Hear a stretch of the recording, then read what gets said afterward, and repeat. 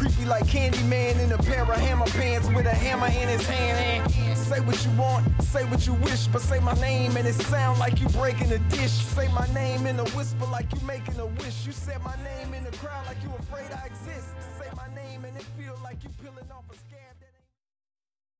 Buddy, and welcome back to another group of ESL Pro League in its 18th season. However, today is not a play day. There will be no matches today. Instead, we will have the lobby, which is surely becoming one of the hottest content pieces across all of esports, and if not, within the Counter-Strike community itself. So we're going to walk around, we're going to talk some chat with some people, and we're going to see what they're thinking, what they're feeling, how their vibe is, how their mom and them doing, how their family and them doing. Anyway, it's the lobby. Let's go. Bro, what's good, man? What you doing? Not much. Just found some Pringles and a new monster I want to try. Nice. You've never had this flavor before? No, I have no idea what it is. What is it? Ultra red. I don't know. Is that like... It's red. That's interesting, at least. Yeah, it is. Goes with the paprika, hopefully. Yeah, I think so. What they got you doing today? I don't know, makeup and something. Some girly stuff, you know? Telling me. Pictures. Oh, man. Imagine you have to get makeup every day you went to work. Would you do it? Never. Not even get my hat on. Not even. Well, what do you have planned around here? I mean, there's a lot of activities. There's a lot of things you could be doing. You've got some teammates playing, and it's interesting, right? Oh yeah, we've been having a lot of fun with those. Like, no doubt in my mind, having fun with those. In fact, you're more than welcome to pick them up and blast your teammates at any given point. Actually, I should be doing that. Yeah, let's do that. I like that a lot. Yep, you have to pump it each time. And here we go. Bro now looking for the kill. Bang, point blank. Nobody spared.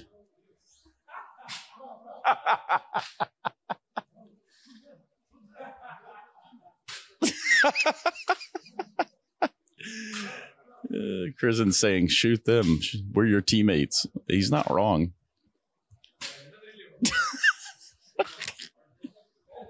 All right, hit it.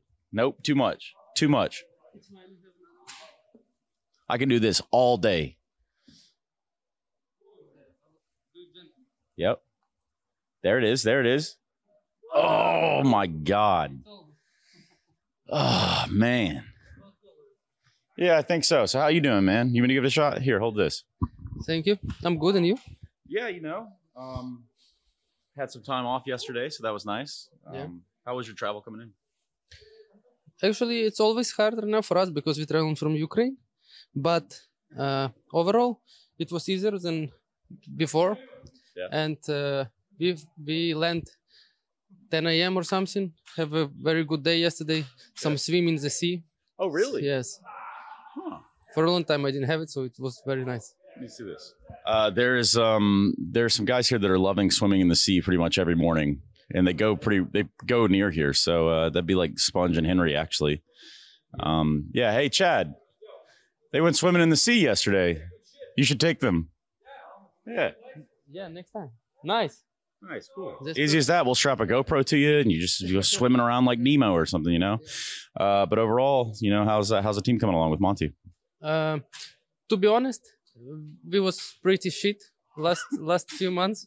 But we're trying our best to bounce back. You know, CS2 is coming, like we're focusing on a lot of things in the same time. Mm-hmm. But I think we can get through it. And the most important is that we have good synergy right now. That's the most important.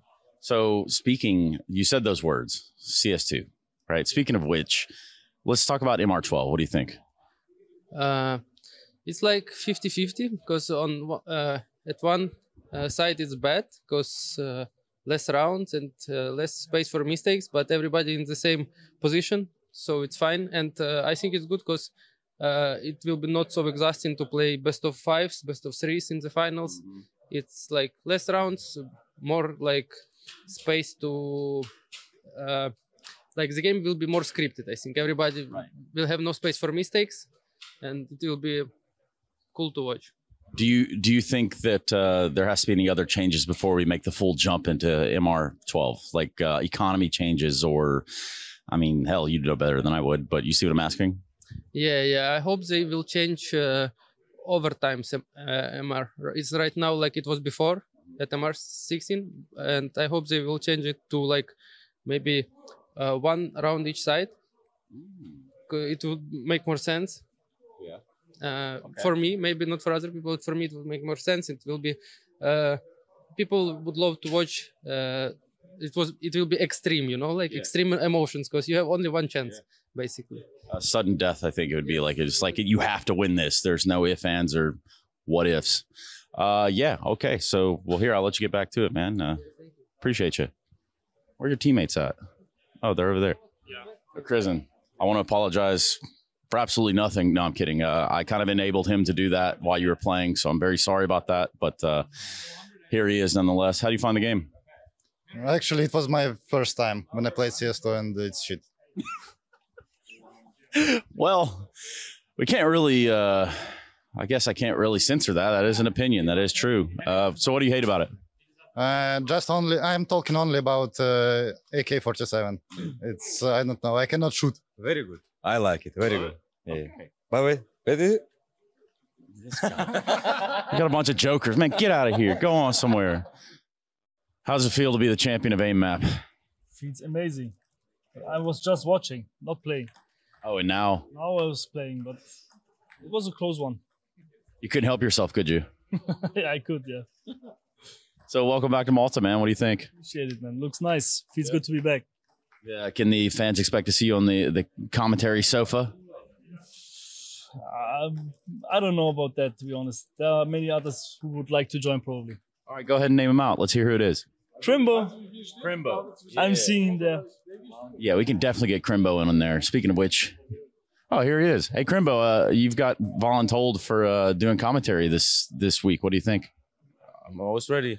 Really? Of course. Okay. So would you rather do it like on the sofa, or would you rather do the casting? What would you say? What's more chill? Probably sofa, right? Or maybe not. I mean, It's like with how many you sit on the sofa? Also depends, right? we've had at least 10 people on the sofa at one time. Probably chair. It's way less involved over there. All right. Maybe we get you running some cameras and stuff too. You ever ran any of these cameras?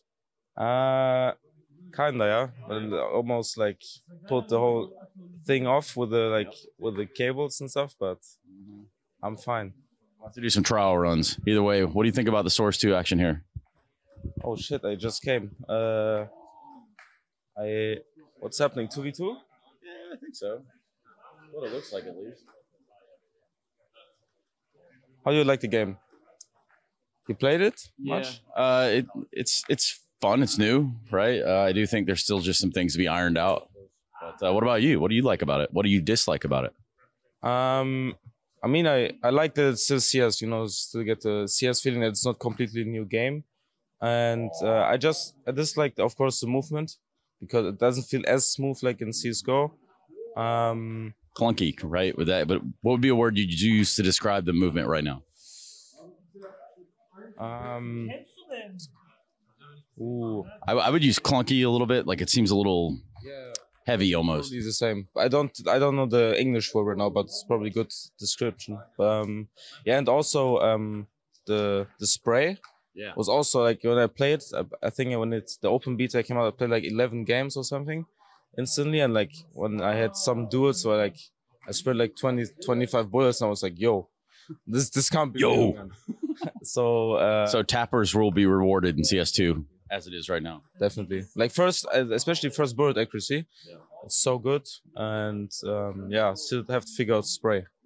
So the maps themselves, though, which one do you like the most cosmetically? Like, which one are you looking at? Say, Overpass redo, Inferno redo. You know, definitely Overpass and Inferno. Like when you're in front of B on Overpass, especially, or like the whole playground area on A, it's like really beautiful. And like on Inferno, it's like the whole details they put in there, like on banana, there's a banana now, stuff like this. I mean, like. It's really cool.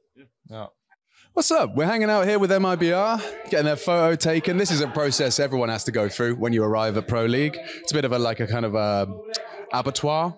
Instead of dead animals, it's esports players, and instead of axes and bullets through the brain, it's taking a photo of them. You know what I'm saying? So yeah, we're just waiting for our first livestock to be okay. I'm done with the analogy.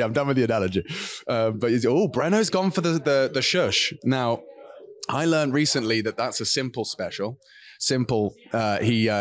He's been photographed like this, and now they use it as an example of options that you can choose from when you get in your picture. Oh, I like that one too. That's good too. That's good. Biere Enezan.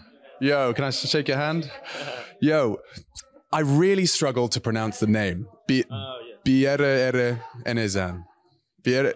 How do I say it? Like in Brazil, we say BRN, so it's it's easier. But you can say Breno. It's Behieni. yeah. That sounds good. That's easy. But like when I'm trying to do a commentary, it's like, oh, Enezan, pushing squeaky. It's like I'm going to sound like a monkey. I need to think of a quicker way. So what was it? One more time. Nice, efficient one to say.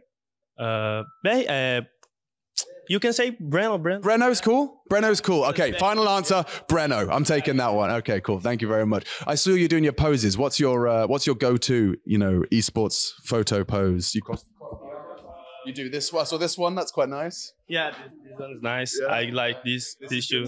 Yeah, and like this one. Actually, that's nice. Yeah. Okay. Respect. Yeah. Thank you for your time, bro. Thank you, man. Now, who should I bother next? Who's my next target? Insani. Okay, I'm gonna go get him. Yo, what's up? Look at these kicks are fresh. Can we get a close up on these bad boys? Oh wait, my camera's distracted. Mac is young man. Check these out. That's a crep check right there. These are brand new, bro. You like it? Yeah, fresh. You going to be equally as sharp in the server this week? Yeah, I hope so. Yeah, sure. So I learned you've been in Europe for since the player break, a long time. How's the European scrims? How's the online tournaments? Has it been good practice? Yeah, we have been practicing a lot. Have some good scrims and stuff like that we only get in Europe. So I think we are in good shape to the next tournament. It's a long time away from home, though. Do you not ever get a bit homesick? You kind of miss those home comforts, your people, your friends? It sure do. We sure have miss a lot our homes and our families and friends, but it's like our job and we are getting used to it. So that's it. Sometimes you just have to remind yourself that you've got a job at hand. You've got something to do. You've got a goal. And your family will be waiting for you when you come back. I think for us it's more difficult because we have to leave them behind, but we have to get used to it and accept that it's part of the job. Do they watch? Do they ever? Yeah. Yeah, everyone watches. They cheer and stuff. Yeah.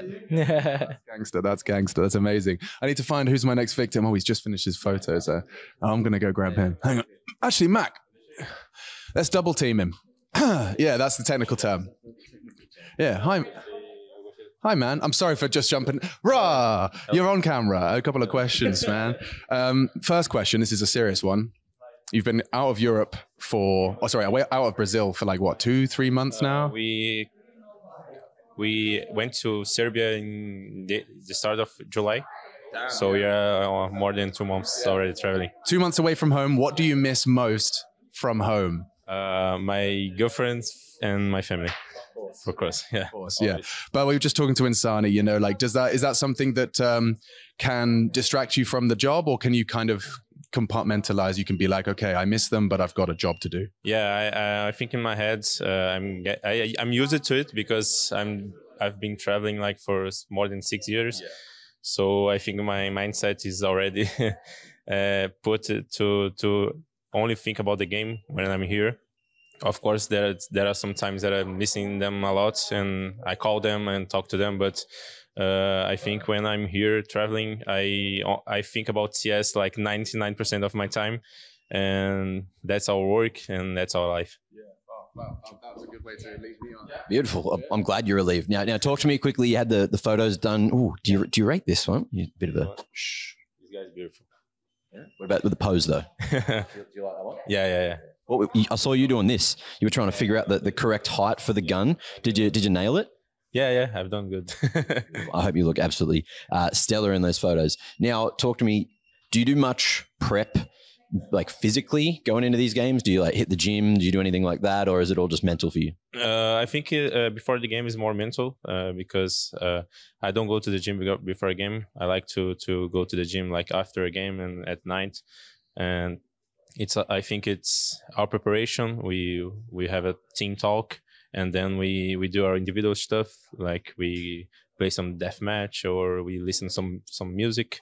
And I think it's what we had to practice we already did, so let's just play and have some fun and shoot some heads. We have Ents here, of course. Got a couple of handsome individuals, couple of sharp gamers, and I'm spotting this out quickly. Madden, before you start this, are you going to commit to the crossed hand stance? Because I've never seen this before. What can I do? Like, they gave me set up like this. I have to play. Oh, good luck, good luck. And if he wins like that, then the ultimate handicap doesn't matter. Madden is the ultimate 1v1 or 2v2 champion. So we'll have a chat with them. Of course, I want to go and talk to my man Dika real quick, because I've never actually met him, but I've known him for a while. Dika, talk to me, mate. Look, it's been a while since I last spoke to you. It was like online, probably in like 2020 or something like that. But look, how you feeling going into Pro League? I'm fine. Beautiful. Do you think that you've got the 2v2 at least to, you know, kick off the festivities here? Yeah, maybe. But if they will lose, they are benched. Benched, all right. Do you make the calls? Are you the one making those calls? Yes, I already speak with my coach. If they lose, they are benched. Okay. And what's the special sauce in Nertz's lunch here? Is he eating anything specific to, you know, get ready for the games tomorrow? I have no idea. He ordered something random. There was nothing interesting in the kitchen, so. Okay, well, we'll investigate that. I saw the camera already put its head in. Is it just fried rice? Is that fried rice and chicken? Yeah. And that's the secret sauce if you want to be a professional Counter-Strike gamer? Yeah, it's healthy. It's good. And yeah, if you want to be like the best team in the world. Okay, you heard it here first. There you go. ESL Pro League is brought to you in part by Intel, Asus Republic of Gamers, DHL, the United States Air Force, 1xBet, Monster Energy, and Gaming Malta.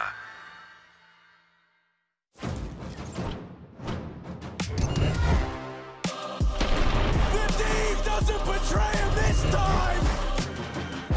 He can still sing it! He can stay it! Oh no, man! They've done it! Rocked! Absolutely rocked! Bulldog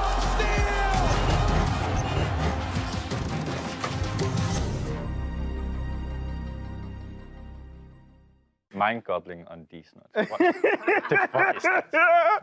I'm out. All this potential. That's the fucking line. Oh, hey, man. Oh. No, yep. Even his own lawyer didn't want to associate with such a criminal, mostly because he was an UKCS fanboy. Another sleepless night? Well, I've got the perfect solution. Resident Sleeper.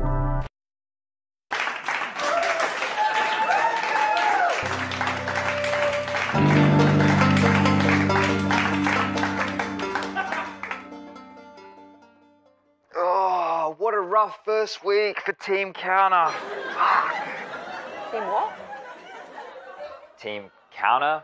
The team that you're on at Camp Counter-Strike? Right. Jacob Kinfinnicky spoke a big game. This guy chatting himself up. His absolute pathetic performance. Didn't bring home a single badge. We need to bring in the big guns.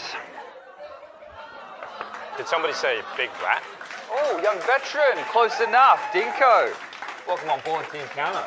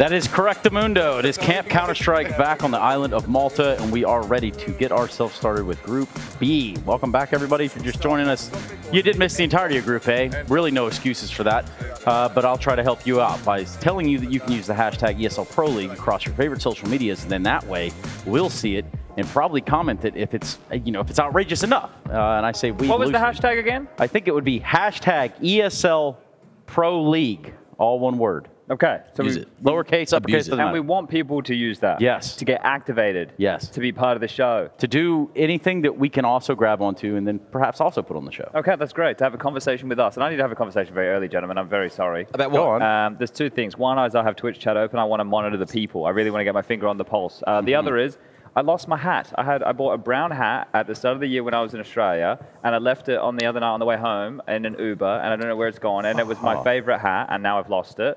And I also lost a water bottle recently, and I've had to rebuy it. And now this is the new water bottle. So essentially, I have lost plastic and used other things of plastic to fill this plastic water bottle while thinking about the environment. So I just wanted to be honest with everyone. On top of that, you also lost week 1. Where's Fallen in the to Team Strike like over there represent for them. You wanted to show the logo there, Trace? Oh, yeah. Just with this dirty T-shirt, for them. That is what they're doing around here for Team Strike at least. Still, Chad, commiserations. Sorry for the hat. I know that it'll be hard to get it back at this point. Yeah, I'm sad about the hat more than anything. I'm glad the captain is making a reappearance, though. I feel like that was a lost character from last season of Pro League. You've got the beard to back it up too, right? Yeah, I think I've gone a bit more nautical this season.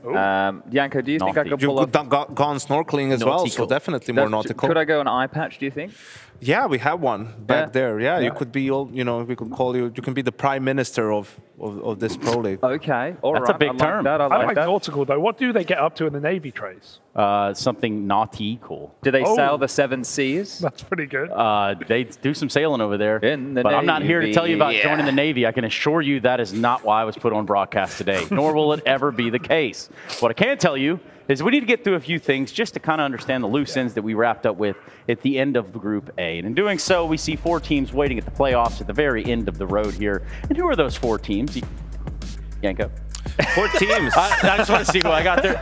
Yeah. 4 teams, Vitality, Astralis, Furia, and surprisingly, Trace, Movistar Riders. They're back on land, back at Pro League. Kicking ass and taking names. Went all the way up to the winners final against Vitality, so they're going to be starting from the round of 12, I believe, and Vitality straight into the round of 8. Yeah, that's not too shabby at all. NIP are the team who are missing, I would suppose, from that group, but they really didn't show very good Counter-Strike whatsoever. There was a bit of a mixed bag. That win against Astralis, sure, but then everything else seemed to be a little bit lackluster, and these woes for NIP continue, and we will not be seeing them in 3 weeks' time. So sorry to the ninjas. Rip, nip. I don't know. That could be a hashtag. Will the NIP team look different the next time we see them? Dun, dun, dun. Maybe. When are they playing next? That's probably something we should have looked at. Trace, you got all the information. Sydney? I don't know. Look, let's not throw Why would you want to talk about a team that got grouped from last week? Let's talk about this week. Let's talk about teams that are on the pulse card. Ones that are coming up. There's so many rosters, so much Counter-Strike. Who cares about last week? And who cares about any of that crap? What about our guys over there at the caster desk? I'm sure they've got news, tips, tidbits, anything else they have over there. News and tits, please, Harry. I said news tips, but maybe it came out as tits. Who knows? Alex, show us your tits. Oh. All right. Well, I did that once for 100 Twitter followers. Oh, for 100. So 100 the big 100. Wow. That's how many would it take now? Probably 100. To be honest with you. But we've been doing a deep dive. I want to start off with something that's really near and dear to my heart. Into the Breach, confirmed top 10 team. Ooh. All right. That's right. Confirmed. We'll bring it up. Sorry, what? Oh, yeah, you didn't see it? Check this out. You missed it. Check out what the newsman's about to show you. Well, you see, Neil Murphy took to Twitter, and I don't know if I can bring it up, but the power invested in me. That's Mirage. No, that's the wrong. Try this one over here if you can. ITB look a lot different. That does look really nice, though. That looks amazing. Yeah, Is that a hint? Believe it or not, coming up later. Take a look at this. Take a look at that. News is the shadows look great. Oh, is it not jibbling and wibbling? Wrong screen. I was told it was meant to be the one in front of you. Is it not? It is the one in front of me. When they said Skybox, I thought they meant the Skybox on mine. Harry, what do we do? Is this just? quick panic and then figure out. Wait. The central screen. Hold up, guys. Hold up. I've sandbagged this year. I was trying to get Skybox working so that when today we're casting, Yanko can be breaking some stuff down. I can't show you anything. Well, I don't know how that's caused it. Close Skybox, I suppose. That would be close it on yours, I would say Alex. just close Get Skybox completely. Skybox out of Close all here. windows. Yeah, it's all hope is not lost. Can you see All right, let's try now. How's the weather over here, Trace? Can you see my X now? Nice. Shorts. I can see that version of it. We're checking out X. We got it working. Hey! Look how exciting look at this. And we do on the fly kind of tech problems. I'm proud of us. Harry. So Kickert is joining the Into the Breach team. Check this out. Masuta, we all remember him. Bemis, Cross Crucial and Rana from before. Very international There's not any Brits roster. left. Yeah, but we're still proud. No, yeah, but it's still a British team. Come on, man. Legendary coach Trace. Not quite top 10. You know, like the best Trace. It is one of the Esports. weirdest mixes of rosters I may have ever seen. Yeah, and Harry's been doing some digging as well. Check this out on the news. Yeah, look, decks. any sticker fans in the house? $80,000 today. A Titan Hollow was sold. For. I think that Chad had bought that one. Chad, do you have any of them from when you beat them? No, I feel like I should have kept a couple. How about any Vox ones when you played? I didn't even keep any of the hollow versions. I only have.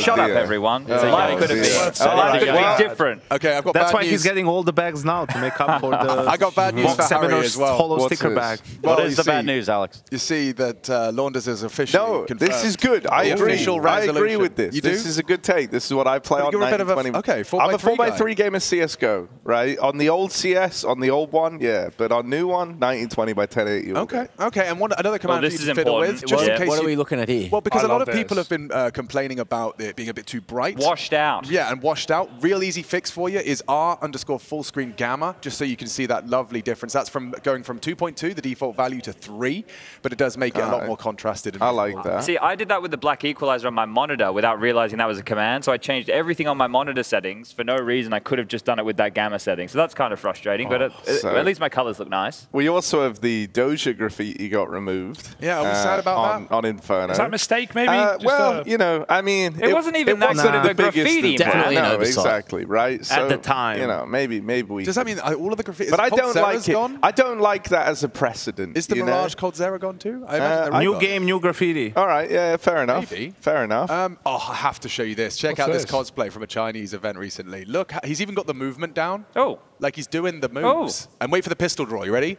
Huh. It's sick, isn't it? The That's sick. walk. It's so cool. Is that a print streamed eagle? I did see some research on this. Apparently, this guy is one of the guy in the cosplays has a lot of CS:GO skins. Like he's one of the big traders. Smoke! I missed the smoke before. That's nuts. Damn. Is that real, Hugo? You're not pulling out leg? No. Apparently, he's one of like the high value traders in China. Oh wow! Really? Okay, that's actually kind of cool. Oh, the mask comes off. The big reveal. Hey! The crowd goes wild. They love it. Crowd was going wild. Shout out good. one time. So now we have Harry? Dick Stacy. Someone stole his debit card information and spent $2,000 on OnlyFans at 4 a.m. So that wasn't me, guys. That wasn't me. I thought like maybe Sorry, my keep Twitter got up with hacked. some of the CS legends from Oz, and just checked in with how Dick Stacy was doing, and he's had a pretty eventful night by the sounds of it. So pretty good there. Well, I'm going for an eventful day. Yeah. Okay, because while you guys continue doing that whole, desk pre-match thing, I'm going to be scrolling through this webpage. Check this out. ProSettings.net have given us a full breakdown of the best settings and optimization in CS2. We've been troubleshooting that a bit here, so I think it's definitely worthwhile for people to take a look and spend some time with this. So if we send Alex out there deep into the trenches to see what he can come home with, all right, some cliff notes on the video settings, some different bits and bobs. Just what does what as well? Like, I think there's a lot of like... Just which is the grain feature? That's all we need to know for Justin. We just need to know, how do we remove the grain? I don't think you're ever going to get all the grain out. Come on now, Harry, man. We're on a grain-free household. All I'm saying is, I think you can get it to nearly like subatomic grain levels, right? But like getting it further than that, you're never going to get it grainless. That's all I'm saying. But one thing I have seen, so Casey Foster was doing input lag tests with some sort of magic machine, and what he found was that he got it from what was 20 ms to 14 ms. The main thing that reduced input lag was having enabled and boost on NVIDIA Reflex. A lot of people are saying his computer's really good though. Yeah, but I've heard it tanks frame rates, so that's one that we might. I'm on over 460 FPS. Harry, the other day you said it put input lag into the He game, changes so his I've mind been not every day, using mate. it because I Harry- didn't want any input lag. Listen, we're going to go and work this out. Getting Me and mixed Harry are going to messages. argue over whether an NVIDIA Reflex is on or off, but for now, why don't you guys talk about the game? Well, I'll talk about the game. Where are my fucking bullets from my AK spray going? I think they fixed it. I think they fixed it. No, they didn't. Didn't they Because fix that it happened overnight? halfway through our games last night, and I was like, thank the Lords, thank Gaben, maybe my fucking sprays will hit. And then we played two more games of bloody matchmaking. hell. Dude, what? And where did my bullets go? Into the fucking bin, Val! Fix it! Anyway, sorry. The game's not esports Mads, ready you cool, just man? yet. You cool? Sorry, Yo, you guys cool over here? Sorry, boys. Everyone cool? I had to have a Trace, rant. you cool? I hope. Here, let me call 911. Yeah, all right. Anybody Get us want on. to please help? It's 000 in ours, Wait, actually. you guys met Gaben, right? Yeah, jeez. No joke. Mac, it's all right. We'll Love fix to it. have a word. We'll fix it. We can fix it. We'll We can fix it, also Mac. fix this right now as well. Okay, so how many names you do on the board? 10? We need to start from 10 all the way up to 1. Okay, so look, I'd be happy to throw myself in the top 5 here.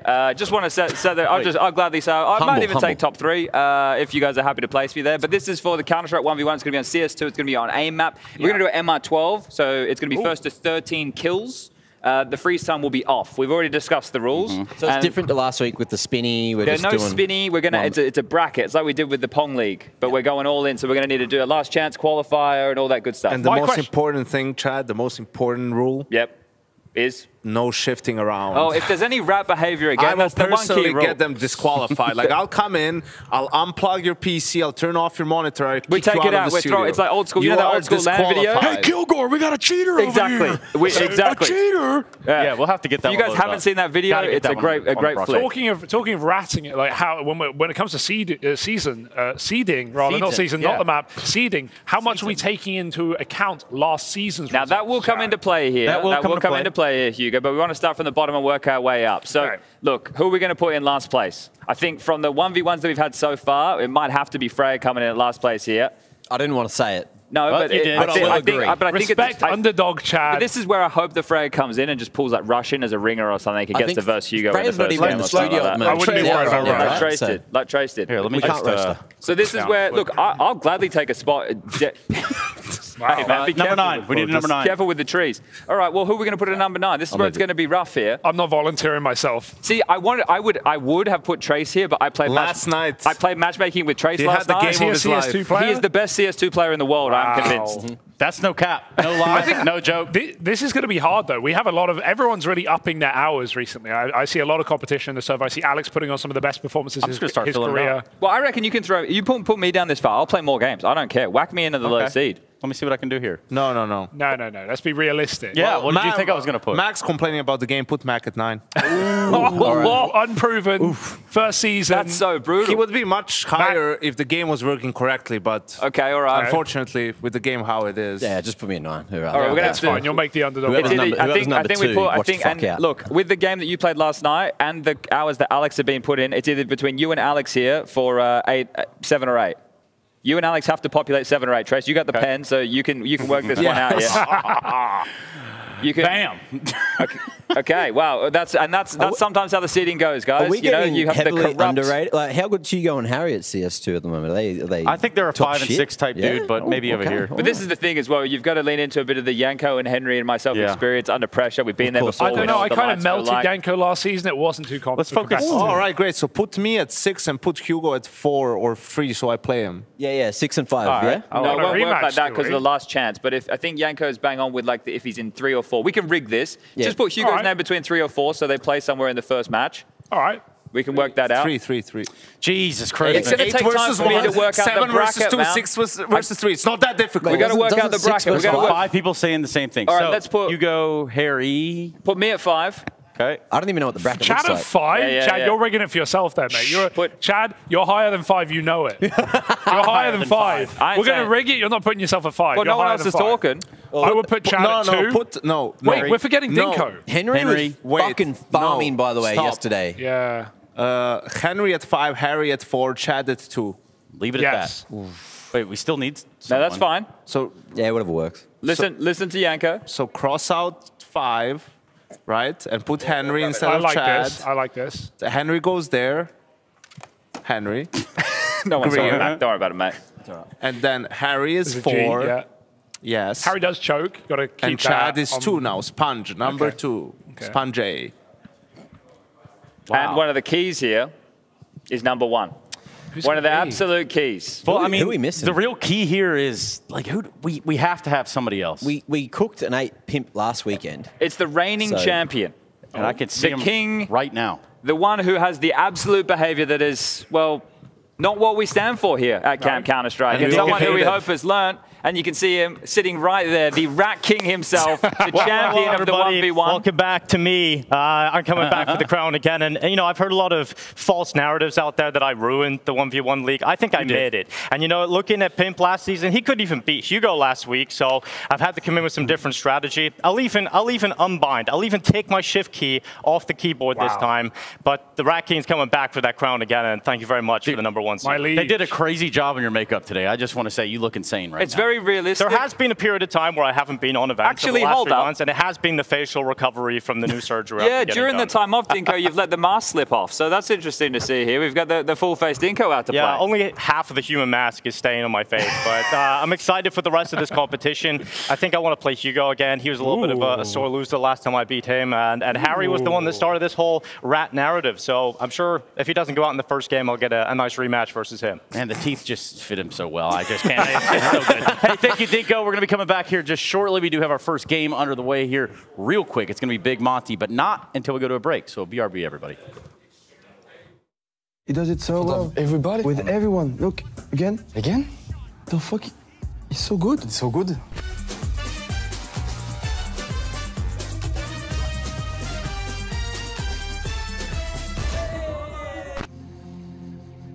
Vanquish the negative.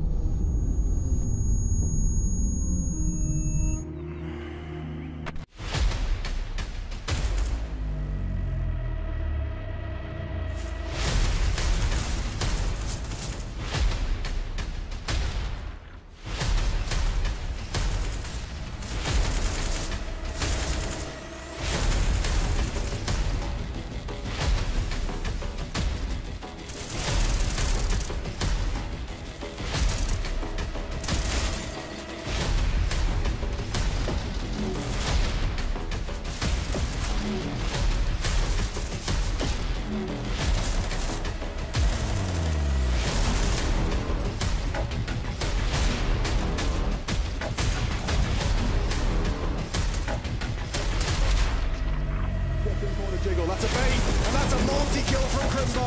Oh no, it's all Crimbo.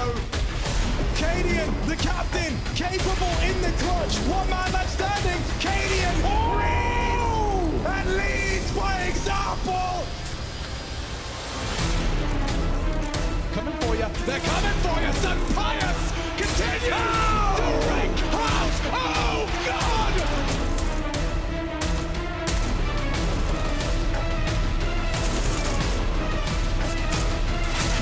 St. Pius has been the ultimate bait, but Nerds brings the trap down. Oh, Nerds! We're back from the break, and we're going to be getting into the 1xBet tier list. I've got a Yanko, I've got a Hugo, and I've got a Dinko joining me for this, and well, maybe a Trace if he wants to chime in as well. But we're going to get stuck into this, gentlemen. Now, look, we're here with Group B. We've got our teams. We've got Big, EG, Monty, Mouse, MIBR, Ents, Heroic, and Rooster. Now, 2 of these teams are not like the others, but let's pop the bracket up on screen so we can try and determine, first of all, the status quo of this group. Because last week, you guys went with animals. This week, how would you feel? Do you have a theme, Yanko? I was going to suggest space. Space, okay. Yeah, well, two of them are out of this world compared to the rest of the pack, right? So there's clear favorites in this group. Okay, I'm with you. Let's do geography. Geography, okay. All right. So out of this world. You happy with that? You can stop that start it as a top category, right? Okay. Oh, I hope this comes off. Here we go. We're finding out now. Out of this world. And then maybe for the bottom one, we could do flat Earth, you know, we could or hollow Earth. I don't know. We could go to Hollow Earth. The conspiracy route. We were doing Mordor last week. You know, that's true. You know, we can, or we can just say not Europe for the bottom one. Oh, okay. That's okay. Damn. Yeah. Okay. Maybe. Or Australia, just at the bottom. But we could come up with something of a defining factor of. Hey, calm down, Mac, all right? He's already had a round. I like not Europe because I feel like it's going to be categorically true while also has an implication behind it, Chad. Okay, so not Europe. Yeah, okay. Not quite Europe.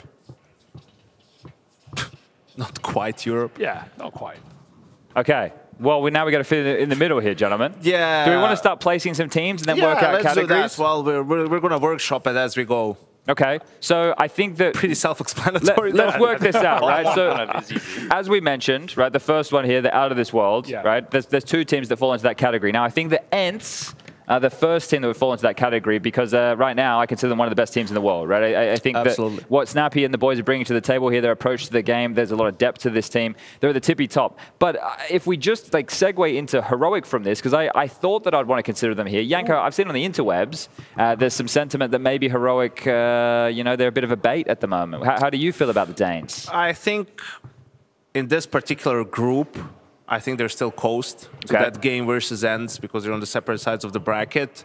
It hasn't been what we've come to expect from Heroic in the recent couple of tournaments. You know, towards the end of the player break last season and then post-player break as well. Some uncharacteristic losses for them when they were in striking distance to, you know, potentially lift a big trophy or something along those lines. Okay, so boys, like with the point here being made about Heroic coasting in the group, they fit into this category. But what is your general sentiment of the team at the moment, Dinko? I could see you. I think they've lost a lot of confidence, and I think Cadian usually is very confident in a lot of the interviews he gives. He always talks about his team still having confidence in the group. But speaking to him yesterday, and you'll see it in some of the interviews that come up, I said, you know, what is a big strength the guys should worry about? You guys coming into this event with, and he said, not much at the moment. This event's just about getting confidence back. But I feel like the group, like Yanko was saying, being on the opposite side of the bracket events, it's actually going to be a nice path for them to slowly regain confidence here in Pro League, and I think they're probably going to walk out of this group. I think group aside, this event is a proving ground for Heroic. This is an event to, you know, reestablish a narrative of like, yeah, these group stage games are easy, and that was the narrative in Cologne, right? The stat we came into the playoffs for Heroic in Cologne was they've lost 2 group games. Regardless of who they're facing, tier 1 or bottom of the barrel teams, they lost 2 group games in 6 months. That is unbelievable. So coming back to Pro League, I have full expectation that they run through to the playoffs. If they don't, that's when I think the narrative really shifts. Playoffs is a whole different beast. Okay, so these are our clear 2 best teams in the group, right? So we need to establish a couple of categories after this. Where do we want to go next, Yanko? I know you went with geography, but things might get a little bit dicey as we frame things up here. So what are you thinking? Western Europe, like this is the thing, right? The developed part of it. We can go with stuff like this, right? So, for example, if we do this now, we can move these teams. We can establish that they're not European teams right now because there's a clear difference with MIBR, Rooster, and EG to the rest of the pack. They don't get to play against that same level of competition all the time, right? So, I think we need to establish, okay, what's a way in here, and which team is probably closest to that. I think we might all agree that it would be MIBR up 1 step from the other 2, and then you might even have to go something like this here, right, where EG gets a little bit of a nod because this team has some experienced players like Automatic, obviously Junior. Hex has been playing for a little while as well. So I feel like what we've done is we've put ourselves in a bit of a box by framing the world here, gentlemen. But if it's geography, we don't have to just do countries, right? We can do like physical geography. We can figure out like a mountain that's not Everest. Okay, Dinko, I like where you're going with this. If we're going height, I like the height idea, out of this world at the top. Yeah, so, okay. Peaking, maybe peaking here. Okay. Yeah. Okay, we could do like a Kilimanjaro. You want to spell that one? Write that on. No, we'll leave that. I couldn't spell Shui's name yesterday, so we'll put Mountain Top. Yeah, I like that. Okay. So yeah, look, we're out of this world. We've got the tippy top of the globe now. Who's getting close to that? This is where I imagine a mouse is. Are they even in that conversation, or are they hovering? Are they probably, you know, at well, what sea level? Sea level. Yeah, all right, here we go. Like now we're cooking. Yeah. That C's not spelled like that, guys. This should be an E here. This is how this is going to work. We're going to go like that. You would never have even known. Sea level, like that. Sea level. Looks like 1v1. Nice. Yeah. C is bigger than level. Yeah. So who have we got, gentlemen? Who would be whacking in this level? This looks terrible. I need to fix this up. I think we've put Monty. I think Big and Monty are actually pretty similar. Okay. They're both 2 teams that have been sort of grinding the online cups since Cologne, right? I think Monty have played 5 cups so far. Big have been playing these CCT cups. So I think there are 2 teams that just made roster moves around the Cologne time and didn't get to play with their full team, for example, Big. So there are 2 teams that are playing around the same level, I think, at the moment. But I think I'd slightly edge it to Monty based on sort of year they've had so far. Well, they did just beat them in the grand final of the CCT Europe North Series. I think I got that out correctly. 9 days ago. One of those. CCTV. It's also hard to rate big because we just come off the back of, oh, wow, they made it to Cologne. Oh, wait, you're telling me they made it with their academy roster through the Meisterschaft. Yeah. You're also telling me God B can't be there either. Now he's back here behind the boys in the Pro League. So, yeah, it's hard to rate big. It's, or it's hard to know exactly where to rate big, given the fact that we haven't even seen this team compete on LAN with this roster. Okay, so let's do this. We can move maybe EG up one, and we can change that from not Europe to the hottest place in the world, and then it can just be Australia. So then it kind of works out quite nicely here, right? So we just need one more for this. So we got the sea level. What's below sea level, but above not Europe? I don't know. Dinko's the guy I turn to for anything knowledgeable. He has got fun facts. Marianas Trench. Yeah, we could do the Mariana Trench. That would be a good one. Another word that I can't spell. Thanks, guys. Marinara Trench. Challenger deep. Do we want to get rid of not Europe and go? How about a cave? Yeah. Can you spell cave, Chad? I can. Hold up. That's a C, A, V, I think. E. Yeah, that's it. Yeah? Right. Nailed it. Or we Okay. could just do Americas, which probably would have fitted pretty well. Right, Well. they're in a cave, Chad. They're in a dark place, right? But they can see the light. Okay. They're going towards the light, and if you're ever in doubt, follow your nose. Okay. Follow your nose towards so the light. that's what they're trying to figure out now, right? It's been a lot of reshuffling with these two teams, changing players, experienced, inexperienced players, this and that. Can we figure out? They've been hibernating in the cave. Yeah, We could go really or deep. evolving we could go out of the Plato's cave. cave. They're Is it kind of Plato's starting cave? at the beginning of sort of society, and they're really learning how to be like the rest of the more advanced civilizations, and they're just coming out of the cave for the As first this time. Age of Empires now, what are we that's doing? where we're starting. All right. So if we're recapping, in this group, out of this world, the top two teams that we're expecting are the Heroics and the Enters. That should be our Sunday, middle of the day match, right, for the top seed of the group. All right, a bit of a consensus there. No one's atop the mountain, though. Nobody is, because the new Mouse roster, we're still trying to find out about this They're team. too young to climb it. Their lungs, they don't have enough oxygen. They're training still. They're training, getting ready to climb to the tippy top of the mountain. Cute Rocky montage, hype music. Monty and Big. Okay, a couple roster changes in recent history. Things are still settling in more. Here's so the thing, Big. right? Yeah? Let's just put it this way. Ensign and Heroic are qualifying 100%, right? Rooster's not doing anything. And now these other teams, it's like, yeah, Mouse is... This looks good, but I think all these teams can beat each other. Like EG could beat Big or even Mouse, and MIBR can beat Monty, and MIBR can also beat Mouse in their opening game. Like, none of these teams for me, like Mouse isn't, you know, a lock for me. It seemed like they should have been a little bit better than they were, but it's, you know, they just brought the band back together and all that stuff. They had plenty of time to practice, so we'll see. If they really made like the good changes, now you're going to see them clearly be above, let's say, Monty, Big, MIBR, and EG. The eye test shouldn't lie. All right, I fixed the categories. Out of this world, mountaintop, base camp, sea level, pits of despair. Australia. Mariana Trench. Down under. Down under, yeah, there we go. Here's the thing. I was speaking to Chelios yesterday. He seemed pretty happy again, pretty confident in the sense that, hey, they're back for a second crack. I spoke to him briefly. Said last time around they felt like they were here for a little bit too long with their first European experience, which does sound weird. You'd think you're going to need as much practice as possible. But sometimes when you're away from home, first times in Europe, things get a little bit weird for them. So this time they've been out here. Yeah, that too. Been out here for a week. So look, we have no expectations for Rooster, and I don't think anybody does, and that's not a dig at them, right? This is where we get to learn and see about these players. So they're at the bottom. Sea level, MIBR, and EG, a chance to kind of rise above. At the base camp, where they're getting everything together, they're ready to start climbing that mountain. Big, Monty, and Mouse, they're starting their way up to that mountain, and out of this world, Ents and Heroic. Perfect. That's a mouthful. We've done well. Are we happy with this? Yeah. Yep. All right, that has been the 1xBet tier list. We're going to a break, and we'll be back with the match. Don't go anywhere.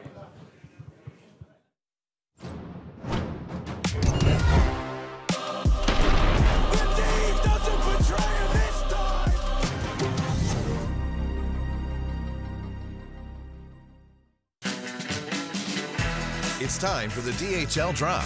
Every week, CSGO talent go head-to-head to beat the buzzer. You can join them by typing !DHL Drop in the chat. Answer the questions correctly to get added to the global leaderboard. The higher you climb, the closer to earning a prize you are.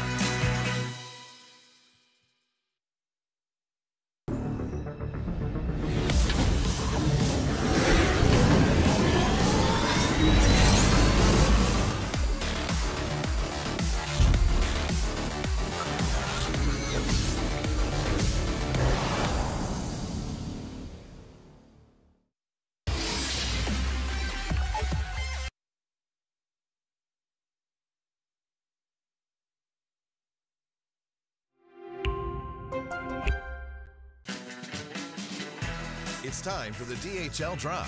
Every week, CSGO talent go head-to-head to beat the buzzer. You can join them by typing !DHL Drop in the chat. Answer the questions correctly to get added to the global leaderboard. The higher you climb, the closer to earning a prize you are.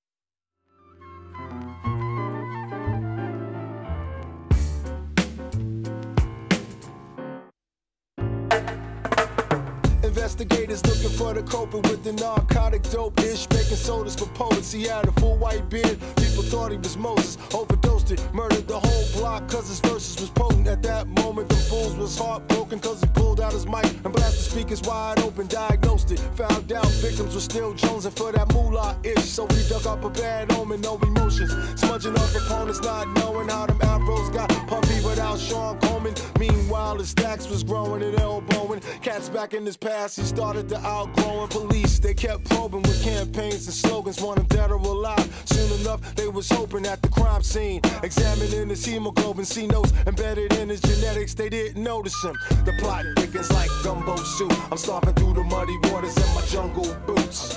The plot thickens. The plot thickens. The plot thickens. The plot thickens. The plot thickens like gumbo soup. I'm stomping through the muddy waters in my jungle boots. The plot thickens, the plot thickens, the plot thickens. International act, radical, not thinking rational, taming these wild animals, blowing out the flammable candle, pulled out the box, made it more incompatible or natural. The way he murdered it so casual, kept stabbing that ish. A witness said he was fanatical, killing the whole avenue with something intangible. Facts that weren't. The thief doesn't betray him this time.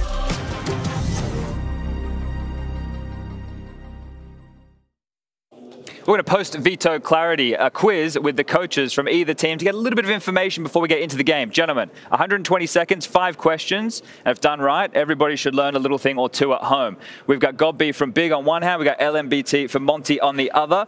Gentlemen, first to buzz in gets to answer the question. Second, if he gets it wrong, Gob, for example, LMB gets a chance to steal. We've got 5 questions. Are you guys ready to go? All right, here we go. Starting the stopwatch. We have 2 minutes. Here we go. Question number 1. Who was your opponent's latest roster addition? Gob. Bro. Okay, correct. Bro, he joined from Australis Talent, replacing Burros. For Big, you guys added Monty after a 5-month stint of free agency. Sin and Process promoted permanently from the Academy roster. All right, that's 1-0 to Gob. Question number 2. What is your opponent's permaban? Gob. Inferno. Correct. Big's permaban is? He has a better reaction. What is it? Into the mic for me, gentlemen. What is what's Big's permaban? Just while we're here. Well, we need it into the mic for me, LMBT. I don't think they have it that much. Is it Nuke? That's why. Yeah. It's Nuke. Yeah, now yeah. 3 months ago. Exactly. Nuke, so that's the problem. Your roster's too new. Okay, here we go. Question number 3. We've got 2-0 to Gob. What is your opponent's highest rated player since the new rosters? LMBT.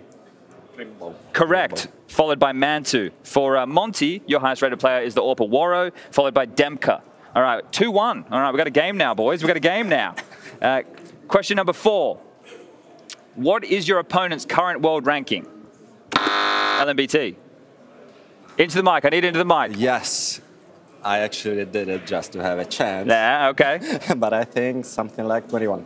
Where? 21. Ooh, incorrect. Gob, your chance to steal. I think 14. Correct. HLTV 14th in the world, ESL 11th in the world, yes. Big by HLTV 22nd in the world, and by ESL's 27th. Close, yeah, you're close, but we need exacts around here. All right. Yes. 5th and final question, gentlemen. It's a big one. Who won the last time you played? Oh, Gob. We won. You won. It was not that. Exactly. 9 days ago, the grand final of the CCT North Europe Series 7. It was 2-0 for Big. And you took first place winning 22 grand. Now, this is for bonus points. Essentially, whoever gets this one right wins it all. The bonus question, can you name the maps and the scores? Gob. The maps were, first map were Vertigo. It was, I think both maps were same score, maybe 16-9, 16-8, and Anubis was the second. Close. Do you know the scores? I think that it was a 16... 10 on the Vertigo. Close. Yes, and on Anubis it was 11 or 12. Okay, scores were 16-8 Vertigo, 16-11 Anubis, and the third map was Mirage of the series. Gentlemen, thank you for playing post-veto clarity. Do you have anything to say to each other before we go live? Good luck, good luck. Good luck. Thank you, thank you. Let's get into the game. So post-veto clarity, I think, also comes with some sort of information. What was it again? That these two teams are about to play each other. That's essentially it. That's essentially it. Not the ejaculation of information. Okay, that's what I was baiting for. No, let's get this out of the way so we can get right into the game. Right. We're going to go us first, and then you guys, and then us again, and then you. But so team let them go first, Trace, because they are 1-0 down. Losers first. Okay, great. Lucky for us. I tried to help us, but okay. We'll take Ents. Heroic, obviously.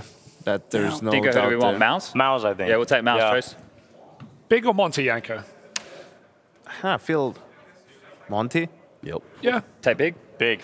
Absolutely. MIBR? Bingo. EG. Sure. Yeah, let's go EG. And now, Rooster, we choose you. I believe in Rooster. They had a couple of good maps last season. They almost beat 0-0 Nation, but choked a 15-7 lead. Sorry. Well, right? They can't argue with the facts. They can't argue with the facts. Cool, and that's part of the Camp Counter-Strike theme, but let's continue with the theme that we're on right now, which is featuring Big and Monty. What maps will they play? Who's playing? What the hell's going on? Someone tell me. I want to see if Ancient comes through today, right? Because that's the map that Monty have been looking really, really good on. They've been making it their mainstay. Last time they went for Anubis, Big stole it away. Ancient and Anubis are the two maps Monty have seemed to make like their home maps. They have decent wins on. We remember that Na'Vi game where Monty beat them back at Paris. They go for it again. It's the same veto as we saw in that last grand final, the Big one, pretty decisively. So I imagine maybe Monty will float Ancient as a third this time. They banned it last time, second ban.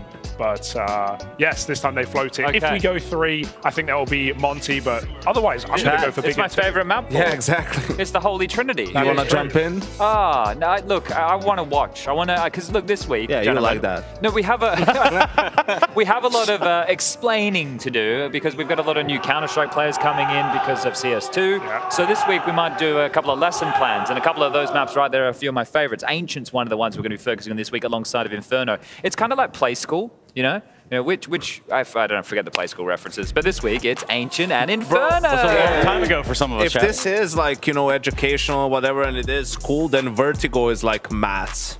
Sure. No one fucking likes it. Yeah, no, that's true. A few freaks. It's true.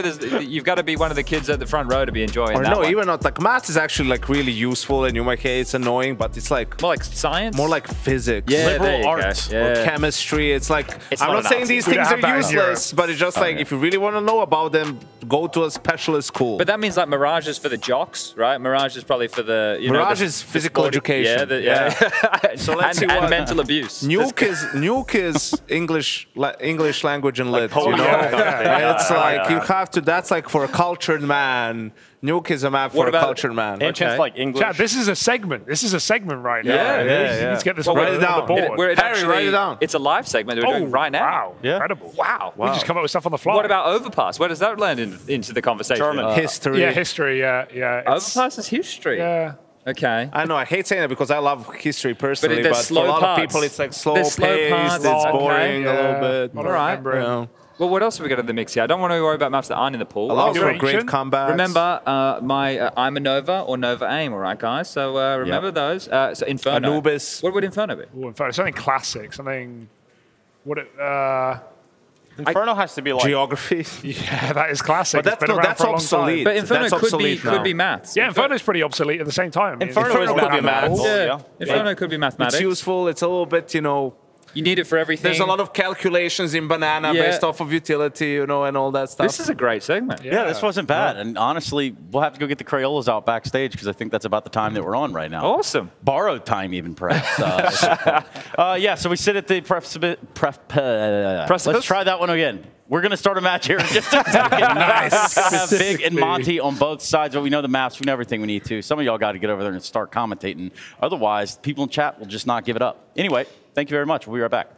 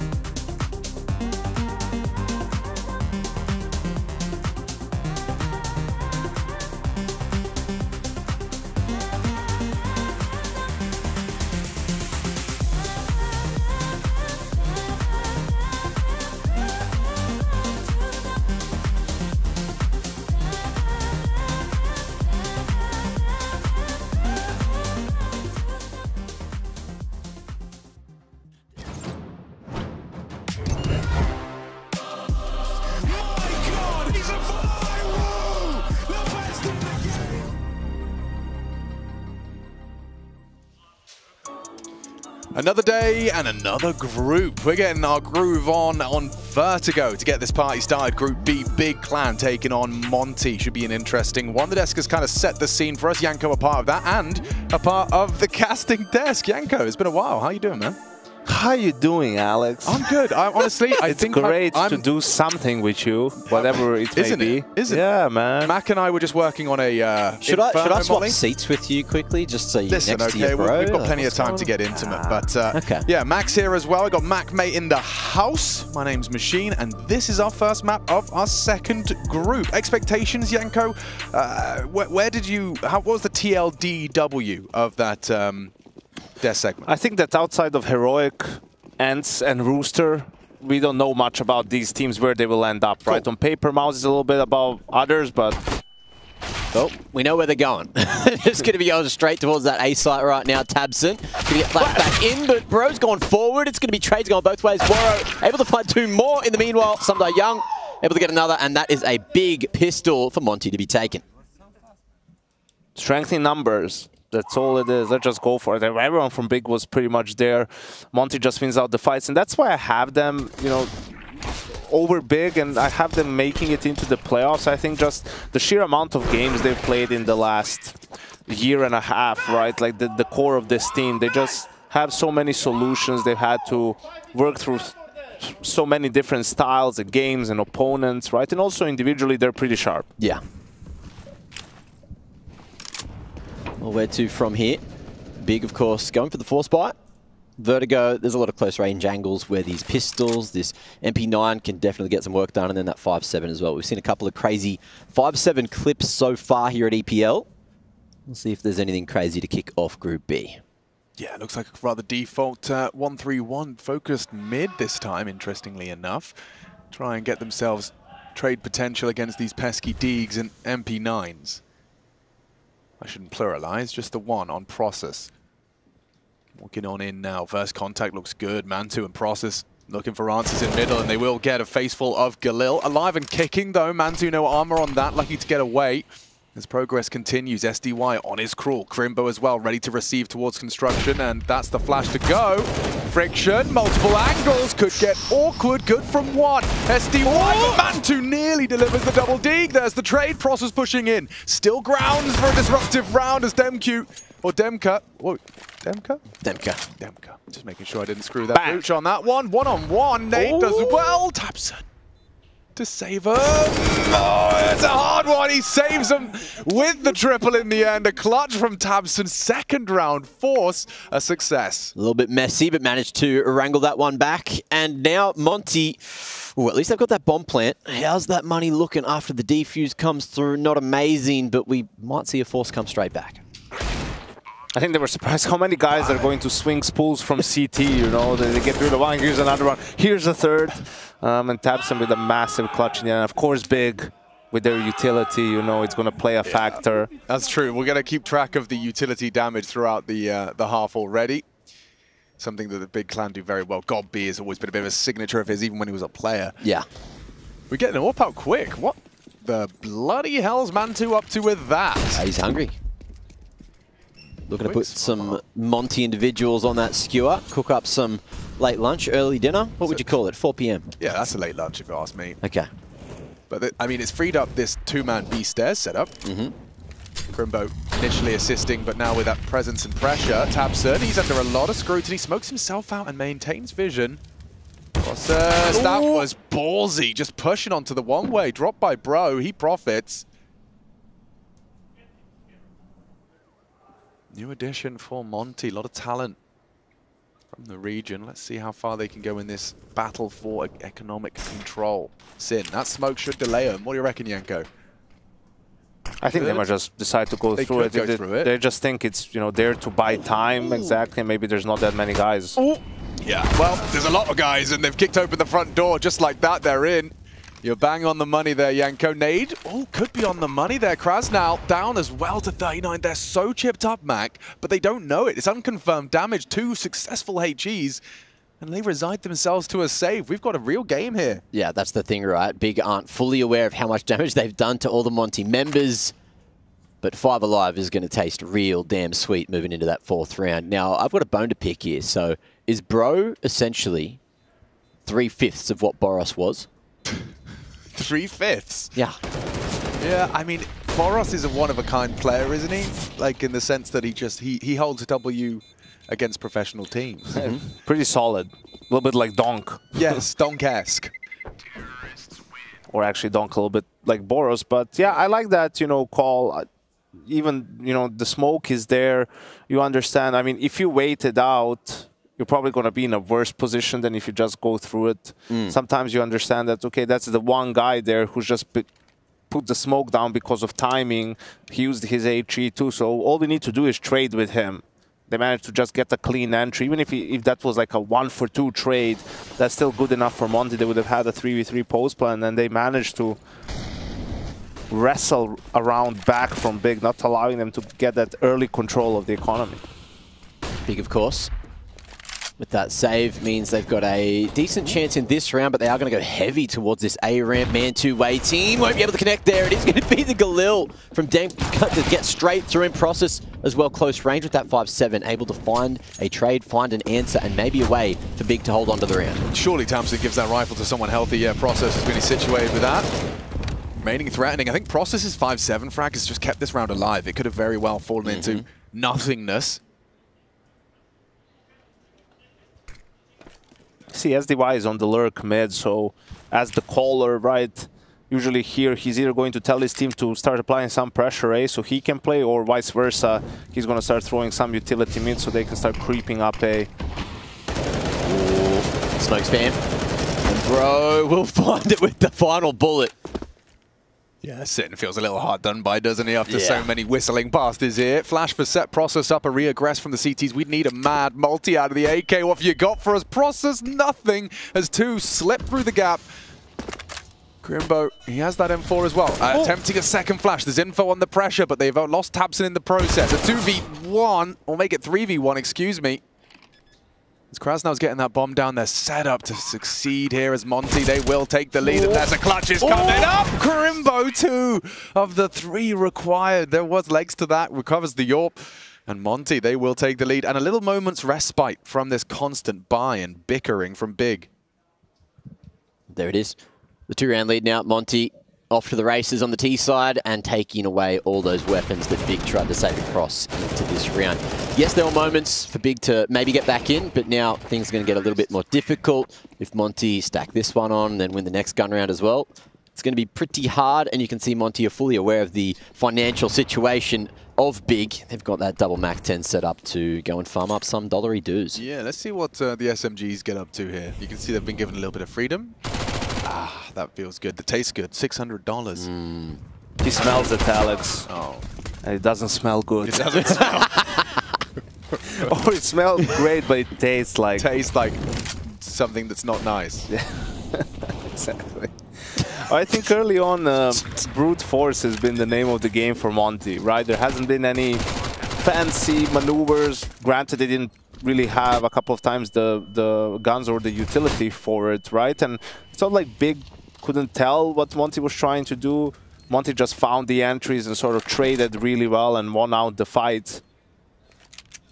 So we'll see in the next round with some money in the bank, right? And knowing the buy from Big isn't going to be great. Do they just keep that up, sort of try to play the numbers game and just throw more bodies at the situation, or do they try to finesse it a little bit?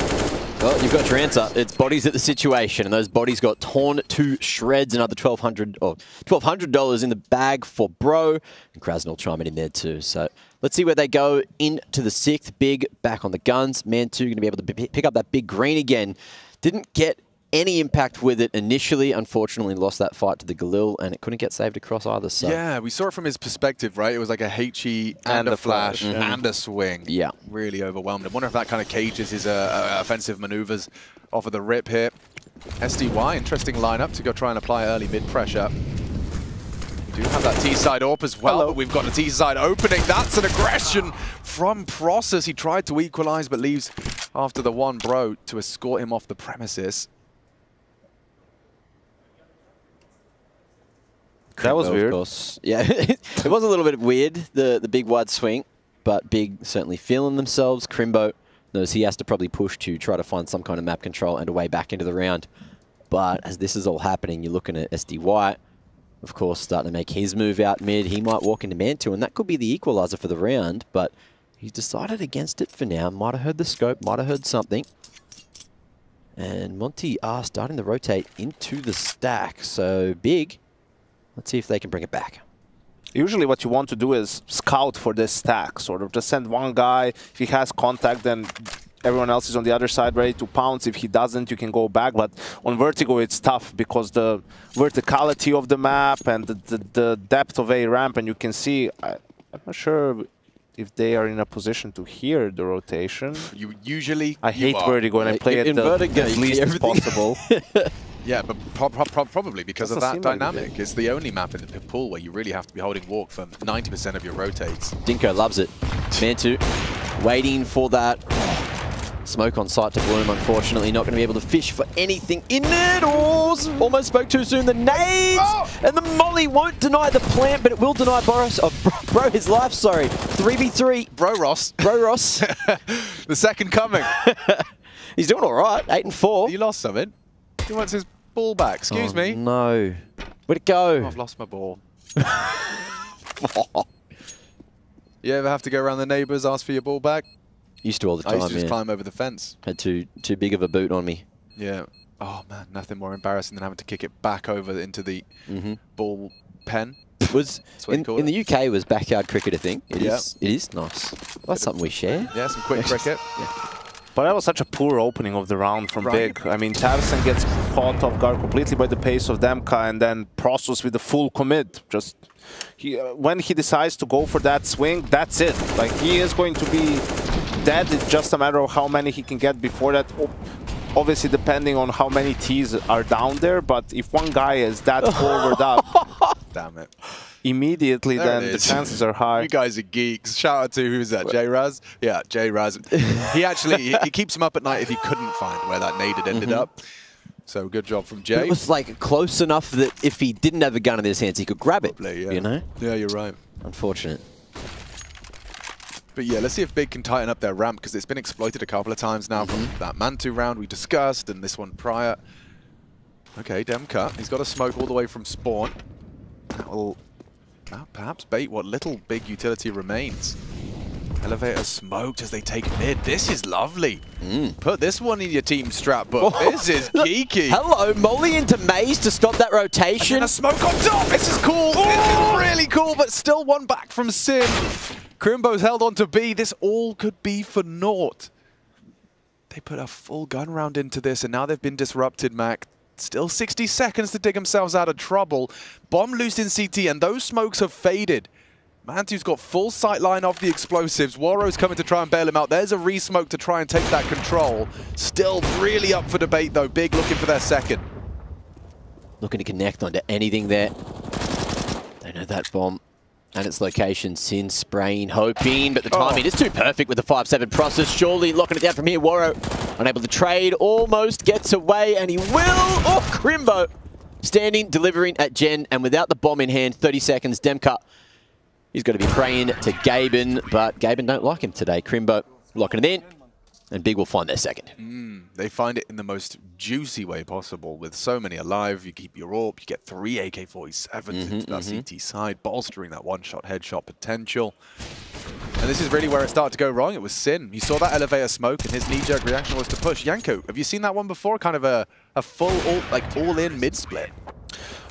Not really to that extent. I've seen a couple of teams try to play faster mid early on, but the problem there was that's a split. Where's the other part of that split? Two guys were sort of not even in B lobby, right? So you need to be able to apply pressure from both sides and actually split the bomb site with the two-pronged attack. And there it was just too disjointed, and the players who were mid, well, they got split on. Yeah, no, because I mean, Crimbo was too comfortable, right? He just could sit on B and focus on that mid side, dropping the one-ways now. This is very vogue in Vertigo right now.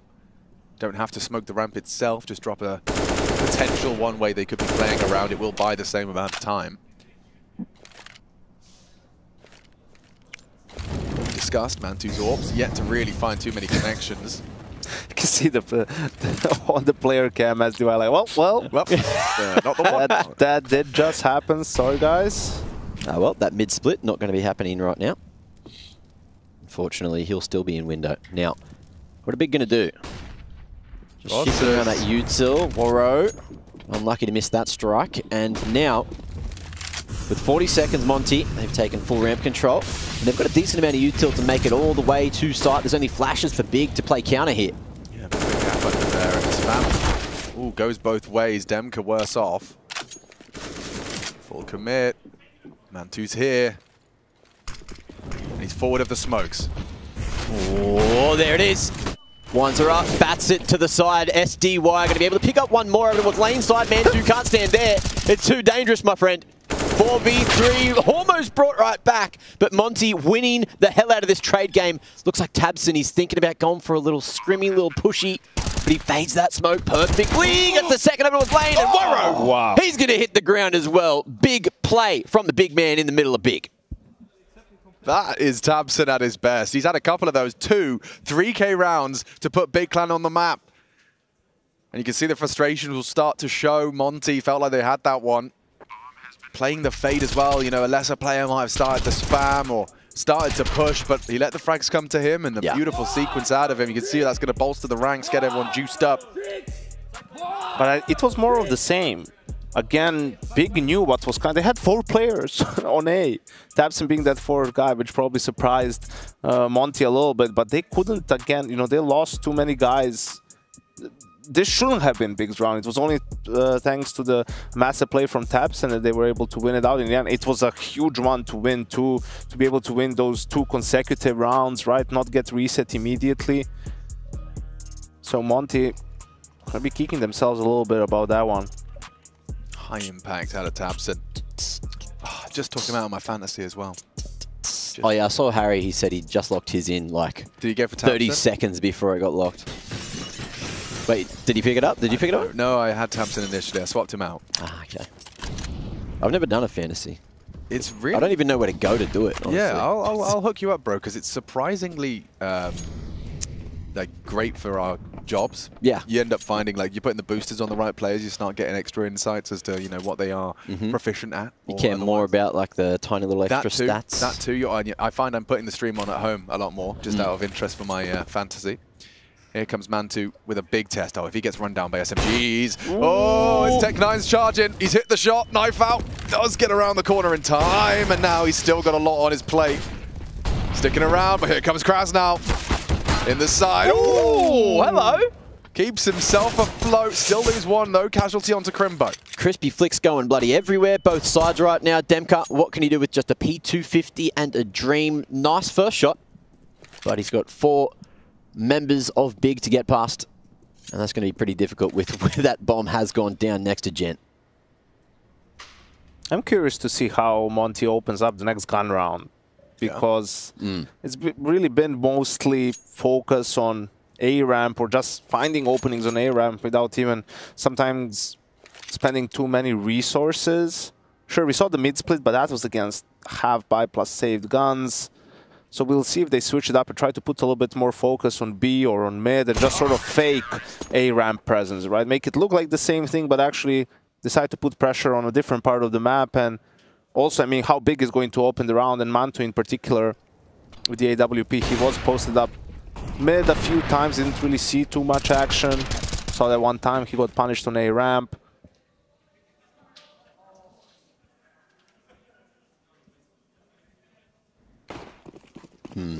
Into the 10th. Monty looks like they were running away with it, but Big straight back into the half real damn quick. So Hamper smoke. Flashes from SDY. Do they commit off of those? Process with a HE on the nose of Demka. They have ramp. At least the first stage of it. Big being relatively respectful. Just dropping those nades towards sandbags, trying to get as much chipped utility damage as possible. Molly to potentially retake. But Big, they're still just holding their ground. I like this adjustment from Big. Don't go for the early fight. Instead, re-aggress. Try to chip, do some chip damage with the utility. maybe some spams, and again, now I mean, they're really gambling on some of these plays. This is 4 guys here, and you only have Crimbo sort of watching mid. Well, if Monty is counting that util, they'll know that there's none of these mollies, none of these nades to deal with, and at the minute mark, here's that maneuver, but it could all come crumbling down, and it is going to do just that. 2-for-1 trade. But do they walk into the 2 remaining players from Big still here? Here's another question, Mantu. He had to hit that one. Keeps him afloat. Krasnal taking space into B, calling it clear. Crimbo, he's going to be responsible for the cross here, and he's got it there in time.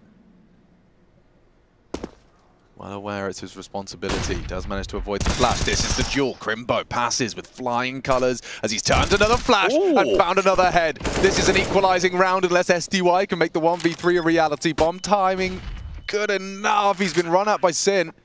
Closing that gap. Orb to support. Smoke, though, will allow the elope. Oh, and now trying to play a headshot angle. Sin quick on that one. As Big Clan tie things up neat and tidy, Crimbo, I think, gets a firm pat on the back. Consider how that started. That Demka double on the ramp gave him that man advantage. So good work from Mantu and even better work from Crimbo. Yeah, that re-aggress from Big didn't really look clean at all. I mean, I don't know if they thought that Monty pulled back all the way or what was the case, but, you know, the way Tabson and Process went for that, I think could have been punished even more. But in the end, Crimbo finally sees some action and has a strong hold on B. I know you hate Virgo, Yanko, but where would you be? Would you be a B anchor boy? Would you be the A site dumping util? Where would you belong? Mid. Mid, yeah. Mid B. Down. Oh, that's Bro with only a Galil. Catching that trade process, he's got wide swing syndrome, hasn't he? He likes to go. The only issue about playing mid is you always have to expect that little bastard of a lurker that's just been sitting there for 1 minute and 20 seconds, and then they push at 30, and then it's your fault. You know, it's just such an annoying position here. Either way, 3v4 and Monty. They are looking to hit this A site again. No lurk at mid for them. We'll see if Big are going to be able to make the right read and see if they can trade this one back. Loads of smokes for the finish. Mantu walking up gap. This is ballsy. This is it. Ride or die on the AWP. Yeah, that's an immediate trade. SDY puts the AWP down. 35 and counting as Sin close quarters, dropping that incendiary to delay the cross to sight. Molly headshot really limits his options. They have got a nade, so SDY, he's healthy enough to avoid the frag.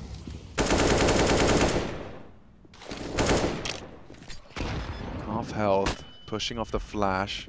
Bro doesn't have the health here. Ooh, nearly transferred into the second as well. Bro just 19 points of health. Sin looking to clutch up with Crimbo's help. They might. It's only Waro. And holding this, Waro doesn't want to spam. Doesn't find the body, can't find him on the diffuser. Just like that, Big Clan take the round. Waro down and out. Big Clan take us 6th. That's painful. That yeah, Sin did a lot there. You wanted to talk about util damage as well. This makes me sick. Like, your guy is planting and you're on ramp and you're not and he pushes and kills that guy without you swinging from ramp. Like, come on, SDY. Like, and I don't care. You know, players will tell you like, yeah, but you know, they expect me to hold that angle and I would just die for free. It's like, this guy, he cannot die. If he dies, then you need to get the trade. Or you hold and then he kills you first and then kills him. But what happened, like, for me, it can't happen. Like, that's you mean basic, like sort of cover and trade and all that stuff. And people want to make it sound like it's super complicated. It's not, bro. Like, he's planting, you hold his right side, and if a guy comes kill you, then kills him, okay, he's just better in that round. Sounds like those pugs didn't go super well. But don't make it sort of like, oh, but I didn't think that, and you know, I was playing like the next level games. Like, I don't care. Did you get it all off your chest? You see, now they're tilted about it too, and they lost 3 entries. Yeah. We did play a lot of CS2. I know, I was watching. Yeah. Once we got Yanko's settings, he was closing, bro. Yeah? Yeah, Yanko the closer, Yanko the AWPer, actually. I don't feel CS2 at all yet, but yeah, well, some more time. Once you've got the FPS out. Yeah. It's always the way. I think also in this game there's definitely a lot of mind games. Like they played 10 days ago in the final of an online tournament, and Vertigo was the first map too. So probably some of the stuff we're seeing is just both teams sort of, obviously Monty losing the map, trying to make adjustments, and Big trying to still be one step ahead, right? Trying to anticipate those adjustments and then change their own game accordingly. And that's probably causing some of the mishmash that we're seeing. Yeah, where it's not as clean, it's not as optimized. But I feel like for Monty, unfortunately, they lost a couple of these rounds. You know, there was a 4v2, no, a 3v2s. But there was the Tabson round, and now the round we saw right before this one, round 11, with Sin pushing through the smoke. Yeah. If you close one of those 2 rounds, you force Big, you know, on an eco. Their economy wasn't great up until that point yet. Could make the game tougher for them. Monty had opportunities. They just didn't capitalize on them. What's going on here? Oh, don't look away. Look away, Mac. Turn it off! Please! Not that I expected any different. Any fraggers? Who's going on? Chels on 2s. Ooh. Netic and TJP at the top. Yeah, they're doing all right. Well, tell me this. They win this clutch. We don't have time to watch it. We don't.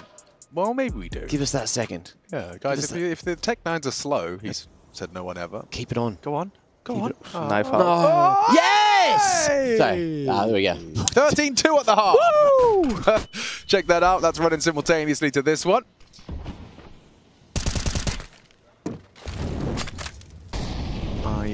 Wait. I thought I had the ESL.gg/ESLB.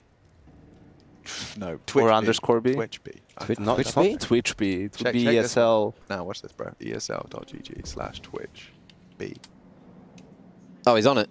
Bang. He's on it. Boom. Or twitch.tv/ESL/ESLCSB. Yeah, but mine sounds cooler. Oh. And it's easier to remember.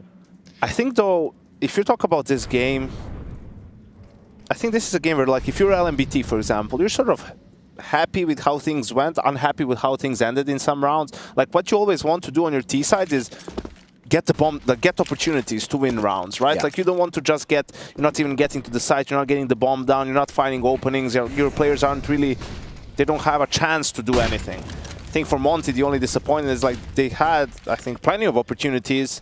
They just didn't capitalize on some of the important ones after the early exchanges, and that's why they're behind now. Yeah, I mean, it has been a run. 6 consecutive defensive rounds for Big Clan. This was 5-1. Could be 8-5. Half by. Don't block me. I've got a nade to throw. Ugh.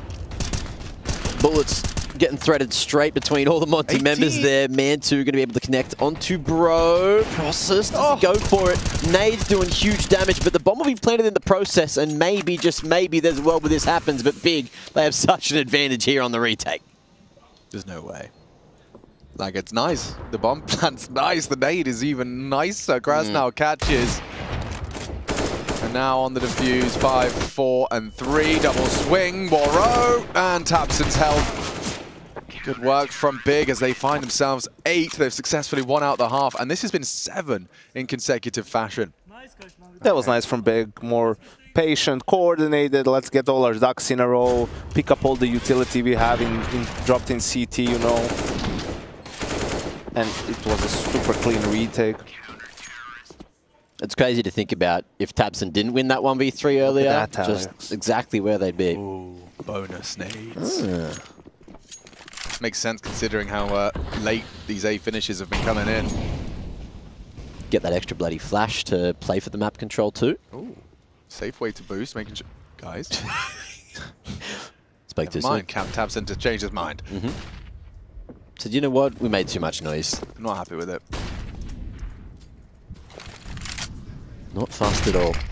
Flashed across towards the ramp side and a blocking smoke to wait. Nice little nade. Doesn't quite do too much damage. It looked good. It looked like it was straight on the face of Bro there. Yeah, I thought they were going to stack nade that, but shy on the default nade. Sin safe. Oof. The most protective girder of all girders. Which is your favorite girder? Probably Worms 3D. Ah, true. Process is dead. His head in the vice as Demka finds an opening for Monty. At least he dropped his nades to Tabson.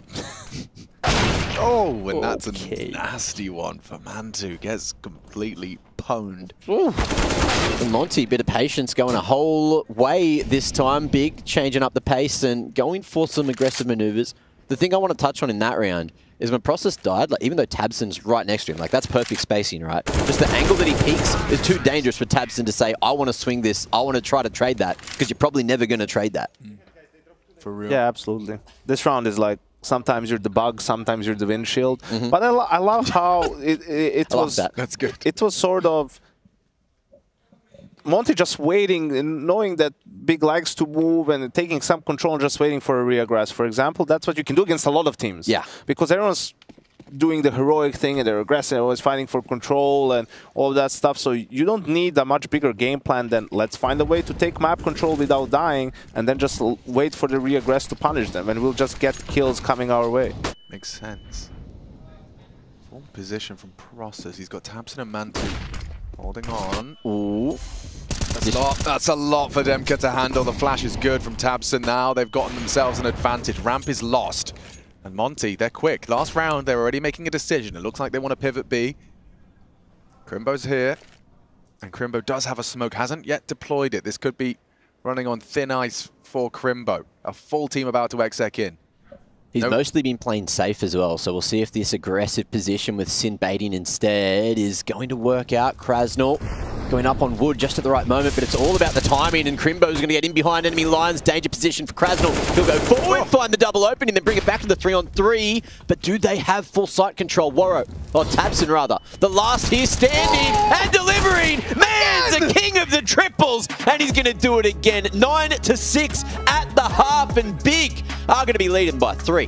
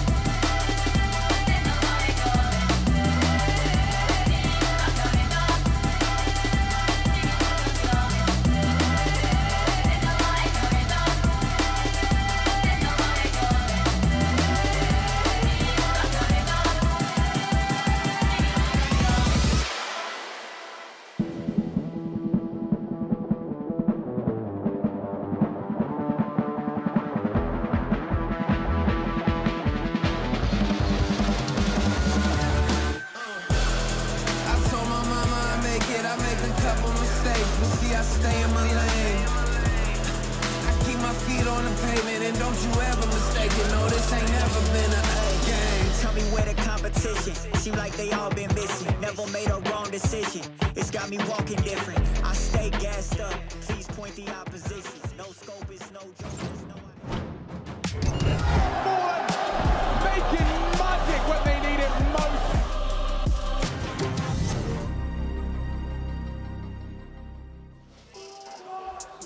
Big Clan rocking 9 as they take to the T side. Vertigo, the first map of this series. First game, Group B. It's ESL Pro League Season 18. I've got Yanko and MacMate hanging out with myself, Machine, as we get ourselves into that second half. And hot off the presses, apparently a bit of an in-game leadership swap-a-roo. We have word from SDY in a recent interview that the in-game leadership role has been taken up by Waro2K. There you have it. Something to keep our eyes on as we watch Monty take to that defensive side. They managed to muster up 6. Admittedly, though, 5 of those 6 were in the first 6 rounds of the game. So, distinct lack of recent rounds for Monty to celebrate. However, they are going to try and start as they mean to go on here on the defense. Big Clan working ramp. Who's responsible for that flank? Because there could be one coming in. Into delay with that smoke. Well placed on gap. Demka poised and ready. Smokes are up. Will they get the plant? Or is this just them puffing up their chest? You'd think they'd try and go for the full plant. This is very big-esque, but here comes a flank already. Ooh. Woof! Demka double. Round done just like that. It comes real easy. If Sin manages to get a bomb plant here some way, somehow, that'll be nice for the long run, but he won't be able to escape. Demka, he has woken up on the right side of the bed on the second half. Yeah, bro, 3. Those first 2 came like in almost immediate fashion. And that's very, very kind of typical of Big, is it not? Just seeing them have like every nade in the book and then just getting headshotted. You know, sometimes it's, yeah, you just got to click on them. Just like that from Demka. They even used it well. He was blind. just clicked. Just clicked 2 times and that's it. Thanks for playing. Deagles then. No plant. Still going for that force buy here on Virgo.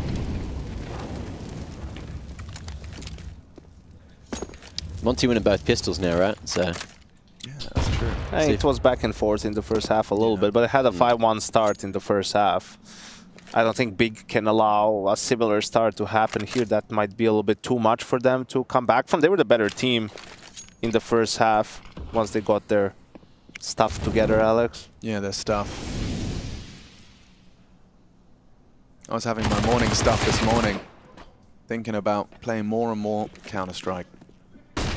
Oh, so when you think about Counter-Strike, you do your morning stuff? Yeah, I mean, I've just woke up thinking about Counter-Strike. And then I was doing my stuff. Demka, 16 right now. Yeah, he's had a lot of... You know, 9-6 was the score for Big at the half, but it was 9-6 in opening kills for Monty. They were the ones who were up in that department, just had a problem closing out some of those rounds. Yeah, actually, Tabson was 0-4 in opening duels, but I feel like he closed like 3 rounds with those multi-kills. Yeah, it says 1 clutch, but in reality, he had 2 more. Right, with someone else alive. Round winning, yeah, with someone else alive, where he was basically doing it on his own. I do remember all those rounds where he was trying to peek Crane, but Monty was already halfway up ramp, just shooting him, and he's like, oh, whoops, wrong position this time, guys. That smoke worked against them there. You can see the one under the boards. This is the new progress smoke people have been throwing under the boards and using as a bit of a one-way, but didn't get them very far. Did the Aussies play Vertigo? You know, I remember back in the day, Chad had like 2 maps in the pool he couldn't practice when he was in Oceania. Yeah, it's one of the maps where I feel like there's a lot of competition. Yeah. We'll probably see Rooster play it a fair bit over here. They've been good at it for a while. In domestic competition, we'll see how they fare against the Europeans and the rest of the world. But for the moment, looking like there could be... Oh, nah, no chance. If you were building an Aussie dream team, would it be different than Greyhound?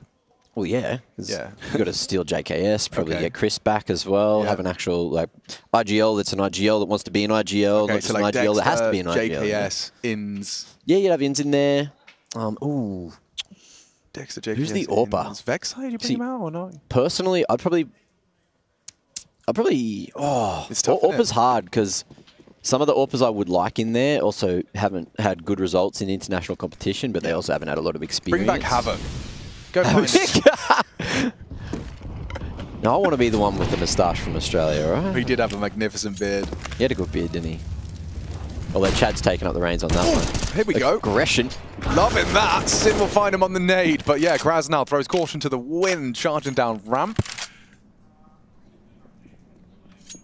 9-9. That's what God B's saying if they lose this one. Where to from here? What's Warrior doing on the call? Looks like it's going to be that full rotation towards the B stairs, block smoke at 110. This is an anticipation call from Big, right? Understanding that there's a good chance Monty tries to cheat over to A to re-aggress ramp, to get some map control, map information, and that would obviously make the gap towards the B bomb site, and they don't want to waste any time trying to hit that, it feels like, or is this just to bait out counter util? Oop, sticky flash, they're off. Spam. Whoa. Very effective, bro. Long range still contributes. He didn't even move the crosshair. Just sprayed straight through, got a little lucky. And, oh, is trying to do a little more, but that smoke fades, favoring Big right now. Sin going to be able to find 2 before hitting the floor. Yeah, I think Sin's done enough to make this competitive. SDY, though, disrupts, catches the backpack of Mantu. Oh, tough one. He's got them both in his sights here, expecting the double peek. Re-aim, perfect from Crimbo, and he's going to go for the plant. No nade. Demka trying to save him. Or a 1v2 out of Crimbo. He's anticipating the wrong side. Gets info. One bullet will do it. For both of them, needs to aim for the head here. Crimbo, Dimka peeks in and delivers. Keeps a cool head on his shoulders in a high-intensity moment. Crimbo, a lot to say about that one. A lot to say. Yeah. I love how he played it, though. If we talk about the clutch itself, how he crashed the whole way back, knew that he couldn't see the head on the headshot line, then repositioned the crosshair over towards that right side of Jenny. Oh! Check the second out of Sin. I thought that would be enough. Oh, you just see Woro's falling corpse there. He adjusted quickly. Nasty death for Mantu to concede as well. I feel like I haven't said his name too much. Mantu, at the moment, bottom of the scoreboard with 8. I think this is an interesting round compared to that. I think it was the third round, actually, where Monty was even in a 5v4, 5v3, 5v4, and then they went B and Sin just threw a smoke and a nade and then just went through it without too many nades and just went for the trade, right? Like, sometimes it's more about timing than your utility, because if you announce yourself, you also give the opposing player a chance to drop down a defensive smoke, to drop down some counter utility, right, which could just buy enough time for the rest of the team to come in. I feel like Big would have been in a better situation if they just decided to pounce. You know, even after they used their utility, they were sort of tentative. They didn't really want to push the bomb site, maybe worried about a potential B stack at that time.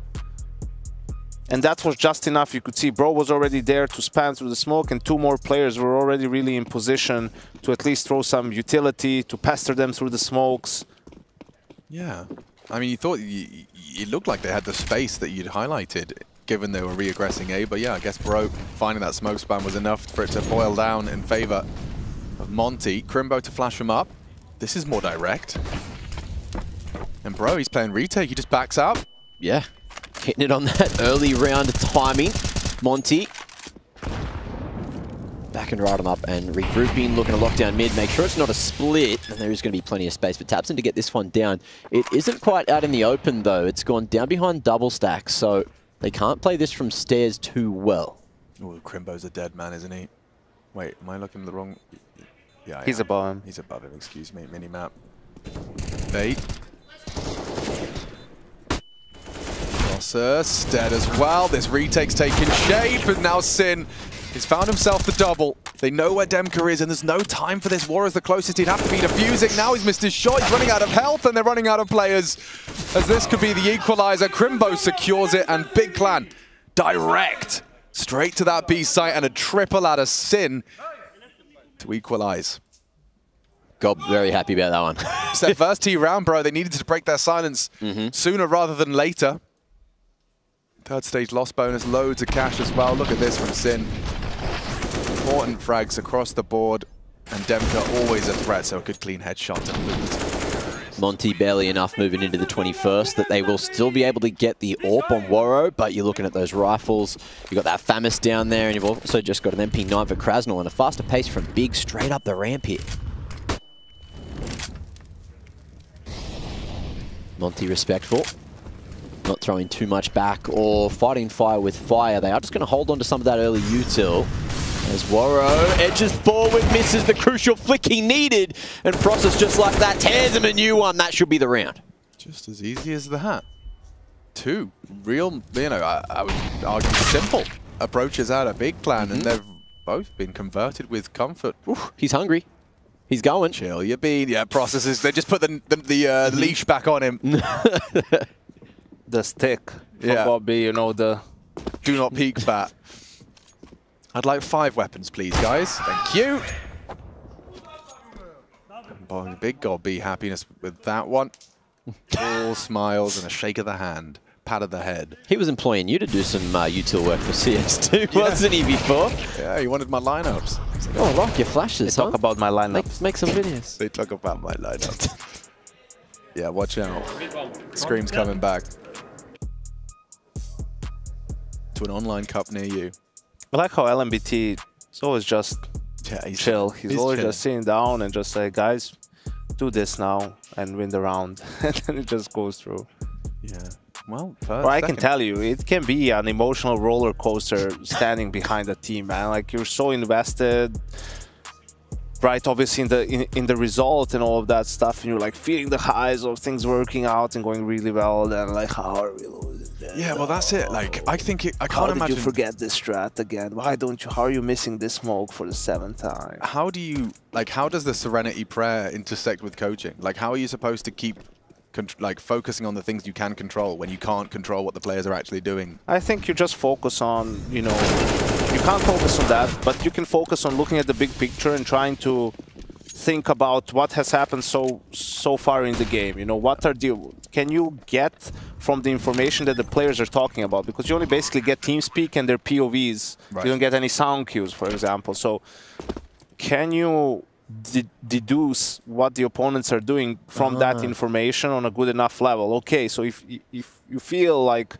you know what's going on, what is the counter to that? If your players don't have it, can you help them out with a call? Or if it's just a little bit too quiet on TeamSpeak, take a timeout, sort of try to get them fired up a little bit, try to get them talking.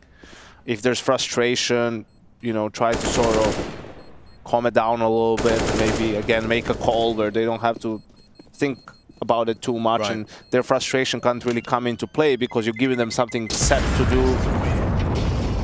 And it's just about, as you said, things you can control, right? You can't control if a guy's going to screw something up or not. That's why you're thinking, okay, this round it looks like we're losing it. What's our money? I'm going to think about if they need help and take a timeout, or if I want to call something, what's the call? Or what I think the adjustment is if you're losing 5 rounds in a row. Did you find that you also would have to kind of nurture the way in which you delivered the information based on the player you were talking to as well? Like, kind of. Yeah, absolutely. Yeah. And to the team as well. Depending, you know, sometimes I have to cuss them out. Sometimes I have to reassure them, and it just depends on the situation, really. Gobb's praying here, Gob. This is what we're talking about, and that's a lovely. Sin has opened up the account in mid, and now he's surging forward. The molly to facilitate. You can isolate this duel on B. Can't go down on A though. Mantu under pressure. Bro, so blind. Crimbo the one to hand him a white screen, and LMBT not happy with this one. I love the coach updates mid-round. This is great. You've been there. You would have caught me a few times with this face. That's one of the harder part, is sort of realizing like you're still on camera, like, you know, your players can't see you, they're in front of you, but on camera, right, like when they catch it and the players see it in the when they rewatch the VOD, and like that's not a good sign either. Like, body language of a coach is also important. You got to keep that respect level as high as possible, of course, or they don't listen to you. Yeah, I think this is either just, you know, some good reads or maybe good preparation coming into the game, because, I mean, it's really 3 gun rounds now in a row where they're going towards areas where Monty doesn't have the players at that time. Yeah. You know, first it was the fast B execute, then it was sort of the quicker A ramp fight, which is understandable because, you know, their buy is weak, so you have the advantage in going A ramp, and now it's all the space in mid that was just open, right? That Sin was able to take. I mean, the kill on SDY was free. SDY was completely caught there, so that's always a difficult feeling as when you're on the CT side, because you're not really giving you don't have a fair chance in these rounds. You're always sort of playing from behind, whether it's just you lost a lot of real estate or you just gave up some entries.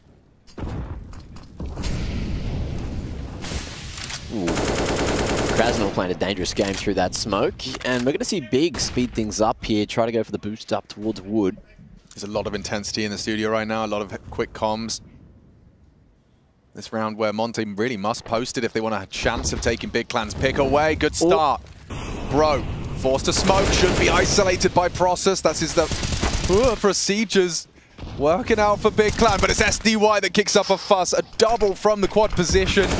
And up to Sin, looking for that spray transfer. Knows he's hiding in the smoke. 10 bullets left in the mag, and the flash doesn't catch him, but the frag does. SDY triple as Monty will post their, well, it's got to be their 5th on the CT side right now. Crimbo. If they get it, Crimbo's in a decent position to succeed. Hasn't been seen, and now finds the timing, but needs to get the read on both these CTs. Krasnal made noise jumping around, and it was the perfect sound bait to draw the attention away from Demka on the flank. So there's that 11th you were talking about. Necessary at this juncture of the game. The problem here for Monty is the economy on the side of Big, because we said how they were getting a couple of good reads, right? That resulted in some easy rounds where they didn't have to lose that many players. So they have a complete buy here. They'll have a complete buy even if they lose this round without a plant. With the plant, they'll probably have money until the end of the half. What I noticed is Big were using a lot of flashes really early, but when they tried to walk into sight, they didn't have anything to blind that last anchor, last line of defense. And unfortunately, walking around those smokes, Monty was able to just hold. And now we're going to see Big restructure their vision over towards the A ramp instead. Crimbo dropping a couple of bangers out of ladder. And there's no one at lane to be blinded, but Tabson going right wide and trying to deal with all these CT members. Monty holding, just shooting him like sitting ducks. Beautiful round, beautiful cleanup. Crimbo couldn't do it in the 1v3, but now he's going to give it a second crack in the 1v5. Yeah, good luck, have fun here, Crimbo. Warren's got ya. Warren Krasnal beats him to it.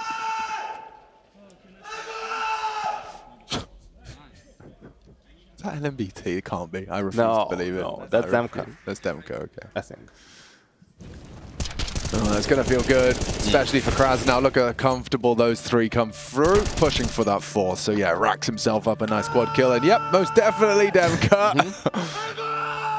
And that was pretty weak from Big, right? At the point where they want to swing, and then first Tabson is way ahead of the pack as the half HP player, and then even the other 3 guys, you know, I mean, that's just getting shot down, not really finding the trade. And we've seen this in a couple of rounds from Big, right, that look really bad, some that look really good. So that just tells you the team is WIP, work in progress, still getting a hang of the protocols, and still the 2 young players, you know, with Process and Sin to a bit of a lesser extent, still getting used to, you know, right now some things they know, okay, I've been told to do this, I need to do it, but they're not feeling the move that they need to make.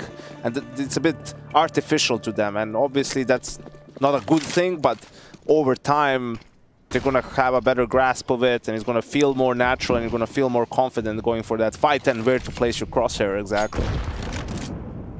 Chip damage hurts. Game plan. Trying to pressure both fronts at the same time, using this boost. Trying to do it so silently, but it's audible. What? Oh, bro. Okay. He had a huge advantage on that one. Starts pulling the trigger first, but Process gets his gun out in time. Opening kill for Big. Can they convert this, or will there be a disruption, a flip of the script? 4 of Big Clan making their way ramp side. As you can see, the defense rejigging the setup. They're worried about B.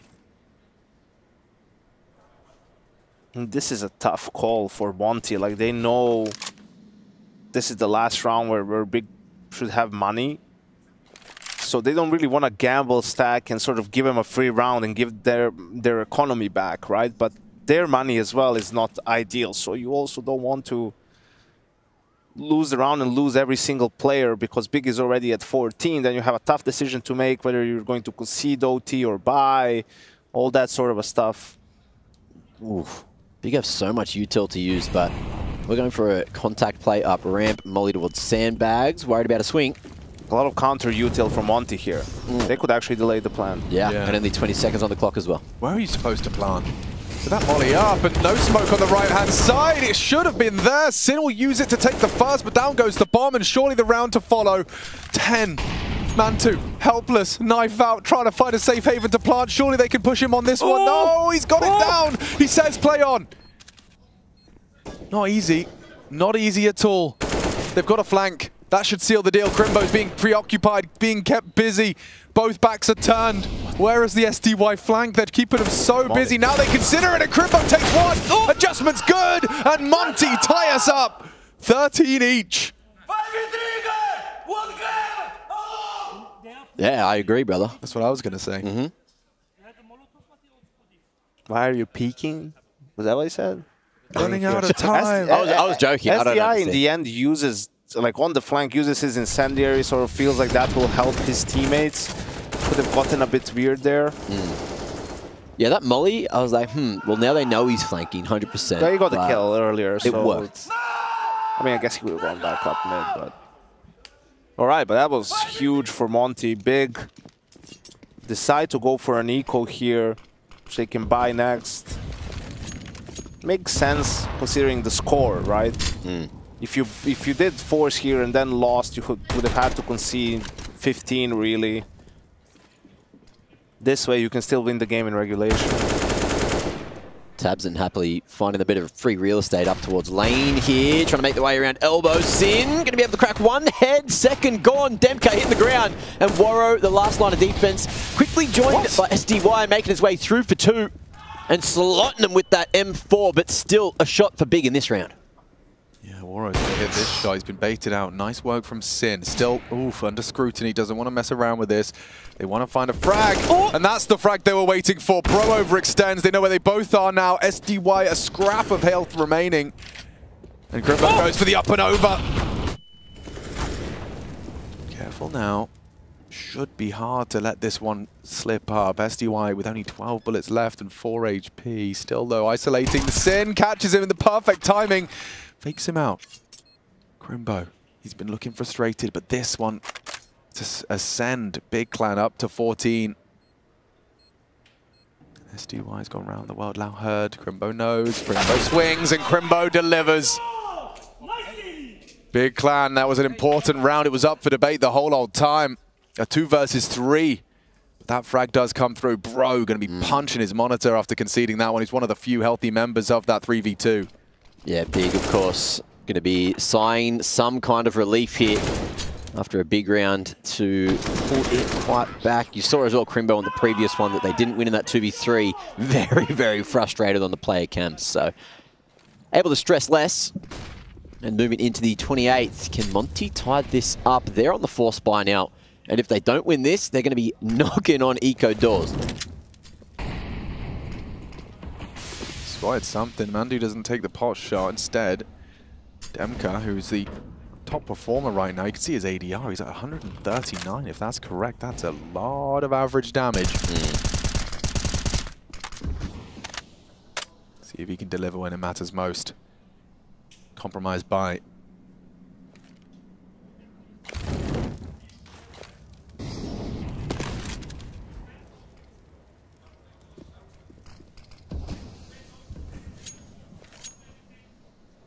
It's all hanging in the balance.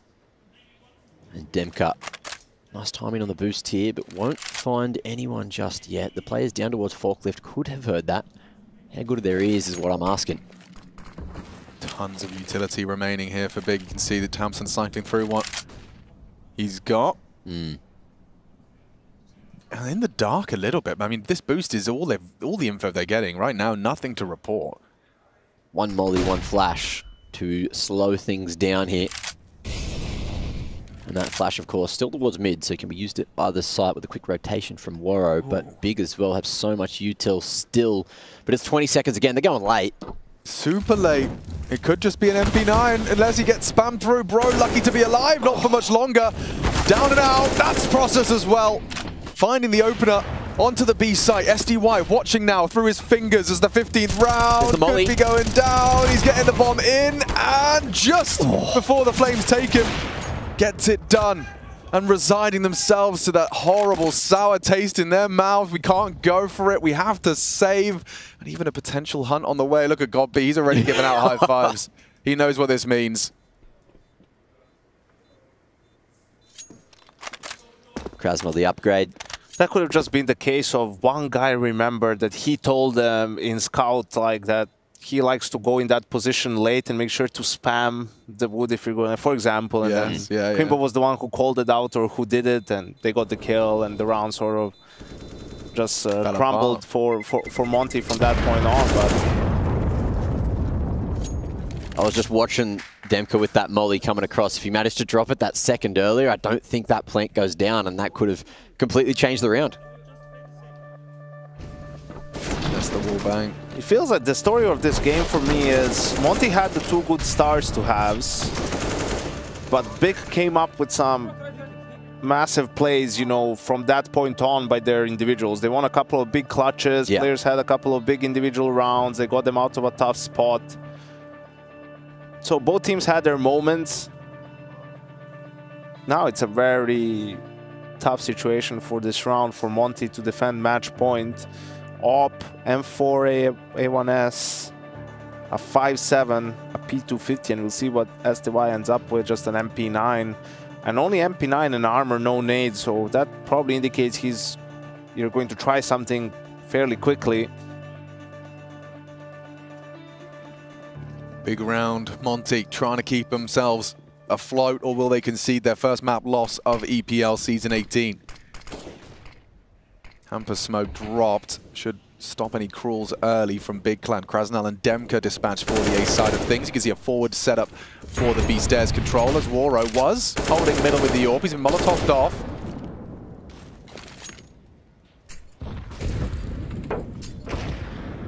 Safe from the nades is Krasnal. I think super happy with taking this slow, understanding that either the utility or, well, most definitely the weaponry isn't going to be there, and they can just wait and punish some of these plays. Oh, he got caught by the AWP there.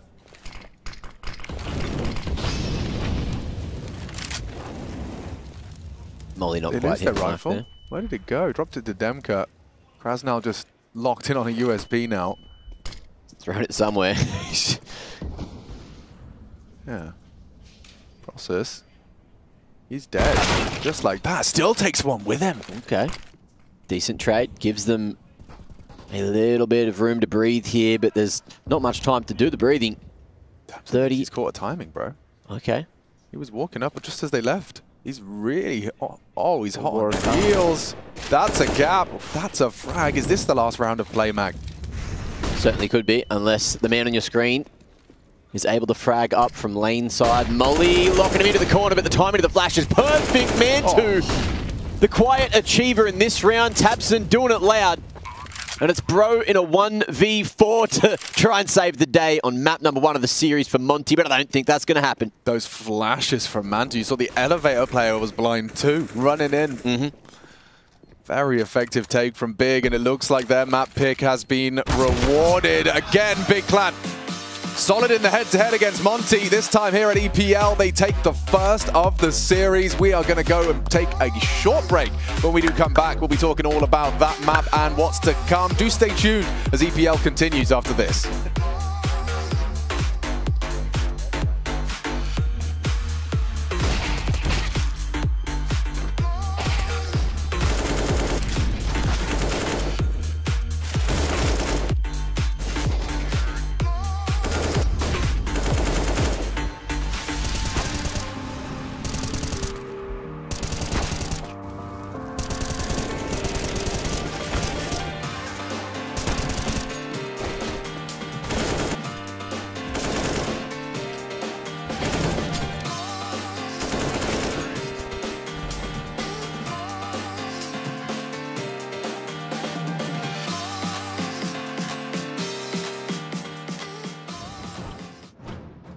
got a chance in this one. Simple makes it look too clean. Keep looking for it, but you can't find it. Can't find another one to get around it. You try and try, but never find someone who's like.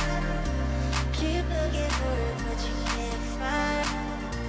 Can't find another one to get around it. You try and try, never find another me.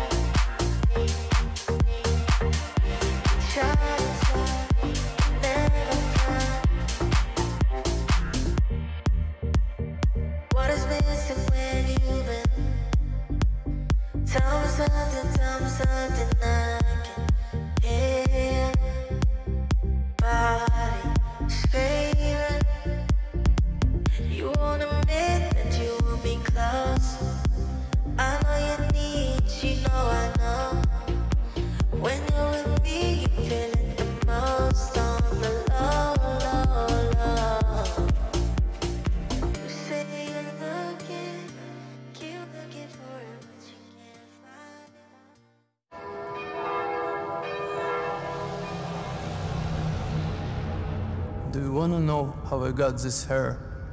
My star player was a tilter, filled with rage. He likes my hair though. He even grew the same cut. But one game, he goes a little crazier than usual. I got the demo to defend myself, and he doesn't like that. Not one bit. So, me watching, he goes and grabs a plate, laughing while he does it. He turns to me, and he said, "Why so serious? Why so serious?" Blade sits down. "Why so serious?" He loads the demo and says, "Let's see what Blade finds under that plane." Okay, what do we have here? Oh no. They said I was 70 IQ, kicked me from the team. So, I cut my hair to start fresh. You want to know how I got this hair? 20 years of North American Counter-Strike. For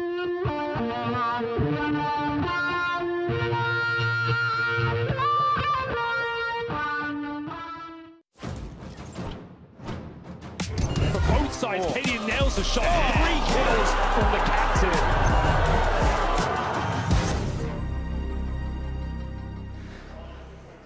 Conclusion of map 1 has come through for at least Group B on our side of things. The stream itself, I almost let Dinko see the questions I'm about to answer, or ask him rather.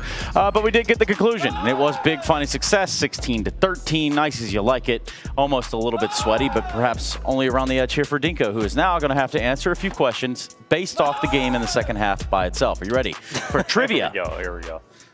Who was winning at the end of the first half? At the end of the first half, big. What was the score, do you know? 9-6.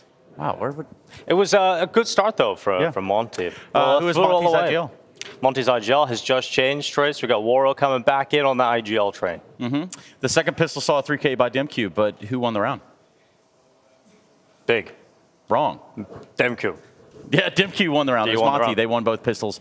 Pro player for Big volunteered his teammates to commentate this week. Which player did he volunteer? Can you repeat the question?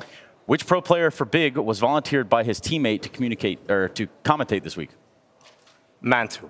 Wrong. It was Crimbo by Tabson. What is God B's first and last name? Fatty B. Belante. You've crushed it. Which coach in the server had the least animated during his team's rounds? Definitely Lambert. And with the last one here, Dinko, tell me what the second and third map of this series are. Why have you done this? On the spot. Anubis and Ancient coming up. Nailed it. Chad's favorite. Speaking of Anubis and Ancient, Why don't y'all take it away over there? Show us something cool. Jeez, all right, thank Good God job. that's over. That right there, God, I just noticed that. Dinko didn't come prepared at all there, Pitiful. at all. But anyway, look, guys, Counter-Strike 2's out, and shut up on the couch over there. I'm teaching a lesson. Shh. All right. Counter-Strike School, it's back in session. I've got Harry with me on one side, I've got Hugo on the other. Now, guys, if you're new to Counter-Strike, maybe you're not. We all know when we're playing CS, one of the biggest and hardest things to be able to accomplish is common vernacular. That's the way you're going to speak to each other and the spots across the map. So I've tasked Harry with a map that, honestly, we'll be honest with you guys, when in our stacks, we don't play Inferno a lot. No, especially me. Like, Chad likes Inferno, but I never, I don't know, I went off this map about 4, 6, 7 years ago. Yeah, when it came out. So yeah, something like that. And ever since then, I've tried to avoid it. So you've put me on coming up with the spot Inferno names. Spot names. Yeah, so we obviously use a lot while commentating, right? So we have the way that we talk about things from a commentary perspective. But if you want to be playing at home, we need to kind of work out some of the finer details. So Harry, what have you got for me on this side? And then we'll jump over and check in with Hugo as I'm doing Ancient. So right now, I've filled in a bunch already. All the basics. Yeah, exactly, all the basic ones. There were a couple I did have questions on out of the gate. One, for T-Apps, for me, T-Apps is kind of this whole area right here. There you go. Thank you very much. Yeah, okay. Chad Sponge Marshall. Yeah. Obviously, that's not sustainable because if I say, oh, they're T-Apps, they could be anywhere in that whole area. So what do? Right now I have there and I have here. Okay. But those aren't the ideal callouts, right? Do you have anything prepped for over this little way? Yeah, so look, obviously the door's here, right? So you could use the door as a reference point here. So for in second mid, there's only one door on Inferno, right? One that opens anyway. So you got the door. So we'll go door. Yeah, so also this would be bridge, right? So when I'm coming for you guys to do... I figure bridge is this side. Exactly, this is more... So this is where it starts to get niche, right? These type of comms would only really happen when you're hunting. So for people who are looking into something like this isn't common, right? No, exactly. And then you might not have a lot of names for something like this. It could be more specific based on the scenario. So I wouldn't say he's saving in the such and such room, right? I wouldn't have that type of comm in this area because it's not an active area. What was the game that they had on the monitor in that little room, Chad? Why don't we call it that? 1.6? Yeah. Well, we could call it that. 1.6. Yeah, sure, we could. Or was it 1.5? Game? Either way, it had cheating death on it, one of the two. But yeah, so some of the other names Harry's got here for is pretty standard stuff like over towards B, dark or emo, quad or new box, triple box, it could be called. First or second oranges are very important as well because you're going to be talking about positions there. So we still call these first or second oranges. Once upon a time, there was oranges in boxes that existed. It used to be called Huck boxes back in Australia because a player used to play it all the time. Ruins, right, that's pretty standard. Most people, construction, con, lots of different names for here. Coffins. So yeah, you would go coffins here. Yeah, we can do. We can add that one. I do like Inferno because I feel like our calls go way back. We never update them. You know, the car hasn't existed for such a long time, but we still call it car. It's just a bunch of barrels. Yeah, and that's cool to hear from Hugo on the other side. I'm going to jump over there in a second, Harry. So like this, for example, we'd call Speedway. Yeah, that's bang on. This is tree, right? Yes, that would be tree. Because Hugo was, so me and Hugo were getting into a discussion before we came on about logs. Yes. This area right here. For me, when people say molly logs, I'm kind of envisioning the log slash like this. Yeah, you would be modeling in here when you're saying molly logs. So, yeah, exactly. Yeah. But so Hugo calls these logs for that actual position right there, and then this corner is tree. Well, I guess that's also when it's in the conversation. Let's molly logs. You would know where you. But if Hugo's saying there's a guy on logs, right? Well, then that's obviously going to change. Like, there's certain angles, and ones here are not good examples. But maybe when a couple pros join us to help us fill this out, they can help us with a few of those angles. All right, we're going to jump from this side onto the other side. Harry, you keep going. Like, for example, Harry, look, these boxes, they need some names. Worry, Headshot. I'm getting on it. Cold box. Perfect. You come back and check on me in a moment. All right, Hugo, I'd love to leave you as a man up to his own devices here. Let's go. What have you got? The big ones. First thing first, got to apologise for the handwriting, Chad. No worries. I'm not a pen man, but I feel like I played a good bit of Anubis. I feel like I got some calls down pat. So I've covered most of the key ones. We've obviously got some very specific ones for ourselves, and I imagine people will as well at home. But there are some I want to make meta. There's some I want to lock down. The first one comes over. We're going to start on the A side. We've got Cake over here. Now this is the circle. Not even cylindrical, kind of cylindrical. It's a circle on the side, Chad. It looks like a wedding cake. We call it Cake. That one is courtesy of Connor Gerben. Yes, indeed. A young, scrawny CG. Now, this one is a Chad Birchall classic. It's a Chad Birchall, You'll notice that this nuclear device of the site, this is the planting area, looks also a bit like a fish. Or a squid. Fish. You know, I'll take squid. I'm going to go with fish. So we're going to call this fish tail. Yes. Right? The tail that you plant for A main. It's a nice plant. If you have the control towards camera in heaven, you can get that open plant. Fish tail. I like what you've done here as well, Hugo. Explain the rationale behind that one. People won't realize until CS2, actually, because there's a lot of running water here. But even in CSGO, this is a fountain, Chad. Now, the issue with Anubis, there are a lot of pillars. Indeed, there's a pillar here. There's a pillar there. There's a pillar. There's too many pillars. So we can't call them dildo. We can't call them pillar. We've got to lock in a new call. And this one's fountain due to the fountains on the pillar. I still call it pillar from time to time, but nobody's perfect. Moving outside of A, obviously A main, yes. General area. I don't have a cubby call for this one. So I feel like it fits into A main. Baskets, I like that. We can add that to the board later on. Can. This one is underused, but in my opinion, very important. A lot of the top util comes from here. If you're trying to take A main, I like rugs. Yes. That's because up here, there's rugs. Now, you'll notice my calls have two things in common, or two important factors. One, they're pretty literal, right? If there's rugs, I'm going to call it rugs, right? Second, syllables, Chad. Counter-Strike is all about communication. You need fast calls. You need less syllables. So the less syllables, the better. Rugs is one syllable. And we have Monty looking on a team who are an international team who have to speak in English. So that's something very important for them to keep the comms quick, to kind of use the same names from map to map. And it's the language that them as a team are using. Now, this is not their language. No. Maybe if they end up winning the series, we can get them for an interview and they can help us across here with a couple of names. They can teach me. I can teach them. We can all learn here, I think, today. And the people at home, we're going to be doing all 7 maps across the next couple of weeks. We're going to try and get the names and call-outs for all of them. Harry, we'll come to you a little bit later, mate, because guess what? No, don't worry. I'm liking this. You're liking this? What am I guessing? We got to go to a break. So use the hashtag ESL Pro League if you have any opinions on what we're getting up to here, and we'll try and make this stuff publicly available and come up with some comms going into CS2, where all of you are learning Counter-Strike, well, for the very first time. Hopefully that feeling comes to you again. Let's go to a break. Let's get into map number 2, and we'll be right back.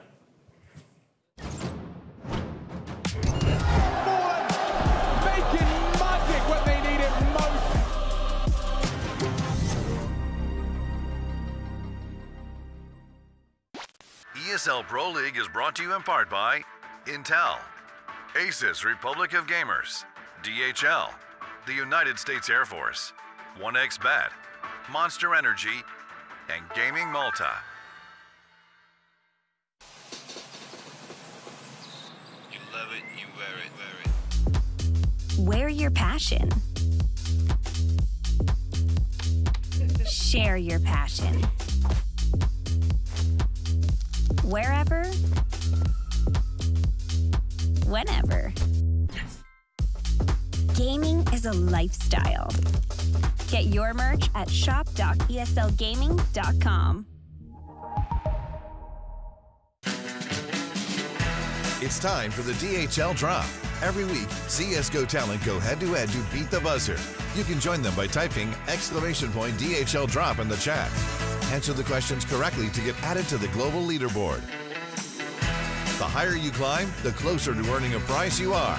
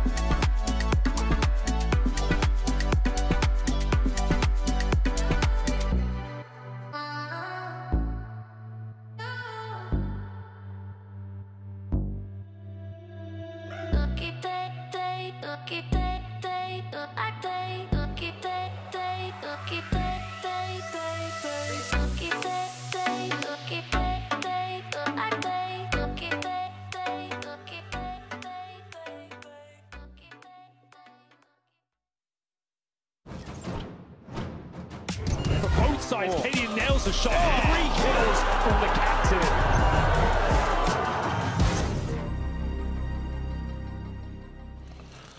All right. Hi. So, Dinko's here, right? Yeah. And Alex explained me this. So he's coming, and I'm sitting here, and there's no one anywhere, right? He's coming, he's like, "Where's Alex sitting?" And I'm like, "Over there." And he's like, okay. And he starts sitting here and taking the other heads. And I'm like, no, he's over there. Yeah, I asked, where's Alex sitting? I'm like, he's sitting there. It's like, yeah, so I'll sit here. I'm like, what? That makes perfect sense. That makes perfect sense. Like, I'm going to take the empty chair, right? Whose seat are you taking? He's like, Max. So why don't you ask me where Mac is sitting? Why are you asking? You're doing it the long way around. Hard mode. Well, Mac isn't going to be here, so I took the one that no one's sitting in by asking where Alex is sitting. He knew where Yanko was sitting. I took Max's, so I asked where Alex is sitting. Yeah, it makes sense. But I only knew it was Max's seat because I knew where Alex was sitting. And that is all we needed to say ahead of this big one. Anubis is where we're headed next. We've got Adam Dinko Hawthorne hanging out with us. Of course, Yanko Paunovic. Watch out for him. Anubis, everyone's favorite map. I heard, Yanko, you're a big fan of Anubis. You can't get enough of it. Absolutely. Yep. Alex. So, Yanko, you're going to be going through the call-outs one by one here. Yeah, absolutely. Thank you, man. I just paid attention to that segment. Lovely segment from Hugo. We can't call everything dildo. I don't necessarily agree with that, but we can try. I guess. Yeah. For example, those are the beans. The beans. The beans, Stan. Let's see who is going to give them the beans. Big starting on the T side. Now favorites heading into the rest of the series. Crimbo definitely starting to creep up and be that star of Big consistently now. Yeah, we're watching him grow up, aren't we? At least professionally. Definitely taking more and more responsibility under the Tabson leadership. Sin, he's lining up a geeky one. Jakey and J-Raz providing our observing goodness as it's process taken mid-space. Sin behind him and trying to puff up their chest. As you can see, a quick pivot. The smokes have landed. Look at this from Big. You can see Krasnal, he's staring at no info. They're hearing lots of dark steps. The CTs are forced to rotate through. Oh, and it's perfectly worked out. That A side is now opened up, and Demko starting to read that now coming back, but is it in time? Taps him with a beautiful headshot straight to the first. STY, rotation in, successfully decapitates Mansu, but the bomb is planted, and the fight's still going on the other side of the map, but it's all focused here on A, and STY just biding his time, desperately waiting for his teammates to get back over here, but the time is ticking on, and Big are creeping closer and closer to this pistol win. Taps him with another pickup, but here comes that retake attempt, all through the camera, back into the site, and just Sin left alone. Can he win it? Just one more left, and the time is certainly ticking. 10 seconds. Oh, 10 health rather, and Sin turns back for the headshot. What a pull-off for Big. Yeah, that was really, really limited. That was hanging on by a very fine thread. But Sin keeps his cool. Well aware of the advantages that bomb plant had given him playing around and catching that hunt on Heaven. Don't get to see a auto shotgun second round all too often. I'm interested to see how SDI is going to make good use out of that one. You want to theory craft with me, Yanko and Dinko? What do you reckon? He's taking that one mid? Dark? Let's have a look. SDY's heading out mid. Guess you can't really go around the corner any further here, so you're just going to stick around this spot. Just hope they come into you wrong. He's actually going to do a nice shotgun mid-swing. I'm always surprised every time, Alex, when I use the auto shotgun at the range of that thing. True. It's actually kind of crazy. Well, there you go. He was expecting some presence in middle, and the molly confirms it. Crimbo walking up. Good timing on the smoke from Demka. They don't announce it. But he's foiled their initial plans to investigate the A side. And this is so hard because you look at the map now, like that was the call was supposed to be an A pop, but the timing of that is just perfect of the smoke, and now they have to reset. STY, the Alligator gets the first. The auto shotgun might turn out to be the most pivotal piece here for Monty, but they're going to be turning their attentions back to A again here, Big. One player lying in wait, that is Demka, far back, so they can get right up to the doorway here. And Big can explode onto the site. Defense is now shifting over, but that XM is not going to be too helpful from that kind of range. You're really hoping this Deagle from the back of the cake from Demka can step up with a kill at least here. And SDY's actually managed to get close. So this auto shotgun can start to be devastating. A third kill may be offered up to it, and finally SDY is gone. But it's Demka, 1 HP, has now got his teammate of Bro coming through connector, but Crimbo is taking heads and should be confirming this round now for Big, putting them in a much more comfortable position. Just Krasnal, the lone pole coming back in, and it will be closed out by his fellow countryman. Big up 2-0. Wow, a lot of heavy lifting out of SDY there. Still couldn't quite pull the round out. Well, yes, and heavy lifting, and then why after the second kill he wide peaks for a third kill? Like you're 5v3 at that, so okay, here's the second kill. Stay there. Stay there. Why are you doing this? Why are you doing this? Right, you got a teammate cake as well, so you take the fight in unit. Why, bro? It's 5v3. Like, just buy time for your team to come in. You saw the bomb, you saw everyone, the jig is up, you know what Big is trying to do. Instead, you die, your teammate is low. Okay, maybe he was unaware of that, but he's stuck with the Deagle inside. And then once that kill comes from Crimbo, you know, on the third guy, and it definitely felt like if he stayed in that position, he was confirmed another one with the way it was all playing out in front of him. They were confirmed another one because there was a teammate behind him. This way, he didn't get it, then the teammate lost the fight to Crimbo, which is just a 50-50 duel.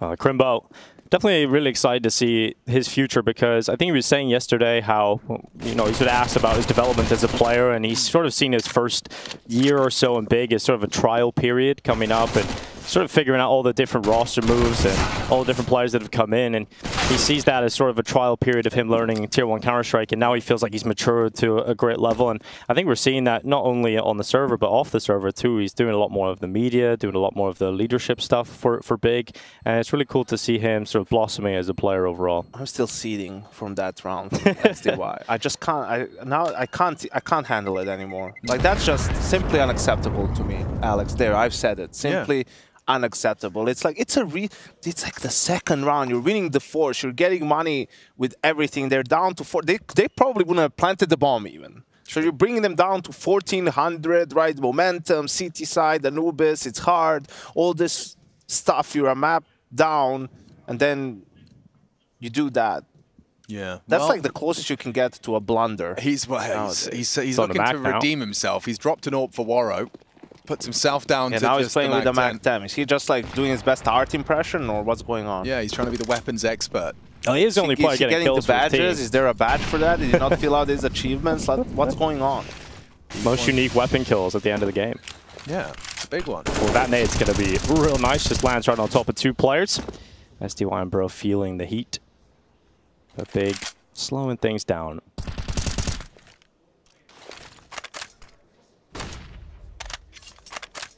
Majority outside of B, but Crimbo, he's over towards the canal, playing in the water, and Monte feel a little starved for information, so they're going for a play outside of B, pushing aggressively, gathering the info far back and taking fights. Krasnov will win his, but sticks around a little bit too long and goes down, but Bro is still here, and with a kill, that's the bomb drop. He might even get a second here, but Tapton overwhelms him. And it's starting to fall apart here, but Mac 10. There's a chance to try and recover. Here's the Mac 10 for SDY, the biggest moment of the round. Yeah, and it's a good first, finishing off the job, but unable to find Process. He was the healthy one. If he had an auto shotgun there, he gets a second up. Bet your house on it. Waro, he's up for the clutch. He's advancing, he's rushing in. Tabson, equipped with the AWP, unflustered, and delivers the 4th for Big. 4 and 0. As you can see, Monte's finances are a little bit worse for wear. What do you think of Waro calling again, Yanko? How do you feel about that? I'm not a fan. He had a poor first map. He missed a couple of sort of, I don't want to call them super easy shots, but I mean, you know, AWPers hit those nowadays a lot, 9 times out of 10, and those could have swung some rounds into Monte's way. I mean, he's their best player the last few months online, but it's always kind of been the problem with him, right? You do see a drop-off. Depends which level. You know, some events it's not as much of a drop-off, but sometimes you'll get a real drop-off when it comes to LAN, and hopefully Pro League isn't one of those. And I think if you're adding an extra burden to the in-game leadership, I think Waro isn't one of the players that communicates very well in terms of SDY. I think is a little bit more articulate, has a bit more experience on the international scene as well, speaking in English. So, yeah, it's going to be tough for Waro to try and keep up that level. Unless you're doing it from the get-go, unless you started as an AWPer plus in-game leader, it's very hard to grow into it. You know, you need to really feel it and really commit to it. Yeah, well, Process is feeling it. Look at this gap they've managed to create. With Presence middle, forces the ACT out to try and assist, and now they're smoked off. The site should be theirs. Mantu's bringing the bomb, Sin's rotating through. We've got a bit of a retake on our hands here. A bit of a save on our hands. Yeah, not a lot of util left over, not a lot of cash, so still poking a little bit, but I think it's just going to be a beach day for Waro. Yeah. Stretch his legs, get the sand between that's such... I love that angle. That's cheeky from Process. Yeah, well, now their whole objective has changed. We're about to have a battle for the AWP. They just want to try and recover Get it back. Yeah. Big. They have got at least, or they did have, someone bodyguarding it. Process is gone, and I think the rest thinking twice about fighting and losing resources over that AWP. And Monty going for that setup, we've seen it from Cloud9 already a number of times. 2 guys mid, 3 guys B, really. But Demka, he's the A player, so once his name pops up on mid, you're sort of, okay, well, we can just try and, you know, it's a good risk to try and just take A for free at that point. You're probably guessing the setup, and it's fine to go for it. And that was pretty much it. There was no one there from Monty to sort of fill that gap. Process got way too deep, and 5-0 up. What do you make of teams picking Anubis? Do you think that you see that as a sign of like a deep map pool, or the opposite? When it's such the new addition in this point in time, if it's not your permaban, you've got to be, you got to have a degree of confidence. Fine, I like it, especially for teams, you know, in the tier 2, tier 3, right? You know that maybe some of the better teams don't have as much time to play it and put emphasis on it because people still veto it, like they have higher priorities. So if you really grind the map and make it something that you can pick against all these other teams, it can actually give you a pretty good advantage. Well, advantage found. Bantu down. Will Monty convert and find their first on the harder side of their map pick?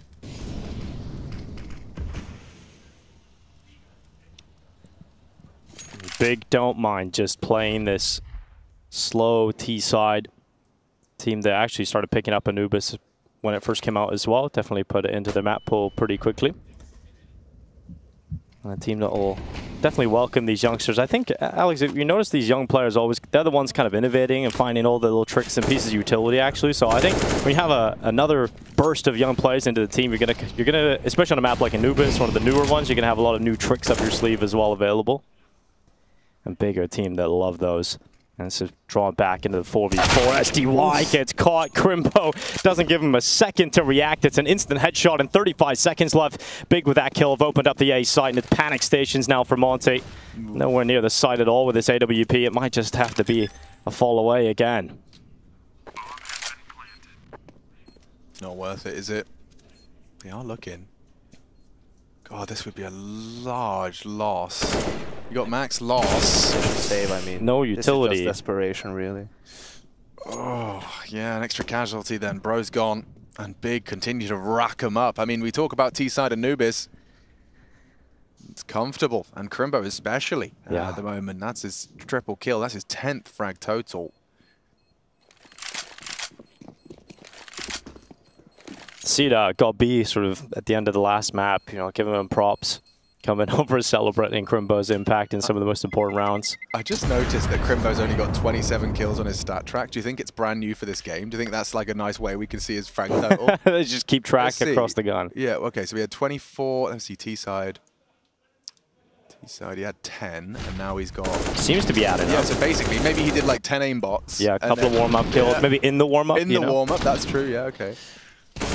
Yeah, I'm going to keep track of the Crimbo stat track. Let's see. He's been grinding a lot of CS2 lately as well, Crimbo. Yeah? He's got himself into the top 2,000 of the worlds already, so definitely been playing a good amount, whereas Waro is being banned for 8 days, so he's not allowed to play CS2. Really? He got banned on his first game, yeah. How did he manage that? I'm not sure, maybe like killed a teammate or something, and he got a 8-day ban. 8 days, bruv. Straight away. He must have been just constantly getting banned, just recycling. Like, how can you remain such a difficult online persona? Sounds more effort than it's worth. He learned from the best. Process. Stick. That's one down. Kraz now holds, and it's still looking good. But Crimbo! He's been overlooked. He should have them both. Demka now in retreat. Off kilter.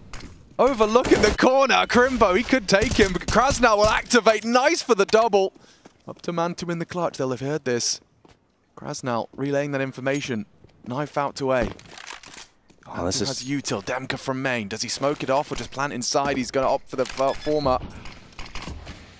Smoke coming in just to get up on top of the fountain, but this is a chance to see what Mantu's individual skill is all about. The clutch, the 1v2. He's got the sound cue and all the help, realizing that this is the focus point towards A main and fountain. He's just going to drop back into camera. Feels comfortable posting the sniper up. Should be able to get at least one, but the double peek together makes it impossible for Mantu to win that one. And finally, Monte get onto the board. Can I ask you a dumb question, Yenko? Me and Dinko have been playing some Inferno CS2, right? And multiple times on our apps takes, you have to count down for the double swing.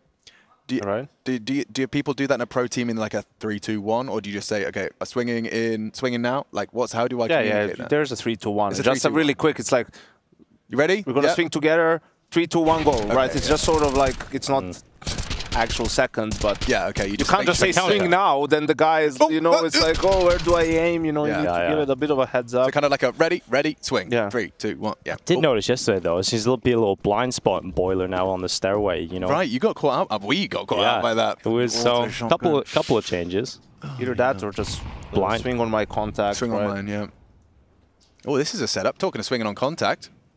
Waro posted, tucked in towards the basket. Contacting on swinging. There we go. Karki's in the bowl. Get some contact. Anyway, Waro.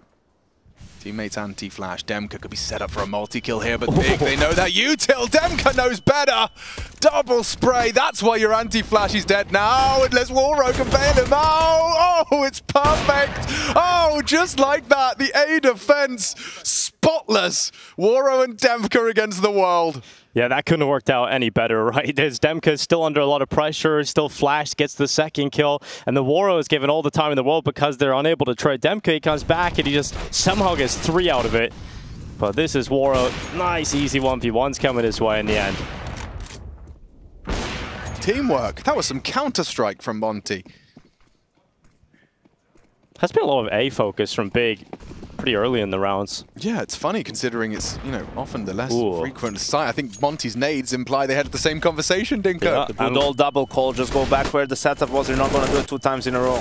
Well, Demka's going to do it again. A double making 3 from Demka, and they are not getting past. They are not getting through the door.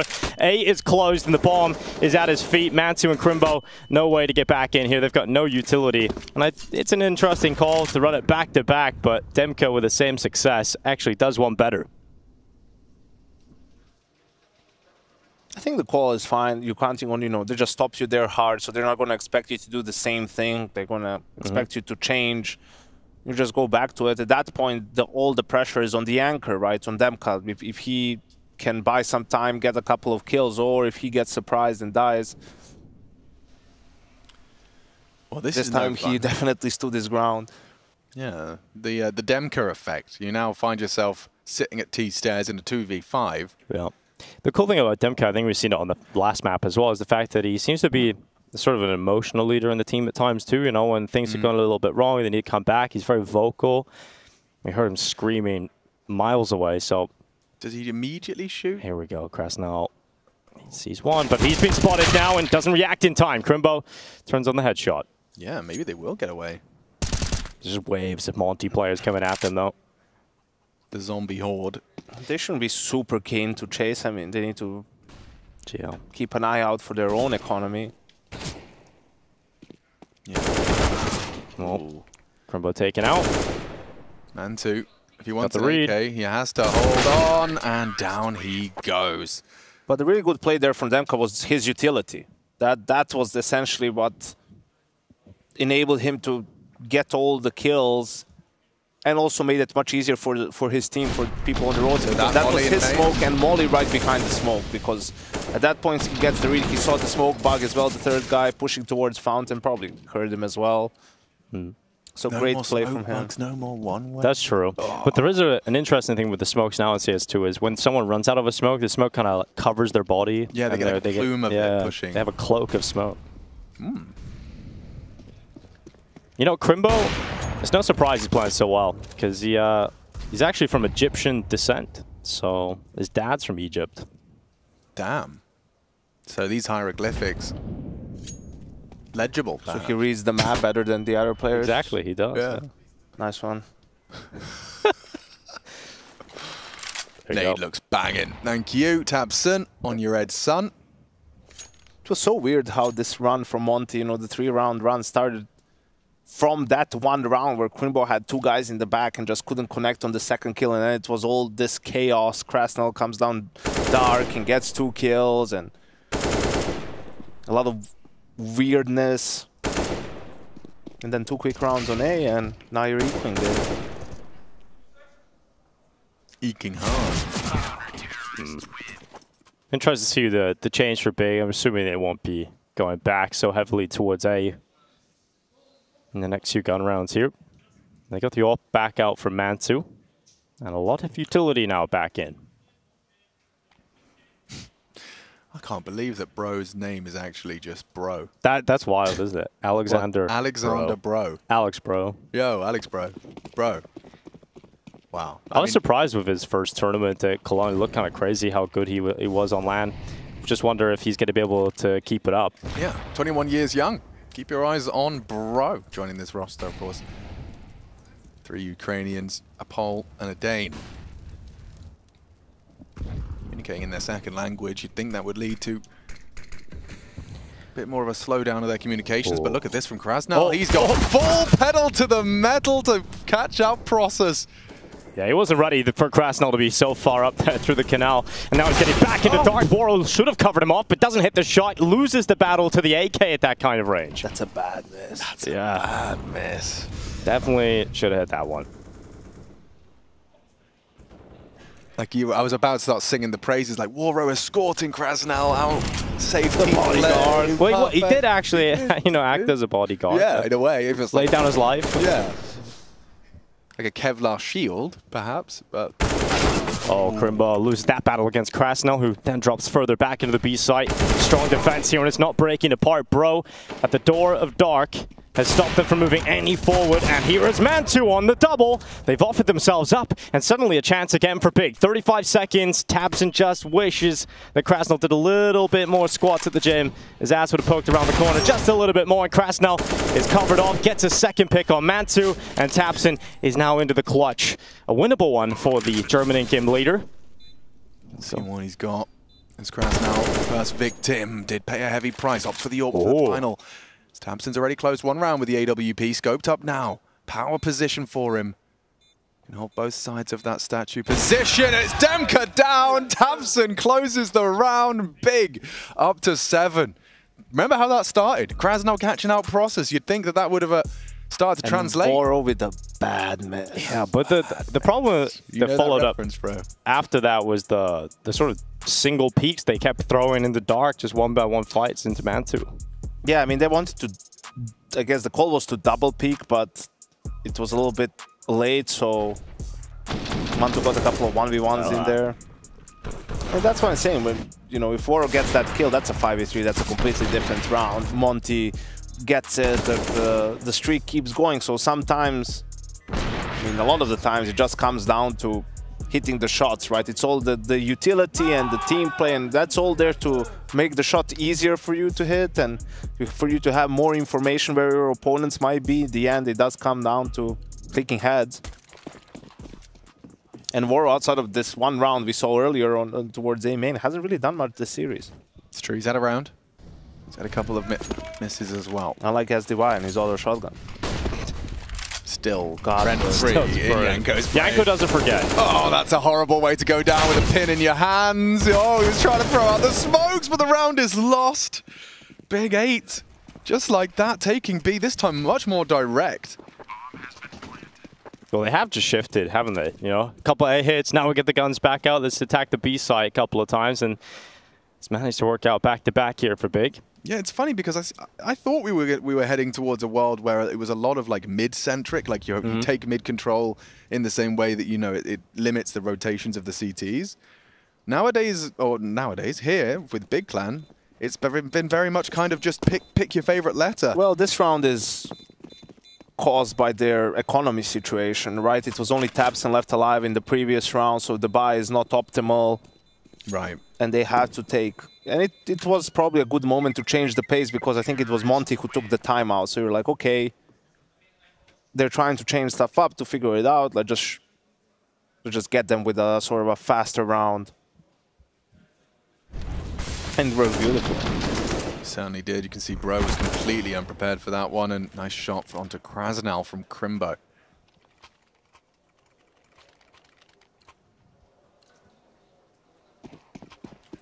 Heading into round 13. Strap in, folks. Double AWPs are out. SDY fancies his chances on the Zoom banger.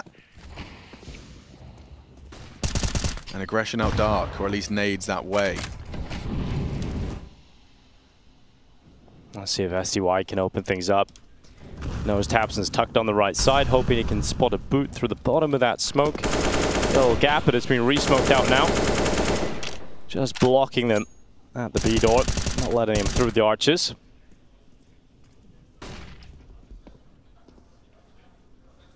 And Mantu, he's got his AWP post up here too. It looked like he's going to play in that phase, but Tabson is going through the smoke. The Sonic Pillar Pro is spotted, but there's just too many targets for Tabson to select, and he gets overrun, overwhelmed. And now Mantu must start to pull that back, but Woro quick on the shot from the temple. Yeah, both AWPs now seen in the feed. Mantu missed his opportunity. And you've got nades on Crimbo. Sin, he's within a stone's throw of the bomb. They will be able to kind of retool. Rejig this. It's basically putting a lot of pressure onto Demka, the man who's going to be responsible for any mid or A action, and that's what Crimbo's trying to show. They're going to save, bro, I think, no? No, they don't have the bomb. Yeah, it's just so. A little save, a little chill out mode. I'm surprised how does Mantu not get, I mean, he started moving and stuff, but that was the one position he was holding. It looked like he had Woro dead to rights. Instead, he's just resting, Alex. Don't worry about it. Yeah. You're just taking a break. Probably looks like a good Be stretch, back in 30 seconds. Getting the hammies loose. Taking a nap. Let's just catch up behind him. Oh. Oh. Oh. No, that's called the Kubrick stare.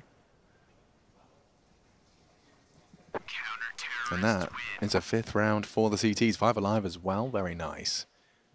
5 rounds for Monty, considering the start, is really impressive. It looked like it was going to be a real struggle, but they managed to get a huge streak in the middle with 4 rounds in a row, right? So that's definitely helped out. And now with the double op setup, just throwing whatever they can into the mix to get another round on the board. And quick rotation over from Woro as well. So you had 2 ops inside of the B site.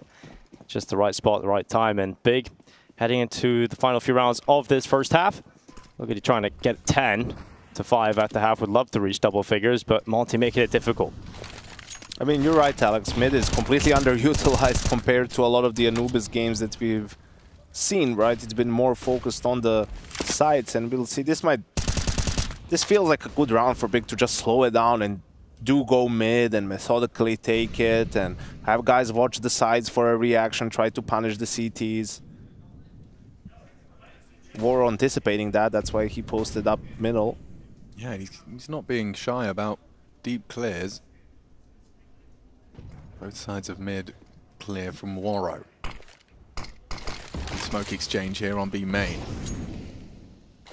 Big, they've got only the 1 smoke left now on Mantu, so it's not going to be a full Big-esque execute, but we are going to be seeing a nice flash out of Process. Doesn't catch SDY. Confirms Dark is still under their control.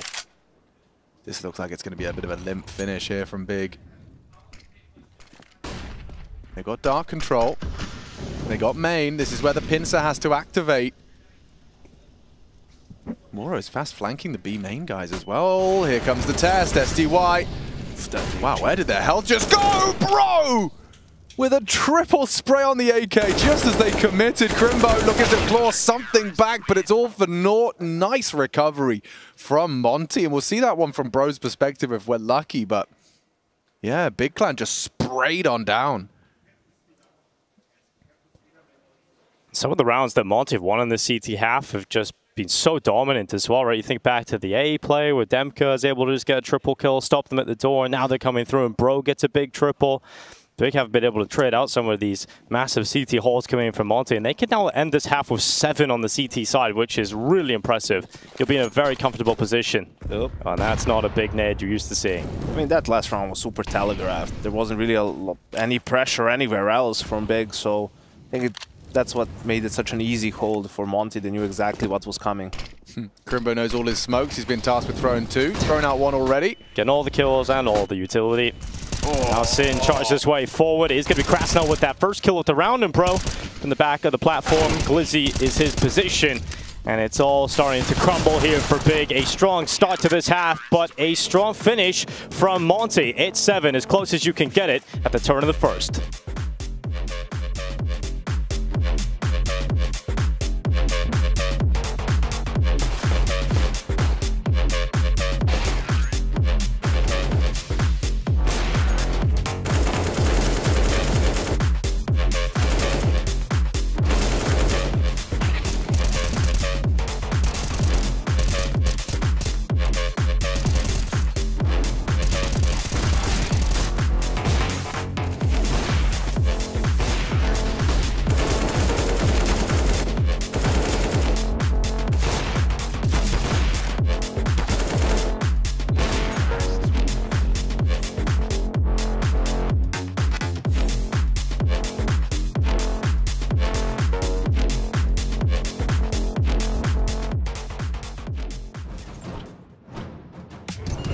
side. Cadian nails the shot. 3 kills from the captain.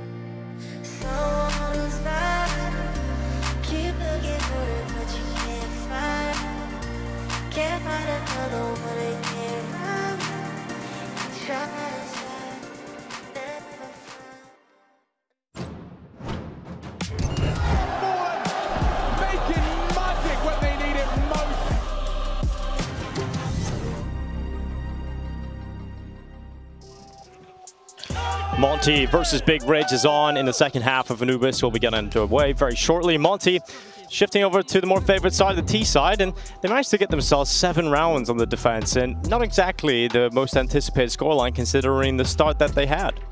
Right, it was a real run out of the gates for the Big Clan T side. We're swapping sides now, but yeah, they did. They got off to a flying start, and things started to peter out. We got Janko Paunovic here to provide all of that critical insight into a head-to-head that could be a 2-0, still certainly up for debate. Big Clan needing this pistol if they want to continue to keep the odds in their favor. We're on auto shotgun watch here in the start of the second half. For Janko's sanity, let's hope not. Different kind of watch for me. Yes, indeed. Well, great start for Waro. Clean to the head of Sin. Yeah, now you got Mantu up against the wall and the ropes. SDY puts him in the bin. Nice shot from tabseN, just kind of appeared out of nowhere for Waro to try and deal with. And now there's a chance for Big to get back into it if tabseN can find a follow-up here. What a shot from tabseN. Great flick down to Bro. And now, well, there is a chance for Demko to get this flank. He's coming around the back of A-Man, and Crimbo, he thought he had the opportunity, he thought he had the up, but he still does. They're distracted, and he turns back with the dual Berettas, but couldn't quite stomach the second kill. And Process, who has been so ever quiet throughout this second map of play, he has to pull off the 1v2, and that time it is ticking beyond his control. No kit on his back, and they're not giving him the shots, not giving him the chances, and SDY just needs to hide away. This one is locked up. It will be tied up as Monty take the first of the second half. Yeah, happy with that one for sure. SDY triple. Monty pistol and T-side pistol on Anubis after an 8-7 half. You'd think you'd be laughing, at least to an early lead. That was an 8-7 half for Big, where they only got 4 openings, 4 entry kills. Bam. So that's pretty good, all things considering. But we'll see. Monty, they picked this map for a reason. You know, they lost it the first time they played with this roster, which was to Cloud9, 16-14, and then the last time they played it prior to this game, which was against Big in the finals. So very proficient on the map, and it's going to be tough for Big, especially now losing the pistol round to close this one out. Unless they get the reset right here. Yeah, right here. Right now, Sin has opened up the account. Good one on the 5-7. Tamsin investigating B main, and that's a lucky escape, bro. 7 HP.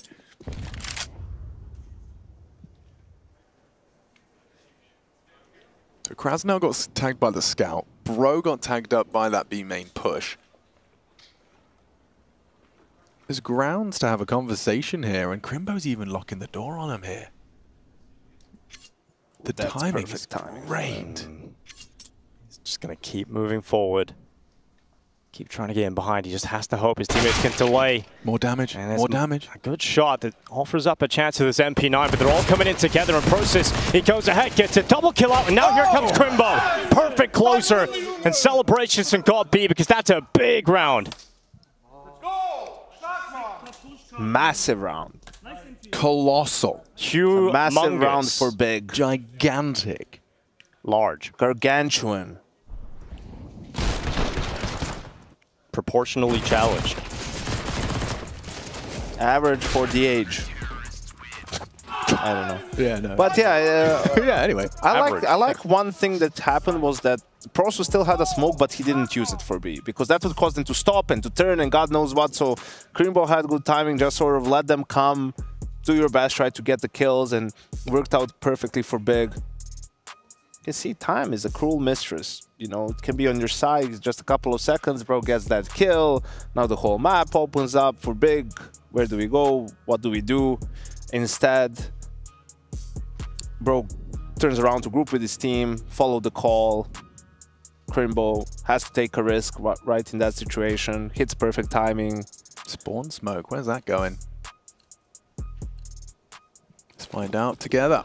Sailing through the skies as mid lockdown with a nice deep one. Sin going to be throwing nades behind that as well. Will stop any early access to that window fight. Oh, Process under pressure right away. It was a team kill in the midst of that. The Process is overrun, and now Sin has to try and help his teammates, but Demka, he continues to go onto the side, and that tower, it will fall. The foundation's ripped away as Mantu and Crimbo at least doing something here for Big, but the Tech-9s and the Deagle, they can be really potent once they're into the bomb site here, and that plant is starting to come in. Bro's got an AK now as well. They both upgraded into rifles. And this is a push forward for SDY that'll come out on top of Crimbo, and just Sin back of the SMG. He is overrun, overwhelmed. And I love that Demka was still pushing forward. Even though the smoke is up and dark, he's getting chased in from behind. The fact that he keeps going, you see Big weren't ready for that when they still held the boost, hoping they could look towards B main, but Demka able to keep going. Right, yeah, it started with that team kill. But I'm not really sure what that was from Process. I mean, that was a bad timing to peek. That was a late peek. He had all his nades, could have just blocked that. If you're unsure, you know, it feels like some of these newer additions for Big still acclimatizing themselves, you know? Most definitely. Yeah, which is, it's kind of wild that, you know, Sin was brought in as an IGL, right? And they thought that was, you know, going to work out. I think they quickly realized that it was too much for him to handle playing at this level and calling still. So shifted back to old Tabson. I'm fine with that as long as they're actively like working towards him being the caller. Bloody like going back to it. Much better now. Yeah, all he needed was the 5-7. Very nicely. Finally taken out though. SDY. Summon some spirit with the AK. A second kill comes in and Sin good swing. 5-7 to a headshot. The advantage sides are big on the weaker guns, but that player count is now evened out again thanks to Waro 2K in mid. Under a minute left as Sin turns. And Burrow's head is caught looking the wrong way. So just Waro, who has been a little quiet today. This would be a massive clutch to pick up in the final 45 seconds. He'll begin his walk out of spawn and bring that bomb towards A. Could still have the option to go back towards B if he wants to through dark, but he's now crossing over and a big shot. Mantu caught away. And Waro now into a 1v1. Does he make the right play? Sin has got the right read for the time being towards the A side of things. 20 seconds, not a lot of time for Waro, but he's committed towards B. Yeah, Sin's working it out. He won't get there anywhere near in time, so that bomb is going to go down, and then Waro will have a molly into the post plant as well. Plenty of options for Waro now, as that bomb plant's locked through, and Sin is so far away. Like uncomfortably far. There's no utility here and no kit for Sin. This is such a difficult 1v1 to win now for Sin. This round's over. If you're gonna go for it, you need to be running here and just sort of sprinting in. Yeah, Like you can't expect to clear everything here. Yeah, now he realizes that, but yeah, he's realized it's too late. So off he goes, and Waro will win the clutch with just the right decision to go back towards B. Very well played by Waro. 2 great AK shots as well. Clears out mid, flips the script. It was an advantage for Big until Waro happened. Double kill and a 10th in the bag. Monty, they are looking tenacious here. They want to take us to a 3rd map. We'll see that it started so strong for Process. Sin's 5-7 equally effective, and ooh, Counter-Strike. It can feel so good and it can feel so frustrating. That's the shot we were talking about. What Big do now, because maybe the Monty's economy isn't fully developed yet, right? A couple of players certainly going to be weak on either weapons or utility. And Big have that saved AK, and a few players with some extra cash to throw in. So maybe we'll force around the AK or just a half buy. But it's very possible Big can still win this next round. Monty's not going to have the prettiest purchase.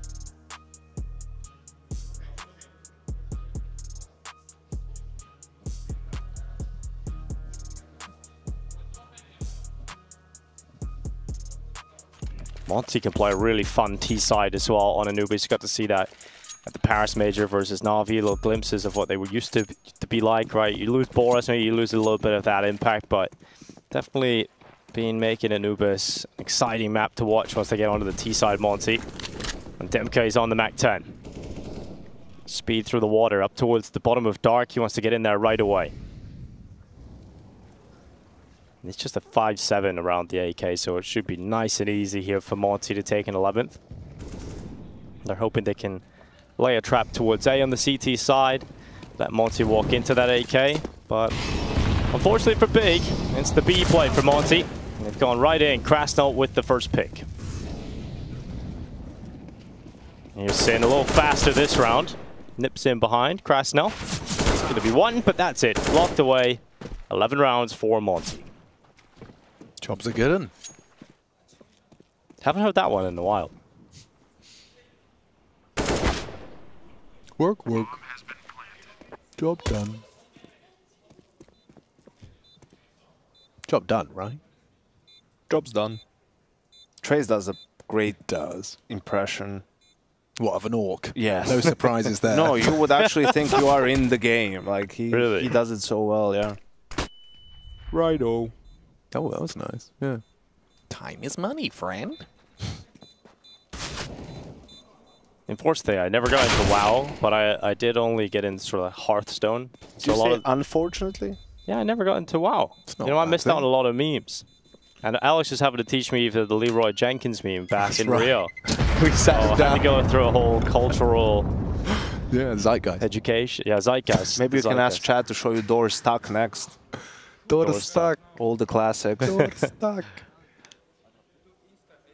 I think Big Clan are stuck right now. 1 CT round to boast. It was the 2nd round. They won the 2nd round force buy. You'd think that's all. It's time for celebrations, and then of course lost. It feels like force back. Big are dead right now. They've kind of disappeared in the first half and haven't been found again. They're stuck, and SDY has just been helping them out. They're stuck in the mud. Can't get over it. Still 21 frags deep. SDY's been pulling no punches. I like this. This is very Big Clan-esque. Just go A. And it's only Crimbo here. As he gets that smoke out in time, it would be good. It's not happening. Awkward for Crimbo. Yeah, very awkward indeed, but he stays up. He stays alive. And now with the smoke set up, a bit of a one-way to the side of that. So there's Krasnell trying to push a little too far forward towards Bricks. Crimbo's able to catch him. And now it will be Big with the advantage into the retake attempt. Mantu forced off the top of that boost by the flash. Smoke will fade away. And Monty and a decent post plant here. Here's where you would need to do a 3-2-1 peek Alex. You just need to hit the correct timing for it. Yeah, but it's still tough, especially no kit. They have to get on that bomb site now, or it's going to be a lay down your arms. 5 of them just about considering it. Off the flash they go. Bro, first headshot found, more committing into the site. It's too good for the setup. The post plant is theirs. The round is Monty, 12. Big still yet to get the second round going. It's so horrible as well. You're in an quote-unquote advantage, right? You've lost the site, but you have that 4v5. No kit, it can be the difference maker. You know you just need a little bit more time to be procedural about your fights. And this time, going off of one flash and everyone hitting their shots on Monty, it just melts, and you can see what their finances look like here, Yanko. So upon review, hindsight I know is 2020. Would you be better off just accepting and like you're going to do a 5 versus 4, like a 9-man save essentially, and just back away? No, you can't back away in that situation. I think it just shows a little bit of lack of protocols and organization still for Big at this stage on this map, right? Where it looked really disjointed on the retake. It didn't even feel like Monte had to work for it all that much. And maybe a scenario that they haven't just encountered that many times in practice or in other officials, right? Where it's a 5v4, but you don't have maybe the utility you'd want. Look at your buy now. This is for 13. You're going to get everything you need next. 13 looking imminent. That's all right. Oh, this is what the mid part of the map looks like. Here we go. Have to avoid this AWP, which is now only the one. And A sites open. They're quick though. Dinko. Oh, they got AK as well. Tapped him through the fire. Straight away to the headshot. Couldn't get the second. And so with that, I think the chances of Big do fizzle out. But here come the final waves of attempts back into this. 257s now running into Demka. And AK passed its way through a couple of hands, but eventually will fall. And it's 13-9. Monty do lock in that 13th number. Buy is back for Big.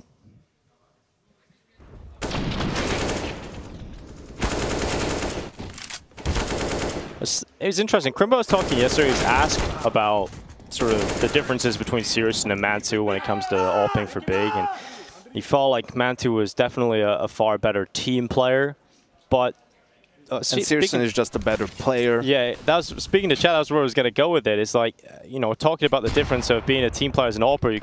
Is there really? Do you have that luxury? Do you need to be a little bit more assertive, take a little bit more space as an AWPer instead of being that team player? I think it just depends on the player, like on your attitude, your approach. He's going to get caught here. Oh, no. Oh, not enough information being taken on those jiggles out, and so they're just right up on top of him. It's Mantu not ready for how much space they've lost. Gaps perhaps in communication. Mantu B-hopping back into a rifle. Somehow Big are actually still in the better spot though, because they hit the bomb towards A connector, and the last 2 players to Monty coming through A main. So somehow in all of those awkward fights, Big still in the better spot. I'm not really sure how that happened, but it happened. Well, the bomb goes down. Still a chance to recover it for Monty. With that smoke up, you can maybe get in on that re-smoke and pick up the bomb and get back out of dodge here. That re-smoke just a touch. Whoa, taps and nearly goes down. He's so close to falling here. And Bro forced away. 30 seconds. You really needed to get that bomb on that re-smoke, it felt like. Now as it starts to fade away, it just opens up the chances a lot more to shut them down. But Tapson's gone and hit the deck. The bomb has been recovered, and now Monty have got themselves into a 2v2 into a post plant. This is really uncomfortable process. Looks away as Bro is doing everything for Monty. It will fall to Demka to close. Headshot spotted and headshot delivered. Demka, another impact round from him. Oh, that's just terrible to lose that for Big. You know, you really should have probably lost at the start of the round. The fact that the bomb falls to your feet, you somehow come out of that awkward engagement ahead, and you still are unable to close it. That's got to feel so rough. So you double smoked it. You had control of it up until now. 20 seconds left. But I mean, also Crimbo is in like CT spawn, watching that flank from beach. Like, you don't need to. You don't need to try to be a genius here. Just play with your team and watch that flank from somewhere else. You're 3v2, right? Like, in the end, he was... I mean, they managed to get the bomb with just one guy dying. Like, what? Ooh, ST1. These half buys have been dangerous. Yeah, really dangerous. I mean, the A site's lost, but they don't have the bomb. This is about to get very spooky here, Dinko. So Sin, he's got the bomb carrier, or rather STY low. Oh, could have brought him lower. Now the bomb's on Waro. They have mid control, they have mid info off Mantu. Full B main as well as pushed up. So with Demka already beach, I feel like this round's about to lose its potency. Gonna walk on in. Oh, he will fall. Process's rifles come out on top, but they have got their way in towards the A site. Big, a long way off.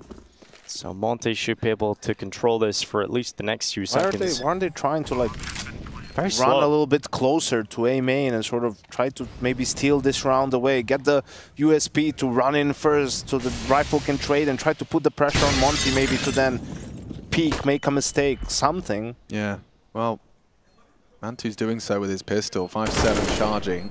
Yeah, the lack of kit here might cost him towards the end. Waro 2K and Krasnal with the double in between each other, and Big didn't have enough time to pull that one off. Once they arrived to the side, they need to instantly get those kills, and it wasn't going to happen for them.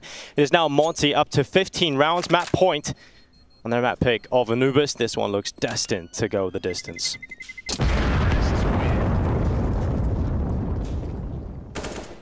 Yeah, I mean, what they did, just do it 10 seconds faster. That gives you more margin for error, more options. Yeah. Just some of these, when it comes to situational Counter-Strike, some of these decisions have been quite strange. At times from both teams, really. But Monty so far prevails. Map point. Boatloads of them. What do you think the average occupancy of a boat is? 6 boatloads? Let's find out. As this is their first attempt, and it's straight into Sin. Demka. Oh my gosh, yeah, if Crimbo's not careful, he's going to be committed to this angle. Sin is single-handedly defending middle. Crimbo, this is being brave. tagged as well. It's really brave to stay in the smoke, and Demka, oh, he's going to check it, he's going to spam it, and Crimbo is going to fall. Oh, he was just standing in that spot, really hoping that the risk would pay off, but it doesn't. It goes the other way, and Demka does his due diligence and sprays through the smoke, and Crimbo is taken out of the round. The work is done from Sin, and the leg's now spotted of SDY, who still wins that fight against Process. Could be a real nasty round here if you lose this one. After all of that hard work from Sin. A fumble from Process, SDY lives on. 6 opportunities to close here for Monty. Take us to our third. It's going to be an empty A site they walk into again here. And Big's retakes have not really got going at all here, so they have to hope that they can break them apart before it comes down to that. And Bro is caught cutting off that rotation, and they're a little bit faster about getting in position now. They haven't let Monty plant and then get into these comfortable post-plant positions. They're charging back in on this retake attempt, and that is what it is. Sin comes around the backside. Great round from him so far. Looks like it's going to be enough to close it, unless SDY somehow gets them to line up. And good peek that from Big to secure an extra lifeline on this map. Yeah, great round out of Sin. I mean, we talked about his start in middle, but he actually nails the one on the way in as well. Triple kill from him. And the first of the aforementioned 6 of those tests passed. That's what we were talking about. We'll see this one as well. Nice shots from Sin off the back of that flash. Trading off. There's a boat. Well. I reckon that could fit 6 people, 7 comfortably. Maybe. Yeah. You know, 2 on each jibbly-wibbly. If you're really pushing it, 3. Yeah, really, really pushing it. Hanging your legs off the edge.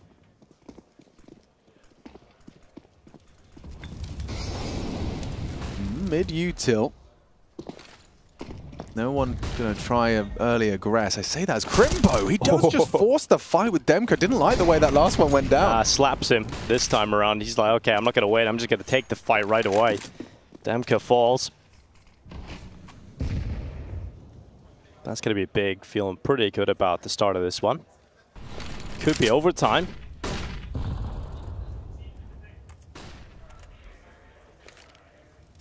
All right, Process has had a couple of nightmarish holds towards Dark. Hasn't been able to block them too well with his util, but this time looks a little better.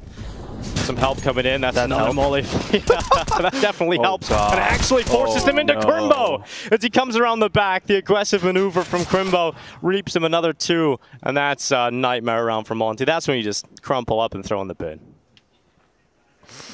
Oof. Yeah, a couple of unforced errors for both squads. Can't remember the last game where I've seen both hoppers do so little. Like across the series. So little presence, so little impact, so little anything.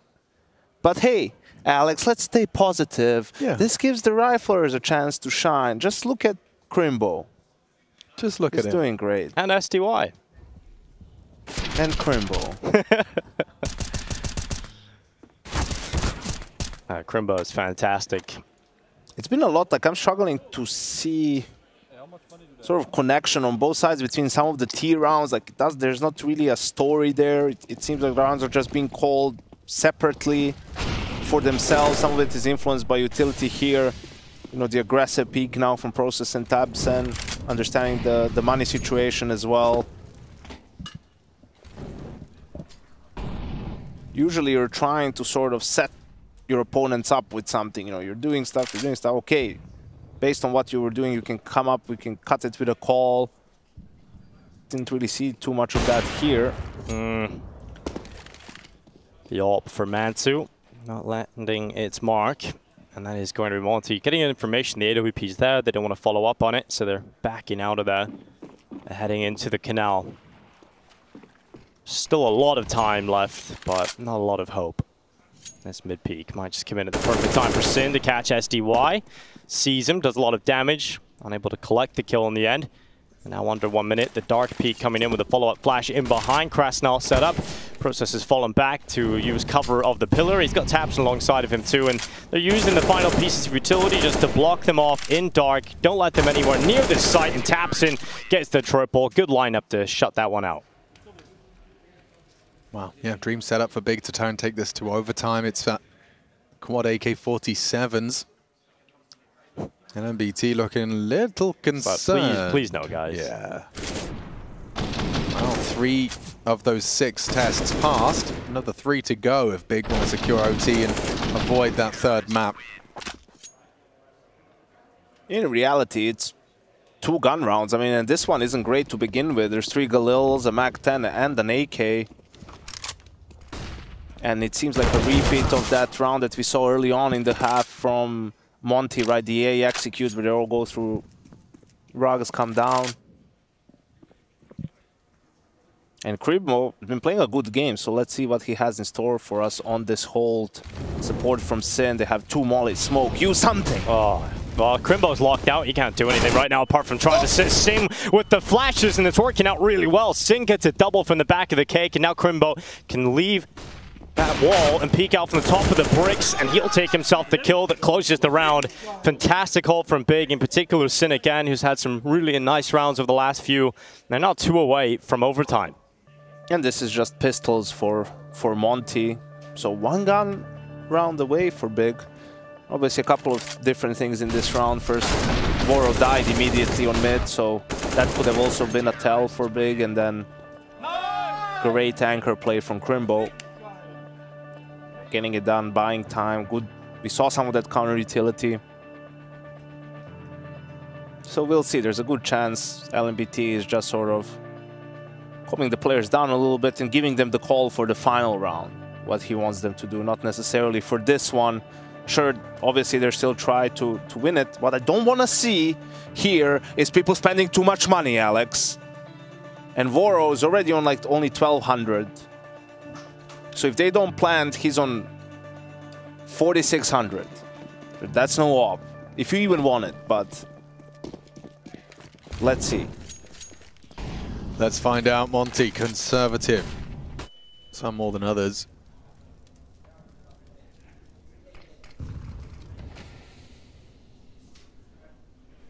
Demka, the audacity to try and catch that one peak against an all, but certainly backing himself.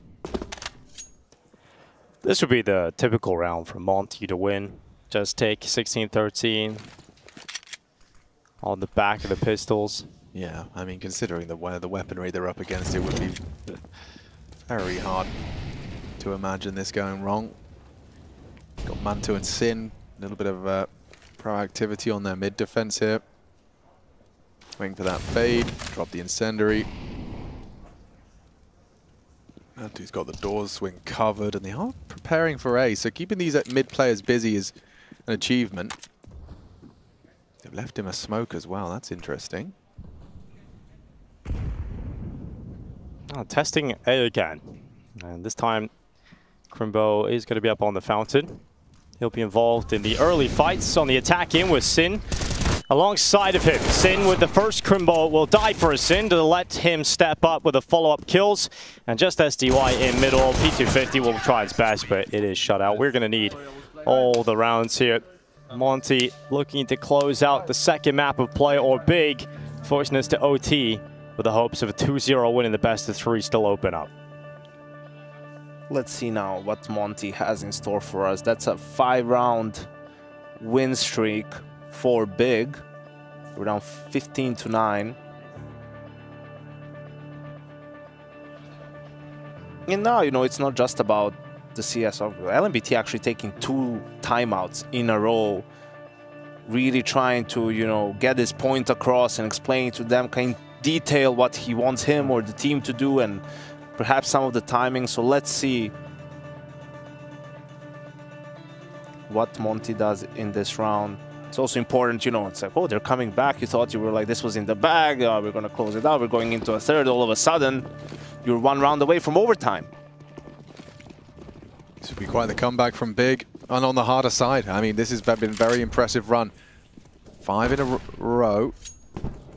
Well, there's about to be a pop from Monty into this B side. They've got no control elsewhere, so it has to be quite committed in towards this side of the map. And Mantu doesn't get the peak on the first kill. And it's now going to be Tapson and Process having to step up. And Process overrun. Crastal in with a double. And they've got the B side. Monty with a simple call. And it might be the one that gets them the win here. Nade looks good for some damage onto SDY. One-shot headshot potential for this comeback. Retake from Sin. He's been great. Crimbo as well. 2 of the high flyers from Big just to try and force overtime. And now with Crimbo gone, it looks like they've done enough. This is Krasnal 4 on for the ace. He's got his team the round they needed off the back of the timeouts. LMBT, surely he's got to be happy with this one. There's no time in this one. No time at all, Sin. He has to find the headshot. Krasnal ace to secure it. And we're off, going the distance. We will need that third map. Ancient required. Big and Monty, this story continues in 30 rounds. A long, arduous task to take it there, but Monty, they keep their head above water in their opening game of Group B.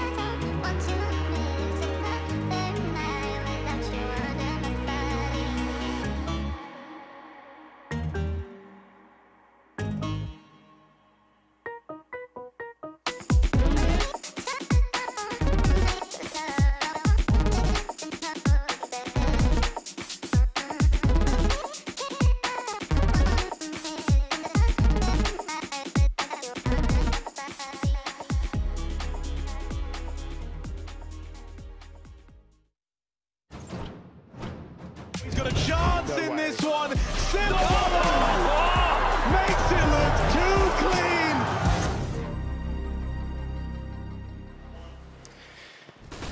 Yeah, try as you might if you're big, but ultimately you fell just a little short. We're talking about a 16-14, and for us to talk about this game in depth, that's why I'm here. I'm pretty sure that's exactly why I'm here. But in doing so, I'm just going to tell you this. Pretty short, sweet, fast, and to the point. Big 16-13 on Vertigo. First map of the series. They did pick that. We did go to Anubis. Guess who picked it? Monty picked it. And guess who won it? Monty won it. SDY coming in with 26 frags, 72.2 ADR. Just about everything that you could ask for out of the man over there. Oh, and Krasnal, yeah, he got a little ace in the last round. I guess we'll just kind of leave that one be. Hey, everybody. Welcome back to Pro League. You see all this stuff? I can't read half of that, so we'll just walk right on past it. We have been looking at a lot of different things since we've been here, right? Source 2 keeps finding its way back into the broadcast, and we found a pretty cool way to show and demonstrate things right now. And in doing so, we've got Mac and Hugo. Boys, what are you looking at? We're looking at Inferno, Trace. It's the hot off the presses, the freshest map that everyone's talking about, in CS2 at least. And Mac and I are going to be breaking down the differences between Go and 2 when it comes to Inferno. The most important thing, of course, not being the chicken lover on your screen, but tic-tac-toe has allegedly been removed, Mac. Is that true? Yes, it seems to be gone. There's like, you could make your own game. There's a lot of different ways you could, fence this up, draw a couple of lines and maybe make your own tic-tac-toe look perfect. You could use that, right? Yeah, but games aside, there have been a lot of changes in this map. You've been looking at Banana, especially in the games you've been playing. So what have you broken down for us there? Yeah, so far, shout out to Machine for showing me some sneaky things. But first things first, that window flash you used to throw in, the pretty default bit of utility that lands up here. Can't land there anymore because there's no sky to see. No, this is halfway up Banana. Go halfway up Banana and look towards the bottom of Banana. What? Oh, yeah, right CT, there. There you go. So we're looking at the roofs, right? Look, Hugo's got all this extra space and Go. There's no roofs to block the flashes. You can have a couple of flashes up here to blind the CTs, but for the most part, CTs might be able to be the ones that are in charge of the utility usage now, as opposed to what you see in Counter-Strike Go. Yeah, show me that little hole. Show me that little hole in the wall, Matt. So this is something that I think Machine saw either a pro or someone on Reddit using. There's a hole in the wall here, which doesn't look super useful, but look at this. If you bang a flash into it from here, just left click it. CTs don't get blind. Anyone on the bottom side here is going to be blinded. There's a better lineup. That was just a little example. But there's many little things like that. Look, you're looking at logs. Obviously not logs anymore. You've got a couple of kegs here. Half wall's different too. Calls are interesting, but we were even mentioning earlier when we were looking at the callouts for the map. This hasn't been a car in a long, long time. No. We're still going to call it car. It's not changing. What has changed is this B-bomb site, though. We were just experimenting. We saw New Box, quad, whatever you want to call it, very wall bangable. That's the rumor. Can you confirm? Have a bloody look. Ooh, look at this. Impacts spraying the hell out of it. Crikey, and as they say. Oh, it's going through a little bit. A few shots. It feels like the pen wasn't as good as when I was standing here and doing it just before. Maybe it's more range-based. I don't know exactly the damage input on that, but that does seem pretty powerful. Some CT positions getting nerfed at least, and obviously you can still throw all those nades over the skybox, over the wall, of course, or lack of skybox off the scaffolding. But look up. You can't boost fallen anymore. You can't boost up. Oh, you can't hide there? No, not from the back. Not from the back That's side. a pretty powerful position, especially when mollies come in. You like to avoid mollies that way. Maybe a nerf for T's here, perhaps. This pool that typically is very deep, that I can take a headshot angle onto New Box from. Very hard for CTs to see me. You look a lot taller there, Mac. Have you been eating your greens? Yeah, I've been, sitting on those, prehistoric stretching machines. That's what's been going on. You're very tall now, very tall. I think you can still maybe duck your head down. I need a second player. I need to confirm, but I was doing it yesterday and not getting shot in matchmaking, so I'm going to say it's a confirmation for the moment. Well, that is the peak of competition, so ultimately matchmaking is all that really matters. How big is Ruins now? Is there a size difference? Are there any new corners? Does the wall bang from Church still work, Mac? What are we looking at? The wall bang, I feel like, is gone. I'm going to have a shot. It does look gone. It does look very gone there. There's no little anything. Oh, yeah. You ain't shooting through that. Very much concrete. Also coffins, not just being no longer coffins, but the pixel little spotting gap. Yeah. We mentioned it before. Of course, you can't sit here and hide your little head anymore. You have to really face up and do what you need to do. CT positions are getting nerfed. There's no doubt about it here on this map. We saw the same on Overpass with some angle changes as well. Maybe let's head over to A-Site and have a little quick look over there. Check out the library, perhaps. Yes, no longer a library, there, Seth. Where are we? Here we go. Yeah, well, I think it's a pub or some kind of brewery, of course. Looks bloody huge, mate. Yeah, there's plenty of space. There's no fridges. That fridge you could kind of hide behind over this side. I think that's just the little wall jutting out. No That's fridges gone. in my library. Yeah, well, there you go. Maybe I'm just thinking of the bookcases, but either way, Yeah. there's a lot more open space to sort of run around. Hello, boys. We're going to come join you. We're going to want to come learn with you. Oh, We're enjoying the segment so much. Yeah. We're liking this. We're liking this. First time caller, long time listener. Yeah, I was wondering, could you guys show me the different musical elements on Inferno right now? I don't know if we have audio on right now. What are the musical elements? Well, so for Go, radio obviously, and alt? it's like you have the T-spawn. Oh, here we go. Wait, do you hear that? Wait. We're on Mac right now. Let's see Hugo. Yeah, we hear everything. We hear all the audio. Is that? Wait, is so that we have anymore? the radio, and we have the obviously you have like the guitar in Spawn on Go that goes. There's only one bell now on the old Inferno, right? It's in bottom of banana. Yeah, There's a bell, that's the one, I believe. Go on, Hugo. Go on, show us the bell. I don't play this. Around there, yeah, above you, I think. Ah, yes. We can teach you to play. But now we're going to go to CS2 and listen to bells? how good the music is in CS2 all across the map. Mac, take us to. Let me think. Ruins. Let's start at Ruins. Really? I know what you mean. Yeah, I'd call it listen to how good this is in here. Oh, this is actually You're quite actually nice. about to have your mind blown. Where am I going? Just listen. Go to the altar. Go behind you. I swear there's music in here. There you go. Sit behind that. Here we go. It's awesome. There is. Listen. Ooh. Oh. The ambiance. Why right here, though? How gorgeous. Yo, why has this priest got a bunch of some faults? ciggies? What's this priest doing? What's he been up to? Wow, all right. Yeah, it's hard keeping to the faith all the time, all right?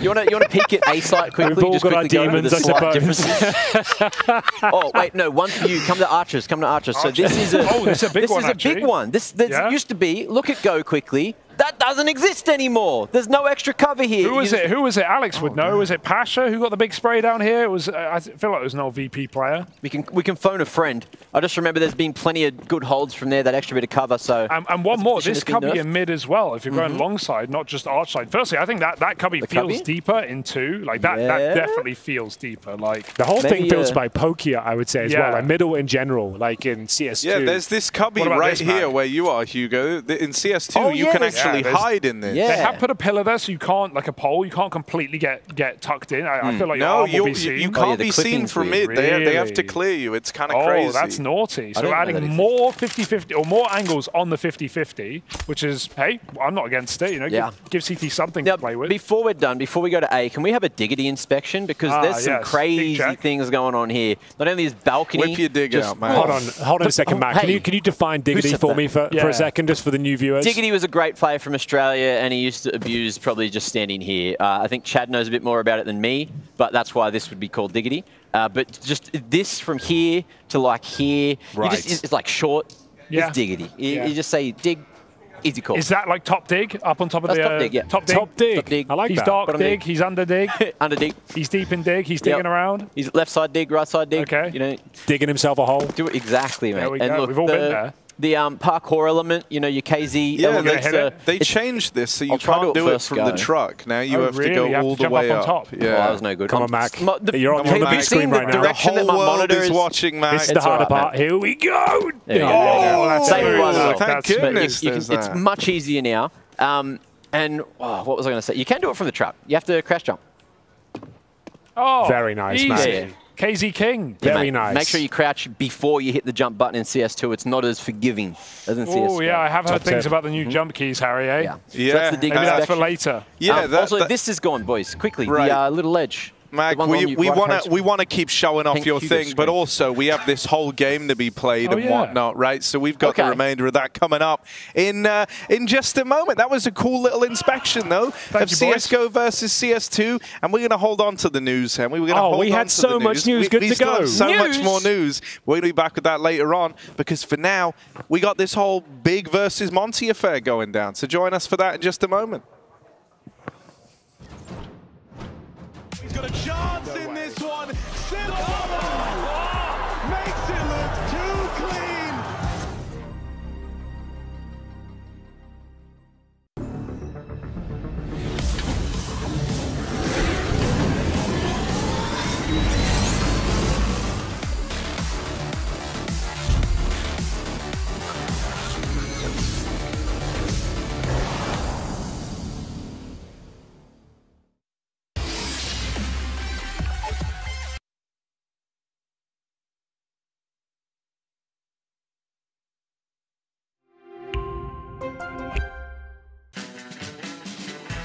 It's time for the DHL Drop.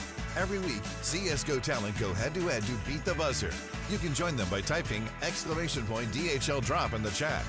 Answer the questions correctly to get added to the global leaderboard. The higher you climb, the closer to earning a prize you are.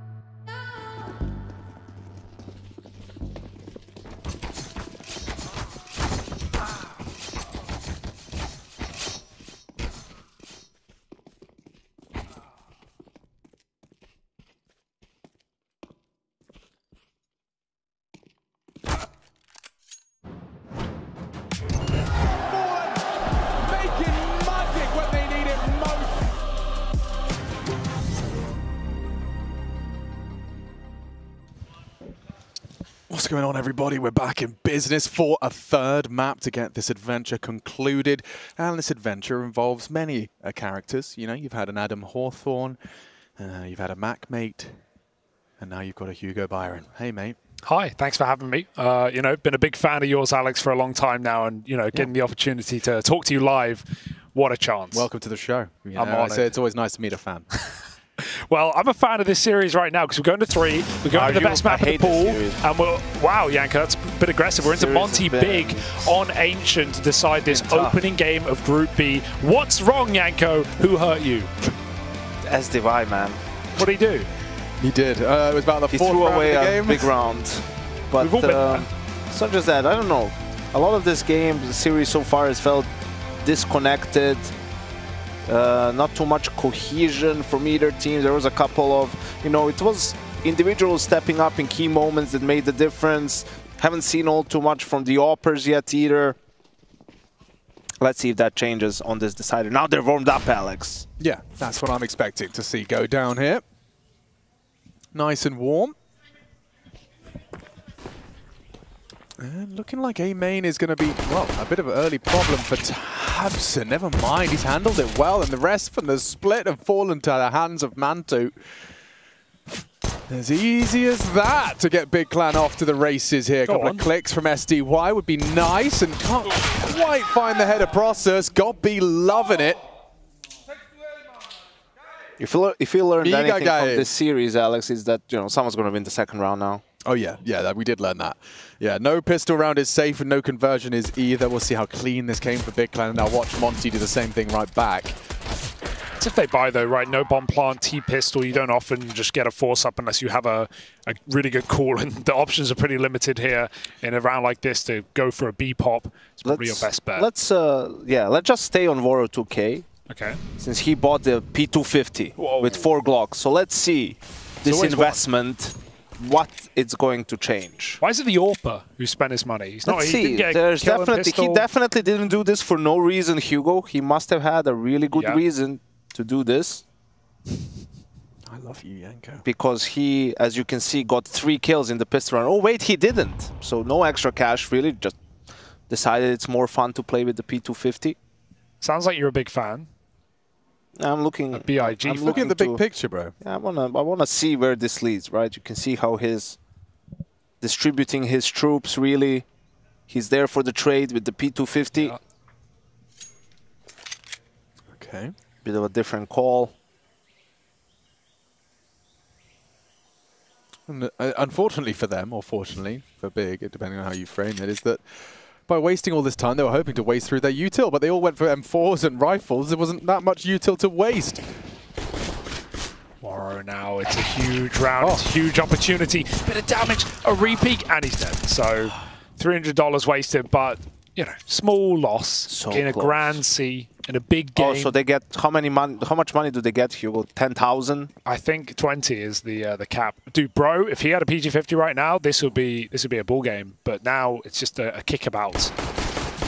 You're telling me that P250 was more worth it than having an extra smoke, an extra molly, perhaps for maybe a flash. Now he has only a smoke and 150 in the bank. So he could have gotten 2 more flashes for the price of that P250 when the rest of his team is in a Glock Eco. But tell me how you really feel.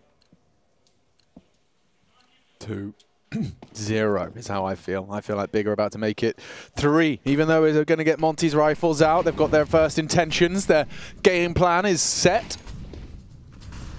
Demka's going to be working on A main control. Smoked off on B completely, but Big don't have confirmation that's been respected. Tabson as well, no info on mid.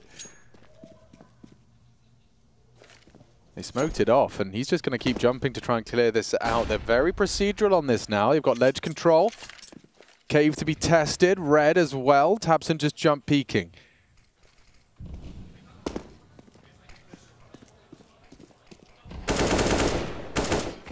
Nice nade. Thrown out by Tabson. Test DY on notice. Mantu looking to play a jiggle smoke defensive donut. That's surely enough. That's enough of a sound cue for him. He's patient with this. I guess he just wants to lock him in.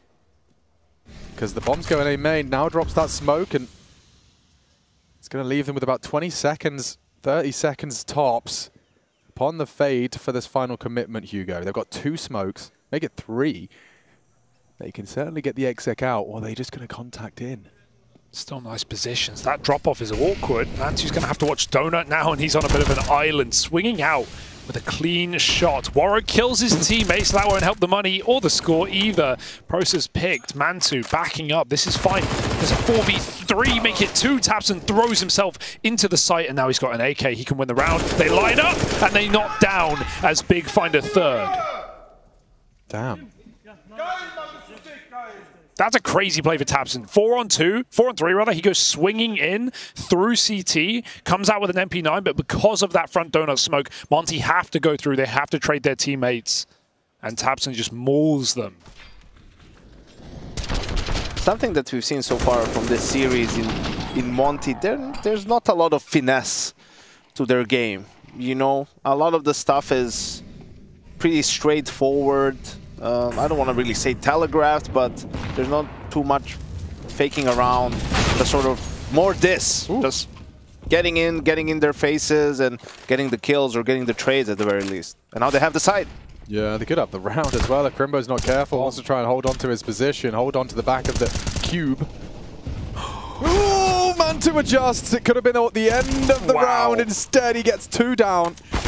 The rest committing in.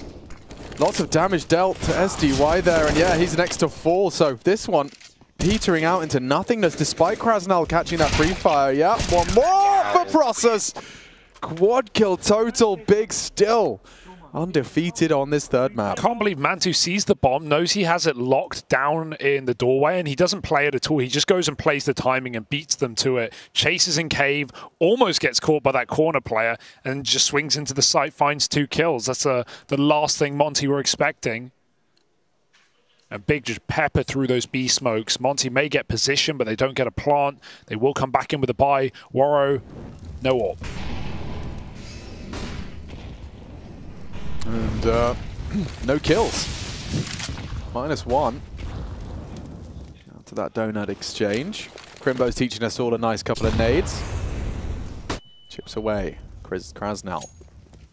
Susceptible to the M4 bullet to the head. A couple of AKs in the mix as well for Big. So they are starting to build quite a solid fortress on this defense.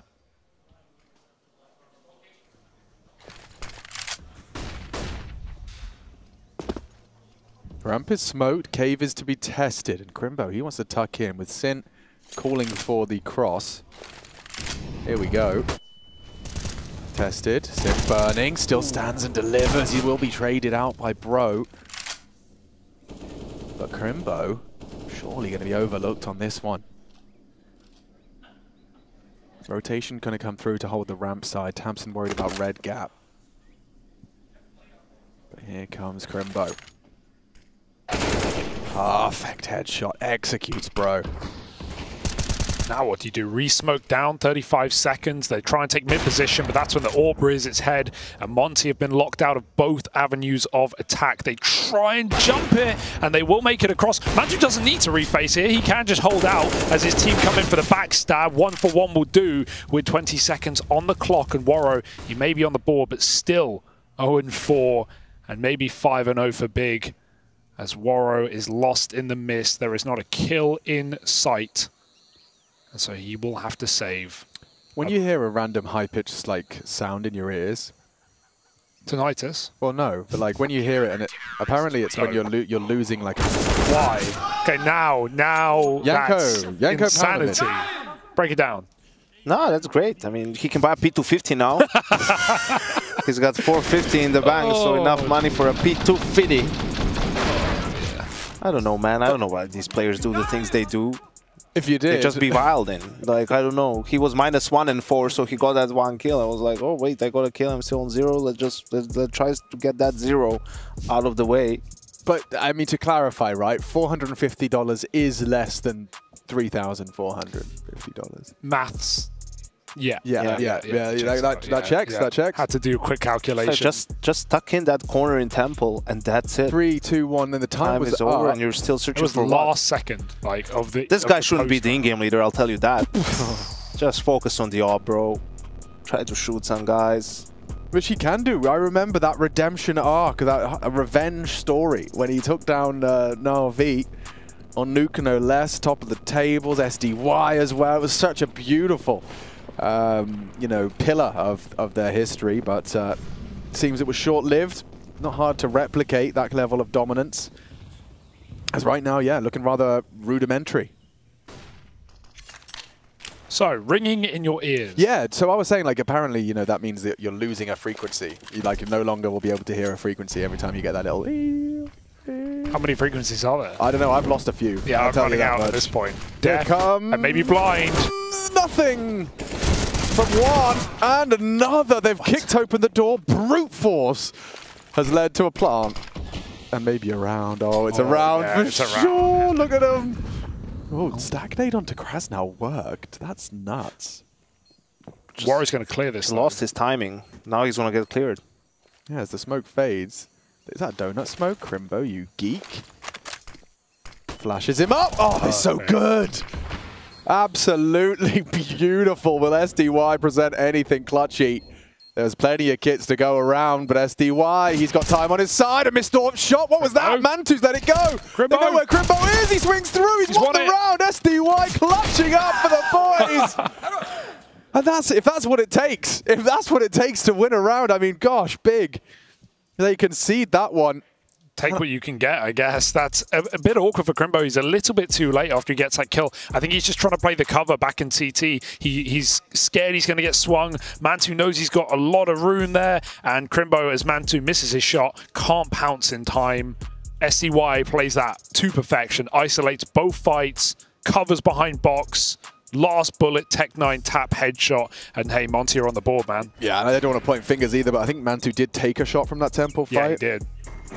Oh, just rushed it, perhaps.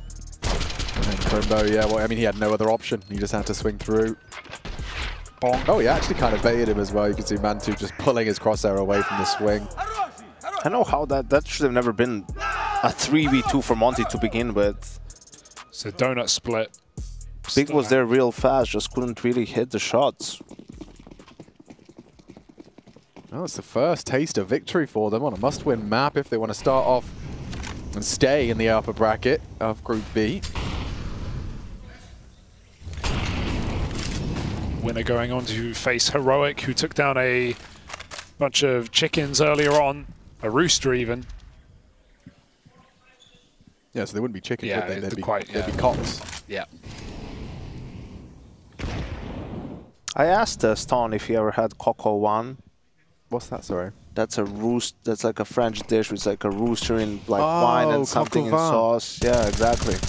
What did he say? He just looked at me funny. I said, I don't think so. I said, you'd remember it if you had it, bro. Yeah, it's very nice. The taste in your mouth, exquisite. Exquisite, delightful. All the senses. I don't know what the taste in Big's mouth is right now after losing to those pistols. It's sour. Mantu looking for redemption. Yeah. Oh. Not far off he on hits it. that online, I think. Process is in a super deep position, so we'll see. And he has a smoke still, which isn't great from that position, but there's a molly in CT spawn still, so... Yeah, Tamsin's got a lot on his plate, and even more so now. A good shot out of Waro, but he's going to overlook Crimbo. They're in B. Oh, they were. Ooh. Tamsin just escorts 2 off of the premises and might even run down this planter, knocking his boots off, and wallbanged for good measure. SDY charging in and covered by Crimbo. Wow, between the two of them, that's 5. Yep. Tamsin and Crimbo getting the job done and immediately returning Big to their winning ways. Crimbo's nuts, man. He really is the real deal. Like, for a long time, we didn't have that second generation of German players in Big. Forever left with the Nexus, the Spiddies. You know, Tamsin obviously holding on at a decent individual level. We saw high peaks, but finally, in the last couple of years, we've really seen the rest of the German scene rise to the occasion and see players like Sin, like Crimbo, like Process come up and look as good as they do. And Crimbo, very smart guy as well. We saw him on the desk back at, I think it was Rio this year. You know, he's talked about how he wants to be on the cast this week as well. So hopefully we can grab him later on in a couple of days. It's all going to depend on the success of Big inside of their group. And right now things are looking fine and dandy. Yeah, most definitely fine. At this point, it's going to be coming down to a bit of an all-in, it seems. So, what, SDY searches A and then exec B? What's the... I think he's a deep lurk, you know. Okay. Like they're going to work B, maybe use some nades, right? And then he's supposed to start lurking, and then maybe the bomb will be in a position where they can still go A, right? If he gets the whole side for free, or he's just supposed to be a lurk in a similar way to what Blame does. Or maybe he'll just play first. Now they have to flash up ramp, but there's a flash in response. There at least was for Tamsin ready. He's pulled back. There's only 2 at B now for Big. Smoke trying to be blocked by Crimbo. We've seen Big spam kills through these smokes already, and with that gap created by Crimbo, he can play on the edge. Yeah, but his teammate's in cave, so maybe he can find a different angle. Sin, that's great work for the first, but down goes Crimbo. Demka double. This is looking good for a plan as Tamsin's made a meal out of his How's he alive? I don't understand. He's dead now. Of course. 2 on 3, 20 seconds. Look at their health. Oh God, they're so low. 5 HP. 2v2. They're going to win it. It's up against an orb. If only he knew. If only he knew. Classic. Unless that nade. Oh no, this is so unfortunate. Mantu not going to go for it, and with 5 HP separating Monte from the grave. That was all the team flash. Just thrown out there. Tamsin completely killed Crimbo. Whether, you know, you never know who's at fault really. Did Crimbo play early? Did Tamsin just go, I'm flashing, and Crimbo swing? You know, did he call that you need to turn? Where's the flash popping? All these problems. They were lining that flash up from earlier, but that was earlier. This is a different situation. Crimbo has a gap. He's made his gap. He's playing off Sin in the cave, and Tamsin pops him as soon as he comes through. Look at the frustration. He did not want that flash. You want to flash? No flashing. Been there. That's what that was. I'm the guy who says flash. I just throw it. I just throw it. Harry's had enough gripes of me. These last 2 rounds are so bad. Crimbo is set to completely win that round there as well. He even had process long. Oh. Yeah, Big are they communicating in the same language? We're sure about that? German, like it's English across the board? Yeah, it's definitely... That's the route. rumor. Not like, as Dinko said, Crimbo is writing out hieroglyphs during the game. You know, that's why he's so sick on Anubis. If you communicate that was great banter from Dinko. of his best work. 5-7 can do well up close. Not when you're blind, though. Not when you're... Well, Del Thompson, long range, has found himself enough. That was one of the rifles that they brought into the fray. He goes down after the 2. Mantu still poised with that AWP. A FAMAS and a pistol alongside for the ride. Good luck. Get him past the AWP. Smoke will come down for Crimbo. Can he hide in the corner? They spam him as it blooms. Peaks a little too soon. And now they know that Krasnal is locked in at the plat. He's also got the bomb. So while Warro checks the flank, gives himself some time, Krasnal has to get out of this position. There's one flash on Warro. Does he want to use it? Just hiding in plain sight. They don't know. They don't know. Now he reveals himself for the finish. Mantu with the double dink! Krasnal! A huge round from him. That was a quad kill again. We've seen this man find some big impact towards the tail end of Anubis. He's done the same here now on Ancient. And that's broken big. It was about time, right? We had these 2 very messy rounds for Big, and they forced up anyway. They had good reason to with an AWP, with a rifle, but now it's finally been broken. And Monty, who have had to work very hard for these 3 rounds on this T side, now get all the rewards of that opener on this T half. Double Mac 10 into flat USPs. They're just going to rush a donut and win the round off of positions alone. So, yeah, no longer a one-sided game that this once was for Big. Yes, indeed. Much more interesting now. Janko Pavlovich. Dude, it's like, so that last round, why is Crimbo like pulling out the smoke, drop the smoke out Temple in a 3v2? Just have your gun out. Like, what? Some of these, like, some of the individual decisions that the players have made in the last 3 or 4 rounds, for some of the guys from the start of the game, it's just like really hard to explain. Even if you take into account like what his POV is and he doesn't have X-ray and whatnot, it's still like, so he shot, so they knew his position, so he's thinking I'm gonna pull a smoke because they know where I am. Is okay, so you still just have your gun out, and if he comes, that's a fight, and your teammates might be able to take some other space or trade or do something. So you're just giving your life away for pulling out nades in a sort of clutch situation. Yeah, mid-tested this time, and good nades landing on that BS Salt. Look at that. Ouch. Drew volley. Oh, still goes down. This is the second time he dies like this in this half. Without doing it, because he throws a nade, and they're beating him like with just rushing cave. You die 2 times without having your gun out.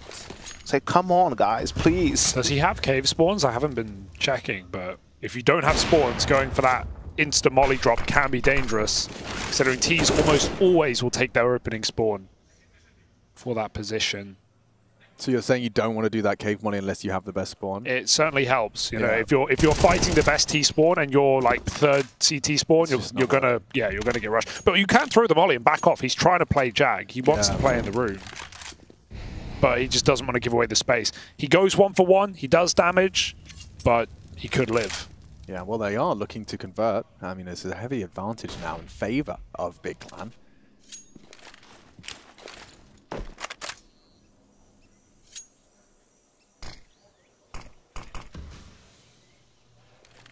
This is certainly not one yet from positions. No blocking utility. Mantu's on glass. They can throw a smoke into B, and if you get a bomb plant here, Big, they're the ones in trouble. That's huge, though. Bomb dropped through smoke, and they had no kit in this round. Big needed that frag, and Crimbo's going to play off sound. He has a 1v1 right now. They don't know that. He's going to make a play anyway. That flash was called for, and that round falls apart for Monty. More like it. That's more like it from Big. Monty boasting 4. And with furrowed brows, Big Clan trying to put to work. This is an important win, I will reiterate. Though there may be multiple lower brackets, with the uncertainty that the desk have discussed, you know, surrounding all the teams that are not Ents, you really have a bit of a black box for some of the names in this group. Big Clan, one of them, Monty, another. So getting this win, getting this scalp, huge leg up for you. And talking of legs up, Moro, it's been boosted up. And unlike some of the previous round, okay, they're running up. Yeah, they're just charging. They're just charging. Oh my goodness, and Bro's going to get away with one. Fully flashed on the Deeg. Sin, flashed in. Can't connect onto Demka, cowering in the cubby. Don't have the bullets for this. Sin needs to fall off. He lost his life, and now the spam has saved them. A double out of tabseN's M4. Waro in the clutch. Oh, they keep blocking these smokes as well. I don't know if that was the case there for Big, but whenever they're on long and they see a smoke coming, we see players jumping for it. Also smoke spams. Big are just winning rounds off of smoke spams. Crimbo last time, the previous B-hold about 4 rounds ago, and right there, great smoke spam coming in for Big.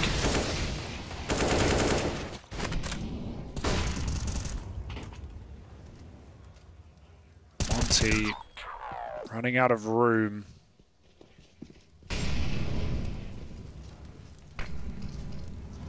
Or yeah, they're relying a lot on those rounds to work, right? Where they're exploding and to at least get the bomb down so they can keep the pressure up. But such a hold without even letting the bomb go down for Big makes it much more difficult for Monte. But I was going to say, 2 rounds ago, the SDY pushing right, it looks silly, but it's not. They're actually using nades on B, so they're putting pressure, and he's trying to hit the timing, right? But tabseN just 1 step ahead. Okay.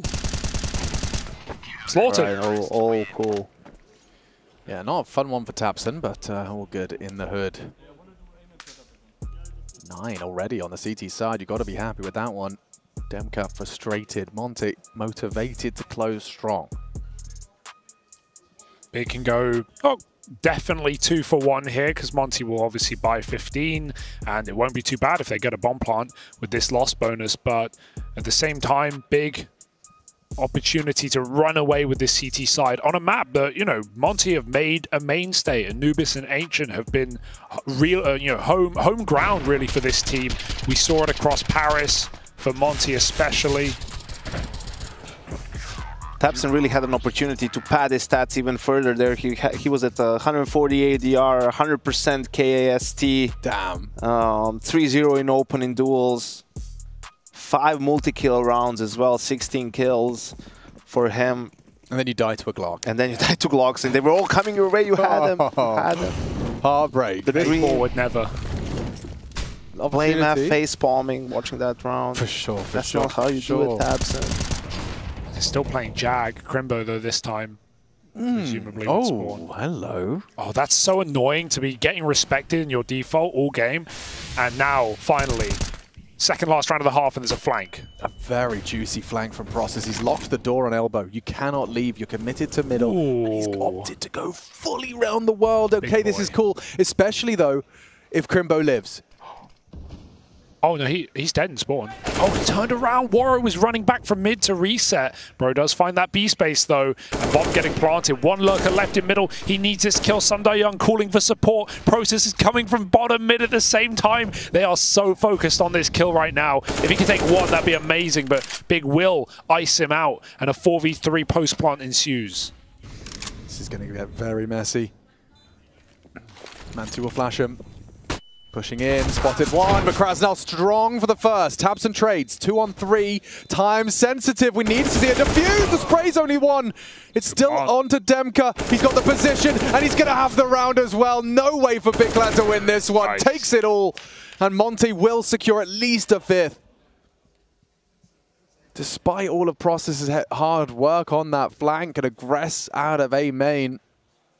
And yeah, Crimbo just caught off guard by that fast progress up ramp. It's, you know, it's fine for Process to not flank mid there, but when we have everything on the minimap, we can see just how viable that round was to win from his position. He tries to go for even more by going through T-Spawn, but there were probably 2 kills in mid for him if he just took his instant timing. Then he goes back to T-Spawn, then he has to run mid to help find Sundae. He's all over the place, and Big didn't have a lot of time on that clock in that 2-on-1 either. Last round of the half here, Monty, this would be the cherry on top if they could find it. Very aggressive from Mantu. He's rewarded for his aggressions. Process. Oh, I didn't see him. He was flashed. They were all flashed. Everyone's flashed. And that's the frags. Just like that, an easy shutdown for the 10th. Clean as you like. 10-5. Big Clan there in pole position to start the day off with a W. 6 rounds separating them from success. Join us after the break.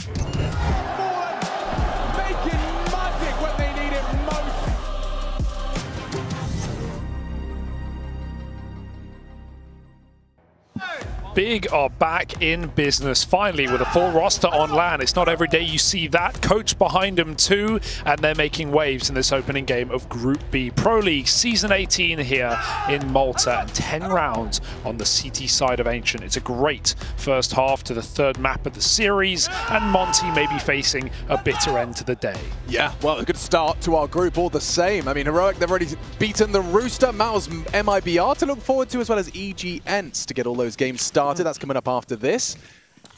About 7:30 local time here in Malta, as we get ourselves started and situated T-side for Big Clan. They've been having a lot of very, I wouldn't say overcomplicated, but certainly complicated pistols. They've got a lot of utility deployed and space taken off of that flash. Red occupied process. Does he want to go any further? SDY wants to ask some questions of him, and he doesn't have armor. Probably best not to take that fight. They're swarming into the B side now, and uncomfortable duels against the dual Berettas and USPs at range. Bro does stabilize the aim, but it's Crimbo and Process as a flurry of frags comes through, leaving only one.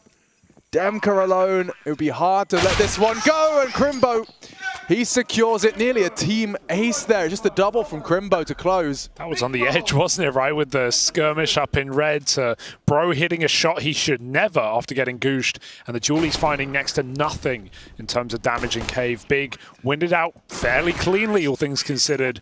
And Monty basically have to force at this scoreline.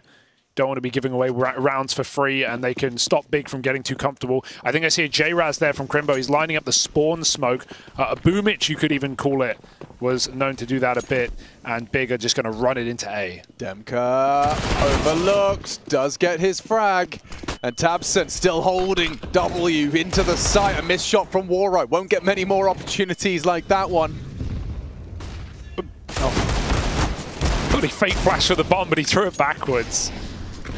4 on 3, and the smokes are a problem. Monty would throw one of theirs in. Donut.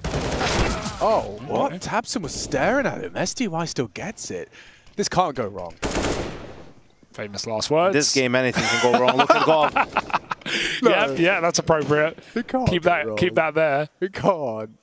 I'm just gonna do Gengokbi's thoughts. It's not. It's fine. It's not gonna go wrong.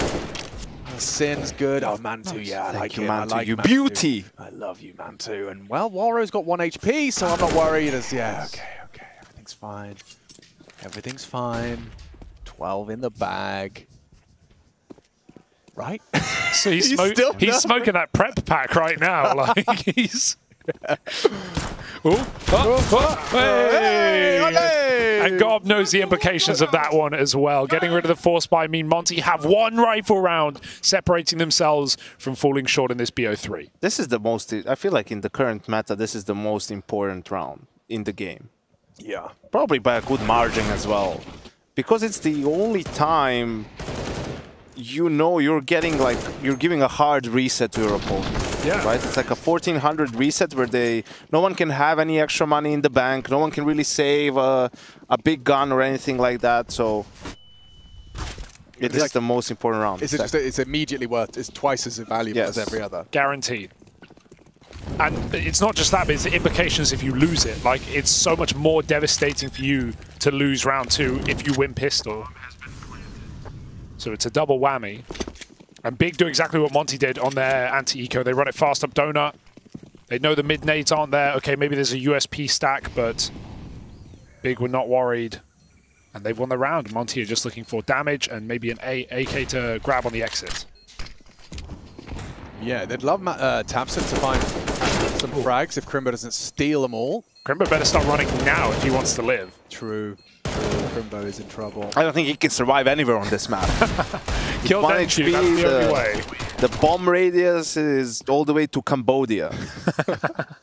For real, for real. Could you find it on a map? Of course. I believe that. When is the Yanko freestyle going to drop? Not. Do you think you could freestyle? Do you think you could freestyle rap in Serbian? No. Not even? I don't think so, no. I think you could deliver some fire slam poetry. I wouldn't go as far as calling it freestyle rap. What's that, Alex? Slam poetry? It's poetry that doesn't even have to rhyme. Doesn't even have to rhyme. All right. But occasionally you get a rhyme in there, you know, because you can. Potentially. Like a performance, like spoken word, you know. I'd be fine with you prepping it, you know, coming in. Yeah. Doing a whole segment, in fact. 5 minutes on the trot. Yeah, just for you, Hugo. Any other wishes you have for me to do? Or? Coffee. Yeah, that's it. That's about it. I think who's listening this. I think we'll get him a coffee. I thought Henry was the intern. Of some use. Henry was the intern. Yeah, true. He has been promoted. Yeah, now we've got him full time. Thank goodness. Coffee at 8 p.m. That's brave, Hugo. Well, you know, long day ahead. EG ends next. I need something. That's a nasty way to go down. Slowed on in the flames. SD White gets himself a nice first blood to try a long road back into this game for Monty.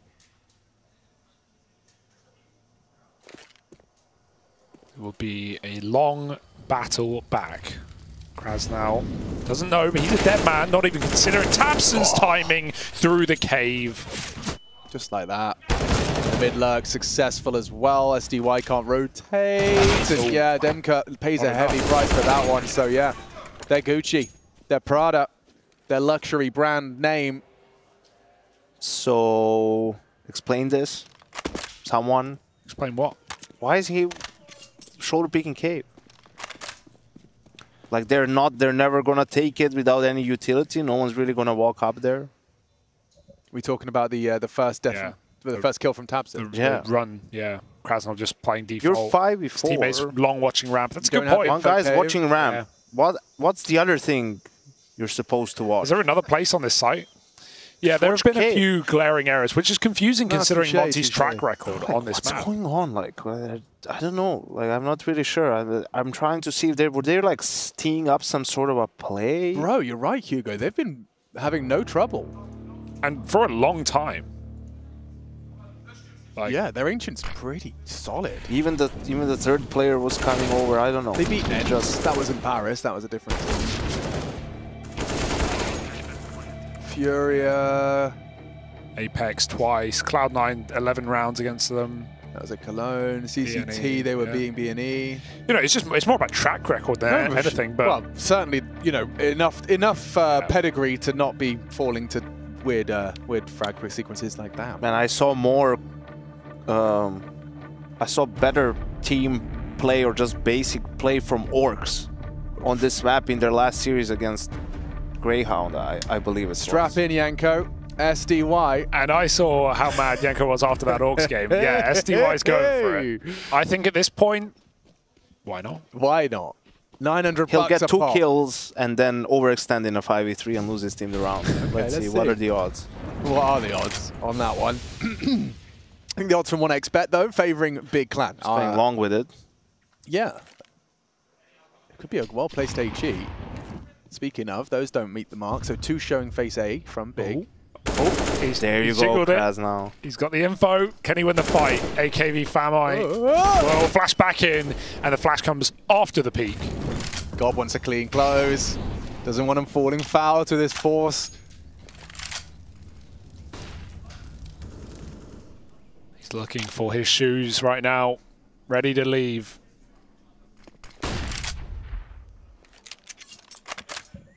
And we're back in. Bogdan rule. Play with low HP, gets the auto shotty. And boost him into a nice little power position on the B side. Process, he's been given the green light to go and show face mid, and well, fires off a shot, has been spotted out, and can now rejoin the forces. Yeah, even if he doesn't lurk, the whole round they're going to be paranoid of a red player, so he can just go back to B, play a 5-on-4. Bro needs a kill right now, or this is going to be done. He's playing close ramp. No better place for the shotgun right now. The AWP is coming up, and it does turn for a trade. tabseN is there, supporting Mantu through the long smoke, shooting. Sin hears that shot fire. He can't follow up, but his team certainly will. And that might just be the map locked in for Big. One more round, and Monty's money hits the deck. Yeah. We'll go with that. Yeah, sehr good, as we heard tabseN there. Very good indeed. And the opposite, you can see a Monte just glum, resigning themselves to the fact that they just haven't really brought their A game today. I mean, I don't want to be unreasonably harsh. Like, it could just be a really off day for Monty. You know, that the players are just in the clouds. Yeah. You know, and they're just not really focused. So everything looks soft. The team play, maybe they're not following the game plan. Maybe the in-game leader change, like switching to Waro, is like a different style that the players maybe need some time to get used to. I don't know, but they have to figure it out and fast, because if they keep playing like this, they're not making it out of this group. I think the loser plays Rooster, if I'm not mistaken. Which it's a nice little pick-me-up game. Exactly, yeah. It could be a way to kind of get their feet grounded again.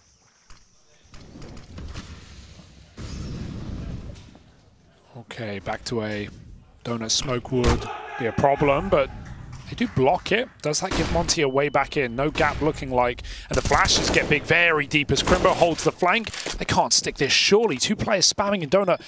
Oh, he fakes again, just forcing a reload, and maybe he goes for the 3rd time. I've heard it is the charm.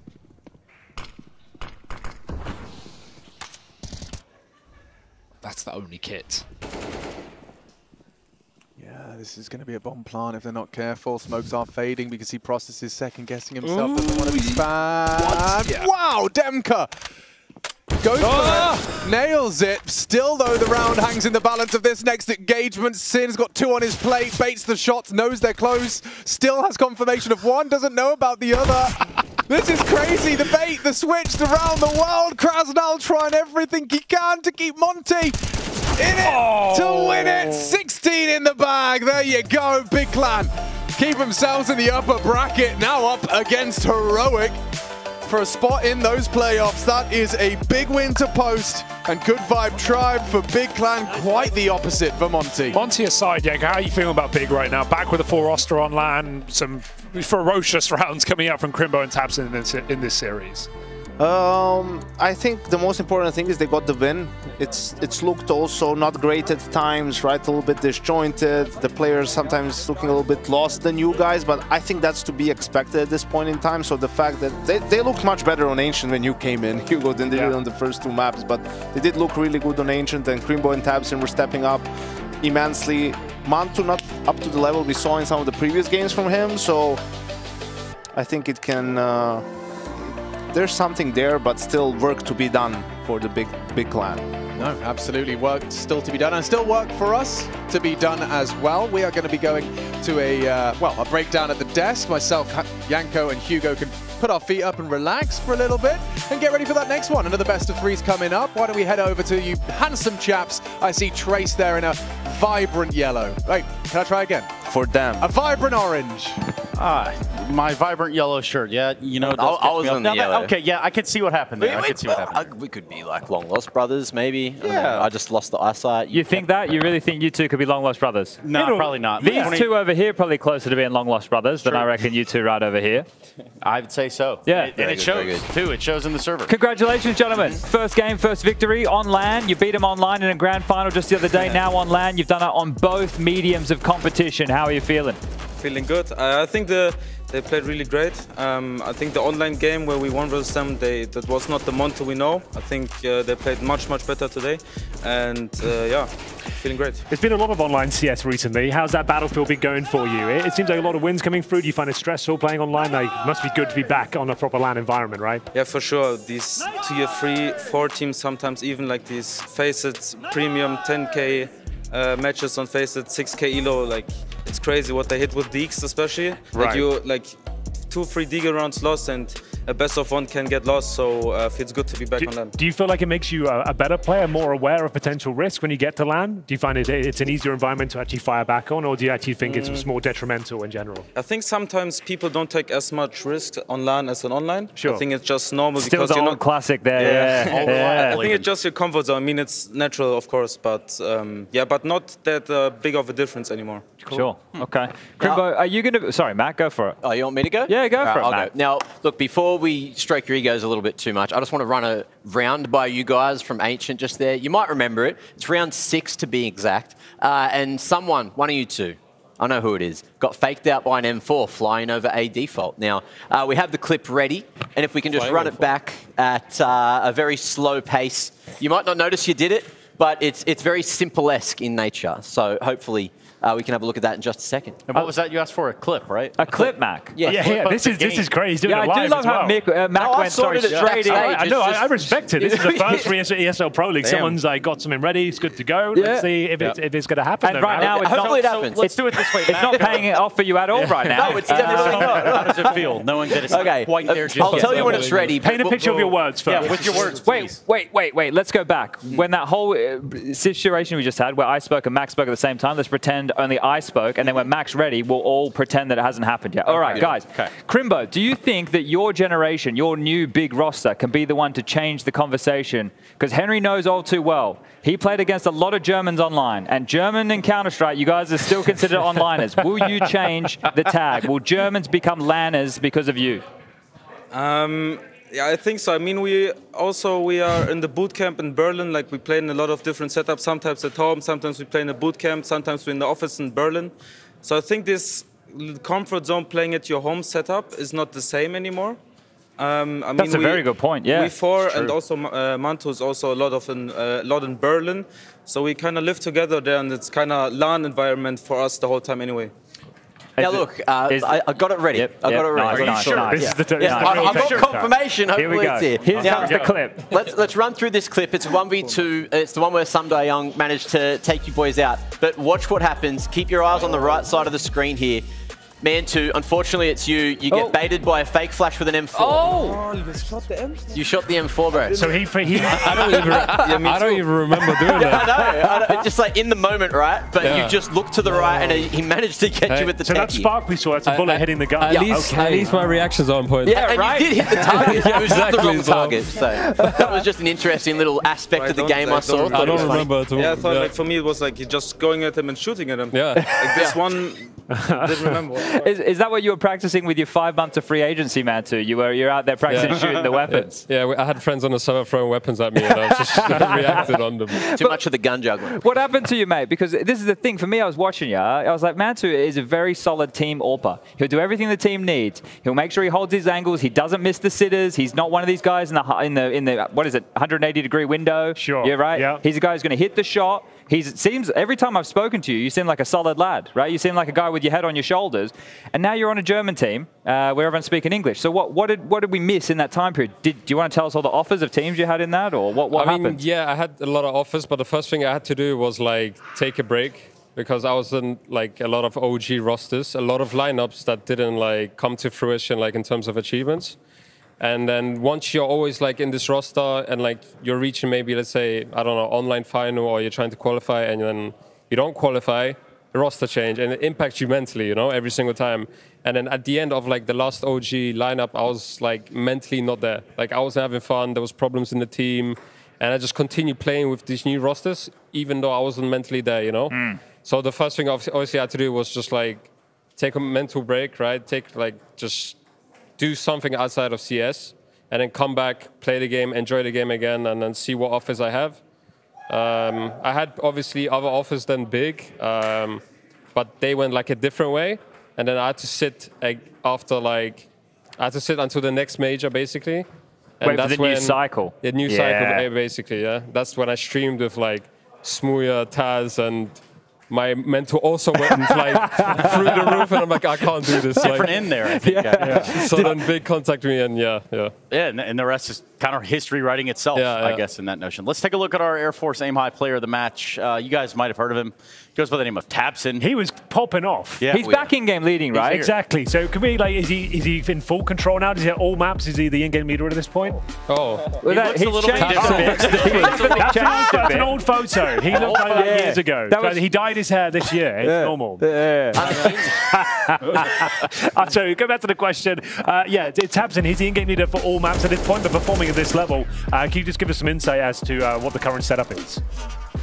So at the beginning, we were thinking about putting Zin as in the IGL, as you have heard probably. Yeah. And then we felt like, okay, it's like a bit too much probably for him right now. Like playing back on LAN, playing back tier 1 after, you know, it's a lot of pressure anyway. So we thought like it's better that Tabson is calling for now. Sin is learning, we evolve, and then we can see later. So a transition eventually, maybe. Yeah, especially, and then maybe everyone is more on the same page. But right now, like he's calling, we're not about to change that. But we, of course, I think it's also hard to say that he isn't calling anymore Tabson because it's just in his veins, you know. Yeah, right. And but we try from day to day to just put more weight off his shoulders. Okay. So he can focus more on his game, but I think it's really hard to just put it away from him. I think it's not possible. So when you do swap IGLs, are you going to implement a new system, or do they both sort of call in a similar way? I feel like Tabson is the big system, isn't he? The big system. Yeah, like See what you did there. I mean, that's not bad. I feel like Sin or anybody would have to call Goblin Tabson style. I don't know. No, I think it's just a big system. Maybe here and there, other people have other calls, and maybe another philosophy. But it's just we are as big. We have one big philosophy, and which everyone follows basically. And so there wouldn't be any big difference of like team strats or whatever. Sure. Nice. Oh, can I steal them away now, Trace, for a fun little project, or what's the go? I mean, I guess. I think so. I think that's the idea here. I was going to also just throw in there one time that Tabson, you know, we just built him up a lot. He did volunteer you to commentate at some point this week. So. Oh, I like that. Will you come join us if you get a couple more wins? If I have time. Last time I think we played 10 games. 10 best of threes, and I was at like every day, one game, at the last day, 2 games, so it wasn't possible. So if it works out this time, you would commentate with us? Yeah, definitely. Wonderful. Amazing. All right. Now, the two of you gents, I want to take you over to that whiteboard. You see that just behind you over here. So if you boys get up and walk over there, I'll join you, but I got to go this way, otherwise the camera guys and the lighting guys will get mad at me. So you guys go that way, and I'll go this way. Then we'll go this way, and then there. Are you taking the microphone? Yeah, take the mic. You're going to need those. Yeah. You're going to need those for sure. All right, gents, come and stand on the other side of the whiteboard for me. Come stand over here near the couches. Now, you played this map. It didn't end, you know, fantastically well, but you played Anubis. You played Anubis today. Now, look, what we're doing for the viewers at home is because a lot of new players might be coming in because of CS2, right? They might be wanting to learn some of the naming or spots on the map. Now, Anubis being the newest map in the pool, we've got a couple of names. We've got some basics, like this is Rugs, but some people call it A-Long, for example, right? Are there positions on the map that you guys think definitely need call-outs that we've missed here, because we can label a couple. So just looking for some help on positions that you guys think need a name, because when you're taking angles, taking duels, is going to be very pertinent to the comms. Bro, I really like this cringe. Yeah. So I think I mean here we call it differently. We call it carpet. Carpet. All right. Well, I'll put the change there, but we're pretty close, right? Carpet, rugs, same kind of thing. Okay, but let me see. Gel. I mean, we have a leash, but in front of the pillar. That's but just basically the pillar. Pillar's fine. Yeah. Okay. But this is, for example, dark for us. This we call temple. Yes. This is yes. temple. Yeah. That's a good one. Okay. So what about? Oh, we call this ivy right here, where you kind of can just see this line in towards. We call this dark, but you know some people call it pop or con or whatever. For sure, So this angle here we call it ivy. It's ninja for us. Ninja. Yeah, because of this small cubby, you know, aiming it in cave. Okay. What about? And here we call Dexter. Behind default. Yeah. Okay. Yeah. Okay. Temple. We're whacking this bad boy right here, like that. Like Dexter, the AWPer. Dexter. Yeah. Yeah. Okay. There's also Goblin. There's Gob? Or Goblin. Oh, yeah? Goblin. Yeah. So this position, I'll let you guys know, we call this entire platform G-Spot, because we ended up with 3 names. We had this side at Glyph, because it has hieroglyphs. We had a mid-pot in the middle where this was, I think we called it Glizzy. And then we called, like, back in this corner here, because it's so hard to clear as you come out Temple, we called it Goblin. Because you know that hard clear when you're coming out? For sure. So what about, what do you call this? Z, right? Z. You call that Z? Because we have this one con. Yeah. Not camera, but cameras. I think everyone uses camera for this one. Yeah. So the other one is Z for us. Okay. I think this area is electronic for us as well. Okay. Because you know, molling here all the time. So playing here. Hey guys, let's clear electronic. Would be like okay. Yeah, for sure. So we'll call it elec. Okay. But I think mostly. Whack that one here. Mostly that's maybe one more like this angle where you hold from here to here. Yeah, Guardian. Like which you moll, it's Guardian for us. Okay. Hold on. Let me pinch from on this side of the board. Guardian, you said. Okay. And maybe. I don't know what else. Yeah, what do we call this? Orange. Orange? Yeah. Oh, yeah, orange. So they're Guardian. Which one? Sorry? This one. This is Oh, orange. yeah, okay, because the top. Yeah. Nice. Okay. So just quickly, do you guys have any rules with the way that you label things? Because imagining going to English now, right, you would have had to have decided what vocabulary are we going to use. So, like, is it making sure things are short? Are you trying to reuse names? Like, what are some comms rules that maybe people at home could use when they're coming up with spot names? I don't think we have a rule. No rules? No, I don't think so. I think most, for example, electronic is like, on most of the maps, it's just it's like an area where you always, you know, take room. For example, also Inferno Banana or somewhere also, you know. Yeah. So just map control, it's like a cheeky corner area, which we always have to clear, kind of. Because it's also, we have the call-out, which is called electronic style, which is like, you play here, and then like they're going towards B, but you have a fast flank. Okay, so you have the aggressive play from this position. Yeah, we kind of have it electronic style, then we call this position electronic. This is the kind of rule I would say. And same thing with like Dark Ninja, you know, those like places like Mirage. They're almost descriptive terms in a way as well, not just positional names. Okay. No. Cool. Yeah, but the rest, I think it's just... I think you see the German call-outs were just this as well, right? Yeah. Yeah? Okay. I mean, they were all also coming out of an English team with Xantares and stuff. Yeah. So they kind of didn't really change a lot because no maps change. Why should they change? There wasn't like a lot of English, just basics, also calling FPL and stuff like that. Awesome. All right. Well, that's great, gentlemen. Thank you very much. I can get rid of the two of you because we're going to get into some one-on-ones with Freya versus Stunner right now. So that's going to be the matchup for the ages. Who you got? I'm going to go with Stunner. He brought his own peripherals, whereas Freya hasn't. So we're going to back the guy that brought their own kit. But we're over here. This has been, well, Crimbo and Mantu helping me with some names for Anubis. Trace, are you guys looking ready over there? Freya, how are we feeling? Oh.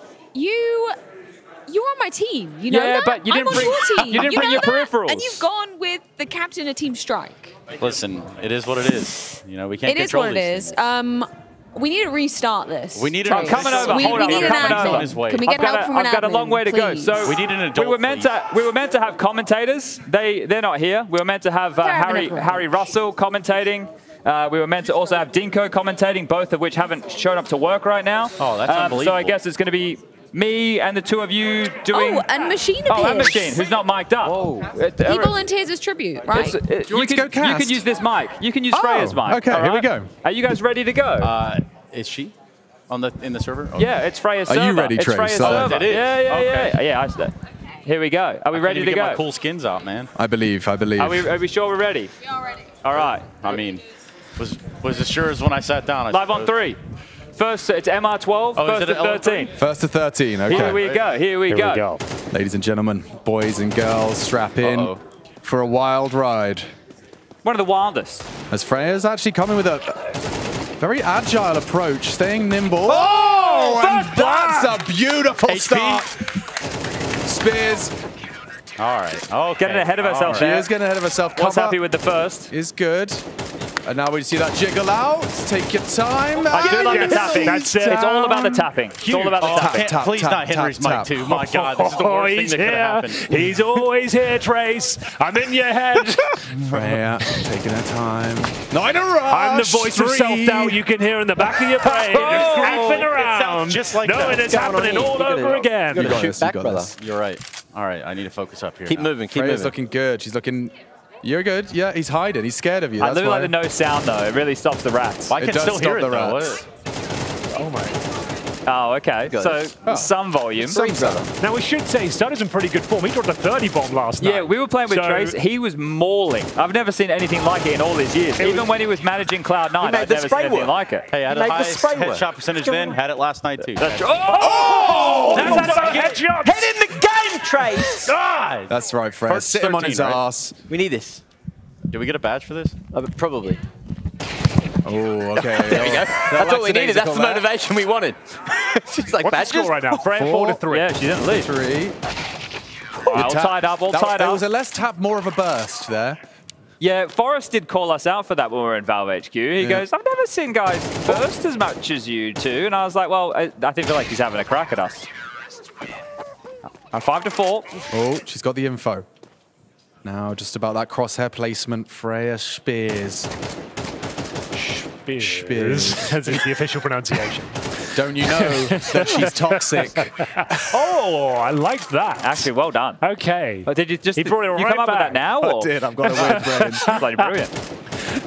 Well, here we go. This is a tense round. A lot more considered. Not as fast-paced. No tapping going on here. No wall banging. It's a bit more stealthy. Couple of warning shots.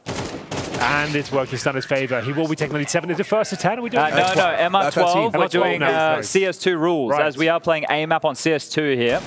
So we're really just giving it the best it can possibly have, the game. We're stress testing it all environments. Business. All right, well, That should be the half-time score there. We're going to swap sides. It'll just continue through. Look at this. It's all very official, isn't it? Yeah, round recap. I mean, it was a lead at 5-2, I believe, at one point. Freya yet to frag in this second half. No one has, actually. What was that? Get him out of here! Unbelievable! We'll pack his bags. We'll see him in the lobby. Go wait in the lobby. Let them get busy being clowns, all right? Cool. What is it, first to 12, right? 13? Winner will be taking on the Rat King himself, Dinko. It is first to 13, Trace. 13. Okay. MR 12 means, you know, first to 13. MR 15 means first to 16. Yeah. Good to clear it up. I hate that crouch. Tap it away. Were you spam it, spraying the whole time there, Trace? To be fair, Freya is actually using the AK, I would say, better than Trace with the tapping. The tapping is... I got one for you, Chad. You ready? Yeah, hit me with it, Trace. Oh! The final he round. asked for it. The final round. He delivered. Freya, hands on the keyboard, please. She's caught me at least 2 or 3 times like that. Here we go. This feels good. This looks good. The pressure is on. Trace hiding in the corner. 240 hertz and Freya fragging. It is refreshing. I don't know how bangable that is. Come on, man. If I drag this out a little bit longer. It looks like we might be done here. 1 HP. Why are you 1 HP, Trace? Yeah, we don't like that. Freya, one bullet. Spam, spam. There it is. That's yours. Here we go. Play continues. We're not done yet. 5 more rounds required here to take it to overtime. I haven't thought of the overtime rules yet, so let's hope it doesn't go that far. There it is. Same. Oh, the pressure. It's always the hardest round to get, isn't it, Chad? That final one, number 16 usually. It eludes most teams. You could be seeing overtime here. The choke, if he gives this round up, I'd say, is on the menu. Well, Trace, knees weak. Arms heavy. Dust Moretti. Something about some spaghetti. He's gone down again! Starting to crumble here. Really pushing the limits here. Is there more to be done? Is there more? Is there another round on the horizon for Freya Spears? She's had a couple of pot shots, and there's another headshot! Give me the round, come on. This is unprecedented. This is starting making history here, Pro League. Once again, it all comes crashing down. That's the game. Hell of a run, though. Hell of a run. Shake hands. Thanks, beautiful. Shake hands. GG. All right. The winner, Trace Dunasaranthus, will be taking on Dinko in the next round of competition here. Now, everyone, I need you to shut the hell up because there's some news. And we're throwing to that news right now with Harry Russell. Let's do it. Yeah, thank you very much. I got some news. I've been checking the old Twitter sphere and the Reddit and everything. That's really where all the good news is nowadays. Let's get right into the news then, exactly, right? This is what we've been left over with. So if we could go ahead and show what I've got up on the screen and we can kind of talk this through. Take a look at this, right? So this is to do with the jump bind in CS2 allegedly having some inconsistency. And so there's like a better alias you can run. Now, I actually have the commands for that coming down the pipeline later on. But there's also this very convenient Reddit thread that discusses it. This involves a bunch of weirdness, right? Like a bunch of aliases and whatnot to kind of. You want to break this down? What are you saying? What are you saying? The jump key doesn't work? Well, you know, we've all played CS2. Yeah. The jumping feels weird, right? Yeah. And allegedly this fixes it. I haven't been able to try it yet, but I found the Reddit thread, thought I would share, and everyone seems to be vouching for it. Well, so let's just believe it at face value, and hopefully that's kind of how the news works. Hopefully Val will look into it. Hopefully this is going to fix the sort of running jump throw problem, right? Because the jump bind doesn't feel like it always goes the way it should, especially when you're moving. Just jumping as a whole, from what I read here and from briefly having a look at the YouTube video that's linked on this Reddit thread, it's that jumping is just inconsistent across the board. Okay. Let's see what the next piece of news let's says, keep going. This was obviously the news earlier on today that Monty have changed IGL from Sundayung back to Waro 2K. It's nice because we have Monty and Big. Both team can't decide who their in-game leader is. It changes every event. So, you know, good for them. You know, at least they are matched there. This was a good... So then we have this one. This is from... What a beautiful picture there. So let's kind of, Dinko, let's talk about this a little bit. You'll note here, there's actually a bit of a human mask showing through underneath the ratty external features. Wow. Well, you know, we did repair it today with the Maker. We were able to get rid of the rat bit for the remainder of today, but it probably will return at some point. How does it feel to be recognized as one of the biggest rats in CS? You know what? I thought I would never come to that day, but I'll take it. You know, it's good to be known for something than nothing. And Dinko, look at it this way. With you winning the last 1v1 league, at least you got the cheese, you know. At least you may be a rat, but you're a winning rat. You didn't get caught in the trap. Exactly. So look, I told you I had the aliases, the binds, and everything coming down the pipeline. Maybe maybe write this one down for the folks at home. Just quickly, got my pen and paper out. Yeah, get your pen and paper Why do you go to the tweet? Just manually record it. Exactly. Like GTA cheat codes on a piece of paper. If you type it all in manually, you kind of feel a sense of ownership, I feel like, right? Instead of just copy and pasting, that feels like stealing. Whereas sometimes the copy and paste doesn't work all the time, I find. Yeah, you find just on computers in general, there's kind of a complaint against Windows. Doesn't work all the time. All right, kind of sick. Right, so we're going to keep looking through here. What else we got? This was a tweet from Heroic. Now, this is a little bit of shit talk, everybody. This is a little bit of spice. This was them, obviously, bantering about beating down on Rooster earlier. Yeah, you know. Kind of punching down Heroic. Yeah. Not the funniest thing ever. I don't know if it lasted long enough to cook a chicken or roast it, to be honest. I feel like it would take longer to roast a chicken. Or a rooster in this case. Here we go. Olaf did a poll. Olaf did a poll. Break this down for me, Hugo. I'm shocked. I'm just kind of surprised by the amount of love towards MR12. I know, games are long. I can get behind that. And maybe you guys could tell me how you feel about MR12, having played, a good bit of it last night. But, I'm surprised it is received as well as it is. I don't think there's anything wrong with that. From playing it, it actually, even, okay, I'm going to say, even with no changes, the game would still be okay. That's kind of the vibe I got. I don't think I think it gets better if they update the economy, right, and maybe make the pistol round carry less weight, or the first rifle round not feel so detrimental to the entire half. But for the most part, all it kind of felt like from playing it was you can't have those rounds, and we all know what I'm talking about when I say those rounds, where you just kind of throw. You just do a little bit of throwing, right? What if I want to peek in a 4v2, Just a little bit of throwing. We do a little bit of throwing. What if I want to peek? Yeah. What if I want a wide swing? Don't, because it's MR12 now, dickhead. So come on, right? That's what it's all about. And yeah, look, you can see we even had Shushan weighing in with his thoughts and Olaf talking to him about it. So this was them just kind of nice little poll on MR12. And it feels like, for the most part, the community are kind of vibing with it. This one, Henry G. Wow. This is a classic Henry G tweet. This is a classic. And as you can see, it's kind of doing numbers. It's up to 13. Damn, this one doing already. You got this after 24 hours. I would love to know what Henry meant by this. I don't know where he is. Henry G! I don't know where he is. There he is. He's right over there, but he's not getting involved. He doesn't want to put his face to this one. Are the rumors true, Harry? Does Henry have a new social media manager, or is this all him? No, this is all him. Straight off the dome. No ghostwriting. Off the dome from Henry Greer. It is very, actually, similar to some of his other tweets. Yeah. BO7 Grand Finals. This was Get Right. Now, I can't tell if this is a little bit of trolling, or maybe this is something like a little different from Get Right. I don't know how serious this is, but BO3 group stage, BO5 playoffs, BO7 grand final. Big if true. BO7. That's a lot of games. That's a lot. Imagine your days. Even in MR12 when the games are shorter. Dude, not that much shorter. It's like a couple of minute difference. It's not like we can fit a whole 2 new maps into a best-of-7 grand final. I think that this is not going to happen. But he did reply with a rocket launcher follow-up, so I think he's definitely a little bit of trolling. A little bit of trolling at the least. Maybe a lot of light trolling. Yeah. Now, this is something. I was hoping we could do this every day.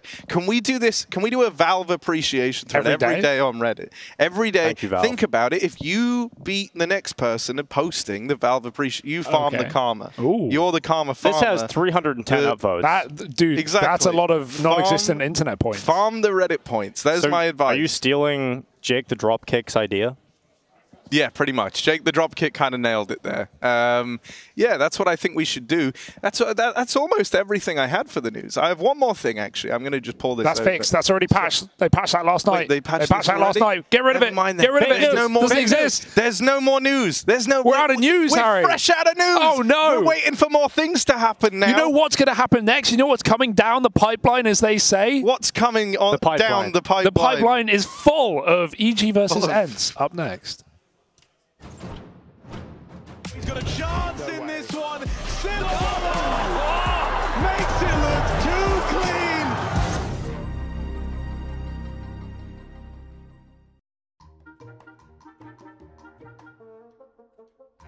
Guys, what's this meta that's developed over the last, let's say, 5-6 years or so on Steam profiles with regards to anime profile pictures? I think that's a question for you. Well, I think it looks nice, and it's also the tilt factor. Whenever you die to an enemy with an anime picture, you always start flaming them. Wait, so, Nikos, do you have an anime profile picture? Yes. Wow. Oh, all right. Who is it? Which character? Usually it's Monkey D. Luffy from One Piece. Because that's my favorite character. Are you even an anime fan, or is it just a random reference? I am a fan. I watch a little bit. Why did you pick Luffy? Because he's my favorite character of all time, for sure. And Hooksy, what do you think of that? You're not into the anime profile? No, I'm in the group that gets tilted when I die to anime pictures all the time. I feel like it buffs the aim or something, I don't know. Yeah, so anime has sort of been weaponized in the CS community. For sure. I don't know what it is, but it's just like some random guy with an anime picture just come Ferrari peek you with a deagle and you just get insta-killed every time, I don't know. So, in that sense, are you happy that you've got an anime warrior on your team? Yeah, I think we have to. It's an advantage almost. I think we have multiple anime warriors actually. Should fun as well. Yeah, maybe I should try it actually because it's always the hard hitters that have that. So. You see this, right? You know this, right? I see it. You know it. Yeah, I know it. Yeah. Yeah, of course. It's my fucking profile picture, bro. Yeah, sure. It's called One Piece. One Piece. One Piece. It's pirates. Little mean, but I mean he's a good guy. The main guy. I just think there was one of the. I read the book when I was younger. Not the book. There's a lot of books, but I read a lot of it when I was younger, and I just think that when you have that like an avatar with like something anime, you just automatically play better than Fox. So of course I have to have it on sometimes. I just got into Demon Slayer. It's a character from Demon Slayer. The thing is, in CSGO, it's a thing where if you have an anime picture, and especially if the whole team has an anime picture, then you will do much better in the game and the practice and officials. And it's like you get like plus 50 damage on your rifles or pistols or whatever. So since we've been using it as a team, and I've been using it, all the practice and officials have been looking well. So I'll continue using the picture.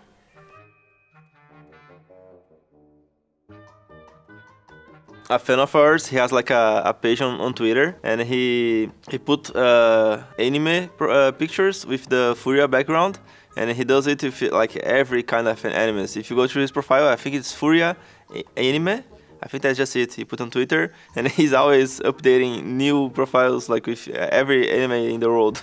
It's crazy. Hey guys, what about danger zone practice? Rush, we're doing yoga, mate. He's gone, boys. Let's play. Let's do it.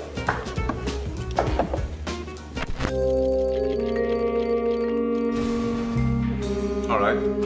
Let's go all in right here, right fucking now!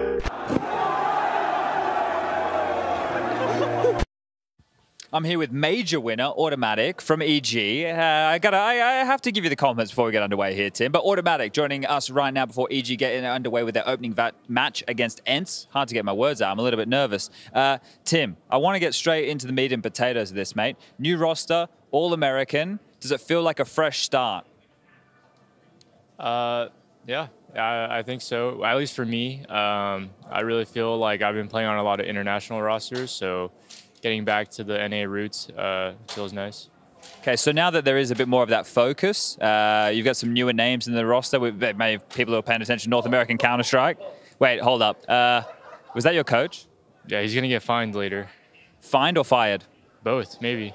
Oh, well, this has just taken a funnier turn here than I'd expected. But I wanted you to kind of give the viewers at home maybe some of the understanding of the newer members. And I guess the coach, it's Axed, right? Yeah, is a perfect place to start. So what do you make of the coach? Well, I don't think he's very good at his job. He's hurting his players. Yeah, that's probably not ideal. Let's go to the players, all right? Let's talk a bit about George. He dropped the snorts. He's just George now. Any insight on that? I think he lost a little bit of his potential when he dropped the snorts, but overall, I think he's a pretty good player. He's he's quiet, but I know he has a lot of thoughts going on up there, so that's good. And what about Walco? Walco, also kind of a quiet guy, but I think he's just a really good team player and, yeah, really open to feedback. Okay, so look, last season, EG, they copped it left, right, and center, and you're a part of that. This season, and this is the narrative I'm pushing, mate, new EG, new roster, all North American, a whole new leaf, and maybe a new future. But what are the plans and goals here at Pro League for this roster? Plans and goals for this season, or Yeah, well, hey, what has Malik been, you know, advising you guys should be the goal? What should we be trying to achieve in this group? I think the goal, at least for me and what Malik also kind of preaches, is just kind of know what we're doing. So then if we know what we're doing and it works, then obviously we can repeat it. And if it doesn't work, then we can just adjust. And I think that's kind of the goal here is, you know, we're not aiming to win tournaments right off the bat. I think it's like really tough to do that. All these teams are so good nowadays. So I think it's mainly about just, you know, being very deliberate with the way that we play and improving from there. All right, awesome. Thank you for your time and good luck in your game. He's got a chance in this one. Makes it look too clean.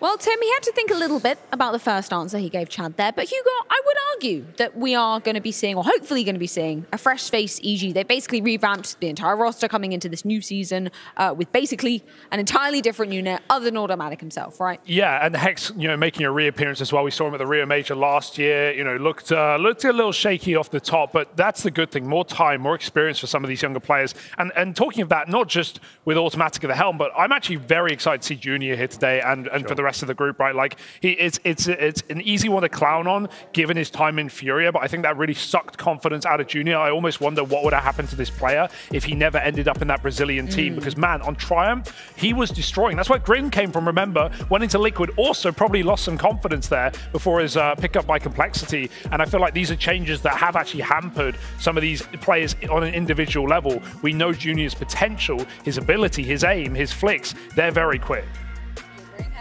Absolutely agree. I feel like this team as well, like they haven't had a fair crack at the whip yet. They have to play a lot of online CS and they're rebuilding. Yes. We did see them at the Blast Full groups, and they actually took a map off G2, if you remember. It was actually a nuke 16-13 affair. They got blown out the water otherwise, but they weren't expected to do much damage at that sort of event. It's a similar story here. I don't think many people are anticipating them to get out of the groups, but just to kind of cut their teeth, work on the fundamentals, and hopefully bring up the time they've had to practice in between events now to show us what they've been working on. Yeah, my kind of stance with the EG is I just want to see movement in the right direction. I think that with NA as a whole, we still hold on to like the old school days of when NA was like a real serious contender abroad, and you know, it's like that just isn't NACS right now. You know, the whole kind of region's in a rebuilding, right? And so Liquid ain't EU. Exactly, right? And so I almost feel like whenever we have, you know, like EG events like this, we should just be treating them as though it's like when we have almost like when we have an Aussie shouldn't be doing stand-up comedy segments where we're just ripping the piss out of them. Yeah, is that what exactly. You're saying? Okay, maybe we move away from that. Yeah, well, I'm glad we did this year, perhaps. Where did you come from? I've come here because I have a little bit of preparation on EG, right? A lot of pages here. All right. But, you know, I was just going through EG's sort of rebuilding period. I think everybody's talking about North American Counter-Strike. Well, EG decided, why don't we hire every North American player throughout the sort of years that have gone through, right? There's been a lot of the prospects that went through the EG camp. So it's true. Can you guys guess how many players there has been since EG first won New York in 2019? How many different individual players? Do you have the answer written down on this card? Yes. So if I've seen the card, I can't. Yeah, don't look. I feel like I've already cheated. So, to be clear, a team has 5 9. people to begin with, Are right? we talking about we're talking about just the main roster, not really the other cuts it colors of EG, not the other colors. So we got obviously this new edition. That's 5. That's another 5 at least. 4 was changed for this new iteration, That's so 9. Quick maths. I mean, then we have to throw it back to like when Cirque and all that were on. Yeah, but we're not including the original sort of New York winners. So this is excluding those guys. Oh, God. So, like, do you remember? That's changed everything. My mental maths has gone wrong now. Was Mihu was on? Maybe Mihu was there. We get to the answer. Yeah, well, I'm just letting them go for the guess. 17. Wrong. Ooh. It's 12. So still quite a lot. Not as high as the number Henry predicted. Seems small in comparison. Here they are. Number, this is the roster history. 12 roster changes in 4 years. Mihu, Obo, Stewie, 2K. They've literally just had anyone who's anyone in North American Counter-Strike and Nealon from Kazakhstan. Yeah, obviously. A few others. Which makes a whole lot of sense. Yeah, but you know, I think you know, sure, they kind of went through a lot of players trying to find the right fit, but they are in like the you know, sometimes you kind of have to just tear everything down and rebuild again from the ground up, right? We're digging this far into the Isn't it crazy that we're going so far back to see them win a trophy or play well, you know, get a big title under their belt? Play well. The boxes just throw that in on there. Vertigo play well. are blue. The boxes on Vertigo are blue. When's the last time that happened? That is a bit of a trip back down. Do you have anything else you kind of want to reckon with? Yeah. It wasn't wrecking. It was just a slip of the tongue. I mean, a Freudian slip, some might say. The wrecking, the wrecking ball of Counter-Strike. I thought we were done with the stand-up, Henry. But no, I really... I'm sitting down. Better than ever. I'm sitting down. I really hope we can see EG just give performances that, you know, you look at it, they don't have to win anything. I'm not even setting the bar that high, no, really. That's a bit too high. Hell, the real trophy was the memories we made along the way. Exactly. And if you could take like a map off of Ents, who are the team that they're going to be playing up against, an Ents that's like in fantastic form, in like championship form, they're showing up to events where their goals have kind of shifted. You know, it used to be like, yeah, you know, if we make it to playoffs, that's like a good growing sign. That's a sign that we're, you know, now they're no longer in that level. They're kind of level above that, looking towards lifting trophies and winning events. I love that way you frame it, Harry, because on one hand you go like, oh, we're not even looking for them to win anything, but if they could beat the best team in the group in a map, like, let's be a little realistic. This is a heroic Rooster matchup, right? I reckon they might take a map today. Is that crazy? I have some weird feeling that that's it could the thing. happen. EG have done it. Let's look at the start of the year with the older roster when they came in and they beat Heroic straight off the top of the year. Sure. And then probably spoke nothing too else soon. happened. I'm talking about last week as well, Freya. We're talking about that G2 map as well. Different team, but yeah, I'm saying this team, you know, this org, they can come in, steal a map, surprise you. You don't want to underestimate some of these players. Also, North American practice has got better. You know, people have been talking. I think Liege came out and was talking about North American practice at home a little better now. So, you know, coming in a little bit more warmed up. And I think that when EG have been away for a while, they always come back a little better than when we last seen them. I think Blast at the start of the year as well, when they beat Heroic. That, you know, there's times where they come back looking stronger. I really want to home in on Ents a little bit. I want to say number one, Snappy, fresh cut. I've seen him. He's got a fresh cut this event. Where is you saw it just then. Maybe try to find it. It's right behind him. You can see it in the flesh. Yeah. There we go. Look at that. He's looking good, man. And when I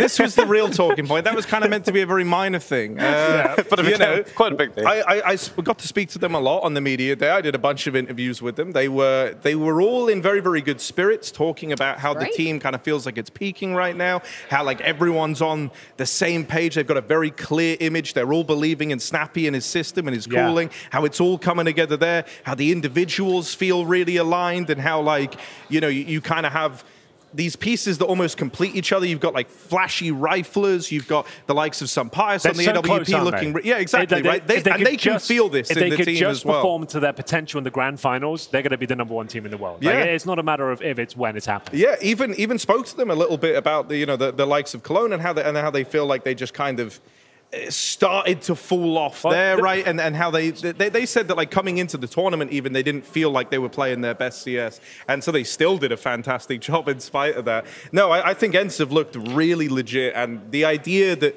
you know, they're kind of building right at the culmination, right at the end of CSGO. You know, you want to end with a bang. And this, as we all know, this might be the last CSGO. I didn't consider that. Yeah, maybe the last one. Definitely the last CSGO Pro League. Every single day. If we keep saying that, maybe it will never come out. Here's the map, Vito. Here we go. Vito, what are we expecting here? Bit of Nuke, maybe? Would love to see a bit of Nuke. This is the map that was very intense. G2 back at Blast. That's the map I think EG might have a chance on, because Ents are considered one of the best Nuke teams, but they can be chaotic at times, right? They can be stubborn, they can continue to rush upper, and they'll be starting on the T side as well. So I think if they're going to take a map, that's the one. That really excites me. EG are going to be winning Nuke. Putting that out there right now. Anybody else? They beat G2 on it, they're going to beat Ents on it today. I kind of like that. Screw it, I'll buy into Henry's wild theory. All right, let's do it. You want to trade places on the different while they're low. Because that seems to be purchasing the stock while it's low. Exactly. It's going to the moon. Yeah, the EG won a nuke's going to the moon, Harry. But you know what the cool thing about Ents is? They're coming in as a team, I think, who are the most confident in the group, which is actually a mindset thing, coming into a comfortable environment like Pro League. That confidence can go a long way. And if Orcs taught us anything, it's that confidence is key, right? Dude, real confidence backed by performances is key, right? We got the maps, we've got the teams at the ready, but we do need to head to a quick break. When we're back, it's EG taking on Ents after this.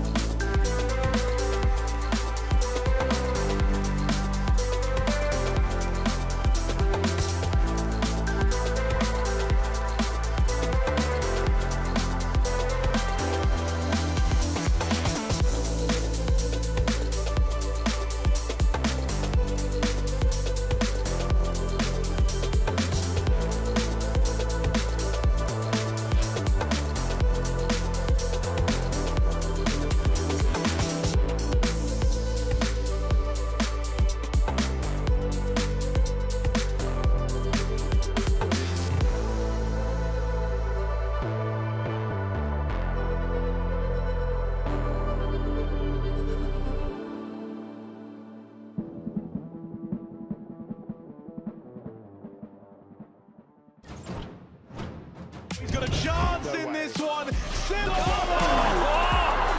it look too clean.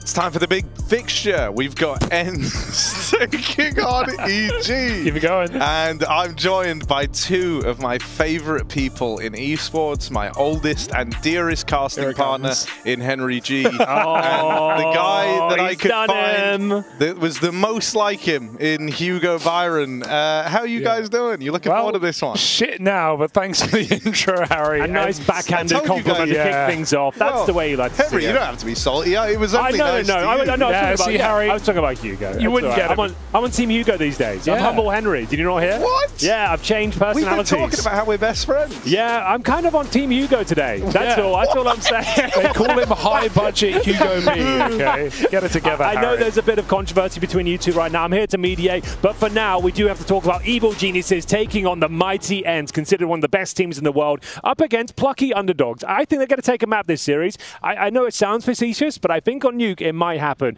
Mirage will kind of get indicative signs as to where we're going, at least. It might be a blowout, but watch out for Nuke, boy. That's all I'm going to say. Let's see if EG come in storming to this big fixture as we get into the pistol round. Bomb rotating back towards that B side of things, and Ends, they are spread.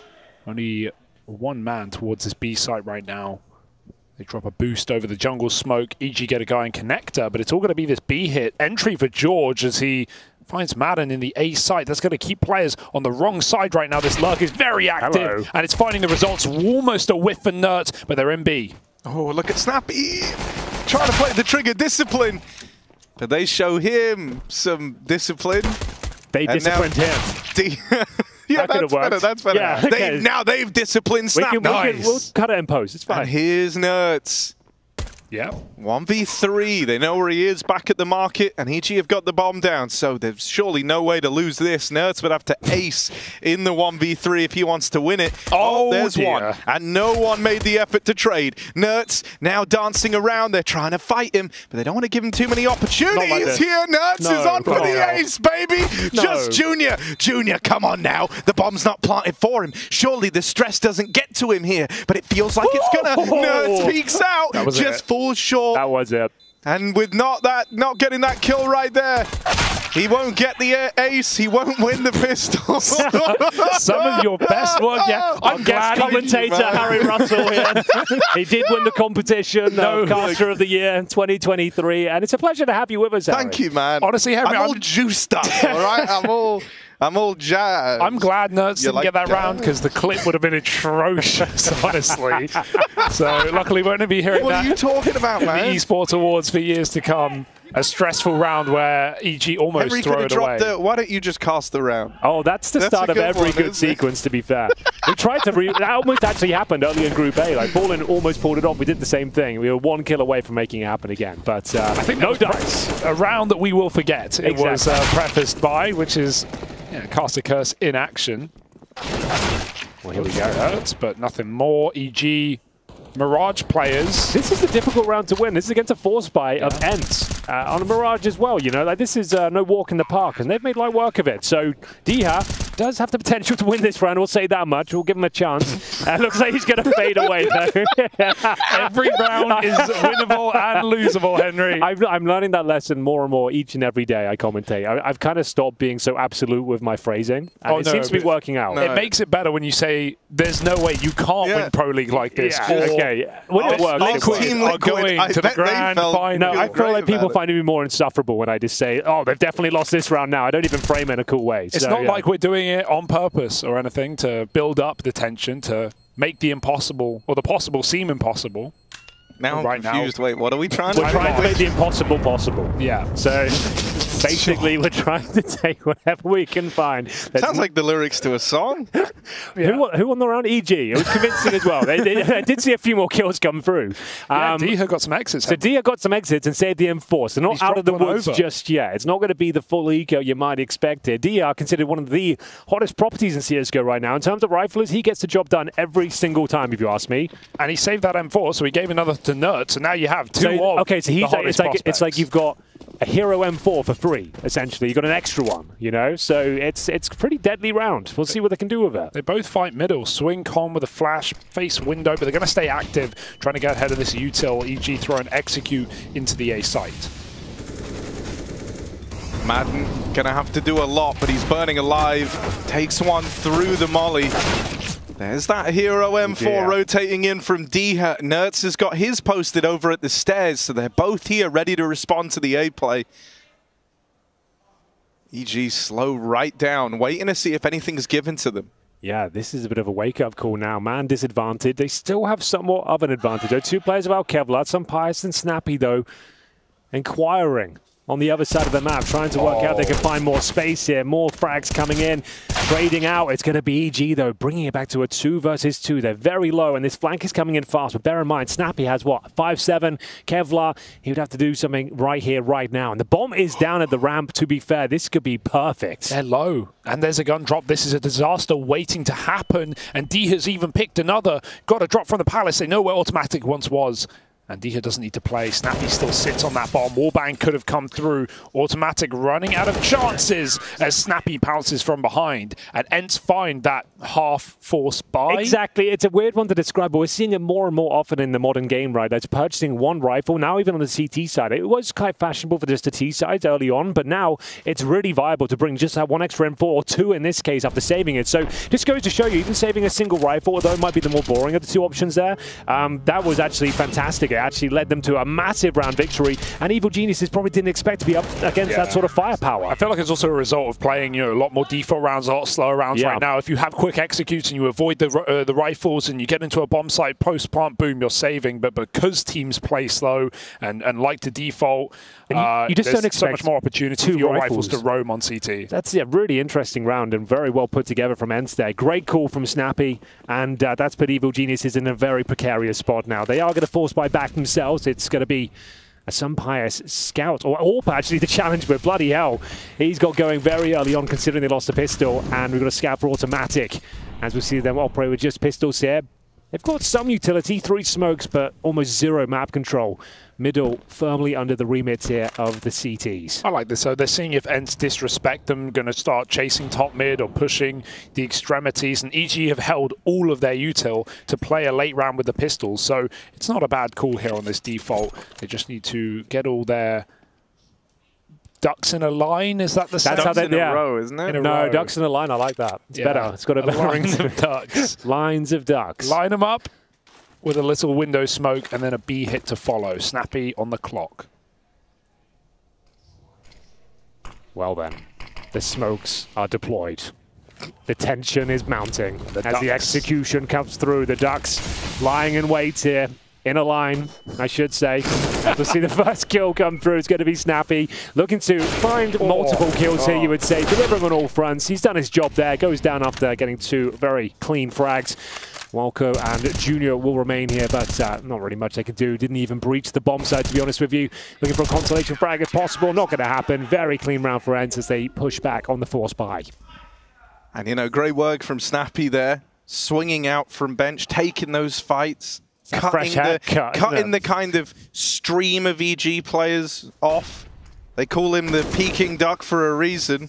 That's like a triple entendre. There's so many layers to that. It's actually quite impressive, but well done. Yeah. I enjoyed that. He's back. That's all from me for the next couple of rounds. While we've got a full eco on a story, there was a Chinese restaurant down, this is true, a Chinese restaurant near where I live, and they were shut down because apparently, this is horrible, at night time, the chefs were going into the local river and taking ducks.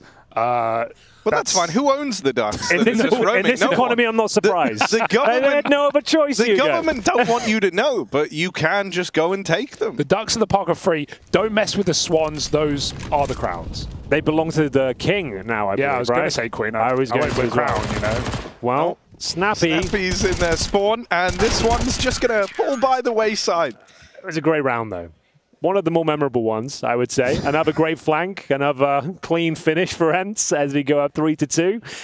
EG might be in a lot of trouble here now because Ents have got, a lot of resources going forward. They're close to 5 digits on 2 players. And we'll see if they can bounce back at 3 Galils, though, to kick things off.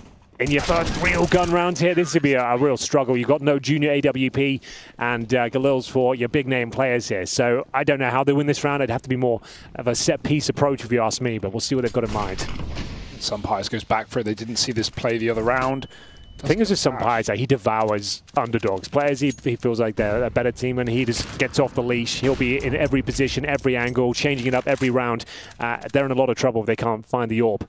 And Sunpire's right now looking towards the underpass, back towards Connector. And they're holding up in this kind of clean default, but no one's towards the A side of the map. So you would assume it's a B split towards the end here? It's kind of all the real estate they have, isn't it? So looks to be the case. They're now trying to take middle. They've got the smokes down over towards Con. Ents have just re-smoked this nice and safe. Keep playing over the top of it. And EG are kind of slow to get out into mid, but they've saved a lot of their, a decent bit of their util. Let's say a lot. You can't hang around in this sort of setup for too long. So you have no idea what sort of flanks are coming behind you. Even if there's nothing, you're going to be on the back foot in terms of information. But good smokes and up towards short. It is indeed the B split here. We'll see if they can find the entry kill. Here's the running, but his teammate got picked. The back was turned. The communication falters for a moment, and that's all it takes for EG to blanket the bomb site. Snappy just watching apartments as Deha mollied it, and then they just come swinging. That's a really awkward round for Deha and Snappy. And EG, well, they'll take it. Running wild into that B bomb site. Surprised Ents weren't ready for that. They had just lost info towards middle. they heard them in B apartments. And with that con smoke coming down, Ent's court looking the wrong way. See, and I've seen a lot of people saying 2 is all they get. Well, already that's been proven wrong. EG off to the races here. Yeah. As they tie this game up early on. A turbulent start as well. Sure, they won the pistol in the second follow-up, but they essentially lost to the Eco in the third, right? So it hasn't been an easy journey here, but tying things up 3-3, pretty competitive situation for them, and they keep 4 players alive there as well. Bear in mind, they entered with 3 Galils, 2 AKs, an absolute bare bones in terms of utility. B-split, very effective, found their frags, didn't even get traded out at all there, so now Ents, like we said, lots of money here, but will be the first tactical timeout called by EG. So after winning a round, just going to be assessing their options and working out what the next maneuver is going to be. I don't mind it. Why not? Might as well take the timeout. This is a very important round coming up. Is Axed, a lovely gentleman. Got to speak to him a few times in the Blastful groups, and we worked out a few times, believe it or not. We were pumping iron together. Oh, that's kind of sick. Yeah, shirts Any are fun on. stories from that? That was about it, really. We had a good conversation. He kind of showed me how to lift weights properly, as I wasn't really doing it correctly. Okay. But apart from that, that's about all the humor I have for you. But if you have any other questions, so let me know. Actually, yeah, that's all I've got for you. You know, what kind of like PBs were we pushing during this? I wasn't going. Best, I'm not. Oh, sorry. By the way, Hugo. I'm trying not to do those at the events. I'm not trying to like pull my back out when I'm at the event. It's probably the bad time to be doing that. So just doing the the kind of glamour workouts, keeping everything tight. Another B hit here for EG, probably. Anyway, you are a very tight young man, Henry. I try to be. Okay. It's difficult up here. I'm an old man now, Harry. Imagine that. 35 years old, maintaining a body like this. I know, it's impressive. Difficult. Almost, I can't remember the name of the Greek god I wanted to reference. Who's a strong Hercules? god? There you go. He's one of the... From the You're kind of a Herculean build, you know. That's basically what I'm going for. They call him Herculean Murphy. There you go. That's perfect. All right, well, we haven't actually missed any action here. No, that's the beauty of these rounds being so slow to start. So... let's take stock of it, shall we? EG once again aren't really starting over towards A. They've started heavy over in the apartments in mid, but Sun Pius sends them a big hell no in the mail. They lose their short split, putting Snappy on his own. He does get blinded. It's going to be Nerds on the cross. And Diha rotating in just in time. They're looking to clear Nerds. Wow, he isolates those angles so damn well. And he's dropped the bomb in the apartments. They've got to go back for it, but they'll never make it alive. Automatic drop from the short side. And Nerds is a beast. Well, they bolstered the B defense this time, and it's a completely different story. A similar approach coming in from EG, and it's the postman, Sun Pius, sending them packing, first class. As we see him opening things up and knocking them down towards his B side. Nerds with a much better performance here on the B side assault. As soon as Sun Pius gets that pick, you already see N start to move players over towards B. They could tell. You can see in Ari's eyes, he's thinking of postman. No. No. When you said that, because we used to call Alu the milkman, right? Oh, like true. Back when we used to cast him, me and Hugo used to call him that a lot. And now maybe you've come up with one for Sun Pius that's kind of in the same vein. The postman. It's not the coolest nickname. No, but he will bang your wife. That's not bad. Well, all right. Okay. That's a bit of a sensitive one. My dad would like to have a word with you, Hugo. Why me? Oh God. I don't work for Royal Mail, Harry. Well, one thing I do. Enough about my failed paternity test, and on to round number 8 here. As the action continues here at ESL Pro League Season 18. This is what you're here for. The action, the drama, the tension, and the build-up. As we see the smokes deployed towards the A side of the map here. EG desperately trying to make this round happen. They've got Galils once again, a Tech 9 for Walco, and we've got the first player committing towards the bomb side, the aforementioned pistol, and it's a team kill. Absolute disaster upon entry. They're getting mowed down, but they are going to respond somehow, some way, making this one work after the team kill. It's a 4 versus 3 in favor of EG. Yeah, big moment here. Real chance to seize the opportunity of this man advantage, but Nerds will not let them in. Good for the double. He puts this back into a 2v2. He's given Ents a fighting chance. Sun Pius, the postman. Will he deliver? He's got he always delivers, Harry. It's not Sunday. It's not Sunday indeed. He's in his little red truck. Diha over the top. Oh, did he spot that elbow? It was on screen. Maybe. X-ray delivers nothing. George will turn around for the kill, and Sunpius, he's running out of time. Don't know if, unless they give it to him, he's not going for it. Saving this AWP. No, no. They're not rich. They've left a calling card. They will attempt delivery 2 more times. You have 48 hours to pay this fine, or we'll know. Straight to the collection office for EG, taking a 4th round on the T side. Competitive against ENT so far. Return to sender. Address unknown. This guy will have to save the AWP, and it is going to be EG bouncing back. Actually, a pretty impressive round. Like we said, a team kill to kick things off, a weak buy to enter the round, and their executions, when they actually commit towards the bomb sites, is actually looking pretty promising for them. I have to say, you can see signs of frustration coming from Madden there. Round 9, boys, and we'll have a look at the complexion of the overall buy. ENT looking like they're absolutely fine here. Getting to the last of the gold, though. Money is starting to run a little thin. We'll see if some Pirates start to have some real impact here. Currently sat on 1 and 3. It's Nerds who's doing most of the heavy lifting with a kill total of 13-6. In towards B. I like the game plan. They're just trying to abuse his B bomb site. As solid as Snappy is, he's no Nerds. He's going to have to hold on his own. Sunpire's picked first on short side. A 1G comes through on the B bomb site as Hex burns to a crisp. Snappy only good for the 1. Now 3-on-3 ensues. EG have made it into B. For how long is the question? Nerds is right behind. He's already closing the net on this backstab. Junior's trying to watch it, but look at like the weird angle this leaves him in. He's open. Yeah, I thought he was. Yeah. Kind of an odd one there for Junior. Automatic. Tries his hand, but is locked out, and ENT are going to retake the lead. Dude, Snappy on these B plays has been fantastic. He had to be. Just nailing them from bench again. Does a good bit of damage. Gets the util in on good timing. And so the round robbed with a bit of help from the captain of the ENT squad, who's spent more time on the bench than Bubsky back in the day here. That's good. That is good. And we like to just bring up like the kind of discontinued... the stand-up comedy segment. Yeah. I think that's absolutely fine. I think you do some of your best work, especially. I think I bring it out of you. I think I drag the best of your kind of repertoire to the broadcast. Just go back, man. Listen to that Sydney that we did together, or maybe that time in Dallas, you know, with the famous... You know, we have our own version of The Notebook, me and Henry. Haven't seen it. Is any good? I mean, it's a film. Yeah, one of the films. It's one of the films. Yeah, haven't seen it. I've only seen like 5 films, so... Oh, that's pretty sick. I've got an easy top 5 though. Yeah, American Psycho, Clockwork Orange, Trainspotting 2, Pulp Fiction, done. Wow, very, very pretentious 5 films. No, exactly. You kind of just went and saw the, you know, some of the best. hipstermagazine.net or something, and then like read the top 5 list. That's pretty accurate, actually. Yeah, that's a thing people talk about. I think the hipster culture died in like 2017. It did for a while now. Yeah, I think we're bringing it back. They stopped wearing those glasses in there. Like 2018, I think that was the last time you could wear those glasses anymore or ride a fixie bike. They cancelled it all, so it's all over. When was the last time you saw a hipster? Honestly, it's a good question. But the fisherman's beanie, that's gone as well? Yeah. No one's wearing that. Oh, but Diha, the fisherman's friend, it's a cool throat for EG. Ice cold, minty breath.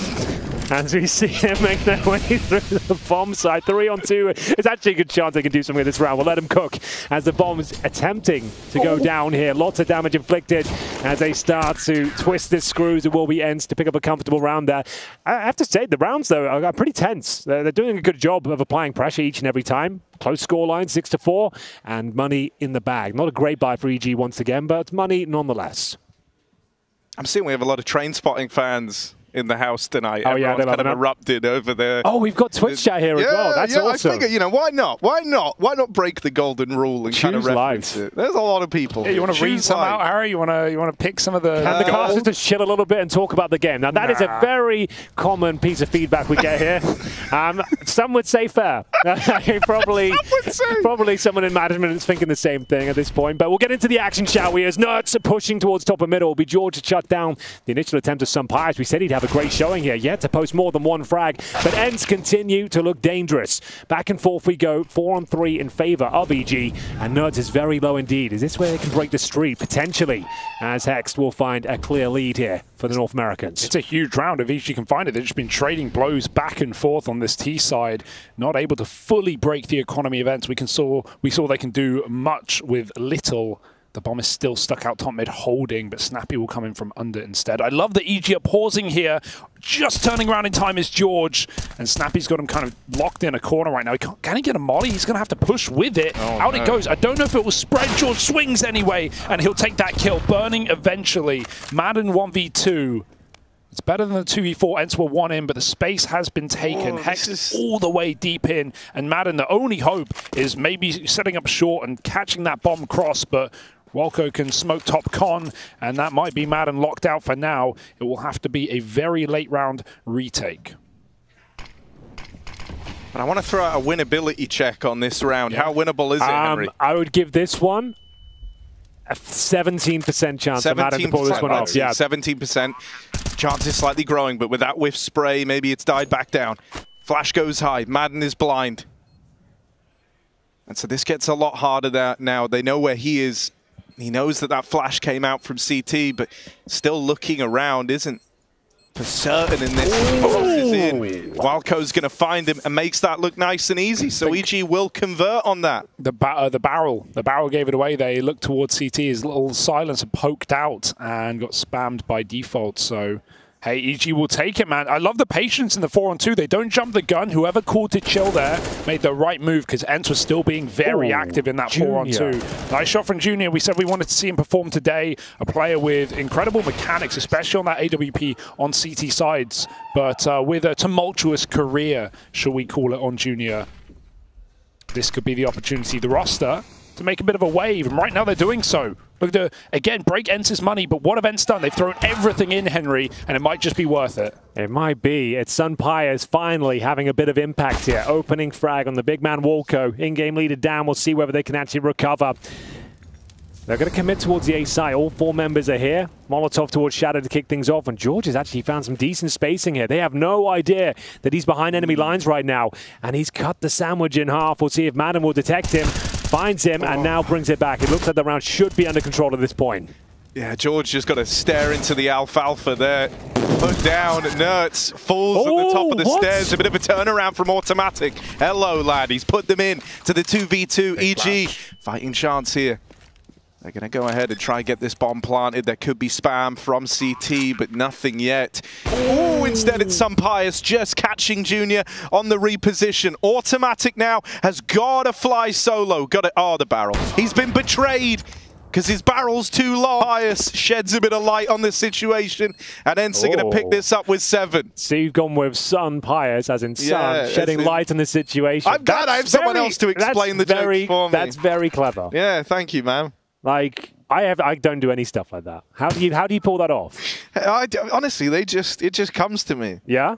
Like, I'll be saying something, and then another thing thing pops in your mind, and you're saying, I'm going to say that thing. Yeah, I'm going to say that. Normally, it's with very little thinking on the downtime. Mate, that's very impressive. I'm going to fire and forget. I'm going to have a go at it this series. So see if you can spot some of the magic I'm going to weave into this next one. Okay, every time Henry says a good memeable kind of joke, can someone just tweet being like, I got that. I understood That's all you have to say. You don't have to, like, it's not a test. All right. But we just, Will you explain it, Harry, for the audience, as Henry's been, the best kind of jokes I find are the ones you have to explain afterwards. Because I feel like people won't fully appreciate how good some of Harry's lines are if you're not breaking them down. I agree. Mine. I mean, of course, not Henry's. Oh, no, no, it's true. No, Harry's like, I think your lines are like that, the way you can kind of find something out of nothing each and every time is very impressive. So, oh, wow. This has been a very nice stroke of my ego. Well, keep that up. We might stroke something. I got that. Yeah. Let me tweet that. That one's funny because Henry's actually talking about something different. Exactly. We like to have fun here. I hope you're enjoying it at home. I know it's maybe not necessarily what you're expecting. Apologetic, man. We just hope, we don't. So hopefully you've still found a way to maybe enjoy the stream. I can see in Twitch chat they're not enjoying themselves necessarily. It's kind of a mixed bag. There's always the vocal minority, Henry. You got to remember, some people are gaffing away on their couches at home. Harry, can we get a live update? We got any good quotes coming through? Everyone's just spamming, I got that. Okay, nice. They got it, man. All right, that is good. They got it. I like that a lot. I want one more from you this half at least, Henry. Okay, let me cook so we can come up with it. Asked if I can do an alcohol test, whatever that is. Am I going through and ranking them? Or I'll start with a couple of tequilas and jacks. Yeah. One of my favourite drinks. Tequila Jack. I haven't had one of those in years. Fond memories of them, though. Oh, this is a good angle. Check this. Check this angle. Okay, they jumped it. You're screwed. Run, Sampaius. They're running him down. Missed shot. He's had a bit of a whiffy game right now. Pistols have to come out. He's made it even, but he does find that shot. There's a gun given to Hex. Can he put it to use? Needs to swing the trade, but he's getting the reload off, and now he's alone, squeezed into a corner. Hex, can he survive? Not much longer. A bit of damage on the full eco, but ends up to 8. 8. Shut the gate. Wow. It's not just a rhyme. I mean, it's kind of got to be more. Kind of bringing a bit of like almost Cockney rhyming slang to the situation, you know? You put me on the spot. I tried to find something in the darkness. That's what I pulled out. 7-8. It's already too late. You know, like, there's a lot of stuff you can do. Okay, that would have been good actually. All right, we'll try again next round. 8-5. EG's chances still alive. It doesn't all have to be rhyming. You know, that's kind of the foundation of the Cockney rhyming slang. All right. So that's what we're going for now. Beginning to bring in the Cockney rhyming slang to the CSGO commentary. That will make this a lot better, I think. You're right. Continue. Well, walking down the apple and pears. There it is. It's Nerds and his boy leading from the front. Got anything else? Nope. Be funny is the line. But EG, they're towing the line right now in mid, Henry. Taking full control, the big flank is in. As Madden wraps the spawn, the longer EG take, the less life they'll have to live. Nerds tucked in at A, the up connector as well. This is a threatening attack from EG, but Ents have read it as a possibility.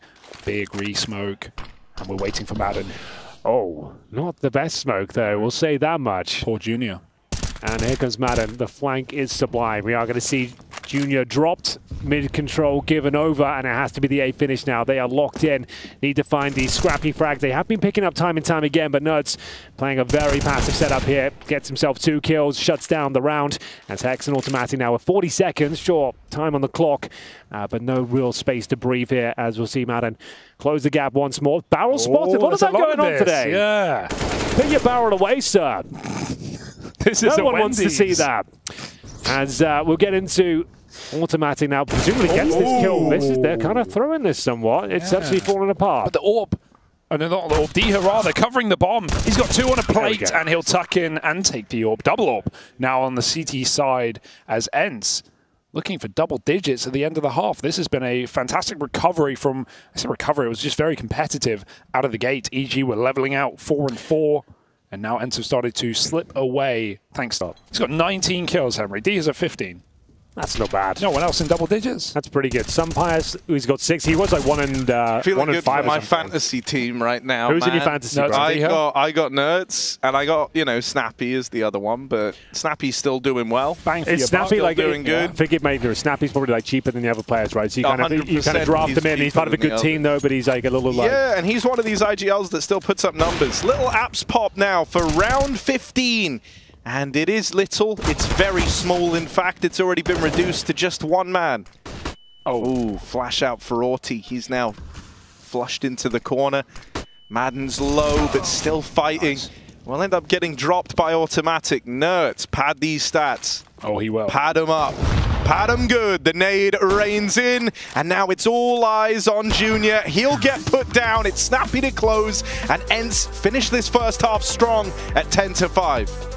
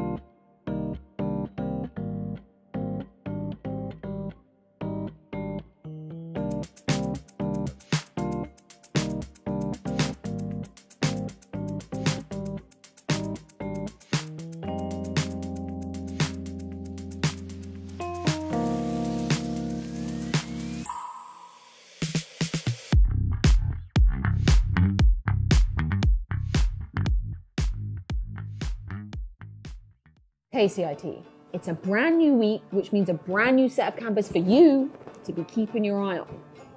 First in line, the Patriots. They're on a mission to make North American Counter-Strike great again, which has come with its fair set of challenges. But they have a secret weapon up their sleeves. Welcome to the dystopian universe. Then, the Graduates, combined age of just 19.9 years old. Almost all of them have come from the academy system, with all eyes on the in-game leader's first year in the big leagues. I'm a mouse, duh. Now brace yourself, evil takes human form in Cadian. Don't be fooled, he may look like your typical backstabbing, trash-talking in-game leader, but in reality, he is so much more than that. Cadian? He's flawless. He has 2 Gucci watches and a silver Lexus. He always looks fierce. Cadian is a fucking bot. Speaking of which, the big cocks. And talking of big, rumor has it, they can't decide who their in-game leader is. Traveling over 5,500 miles to get here, the Brazilians. The region was put into the blender over the break, with this new concoction now containing flavors of safe and drop. New blood also flowing through the veins of Monty. We all remember their Parisian romance, but since then, their hot girl summer has cooled off. One of the most aggressive pieces of their puzzle now replaced by an up-and-coming Dane. Speaking of Danes, there's no rules in that house. He's not a regular in-game leader. I'm a cool in-game leader. Time to get fueled up, CIT. We got a big storm coming.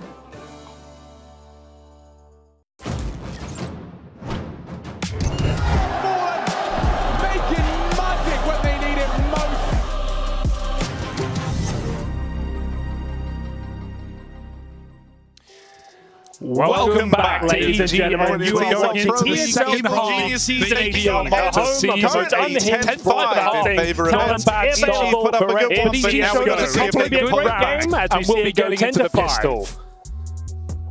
Smoke double flash for Madden and a couple of bits of armor with P250s. A splendid little concoction here for enter the pistol round. Can what? EG. Kit smoke.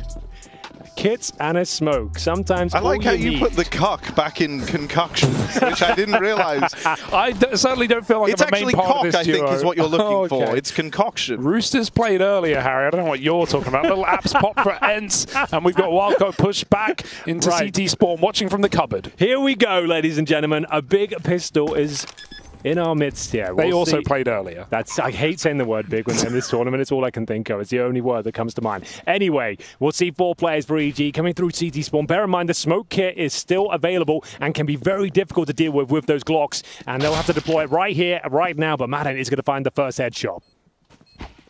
Next.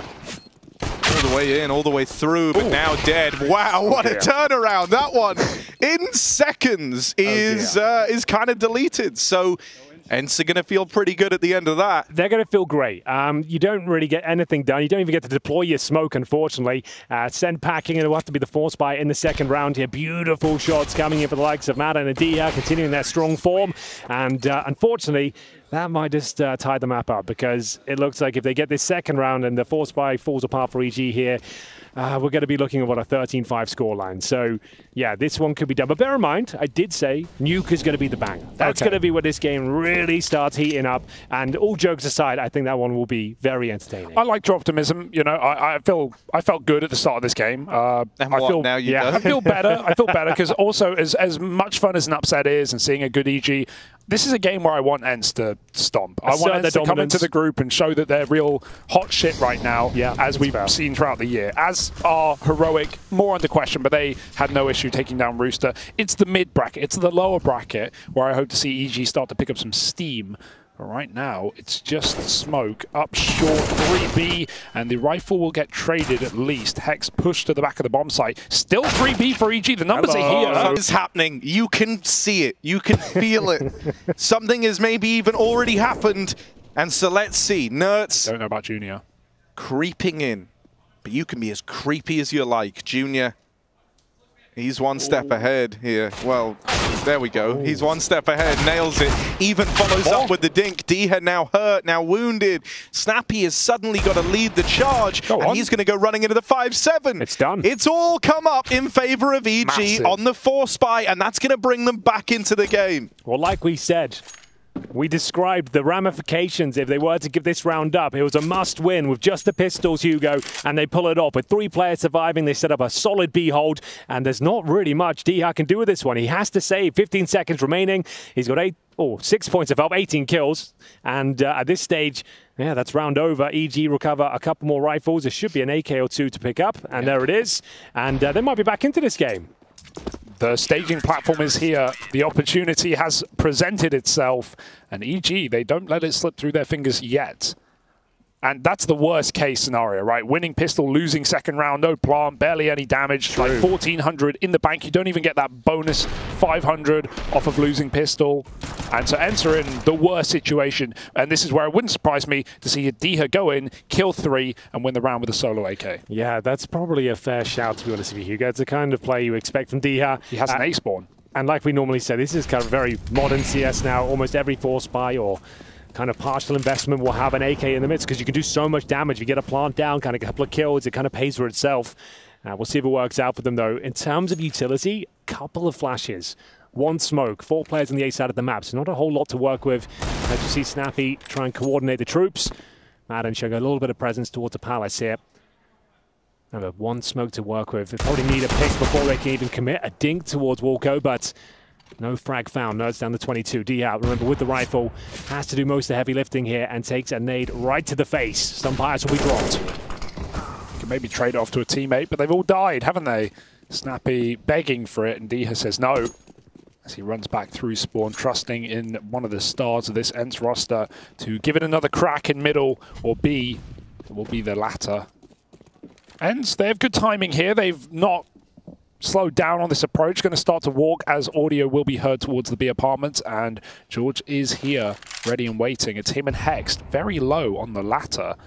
Junior's just shuffling over as well. EG seem to know what's coming. Deha's got his work cut out for him, but he is being given some room here to try and creep out past the window. It's just the moment they go further than that, that's when EG are ready to react. It says they go out onto the platform there. Madden learns about it the hard way. Deha tries to deal with it. Nice angle for Junior. Gives him that lovely little tight pixel angle into the apartments. And even though Snappy's going to knock out 1 on the save, it is exactly that. Just trying to retreat with the AK intact. So EG bring themselves up to speed with the 7th. They stick the landing on that conversion versus the 4 spy as well. Harry, I've got a question for you. Yeah, go on. So we've got a long Pro League ahead of us, right? We've got another 4 weeks. Yeah, I mean, we're already we all know the highlight. Over halfway done, right? The highlight of Season 16 was 17. 17 or 16? I'm talking about 16, okay, Hugo. If you give me a fucking second to finish my point, I was saying a highlight of Season 16 was the Sun Gods release, if you remember. Oh, yes, I do remember. Do you think there's a chance we'll see more musical efforts presented this season? I would say there's a very good chance of that. Whether or not we make one right now, or whether or not we've already been cooking. Oh dear! Y'all shall see. Okay, all right. Enchanté. That's amazing. But that means something completely different. It does, but it still sounded good. It sounded appropriate. I don't even know what it means, to be honest with you. What does enchanté mean? Hugo? Get to Google. Yeah, quickly. Quickly, I think it means sound like this is how Dinko is so knowledgeable. Someone said something like interesting, you go, oh, enchanté. I don't know what that means or what it could be alluding to, but people do say that, don't they? What does that actually mean? Is it like well met? Yeah, I guess it could mean like... The word enchanté in French means enchanted, delighted, overjoyed. Of course it does. It kind of sounds like it. So someone... Enchanted. Enchanté. Yeah. No, you're right. It does have those sort of enchanted vibes to it. ENCE winning with just pistols here. Oh, dear. Oh, God. Henry Greer. Very dominantly as well. This is not... Enchanté. That's the opposite. That's not how you say it. I say it with like a kind of hillbilly twang at the end. Enchanté. Is that like you're going song? Listen, I missed most of the kills as we were Googling French words, but it seemed like a very impressive round from ENCE, I have to say. If they're winning with pistols, that's considered to be quite good. That's usually not easy to do, I would imagine. Let's have a look at the kills. Didn't really see the kills. Let's enjoy There the was a shot. massive win from George. We don't want to watch it again, but it did happen. It did happen. I was witness. Oh, no, it's a clean finish. Hugo, if you were in the Mad Max universe, who would you be? I think one of the little kind of gremlin men that I was going to say the gremlin men. Spray their mouths. Spray their mouths? What do they do exactly? They put like the shiny. I've only seen 5 films, Harry. I've seen 5 films. That wasn't one of them. Yeah. So true. Big crunch here. Sumpires in danger. The deadly laser that is the sun will be all that stands in this round. 1v4. He missed his shot in middle, and a lot of rifles came his way. EG, man, just when you're ready to count them out, they get E-code or they get the money broke. They give us a round out of nowhere. They remain in this game. They're looking actually pretty competitive overall. Like the rounds they are winning, they're winning with assertion. Like I'm actually enjoying the CS they're presenting today. This could be an interesting series. Like they're still not quite in touching distance of getting this one over the line. ENCE, that is, as well. Money is going to be fine going forward, especially to save the AWP. But EG are knocking at their door right now. They're looking like they could be problematic to put to bed. Free AWP? Oh, maybe. Nothing comes for free. Everything is at a price. And that price may be automatic. Another barrel.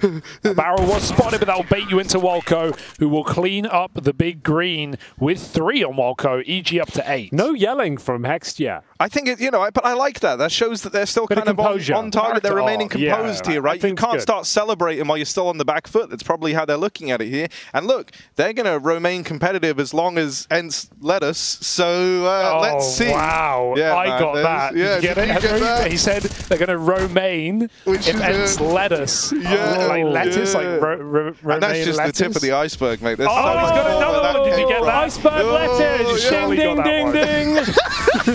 That's going to be at least 3 jokes. He's hit the lettuce buzzer. That's the bonus $5,000. And we're getting into the B rush as it's the opening kill for Dia. It's a very quick approach on this side of the map. Hext is lying away, hoping to defend, but was smoked off here. So ENCE might be able to fight back here. It was a weak buy. Tech9 and Hands of Snappy with the man advantage sits firmly with ENCE. Bombs planted, automatic can do nothing as he's dropped as well. Nerds with the backstab. Smothered by Hext, but still nothing can be done here. EG look locked out. Might have to be a save. Quick B-pop ends show EG exactly what they were trying to get away with all half, but eyes were very much not on the prize there. Aggressive in middle to hunt the lurker, and that's the only player they find in Nerds. EG, at least they saved the AWP. Came at a perfect time for ENCE, though, right? They were in danger of just having their economy broken, so to kind of find a way back in and find it cleanly on a bit of a low econ round, it's a little gem for the ENCE squad as they move up onto 13. Got to be done with it. How many types of lettuce do you know? I know there's another one. I think it's like sheep's head. I missed another one. What was little gem? That's got to be a little gem. Oh, is that a type little of lettuce? Gem That's lettuce. amazing. Yeah. Okay. All right. He's on fire right now. I think sheep's head is a lettuce type. Lettuce. Or is it lamb's head? What is it? Iceberg, Batavia, Butterhead, Leaf, Celtius. And Harry, if you get this one in, I'll be very impressed. Go on, what is it? Lactuca sativa var longifolia. Oh, come on, man. I have this one all the time. I love a sativa. Yeah, he's got sativa running through his veins. He's got that one all day long. Don't worry about it. On that lettuce pack. Smoking that lettuce pack all day, baby. 13-8, timeout. Now we are getting to the danger zone, I'm afraid. Yes. And is that a type of yeah, this is the nightmare blunt rotation at this point of your EG. You're 13-8 down, no one's having a good time. And what seemed like a chance, a hope in the first half is starting to fade away, unfortunately. And we'll see if they can recover. What's the money like, Hugo? It's on breaking point, really. Not for ENCE, but definitely for EG. This is the round, Henry. Lose this, and it might be ENCE sweeping away Mirage in a gust of wind. So EG, put up or shut up at this point. They've had a good game, but this is where you can make it great. Try and find double digits. Keep in mind as well, folks, this is the best team in the group. This is one of the best teams in the world. Number 2 in the world right now, right? Yes. So even EG remaining competitive and finding a double-digit map is a good sign. Absolutely. But can they do it? We're about to find out. Well, Here we go. B execution looking likely. All 5 players friends on this side of the map. Snappy does like to call these set pieces, these executions, and we saw a B split coming from EG to great effect in that first half as well, trying to give them a taste of their own medicine here. Madden confirming the connector is clear. The Molotov and smoke will do the job. Hex missing the jump up though. Makes things uncomfortable. They've got 3 CTs lying in wait though. So they've got the read. They've got the information. Can they convert though? Madden trying to find that first frag. He will actually sabotage their efforts to kick things off. Hex jumping into the flames here as Automatic baits him in. He has a powerful position. They won't check it. It's up to a trade, and Sunpius follows up. Lights out for Automatic. 2-on-2 now. Walco finds Snappy lurking, but they know short's clear. That opens up a good post spot here. Will they take it? Looked like Sunpius wanted to go for a fight. Thinks better of it as the molly lands. Eyes on short, but it's a double market retake with an AWP. Can't spell Walco without a big W. Junior's going to open, and Walco now moves in. Nert's going to have to do this all alone. 1v2 on his play, but he's positioned himself brilliantly. Rooting around, he's playing them like a fiddle in the palm of his hand. It's all right here for Nertz. A missed shot from Junior's AW, and this one has fallen apart for EG. Nertz gets rid of them both, and that moves ends one step closer to the big dub on map 1 here. EG's map pick and Mirage now hangs in the balance. They've got really one more rifle round left to try and turn this one back into what would be an OT game. You know, the aim of Nertz is what draws you in, but really his positioning is so incredible. We saw it on some CT rounds as well when he was getting B split from apartments and he was on short. The way he hides behind a pillar, he knows exactly how to move his model to not get spotted. And right there, wrapping around the bomb site, making EG think he was Van or Apps. They never saw him until it was too late. Well played round. This is one of those rounds you hate to see. You got map point up against you. You can't justify it by whatsoever. USPs across the board. It would be an absolute calamity to imagine a world where Ents would give this one up. Snappy looking to mow them down the Mac 10. Only good for one, but the round. I can feel you trying to will it into existence. I know, I'm trying my best. But there's no way. I'm trying to make my name for myself as a caster. USP wins don't happen anymore, so there's no point in ever even hyping this up. I was still hoping. Glad we had a We're still kind of holding out. Nertz is dead. Now this is the moment. Jorge will go down as well. And it is going to be map point. Probably one of the best anti-ecos in history, though, if we're going to... yeah, if you're going to choose your top 3, it'd be in the conversation. Henry's only seen 5 anti-ecos. That's true as well. 5 films. Your memory only works to withhold. Like, you've actually seen way more than 5, but at any one moment... I'm kind of similar to you. I heard you say the other day you haven't seen Star Wars or I've seen Star Wars, not the new ones. The originals, but well, don't worry about the new ones, man. Just pretend they don't exist. Then Lord of the Rings as well. I saw the first one. That's what I've seen. I've only seen the first one. But then I just forgot. So, it was good. Oh yeah, okay. The fact that you both, like proper freaks, watched one Lord of the Rings and then went like, oh, that's enough for me. Actually, I think it was just a bit long, wasn't it? It was a bit long, mate. Just a bit long. Got things to do. And also, Henry doesn't want to fill out 3 of his 5 memories with Lord of the Rings. It's true. Throwing the Hobbit, he hasn't seen Pulp Fiction anymore. So. Yeah, that's a good point. And which one did have more cultural impact on the cultural zeitgeist? We'll be back with that in just a moment. As right now, Madden has cracked open this A bomb site. Bomb going down. Diha plugging in the numbers. And Hext is trying to be involved through the gap in this smoke, but struggling to find his way. Now leaves it on the rest of EG to make that opening move happen with a re-smoke down. Towards CT, the fights are focused over towards jungle. Madden attempts to apply a bit of pressure here, but the trades come out in favor of EG. TikTok. 2 players in at the ramp for Ents, but they've got time on their side. Swinging out, it's a rare miss from, God, Diha is so blind, but no one's peeking him. Can he still win this? As he goes up the ramp, Automatic locks him out, and so no weirdness today. It's another round on the board. There's a bit of weirdness today. That is some weirdness. Yeah, there's a lot of it in the booth. That's one mission. If Sunpius hits it, map over, done. Yeah. We pack it up, we go to nuke. One shot. Now, We live in a world where there's 6 more rounds and we go to overtime. And who knows? It might happen. Stay tuned, ladies and gentlemen. This one's just heating up. We may as well start hyping it Don't leave now.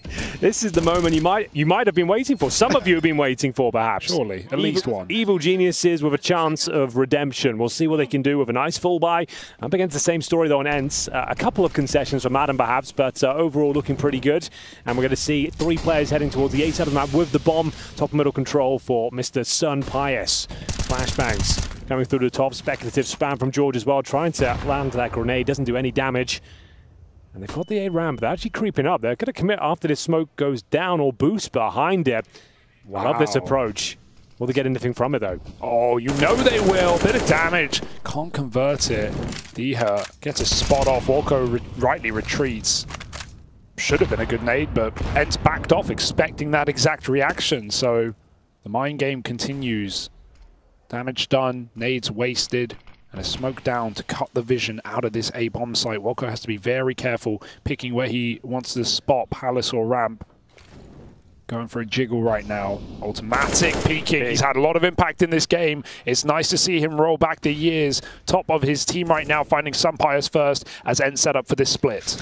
Will it all be in vain? Walko dead over towards spawn. This path into the A plays open, and Nerd snuck up the connector earlier on. They never saw him, so he's going to get away with that kill for free. Snappy now joins him in the kill feed, and suddenly for EG, they were hoping to grind out 6 more rounds to try to bring this one back into OT. It's all left hinging on this wrap from Hext, but he's deleted immediately, and now Junior's got to do it alone. 1 kill.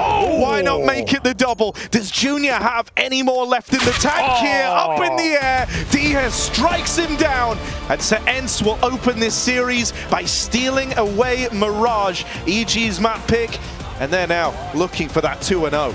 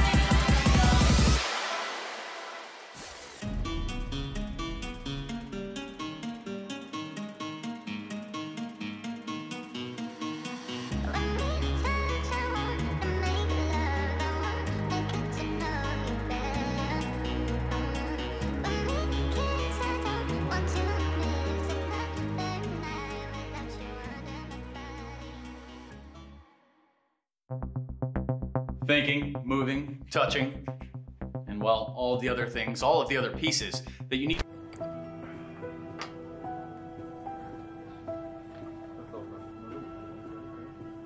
GG! So, I'm looking for a teammate for life. For life. That's why we're here. Oh, okay. That's why you're here, right? Voulez-vous coucher avec moi? Do you want to sleep with me? Yeah, sure.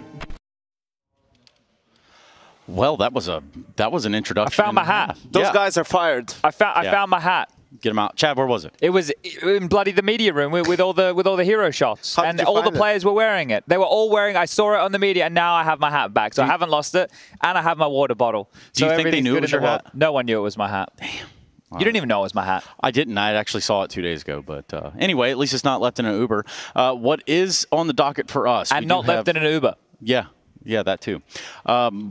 Sorry, Trace. It's okay. It's completely okay. We do still have EG ints going on here. We got Nuke going on first, but Mac's got to be around here somewhere. Oh, never mind. I was stopped right before I could throw him the ball. Well, this is really throwing a curveball because I was going to use that extra time to try and prep this segment, Trace. Luckily, you're a Nuke over there. I don't know how much that's going to help us. I am a Nuke, but I don't even know where the console button is. So that's fine. It's probably on J, Trace. It's probably on J. Oh. Yeah, see over there? It's the caster one. Now, Yanko, this is going to take a lot of playing around for me to be able to do, mate. So we're kind of in a rough spot here. So this is what we call treading water, everybody. No, but we're going to be just fine. I thought I was going to have what we're showing you is nothing now because I thought I was going to have an extra 60 seconds to be able to try and get everything sorted here. But what we can do is we can talk, I suppose, about the proficiency of Nuke. I'm not going to be able to get the stuff up without logging into my email and doing all those fun things. So just so everybody's aware, Yanko, me and Trace will do a desk segment from the caster desk. This will be a first, gentlemen. We're having fun, guys. We are having fun. That's what they call it. And in fact, in doing so, obviously, EG seemed like they wanted to have fun as well. It's just not enough to win the game.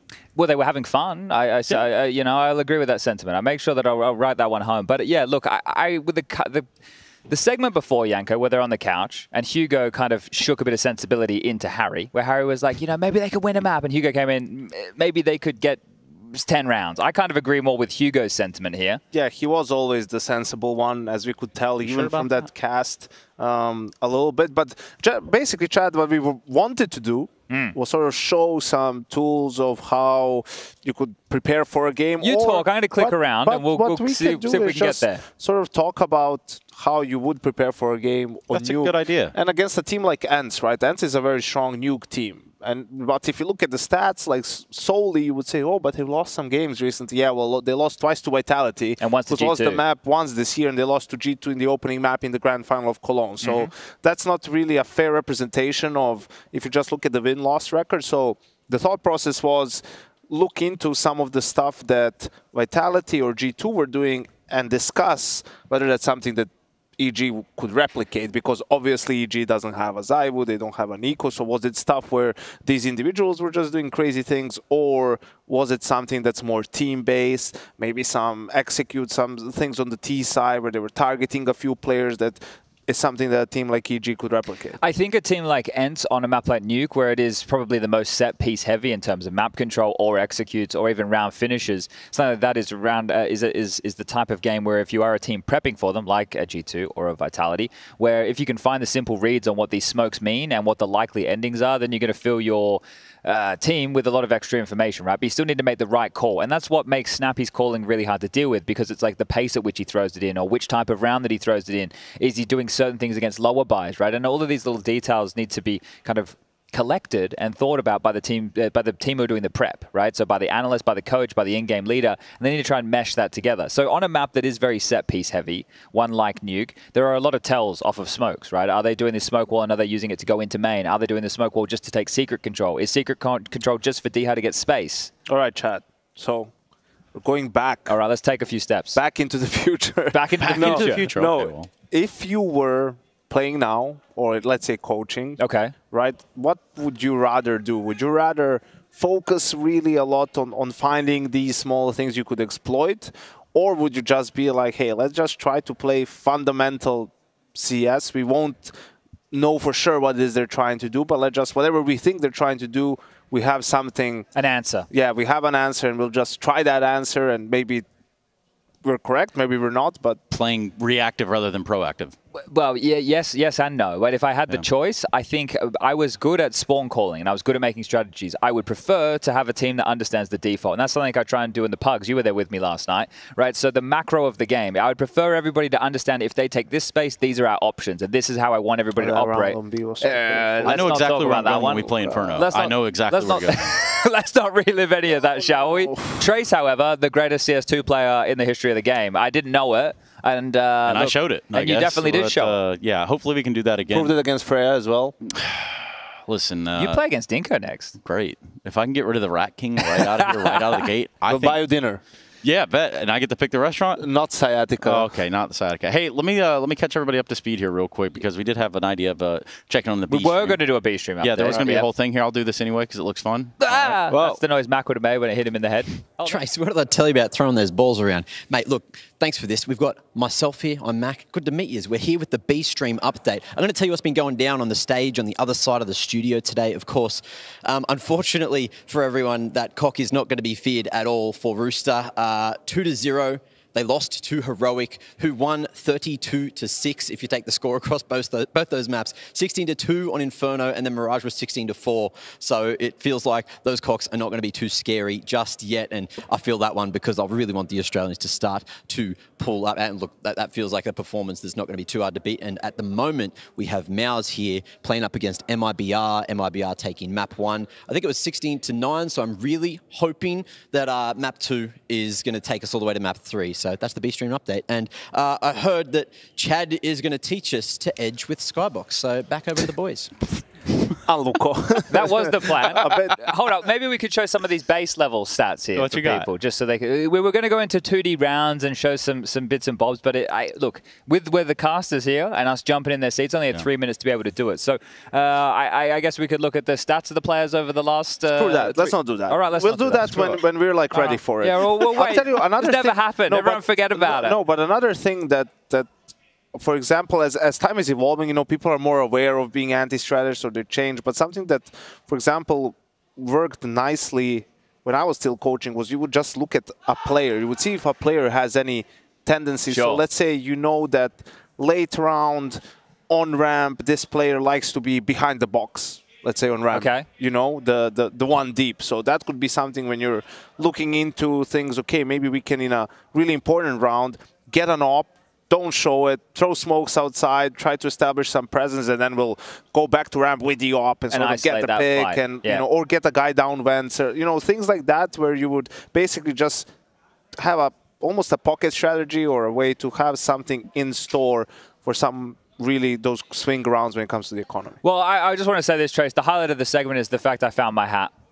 Yeah, it was up there, I think. That tells you a lot about the segment. It was, I think the segment is fitting to the cast that preceded it. The cast was a once-in-a-lifetime. I wouldn't even call it a blunder. I would call it a once-in-a-lifetime visual experience. Out-of-body experience. All individual experiences may vary. So if you didn't like it, well, that's too damn bad, because I would love to hear that again. I think we're going to get that opportunity. You might be getting most of them getting back on the cast. So if you missed it, it could be the final cast of Harry Russell, so tune in. At this rate, there is a chance. I wouldn't even write that off the cards. There's also Nuke, which could be the last map for EG this afternoon. And in doing so, guys, I think we start to do that. So thank you very much. I learned a lot. You enjoyed the analysis there was a lot here to take in. We took it all. Trust me, we definitely did that. We're going to go to a quick break. We're going to come back with Nuke. And you're watching Pro League at 18th season, baby. He's got a chance in this one. Makes it look too clean.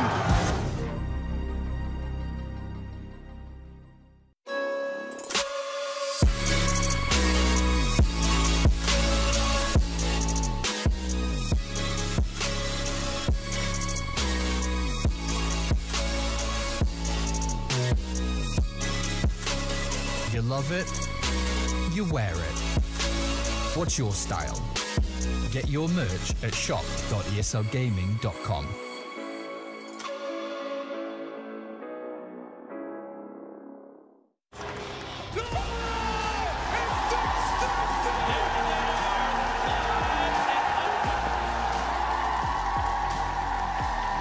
Let's rip the Russo.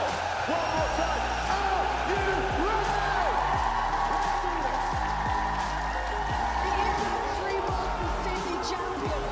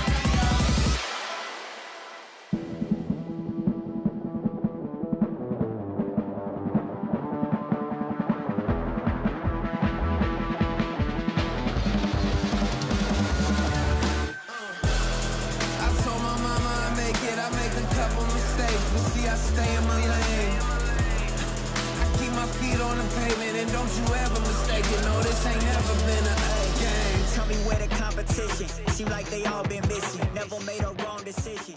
It's got me walking different. I stay gassed up. For both sides, Cadian nails the shot. 3 kills from the captain.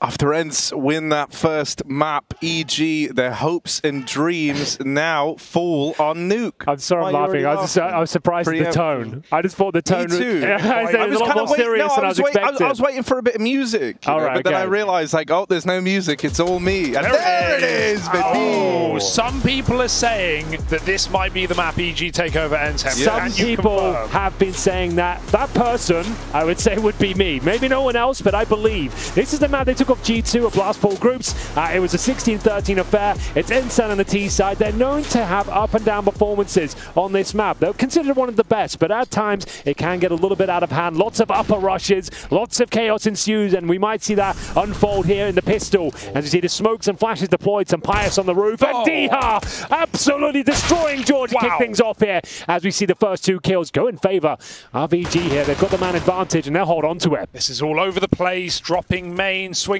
yard, walking outdoor with a bomb, but it's worked out for EG. Despite that 5-on-4, they have landed back on their feet, and they're not overplaying that package either. Coming up from lower is Nerds. Got to regroup with Madden in the door. No one watching outside right now, but Walco takes a spot, and that's a massive kill. 2 for Walco, leaves Madden in an unwinnable clutch. So unwinnable. Heard it here first. Impossible. Can't win these. Unlikely. Good luck. Good luck, buddy. Improbable. Ooh, he's nailed another dink. Madden is tasting blood right now. He's hungry for more. Good start to the 1v4 if he was ever going to do it. Are you doing a shark thing there or a vampire thing? We'll have to wait and see. It ends up being more of a kind of shark type beat. Yeah. Kind of Shark Week. Weak shark jokes. Yeah, well, that's what we're here for. And more importantly, Evil Geniuses are here for pistol round victories, Hugo. They pull off actual recovery there, losing that first kill, the execution of ENCE. It all falls apart. They hit some beautiful shots here as Walco gets it done from the heaven position. And you're assuming they'll be up against the Force Buy here in the second. Now, this is always a very problematic round. You got the Tech 9s, the P250, a lot of pacing behind it. They might just be going straight for that upper rush, as mentioned. They like to deploy it a lot. And indeed, we're going through the huts. Speed and pace. Molly is down, but they go right through with no fear. Maybe they should have had some. Absolutely burnt to a crisp. EG, I can already tell Henry know what's coming because ENCE dropped that traditional pre-hut Molly smoke. You know what EG do? They smoke the exit of the hut. True, yes. They make you run into it. You don't want to smoke that because then you lose your vision. Also, little rough. Nerds got caught leaving the hut, right? Yeah. And then that also slowed them in the molly, so they took a lot of damage by the time they exploded out. But if you've done your prep, and you always do for an opening game when you're an underdog like this, you're going to be ready, and you know what ENCE are going to do, you know what they're going to pick. Bear in mind, you've got to be prepared for these top hits. EG, this is a massive game for them. ENCE, not so much. They're expecting to win it, right? They're not going to be focusing on all the kind of tendencies of their opposition, but was that Hex? EG certainly are, and the yelling has begun. That is the first sign of them. He said, "You guys fucking suck." That's what Hex just said, straight from the... It's an early call. Yeah. After 2 rounds up. 2 rounds, it's a confident display. They did lose to a third-round eco in the first map as well, so this could all come crashing down here. Bear in mind, we talked about the meta, the single AK on these ecos. It can be very disruptive, and we'll see whether some Pius can open things up. He's close but no cigar. And there it is, the AK, and it's Junior. That's humbled early, and now they know they're up against it. Automatic clambers up towards the air conditioning unit, and it's a 5-on-4. Plenty of time here remaining as well. Nerds, 1 kill to his name. We need a lot more that came from to secure the round. Oh, there's a chance. I'm scared. I'm scared for EG right now. They've poked the bear, and ENCE are out in full force. on this kind of low-buy round, the hero gun, already 2 kills to the good. And this is so dangerous because even though they've got lobby, they've cleared it. They're now playing for other positions. They're ready for the Heaven Wrap. They're thinking about Secret. Yes, George can win the round from this position, but if Nerds either gets the entry or can play for a trade... A trade would be fine. Yeah, this could go very, very wrong for EG. This is a huge kill. George can either win the round or lose it. He's been spotted. They know. They saw him from the rafters. He's a dead man walking, but they line up. George with a double. Can he survive any longer? Yes. But Hex comes swinging in with a double kill of his own, and suddenly Diha 30 seconds to do nothing. Dude. EG save themselves from embarrassment. That is absolutely huge there. It looked like there was no way he was going to find a couple of frags.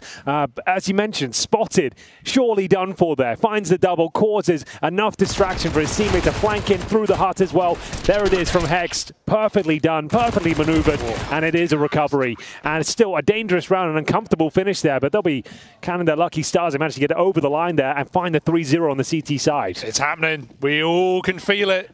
Some people predicted it. It's already done. Some did, and some might be right here. It's a great start and a weak opening gun round here. Hex striking first towards the squeaky door. They're going to have to commit towards outside now, trying to make their way towards Secret. Ents in a lot of trouble here, but Snappy digging his way out.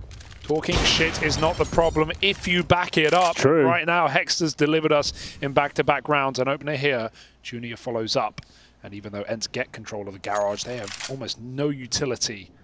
He is free. They're phasing the smoke. But as I say that, Walker comes in on rotation. Can he get tucked into a one-and-done position on B? If he can just take a frag with him, that would be very nice for EG in this spot.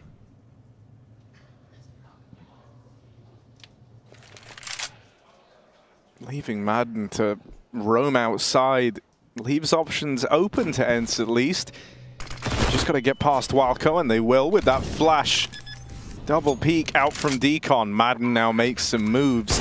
Trying to take up ramp. Junior is going to pluck one from this location, but in backing up, he's now vulnerable to this Hell player.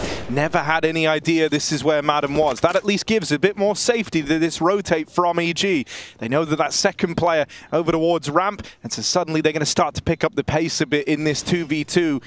Madden is the guy that's made this such a complicated round, so they're going to try and cancel him out with the util. Some Pious tucked in. Bomb planted behind the silo. Oh, God, this could get so weird. And George goes fighting. The nade leaves him alive just barely, and the defuse found with maybe a second left. That is a crazy way for that 1v2 to have played out. How do you lose that, says Hex. Or shouts Hex, rather, across the room. That is an unbelievable robbery of a round. Ents getting a little flustered, playing post-plant positions that don't favor the bomb. I can't believe you're dead on there. It's the plant and the smoke combo there. Pandemonium ensues, and nothing can be done to recover as EG go up 4-0. Maximum loss bonus for Ents, but they're going to have to take a tactical timeout now to discuss what the hell is going wrong at this point. I feel like, you know, not many people would have seen a start like this coming, but some of us might have. It's true. One of us even. One of us in this room. I think one of visibly on camera, me and Henry both said they were going to win Nuke. I mean, Henry's not really been going for the credit, Harry, but that's fine. If you want a little bit of it, I'll give him at least 30% of the credit. That's a solid amount. Yeah. Cash that credit, Harry. Yeah. Cash it now. Cash it you still have the opportunity because they go up 5-0. It's a done deal. Ents betters cash out because this is getting scary.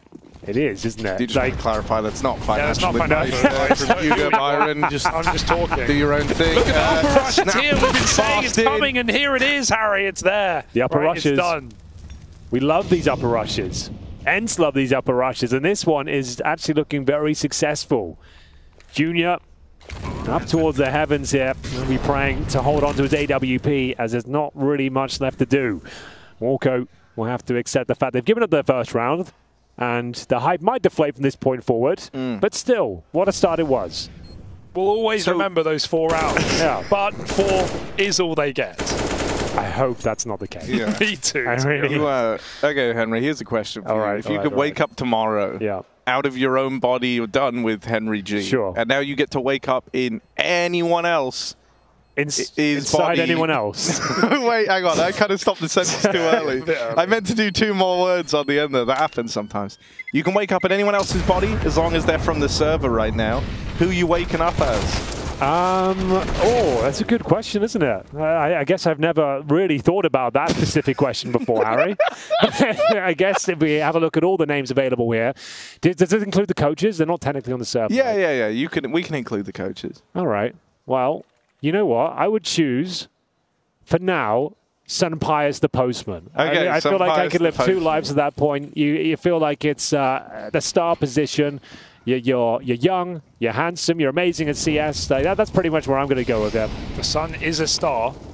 Sun is one of the biggest stars we know of. In our local vicinity.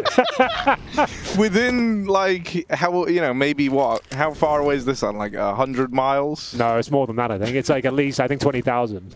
At least. Wait, really? Yeah. The rockets they have to do, go like 300 miles an hour to even get enough velocity to get into space. This is not astronomy. Have we ever advice. shot rockets at the Sun? It's astrology. It's astrology. What, the Libra's in retrograde, is Exactly. Venus, you can only send Aries to Mars. Everyone knows that. It's the first rule of space travel here. Hence, talking of space, they've taken loads out in the yard. You like that? Now they've made it down secret. We've got a space theme to work with now. Nice. It's a good theme. Ooh. Channeling that cosmic energy here. He's good for 1. The trade comes out from Hext almost immediately. Oh, and he hears his rotate Snappy. He knows that Hex is running ramp. That's good information. Maybe they even come up the vent if Snappy finds some room. It's a pretty ballsy play to make. You would expect the upper player, but they're back in Garage. Oh, they're in Snappy's orbit. They're coming up. Oh, the timing. Hugo, please take it away. You were doing such a great job. You were doing a great job. Walco back walking in, and his chakras do not align with Sunpius. It's a 3-on-2 that might force a save. Oh, we're combining both themes now. We're doing astrology, astronomy. Yeah, I okay. think they're good to do together because, That's the theme, all right. Okay, not just space, astrology and astronomy. Yeah. It's like, what can we learn from the stars all over? Like, the real one and the fun one are both in there. The fun stuff for all the scientists out there and the real stuff for anyone who cares about the crystals and the harsh realities that come with them. I think it's nice to have a hobby. It's good to keep yourself occupied with something, even if it's not real. What's your star sign, Harry? Well, didn't they change them?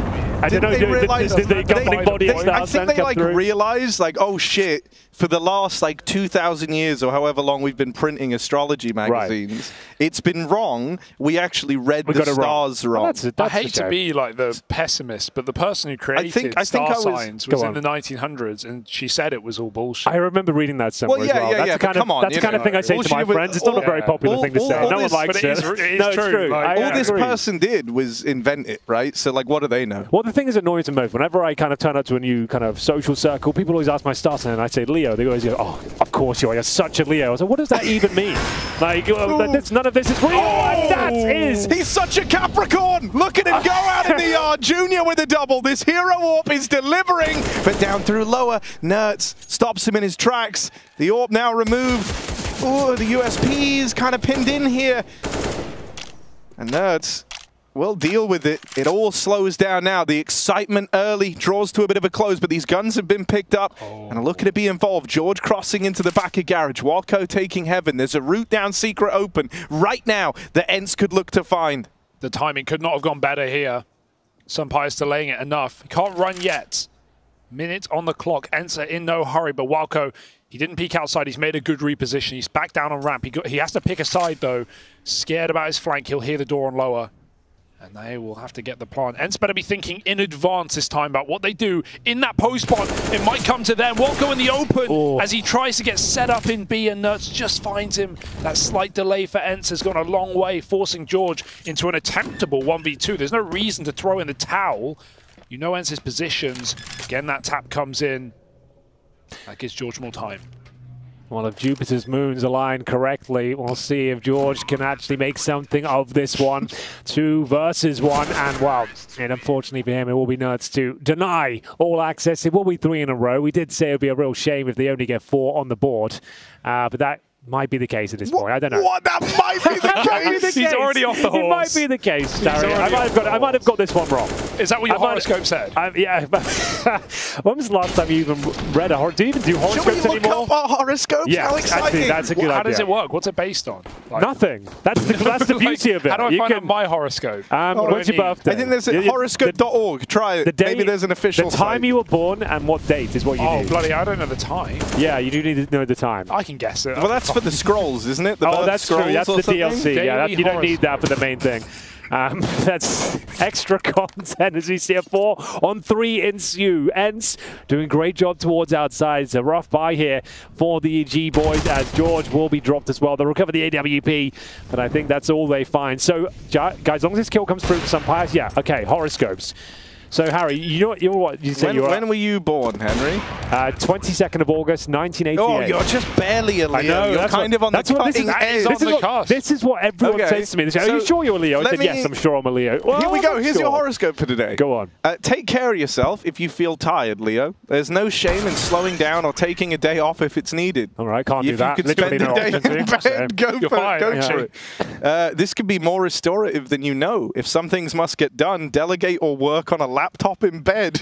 Who said, which philosopher came up with this? Like, which laptops did they have 2,000 years ago? This is absolute nonsense. So your advice for the day is just kind of like, yeah, take a load off. You've earned it.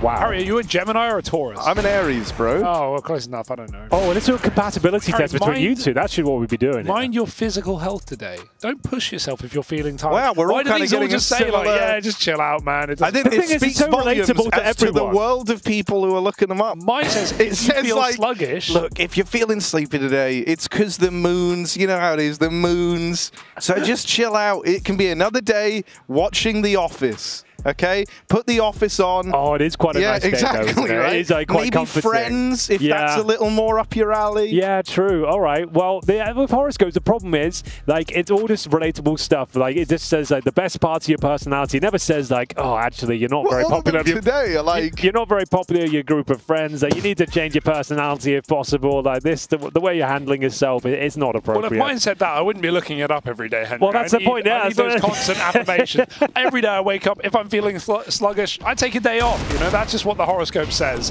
Yeah, don't change your lifestyle. Take a day off. Like, that's the advice. Yeah, I don't think that's actually. I think that's the worst advice. I think you should work on yourself, not just give up, watch The Office, and some bias. Come on, The Office. It's infinitely fair enough. good, you can rewatch it so many times, so many layers to it. Yeah. The characters evolve as the show goes on. You can really find some. It starts with the British scripts when it really came into its own. It's Series 3. Yeah. That's when they started making their own writing and bringing in new characters as well. Yeah, it really is a fantastic example of American comedy. EG have taken, if you ask me. EG have read their horoscope. They've taken at least 5 rounds off in a row right now as Ents are beginning to run away with things, Henry.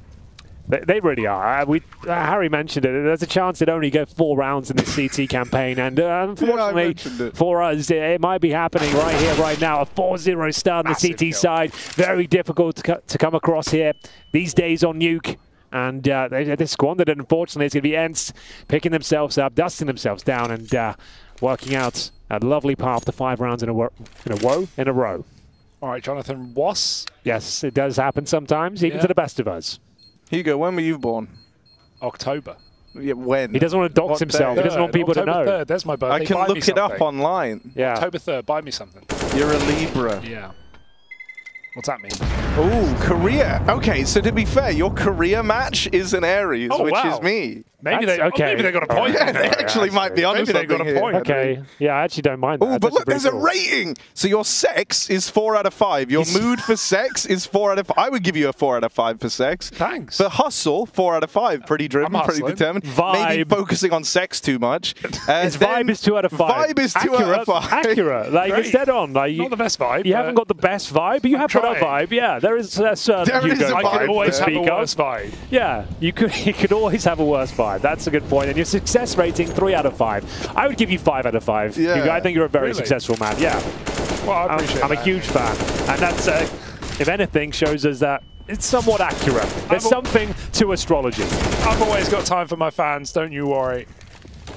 Are they present here today? One of them is at least. And he is reneging on his EG confidence right now, and I don't blame him. Yeah, it's not looking great, is it? Ents get down lower again. Some beautiful shooting for D-Hurt. Have you bumped into any fans in Malta so far? Like, it's quite a big gamer community here. So has anyone recognized you while you've been out and about? Really left the hotel That's fair enough. We've probably been recognized in this room a few times. I get recognized in Malta like once a month, which is a nice ego boost for me. I like that. It happened to Harry and I in London a couple of times. In London? That never happens to me in London. We were at a gig, actually, a couple of weeks ago, and someone... Hold on, the round's actually getting interesting. Oh, no. EG going to win? EG might they're going to get around. They're going to. 4 is not all they get. EG are here. Wow, they're looking to tie this game up. Madden delays the plant for a moment, although probably by accident. And now, with that bomb down, he can look to embark on this 1-on-3. One man up through the heavens. Yeah, it's a little bit too deep on the smoke, right? Kind of awkward for Madden. And as he crosses back, it's into that AWP. Quite so deep EG, they manage to get past the terrible 4s. And now they move on to the new challenge of a tie game here. And sent packing. And EG send their regards. No yelling yet, but maybe that looks to resume. Yeah, after you lose 5 rounds in a row, it kind of subdues the yelling somewhat, I would say. You need a bit more back-and-forth gameplay, a couple of clutches going into favor. That is a big round. All jokes aside, like keeping it level with a team like ENCE considered one of the world's best nuke teams.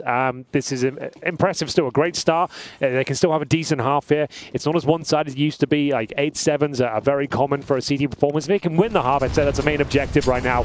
As we see a potential another upper push here from ENCE. They love bullying this bomb site, and through they go once again. The flashbangs are so overwhelming each and every time, but EG keeping their head above water, but Snappy rips them clean off. That wallbang for Madden was perfect. While they're going delayed door, he's spamming Hexed to oblivion. He did 80 damage at least, shooting ghosts now for Walco, and he's going to have to back off as well. Molly goes down. Junior aggressing inside of the hut. He wants more. Well, still plenty of time to work with here. What are you looking at? No, you're just casting, man. I'm watching the master at work. You know how it is. One of the people considered to be somewhat prolific at this job.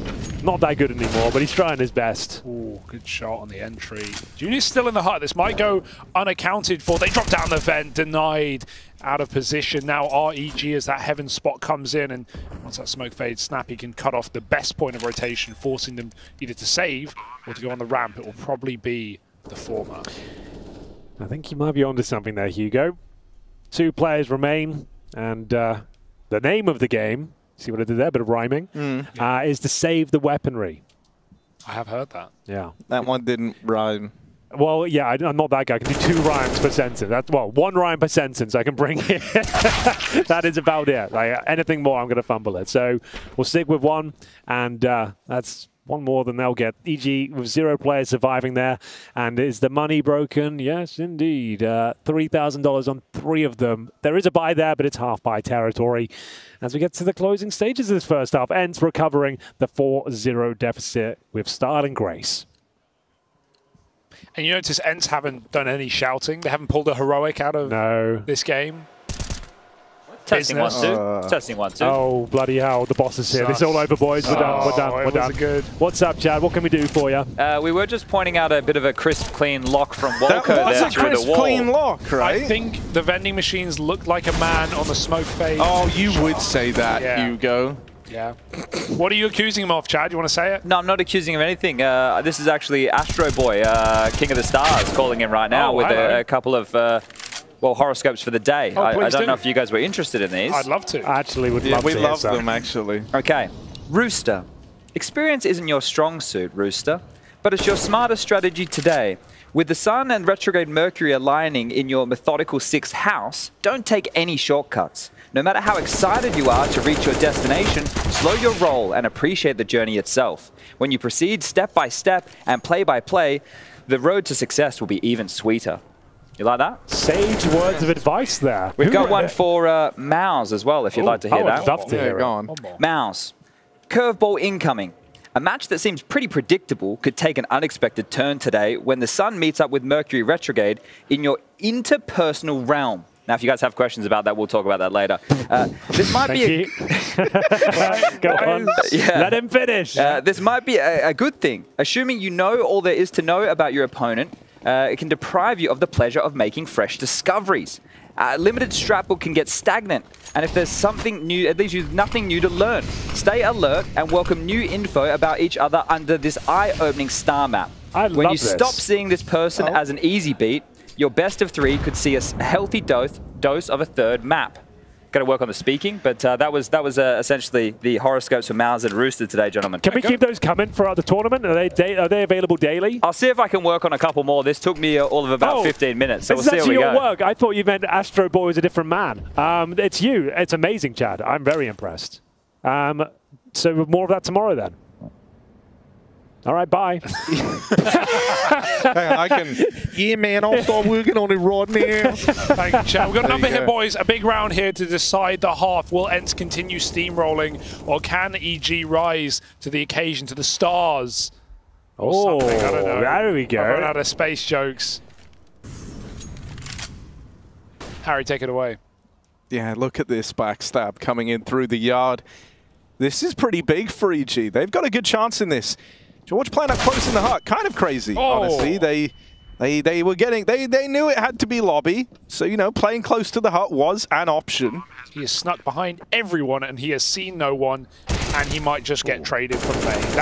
That hurts for Automatic. The big flank round the world for that. What a disappointing round for the guy, as Junior is left trying to survive. Oh, he's quick with it, but impactless in this round, sadly. ENCE are going to pick it up 8-5, and this is probably where they steamroll. I mean, everyone's kind of coming for EG's head, I feel like. I think so. I think we've been giving them the benefit of the doubt today. I think we've been pretty reasonable. Last season, not so much. No. I think we'll put our hands up there. Yeah. Maybe things got a bit out of hand. Can't deny that. I feel like I was the face of that whole thing as well. Like Harry I did pretty well. Yeah, I did pretty poorly. Yeah, I was kind of a bad sport. Yeah. Why? What did you say? He said some bad well, things. why repeat it, you know? But well, for fun, I suppose. That's why we did it in the first place. Take a look at this. Fast out the hut. It's another one of these top-site rushes. And another one of these rounds that look to come up in ENCE's favor. They deal with the pistols. It's quick. It's clean. It's literally over in 10 seconds, that one, isn't it? That was, there was 1 minute 36. Kind of a signature move of mine. Oh, okay. That's another... Self-appreciation. Yeah. We love it. It's a flavor. Well, and now for a bit of self-appreciation with Hugo Byron. What's one thing you love about yourself? Wow. Good question. Where to start? Oh, you meant Hugo, sorry. Me. Okay, you my bad. No. No, Henry, you tell me something about me. No. I love your voice. I think it's of a distinguished gentleman and someone, that's a voice everyone should aspire to have. That's what I would say. I love your voice. Thank you. Actually, that's funny. What a coincidence. Oh, this is horrible, man. This is like thing 1 and thing 2 here, bigging each other up. I'm surprised we didn't even reference it once. I did just get one tweet now saying I can't tell the difference between Henry and Hugo. I feel like our voices have evolved. Can we bring back the old ground rules from Pro League Season 16 of every time you guys cast together, it had to be opened with, "Hi guys, Henry here," or "Hi guys, Henry." Do we actually say who we are, or do we flip it to confuse people? No, you flip it. That's the idea. Well, yeah, otherwise it's just stating our names, isn't it? Yeah, that's kind of the... Oh, I see what you're doing. Oh, right, okay. You're doing like a PSA for everyone, so letting people know. Henry here, and we're going into the last round of the half now. It's ENCE up 9-5, looking good to control this game, and looking for a double-digit side. All jokes aside, I do hear a lot of the clips and highlights like played in the break throughout this show, and I'm always like, I don't remember saying that. And then I have to realize it's Harry that's the accompanying voice. I'm like, oh, that makes a lot more sense. So it does trick me as well. I was listening. I was watching a game. You were casting it. My mum goes, oh, when's that clip from? Yeah, and my mum does the same thing, bless her. Like, she goes, oh, you did really great today on this cast, were you? And like, wasn't casting today. Wasn't even invited to the event. I haven't casted in 6 months, actually. Glad to know your mum's a fan, you know. A 2-year hiatus from casting. But cheers, Mum. It's Hugo you're listening to. And right now, it's the final round as we get into what could be 6 on the board for EG, or double digits for ENCE. It's been a tumultuous journey to say the very least. It's a 4-0 start into potential 10-5 finish. No one wants to be there. Automatic has been dropped early. Junior makes his way down the vents. George, he knows he has to be active here. He can't just allow them to have all this space with no information. They've already slipped the net. It's a real issue here, boys. This is Guaranteed frag, but Walker's got the awareness. Yeah, he's ready for that somehow, some way. Ents have had a lot of space in this T side. They're still going for a heaven wrap. On that smoke fade, George is going to reposition. That only gives Ents further control. Is this a heaven boost coming in for EG? It's a very good time for it. No one's actively lurking in, but they're going to push Hut instead, and this could be a problem. Madden's very patient. They're just setting up. This is nice for EG. As far as a 4v4 go, they have good position, but multi-layered heaven hits to end the half Harry. Yeah, Madden's out here just kind of orbiting the A site.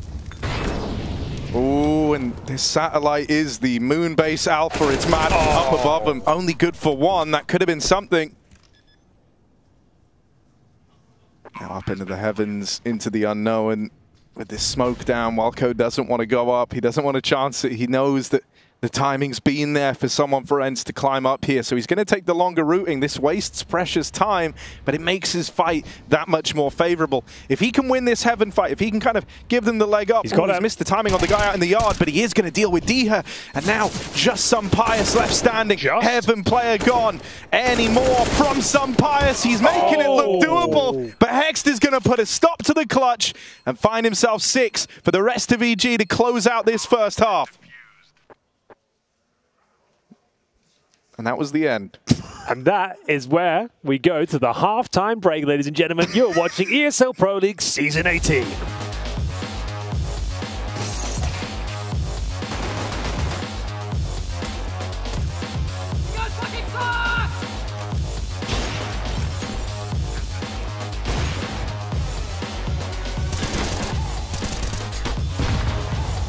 How do you lose that?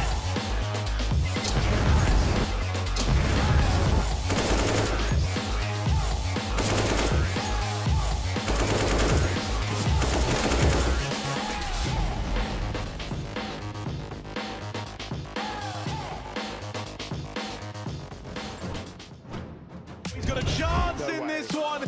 Simple! Makes it look too clean.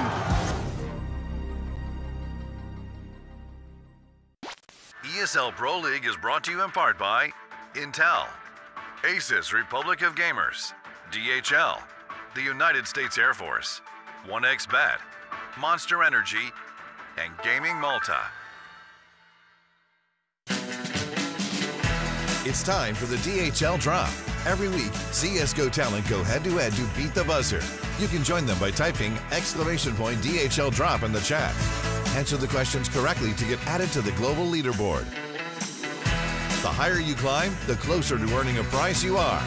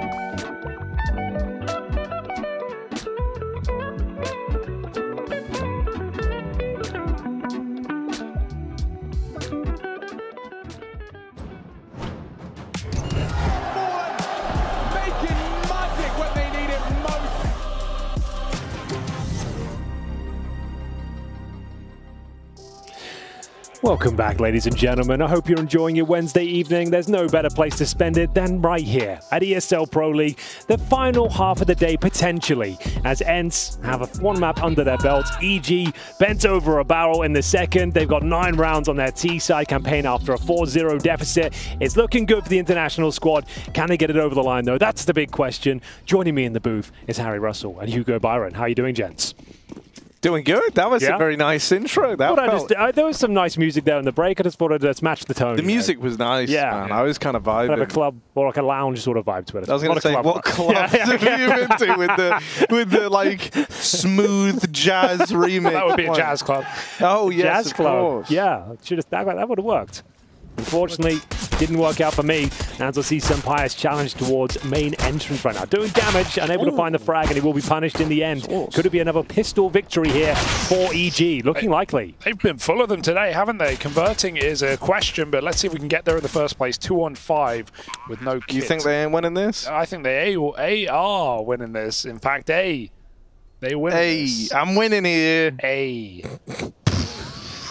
This is New York. Nuke York. It's not my best. Nuke York. it's one of the kind of like yeah. I mean, that would have been a good joke. Thanks. Why wasn't it? Hang on. Yeah. Hex has had a game, you know. He's talked some smack after 2 rounds. Yep, sure. He probably lived to regret it, but he's also had some nice rounds in there. Well, both pistols in the bag, you know. And still losing. Potentially could tie things up with the pistol victory, that's such a pessimistic way of viewing this, Hugo. Yeah, Henry, that's a bit much. Oh, I see what he did. They used the voice against me. Yeah. Made me look like a right twat. Your mum wouldn't be happy with that. She wouldn't. She is watching now, probably confused as to why there's 2 of me talking right now. But yeah, there it is. The upper play coming through. Very clean shots, difficult to land those hut kills, and doing it with ease there. EG will post their 7th. They've been a little bit more combative. No, competitive is the word I'm looking for. All combative. All combative. Yeah, that's more competitive than people expected, I would say. And winning the second half pistol, like we said, a chance to tie things up. And they're going for the hut rush here. They're doing the top side A hit against ENCE. Oh dear, they even try this little smoke down that's meant to extinguish the hut molly. But it's not started well for EG, and it's only getting worse with each passing second. They were a bit limp on that one. They tried to bail. They pulled back. They weren't a fan, and they'll live to regret that too in a 2v4 with the bomb loose. Okay, Junior with a crispy. Headshot over the hard crispy. With a crispy. That's not a verb. He did get a crispy. He kind of hit them. He's crispy now. The sun is a deadly laser, and he gets burnt out in a 2v2. Have you been drinking during the break, man? Don't know, but it's really hitting right now. So's Walco. 1v1. Does he know? He looked at the vent. Snappy's waiting for a mistake down the B-bomb site. All right, it all comes to a bit of a pause now. This is actually a very important round. Dude, this is kind of sick. This is like Snappy trying to mega brain the situation, right? Yeah. He can hear that Walco's slowed down. So at this point, he knows that Walco's trying to like wait and see what the adjustment is, see if he can pick up any info. Snappy's kind of accounting on Walco outbraining himself here, trying to drop down lower and into his hands. So let's see if Snappy gets what he's hoping for. All the advantages you could ask for are on the side of EG right now. Walker has the smoke. He has the upper bomb site clear, the bomb to be planted as well. A huge transition to be made by Snappy, who does not have a kit or utility himself. That should be the round in itself. But we'll see whether this rotation, the decision to go towards main entrance instead of the vent, will pay dividends for the in-game leader. You can see by the look on his face, he knows he's in a lot of trouble here. Would have to pre-fire the CT vent, which he's done. He gets the dink. It's close, but no cigar. And that 3-0 is looking very likely once again for EG. Walco smokes him. A 2v4 back for EG after they pull back from the A site.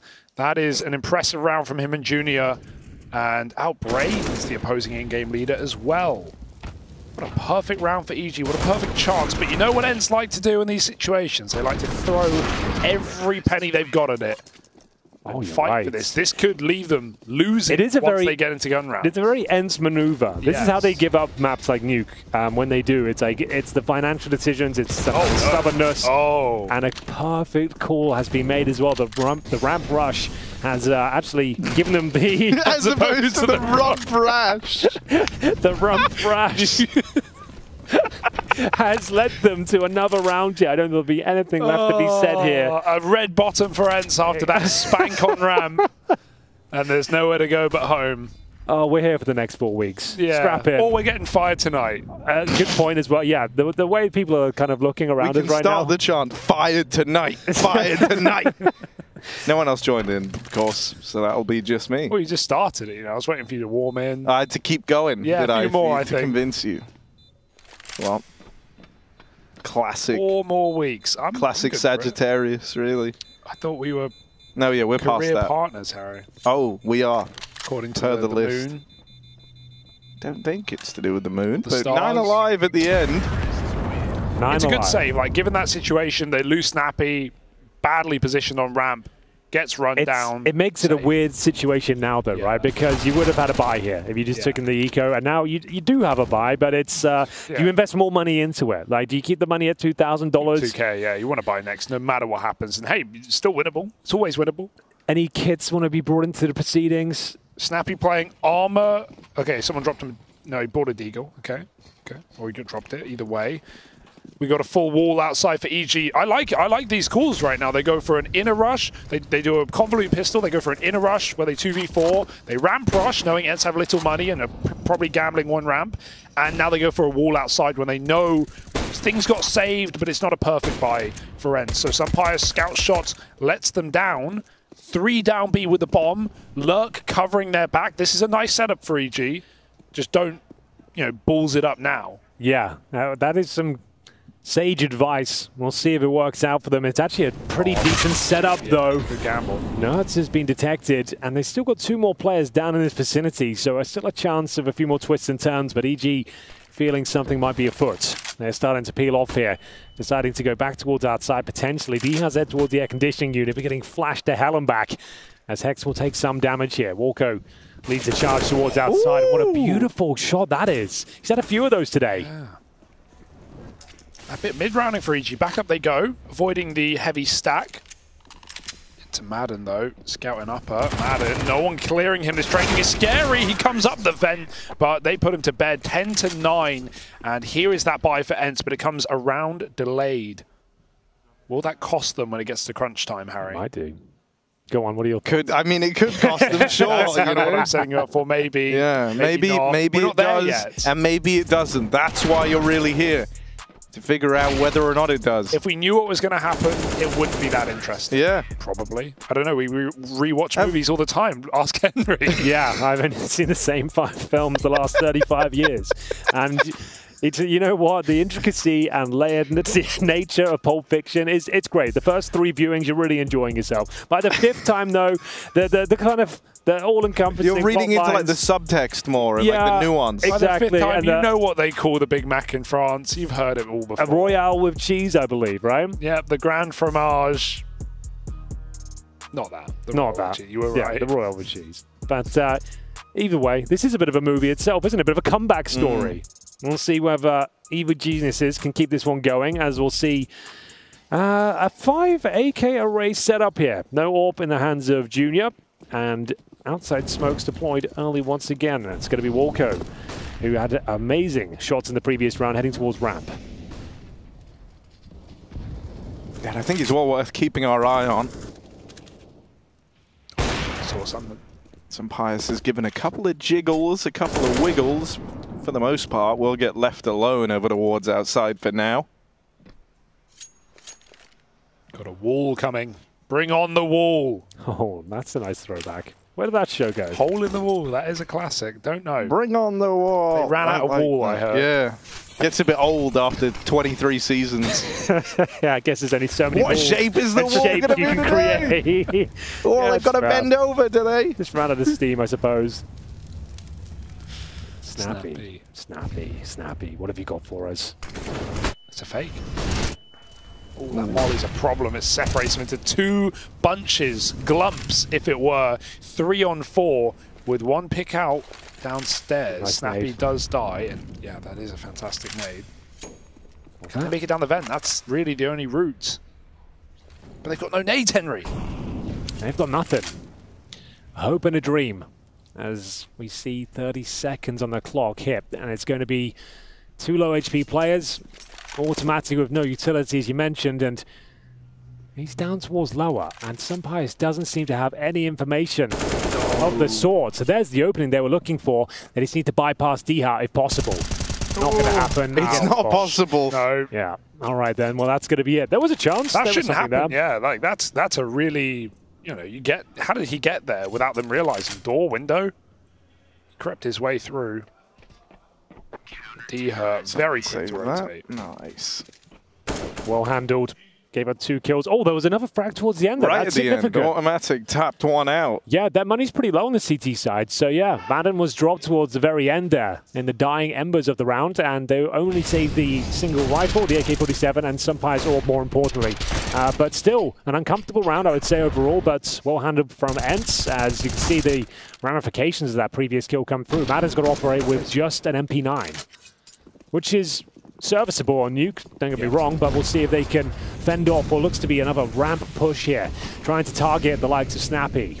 They were doing it on Mirage, right? We saw a lot of B executes for EG out of the gate. You know, somewhat probably avoiding Nerds and Sumpires on A side, but yeah, targeting the in-game leader. Ooh, unscoped Sumpires gives away a second chance at life. Automatic will take it. Regrouping lobby side. Snappy in a nice off angle to get a kill. It's a difficult angle though to get frags from. Oh, blind as well. Got to stand strong here to Snappy, but run down. Hex makes it in. Oh, Sumpires. What a bad man. Traded after the fact. It's Hex who even now looks to take this space over towards Hell. I like that. That's a heads-up move to push through the smoke and take this real estate over towards Hell. Could have, you know, elected to wait with the smoke down and just play the 4v3 out, but he's hungry for more than just the man advantage here. He wants the real estate that comes with it. 4-on-3. This is so important that EG convert this. Forget about how clean it is. Just a round at this point to stop Ents from building back off of their first buy win.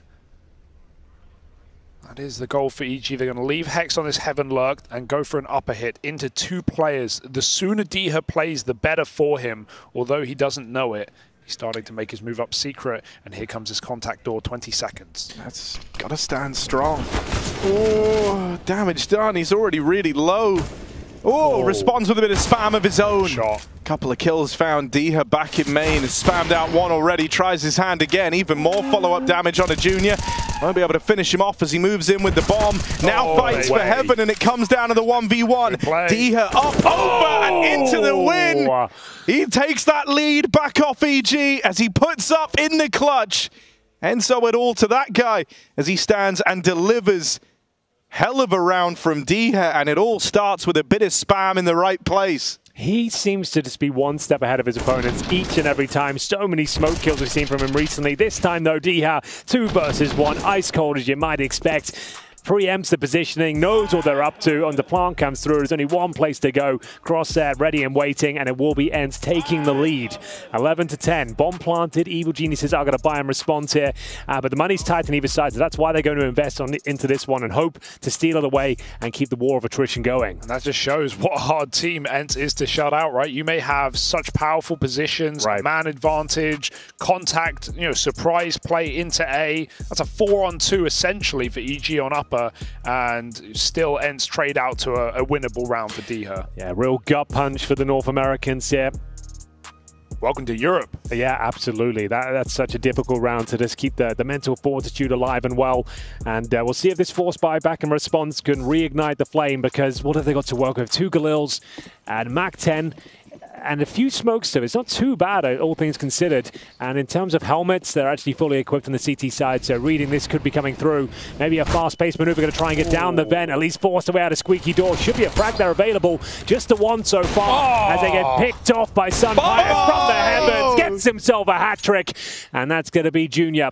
Left in a very compromised situation, outside, far removed, and with the bomb down. Yeah, Junior's not had a very good time in this round. The round started, and now he's 1v5, and that's kind of where we're at. They got the 1 kill in there onto Madden. Bruh.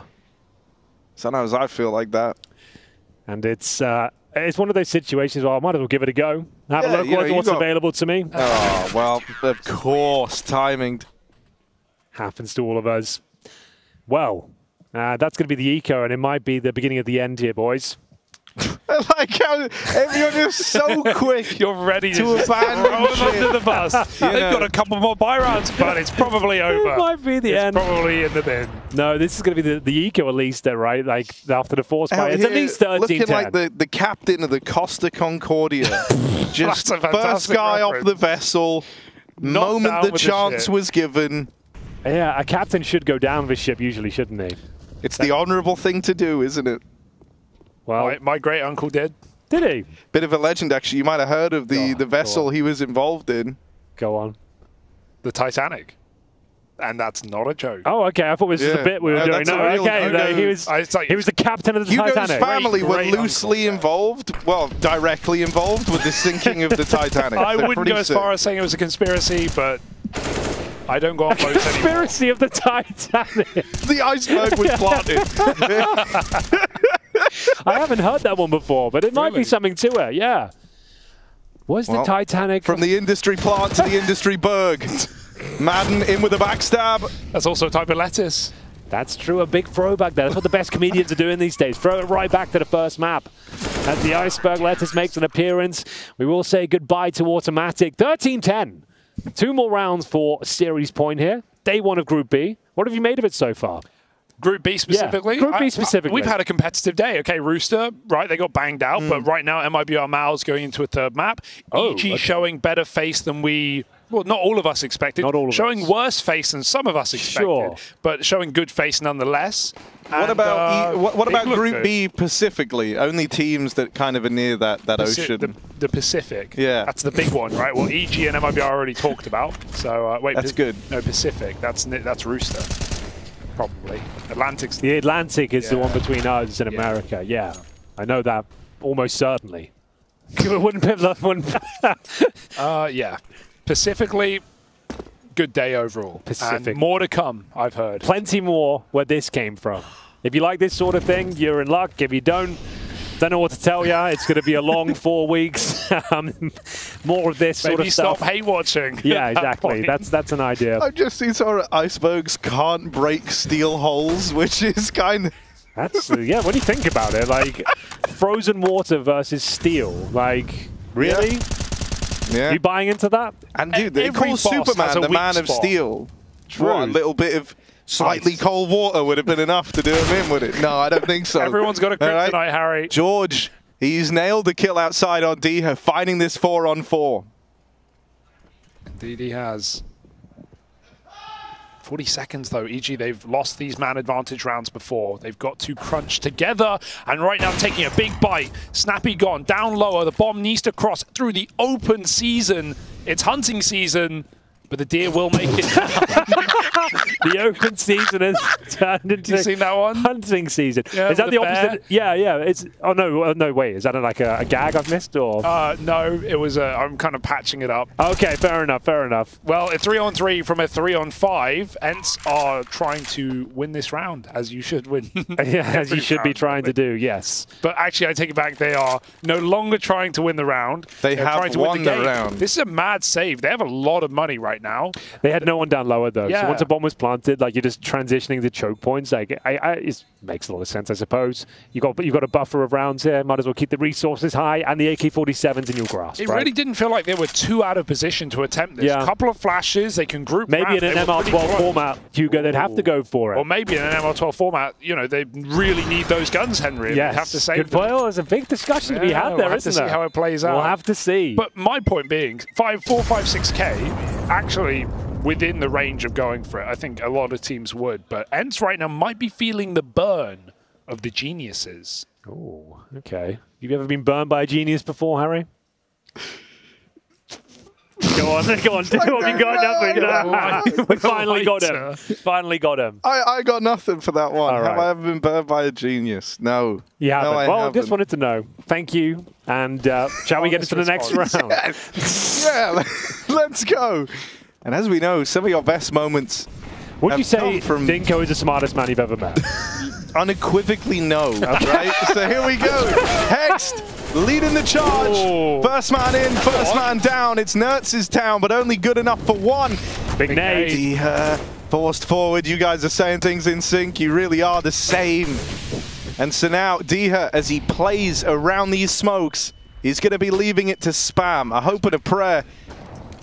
As they fade, he's now got an angle into the back of the site. One man over towards the squeaky door, an automatic dead falling back into the lobby. This gets really awkward for Junior. This gets really awkward for Junior, who's kind of trapped out over towards the T-vent. One man from lobby side, he goes back and tries to fight this, but making a lot of moves there in that 3-on-3. That round is welcome to Europe. That is what that is. 3-on-3, you have great positions. All Automatic is wondering is like, why is he so late? But enter playing delayed. They're waiting for mistakes. Just when he started doubting his position, right? Yeah, Automatic is trying to clear door, but Junior has door. You don't need to clear door. Your teammate's there. You just have to wait for the ramp flank. What's he trying to clear? And meanwhile, ramp flank comes in. Why is he so late, man? Because he's waiting for that exact move, that exact mistake. Junior feels the pressure to swing off that molly. Just when you think you're safe. Yeah, and they just sit back, they relax, they put their feet on the desk, and EG just walk into their crosshairs. Disastrous round in a 3-on-3 that could have saved the game. Instead, 11 is all they get. Well, there is going to be the force bind response here, trying to pick up the pace once again, entering that elusive hut. Very difficult to break through, but if you do, can be very problematic for the CTs, and they jump through the flames here. A couple of kills go in favor of Ents, but Hex pulls one back. Automatic will level the playing field. Back to a 3-on-3. They can pump the brakes now. Don't have to fully commit at this stage, but the Molotov might force them to push a little bit further. The bomb is down, though, as I say that, so we'll see if this is the opportunity to try and deny control to the CTs. Oh, some pious missed shot on the AW. And a spam found to Diha. Taste of his own medicine back in main. Where's Snappy in all of this? Oh, he's done it again, boys. Yeah. But this isn't baity. He's believing in his upper hold, and he's hoping EG overcook the round and drop down vent, right? Like, Ents, a 3-on-3 on upper. Some pious in a great position, having a great game. Misses his crucial shot. And now Snappy's just left looking lost. In a clutch they can't really attempt. Maybe drop in last second, go for the old sneaky ninja defuse, Harry, would you? Go on, Snappy. He's got a kit. Go on, go on, Snappy. Go on, you absolute fucking... Oh, well, no, he's dead now, he tried though. Hexed, loud and proud, 23 kills. Yeah, did all he can, did the Snapster in the 1v3, but mopped up by Hext and the EG boys who look to keep closing this gap. They're now one round away from breaking Ents' money, so really there's still a route open to EG in this matchup. Still a chance for them to long it out to a third. It all started with that missed shot from Some Pious that really gave you a bit of a leg up if you're EG as they came on through. And now we hit this part for Ents. EG are their iceberg, and Ents are the Titanic here. Now, will they swerve it at the last moment? But you're implying, like, their fate is already decided. Well, no, you know, this is like alternate history.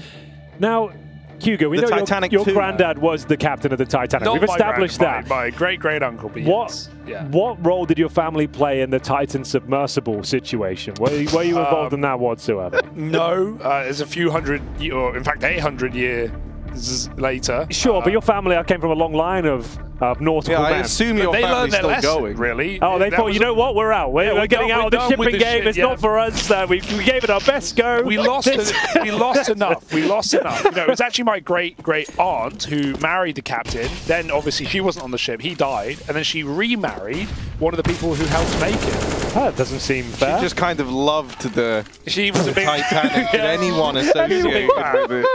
God. If she was still alive today, you know, Stockton Rush would be getting jumped on in a heartbeat. So here we are, Snappy with a nade from downtown, finds his way to the 4v4. EG through the Furious smokes, I call them, which is just missed outside smokes. Okay. But they've still got a lurker here. Well, that sounds like an info flash. It's not.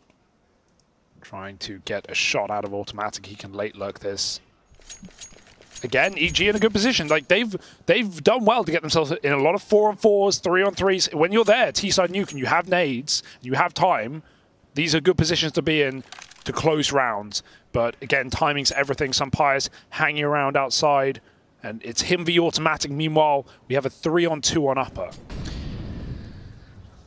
It's quite tense right now. This is a big one.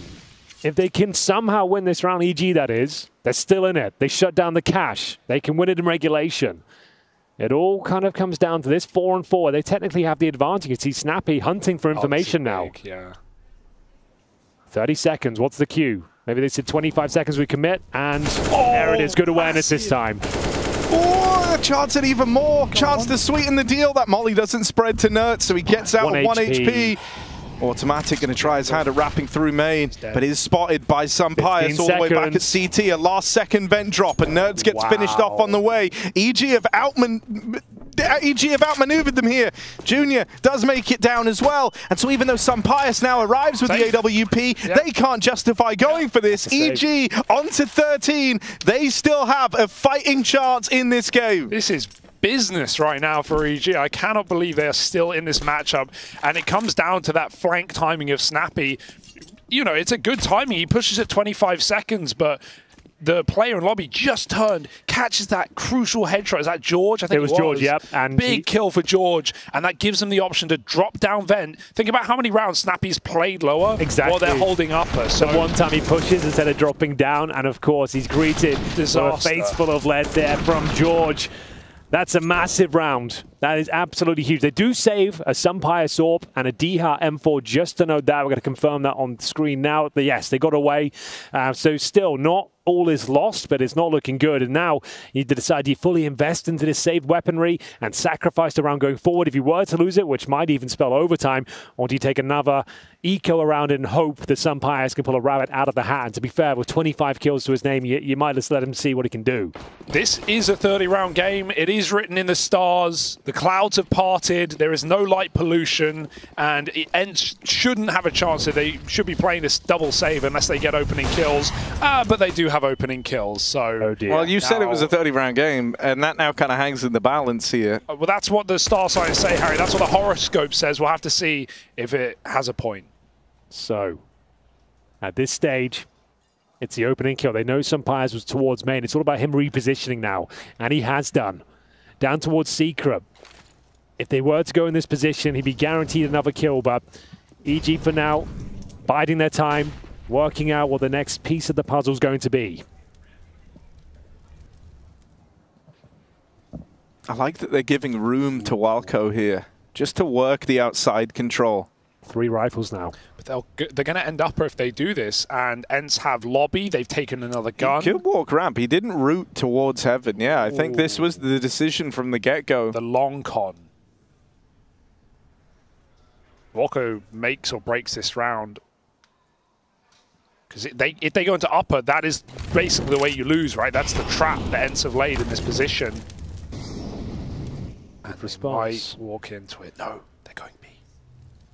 Yep, they are. 3 down Secret. Sampaius no longer there.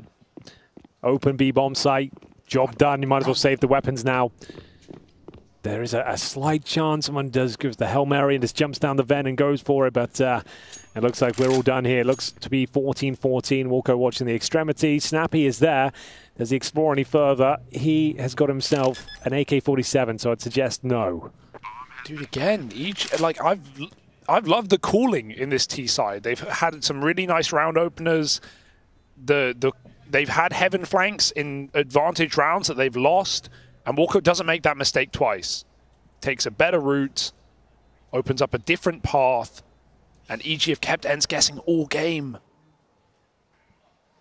And here we go. 30 rounds of play on a map that EG already beat G2 on just weeks ago. I can't believe it. Yeah, you can. It's you predicted it. I predicted it. I can't believe my prediction's coming true. Why does he only get the credit, man? I was right. Harry, he got 30% of the credit is due to Harry. Exactly. That is so true. do you only get 70, or is it like an additional I still 30? get 100. He gets 30 of my 100, which I'll be taking back at some point. Okay. So it's kind of like a deposit. Exactly. You can have some of my 100%. A if that's credit okay. loan for Harry. Oh, the opening kill from Sampaius. They handled it well, though. I can't believe they're actually...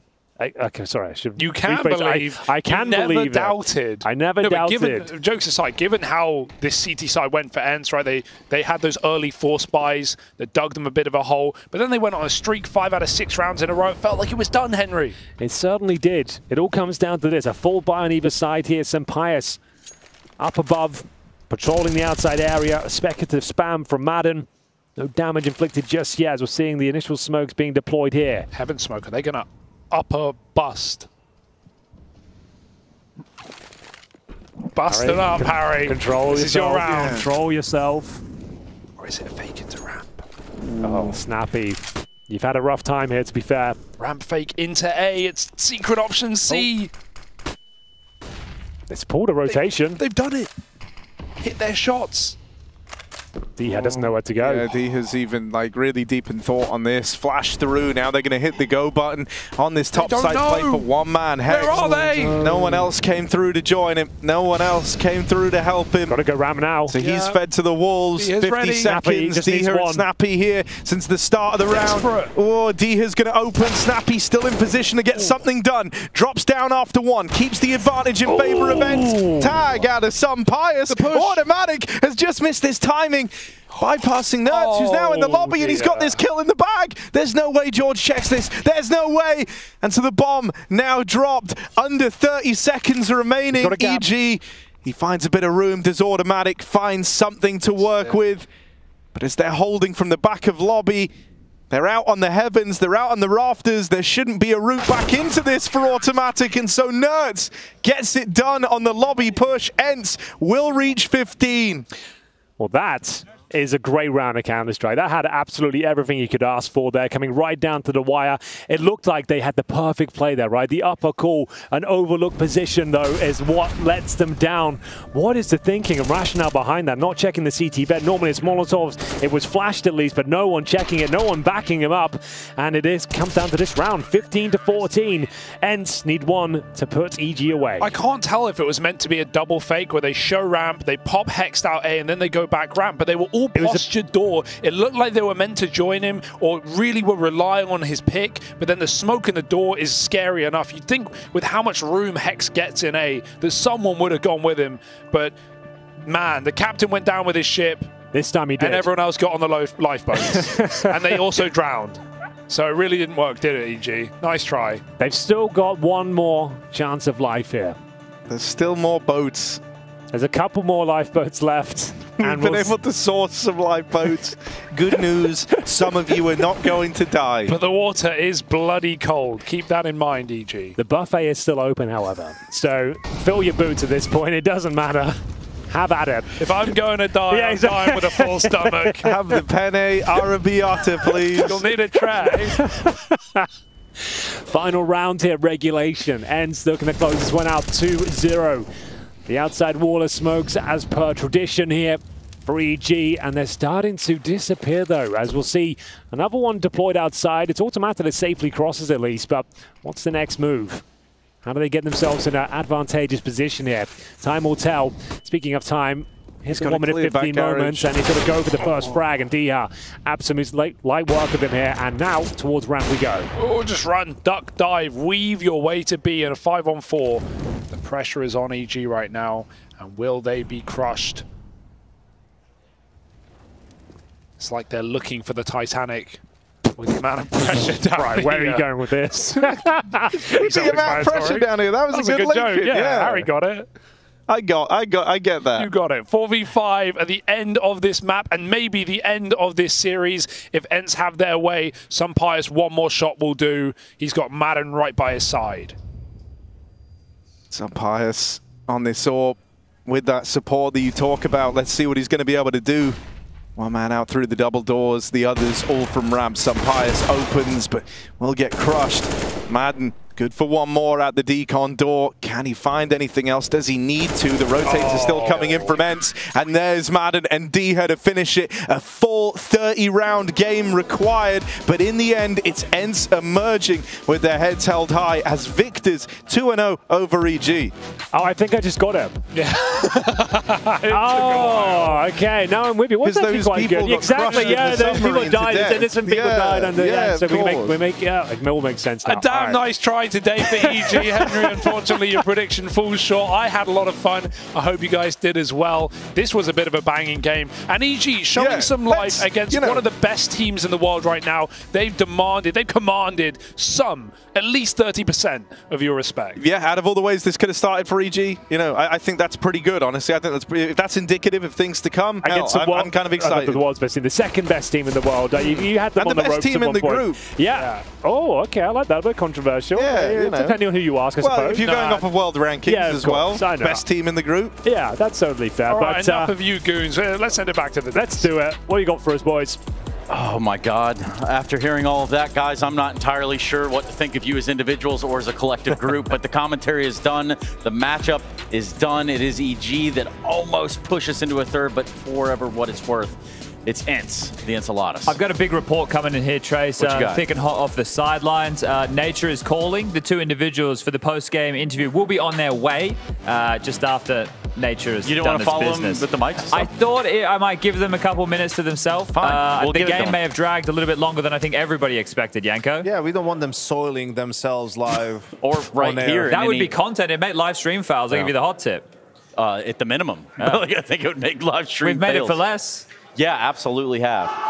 Yeah, so as you can tell, right now there is another game going on with Miles and MIBR, but that is over on the other side of things. I could walk over there and see what's going on. Dinko, they're going to come back. When they come back, make them sit here, right? I found Hugo's grandfather's hat, by the way. Oh, snap. That was at the antique Wasn't shop it his uncle? Yeah, one of his family members anyway. One of those people that went down with the ship, so found his hat. Dinko, they did, kind of reference you there, and they said that you were the smartest individual to ever exist. Unequivocally not the smartest, I believe. I heard that's what Harry said. So what I'm getting at here is how much concrete evidence, or should I say ice cold evidence, could we have that Hugo's family did involve themselves in such a horrific... Well, my family actually helped build the Titanic, so I guess we're more responsible for that. Yeah, It's all about you, Dinko. Of course, we come back. No. You're the center of this story too. Okay, go ahead. Yes. Tell us. Is it true? That Hugo's family was involved? Yeah, we already know that's true. I'm not talking your family. Chad, did you hear? Yeah. Dinko's family built the Titanic. Yeah, well, apparently everybody's responsible. I found a whole wad of cash. Oh, hey, man, let me get that It's back. pretty tense over there. I just went and I was going to maybe have a look at what's going on, but their third map, that's another series that has gone a little bit differently than I imagine most people expect today. MIBR putting up some resistance against the little mouse, so that's good to see. The Brazilians. I want to see more from Safe and Drop. I know when we're going to be talking to EG. Sorry, we're going to be talking to Ents, who just beat EG. There you go. Here they come. Yeah, all right. Are they making it? Oh, here we go. The two of them going to make their way in. Hopefully all right, they gentlemen. had time to wash their hands. And they're not even soiled. I'm going to take a seat, and then one for you. And I'll come sit over here. It's all right. You guys work it out. All right. Gentlemen, got a bit tense there at the end, didn't it? Yeah, I think they play good. We didn't expect the inner executes, but you guys don't like doing those? Yeah, of course. As you see, guys, we started to play more about outside and secret, so we know exactly what we want to do. Listen, you're talking to the wrong guys here, so we actually know what you're doing. You're just doing that against CG so that other teams see it, and then when they came and changed it, and then you're going to play heroic for the #1 scene, and it's just going to be inner rush, inner pop, inner rush. Maybe. Inner fake, then inner Hey, don't give away all of their strats, yeah? We want to try and get a thing or two out of them right here. But seriously, Senpais, what did you make of EG in the server today, right? No one expected them to beat you, right? You guys come in, you almost have everything to lose in a matchup like this, but you just need to take care of business as the opening game. But in terms of the resistance in the server across the two maps, even maybe with some of what Yanko's talking about in the back of your mind, how did you think this EG roster fared against you? I think they played quite good, actually. I mean, we knew what was their game plan, right? But they were not even going outside. I mean, Diha and me, we were trying to play aggressive outside, so we have the info. But before that, they were popping inner or popping ramp. So we decided to just fake that we are aggressive outside and play more compact. But still, they were having good executes, and even if we stopped them, they re-execute in a good way. It was tough, I would say. But they were playing really good, and they were taking ramp, and when they have one guy seeker and they get ramp, it's really tough. I have a question for you, because not so long ago, I mean, both of you really were in a similar situation where EG is now, right? Like a team that's not really expected to do much. It's just for them to be at this tournament. It's a great opportunity and all of that stuff. And I think you said a great thing. A lot of times, when you were in Movistar, you had that one season with Endpoint. Movistar especially, even in this season, like playing really good Counter-Strike, right? Like the guys are playing well, but sometimes it's just about the disrespect that they get from the other teams that makes it hard to play against. So can you tell us a little bit how it is to be in those shoes? I mean, when I was in Movistar, for sure, like when we get to these tournaments, we value them much more. And when you play as an underdog, right? Like you just play so, like you get so hype every round. Like you try to play super hype every time, you know? Like when you are that hype, even when you win rounds and even when you lose rounds, then you are like every time, I don't know, it's a weird feeling because right now we were winning rounds, right? But we were not super hyped anyway. Yeah, you guys didn't even celebrate when you won. It was just like, yeah, we took care of business. It's different. It's just a different way. Like we know we don't underestimate anyone. They played really good, and we were really focused in the match. But I don't know, we don't hype that much when it's not a stage game or semi-finals or quarterfinals, something like this. And obviously, if they are an underdog, is in the first game of the group, it's just, I don't know. Sure. It's different. Did you expect, obviously you haven't been able to watch the game that's going on so far, but MIBR have taken a map off of Mouse. Did you think that was going to be a quick 2-0? What's your thoughts on that matchup? Because you will play the winner of that series, which is currently live. I'll be honest. I was surprised that they won one map because I have high expectation for Mouse. All of them have high individuals, like good individuals as a players. And like even when we came back to the second map, I asked the admin, what is the score? What is the score? Because I want to know, by the way, what is the score in Mouse? What is the score, you know? Right now? I'm waiting for it to load. I'm looking right here. Yeah, I brought up 9-9. There you go. On Mirage. Okay, what map? Mirage and MIBR T-side. They just won the pistol with the conversions. Okay. I believe it will be Mouse map. I think most people thought it would be Mouse, right? Yeah. But MIBR have this kind of dark horse label like affixed to them, right? Because I think this is a roster. When you look at some of these names, we were getting excited about Insani and Breno being like individually pretty good, safe and drop. I don't think they got a fair shake of the sauce bottle over there on Furia. So it's an interesting mix of players, but yeah, Mouse should, like, are you saying that from just the pedigree of roster or team, or in practice maybe Mouse have looked good? I think in practice they were playing really good, and just think about the players. I don't even, like, I don't know a bit about the MIBR team, but I know from Mouse that Jim Pat is insane, Xerxen, Frozen, like everyone are just good players. So I think it's Mouse match. Yeah, I mean, really all we can do is keep our corner to that one, right? Our peripheral vision. What we can also do is highlight our Air Force Aim High player of the match. The MVP. You want to have any guess who it was? Sampaio. No, bro. I didn't play good in the first legend of the game. I would say Nerds or Mija. Nerds or Mija. I don't know who it's going to be. Let's it's roll not the dice. going to be either of those. I hate to tell you now. I didn't want to tell you this, but roll it. Where's it at? Roll that Air Force Aim High footage, please. I think it's Nerds. I'm pretty sure it's Are you Nerds. doing a Mac? No, I'm really not. Are you thinking you have a clip ready and you got nothing ready? Come on, man. What do you think this is? That's not what happened. Mickey Mouse hour around here? No, man. I'm sorry. You know, it is Nerds. Apologize to our guests. I'm trying to. You cool? Or? Yeah, we could ask him about who the best table tennis player is in the team. I always see him bickering over there. Who's the best table tennis player? Table tennis, me. Really? Easily you? By far. See, this is the thing. When we get to the final week, right, there's some people who are pretty good. Like, Gary was pretty good, I thought. Gary was meant to be pretty... Like, Borup's apparently meant to be pretty good. If, like... I was going to say, if... Dude, Apex is the best, I think. From what I've seen, Apex is the best player. Trust me, look at this. See Sampaio's series. Trust we me. need to get, if they make, both playoff teams, hopefully, we get an Apex and Pies playoff. I know who's good in this tournament. Sonda Young is good, Apex is good. Speaking of... Wait, this is good. Give me the names. We'll make a tournament. What are the names? Apex is good, Sonda Young is good. I think Borup, I didn't see him, but he must be good. And he's talking a big game, yeah. The coach of Movistar, Galder, is really, really good also. Really. Yeah? I think he might be the best. Okay. SDY is in this group. Yeah. But they lost to this. Well, we play a lot of Monty CS. might not make it through. But if some of those names make it, he said Blade, coach of Movi, we was talking to him, they made it. All right. So when you make it to the final week, you want to play in a match against some of the other pros? I would like, yeah. Yeah? Me, it's fine, yeah. All right, nice. Okay, cool. We can lock that one in. Speaking of like a competition versus Apex, right? A lot of people are saying, there's not really a clear number one. Vitality think they're the number one team. What do you guys think about that? Do you guys think you're number one? I think right now, I really think that there is no number one spot. And if there will be any number one spot, it will be for Vitality, for sure, because they have one more events, right? But I think the high level from every team is just, from top 5 to top 1 is just really high. I think everyone can beat any other team. I will give it to Vitality. I think like they're the best team right now. It's because Flamesy and Spinks are over there. No, no. They deserve it. Let's be honest. They deserve it. Yeah, well, and Apex is talking a big game with it, but let's ask. Are you ready? Hold on, let me try this again. You got it ready? Round 2. Hit it. Air Force aim high. Player of the match. It's Nerds. There you go. There it is. Would have been so hilarious if it didn't happen. Yeah. Where's your what? Can I get the money? Yeah, this is all yours. I was going to give it all to you, but like, thank you. That's all yours, man. That's your prize. Don't spend it all in the same shop, mate. I don't know what you're going to buy with that. What are you going to do with your MVP winnings here? Business to Sydney. Hey, all right. You might need to get a couple more man of the matches, I think. That's not gonna be cheap. Yeah, and don't accidentally try to spin that at the airport on an upgrade. I think that would be actually a really bad. Catch me if you can. Yeah, you might not be coming back to Malta for the playoffs if you attempt that one. Who do you think you're going to be facing in? Well, we know we're talking about the next match. Do you think it'd just be you guys versus Heroic for the highest playoff spot? I don't want to get too far ahead of yourself. I know you guys have your processes and one match at a time, but realistically, looking at this group, we went over it today. You two, Heroic, ENCE, the top 2 teams in this group without a conversation. So do you just expect to play them for the seeding match?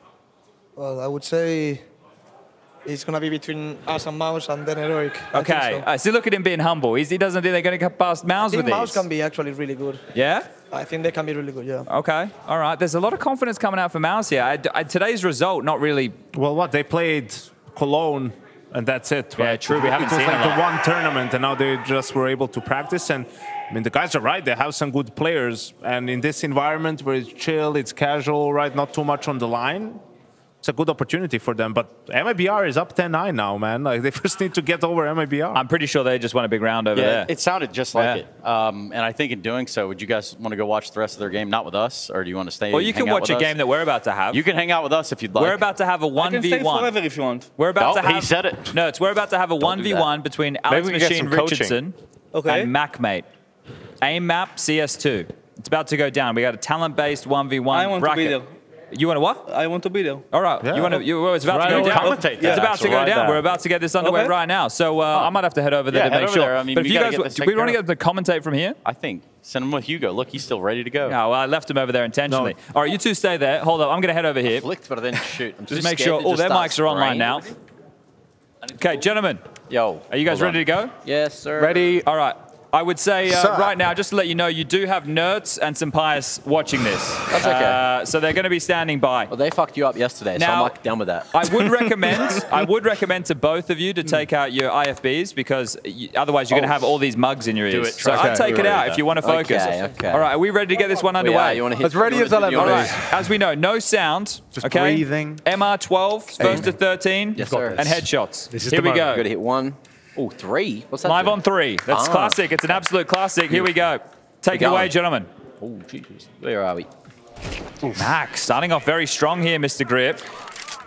I don't know who's going to take this one. Yeah, do you Alex want has been looking sharp recently. It has to be said. Do we want the casters to cast? Bring over in the commentary booth. Can cast. Hugo and Harry. Too many cooks in the kitchen, perhaps. We'll give it a go, boys. We've got Mac on one side, Machine on the other, and it's the match of the day, Harry. Oh, what accent should we do, Hugo? We can just do our own if you want. Okay, that works. All right, here we are. Right into the swing of things. This is a good start from what I can tell for one of these players. I'm assuming Mac. No, stay. He's building in the right direction. Off to a good start. Ooh, a little weird in the spray there. But that's CS2 for you. It's more of a tapper's game. Nice flick. See, Alex, he's been putting in the hours recently. I prefer the accent, I'll be honest, Hugo. All right, people, we're going back in here. We got a bit of a 1v1. Wait, I might go Scottish. You might go Scottish. Go full Scotsman. Agus Knoll. All right, Alex Machine Richardson. Hi, guys. This is Young Jordy. We've got, I mean, how do you commentate aim map? It's just fucking shooting across the street, innit? Well, I don't know, Hugo. What I can tell you right now, actually, is that this is actually some high-level Counter-Strike because this reminds me of the one time when I was back in Vox Emina, and we would, we would all duke it out on the 1v1s, right? So this is very reminiscent of my early days with JKS. You hit an Enema in Vox? It sounds like a bloody good time. I had a Vox Enema. Oh, clean there. Clean down. That's actually a signature Chad right there. Ooh. Oh, stop it. Ooh. Mr. Richardson, he's got some frags. Oh, yes. Open, bro. Starting to get away now from MacMate, I think, but maybe he's still got a chance right prior to the Motherland all that on the line. So come on, do this one for Oz, MacMate. Come on, mate. Come on, lad. Is that Aussie? It doesn't really sound it. Ooh, okay. It's right down the middle right now, Harry. Now remember, it's first to 12, so we will be splitting the half 6-6. This is going to be first to 13, I believe. First to 13, that's correct. MR12 is what I meant. Thank you, Ref. Spawns. And there's going to be Matt coming in unlucky. off the top. All right, all right. Pressure's on there for Mr. Richardson. That one's down. They took her nerves. He's crumbling, Harry. Does look that way, doesn't it? Oh, look, it's all starting to get away crumbling. from him. It's all starting to get away from him there. Take a look at this. This is a big moment. Dancing around the boxes, back and forth. But what in God's name is that? From Mac. Here we go. It's the big Meckle, and Mac is hungry. Harry, you've been a bit of a choke yourself in a tournament gone by. How would you get yourself out of Alex's situation right now? Honestly, if you're Alex, you just got to remind yourself you're the best damn thing to have ever happened to this world. And so I hope he's trying to channel that right now, but it's not looking good for him, is it, Hugo? Sometimes you want to take a deep breath. A deep breath, but it's going out all for Mac right now. 6 rounds in a row. Mac's about to walk the dogs. 12-6, Take a look at this. Here. It's dominant. He's up in the lead. Anything can happen, but it's Mac made with the W. Oh, I felt the adrenaline. That was too much. 13-6, Mac 6 to say right. All right, we got it on camera. Mate. Good game. Thanks, brother. Congratulations on the victory right there. Hard-fought battle, Mac. How do you feel about your victory here today? Look, as long as I got a W for Australia, that's 1-1. Well, that's better than none. You got one. That's better than none. Yep. So I'm happy. All right, well, congratulations. We're going to throw this back over to the couch to close down the day. You take your money with you? Can I take it? Oh, we're back on the air, are we? Hey, everybody. Just doing a little housekeeping over here. Some money flying around, exchanging hands. It's taking our money. Yeah. So how did you feel about that one? How did that go? Any takers? Yeah, that was great. Everything we wanted and more, really. I should have got the players in the seats right there, maybe join them in for a bit of a 2-on-2 situation. But look, Mac will be making it through the last chance qualifier into the main bracket. Nertz is our expert here in the AMAT 1v1s. Who do you think is going to fare? We got the Rat King. He's the high seed in this tournament coming into things. Trace has picked up a victory here today. Who have you got your eyes on in the ESL Pro League 1v1 CS2 AMAP Challenge, Nertz? Dinko. Oh, he's got the highest seed. He's gone with, and that's how we do our analysis. He's actually smashed it. So we just say the best team is probably going to win, and then we get paid and we go home. Here's a picture to paint too. Show me the bracket for the 1v1s, please, and go. Oh, okay. So yeah, here you go, Nerds. You get a little bit of a look at the bracket right here. Trace versus Freya, the opening match. The winner of that will be taking on Dinko. So Trace versus Dinko. Mac has just leveled Machine. It's going to be Mac versus Sponge. It's going down under for the quarterfinals. Hugo versus Yanko and Harry versus Henry. Now, there's a lot on the line. The Hugo versus Yanko match is a grudge match, I do believe. Yanko, any comments from you? Yeah, I definitely hate that little guy. Little guy. He thinks like that win last year meant something, or he thinks he's better than me, so I have to put him in his place. Oh, bit of smack talk coming out here. I was thinking the same thing for the side of Dinko. I mean, he is the Rat King, and we're not at Chuck E. Cheese's, so I don't guess you guys have that anywhere else, do you? Hey, Nertz is chilling, man. His team wants him. Nertz, do you want to go talk to your team, or what? Yeah, I will go. They're calling me. They're kind of thanks for your time. Thank you, guys. Thank you. Thanks, Nertz, man. Just put it on the table. It's okay. You forgot your this upgrade. is that thing when you say, like, to your friend, like, hey, call me in 2 minutes, and go on this date, call me in 5 minutes and say, like, yo, I'm going to come to the hospital. I'm going to go do a death segment with these clowns. Can you get me out of here in a couple minutes' time? BRB, hold my monster. Yeah. Look at Henry. Can we just say, Henry G, if you're going to come on, you've done a great job. You've walked around. You haven't caused any issues with the cameras. I know what I'm You've doing. done great for the lighting. Rodeo. I want to say that's a 10 out of 10. That's a gold star from Ollie. Do you think it's your last rodeo after that cast? It might be, actually. I can see the higher ups there waiting for me to leave the studio for a meeting. They said it was a late night meeting, whatever that means. I thought it was a pretty good cast. They thought it was. I enjoyed myself. Sure they're just, they're talking about the submersible that got caught underneath, and like that's what really might be got some you there. sort of conspiracy theory warnings coming up. We were towing the line there at some points, weren't we? Maybe it was a beautiful work of art. I think we will say it was a hell of a run, though. 10 years of commentary, all coming crashing down. It was a good time. We did well to get to this point. I can't wait to hear more tomorrow about Hugo's great uncle. Yeah, and I think we're going to work our way down God Hugo's knows family where the tree. rest of his family tree has been. Yeah, it's, there's a lot of parts right there. There's also a lot that you can do at home if you're thinking about coming all the way out here to Malta. You want to watch the playoffs? Well, check it out. Hit it, Yanko. Playoffs? Perfect. We're talking about tickets on sale Friday, August 18th, 4 p.m. CEST, whatever CEST means, Central European Standard Time. Doesn't that mean they're already on That means they're already on sale? They're now on sale now. Okay, so now would be the best time to buy. Yeah. So this is They've been actually on sale a long time, but get them while they're hot. This was shot in the future before any of you all knew this, and that's just part of the show. I mean, you have to read the scripts and buy into everything. Yeah, come check us out in Malta. It's a wild ride down here. Moreover, so are the brackets that are taking shape now. Dinko has been sitting idly by this whole time, ready to tell us all about the brackets of Group B. Well, here's the bracket for Group B. Nailed it. My voice wasn't warmed up, you know, sitting here, but Heroic, what a win over Rooster. Easy win for them as they move forward. Very, very quick indeed. Big versus Monty.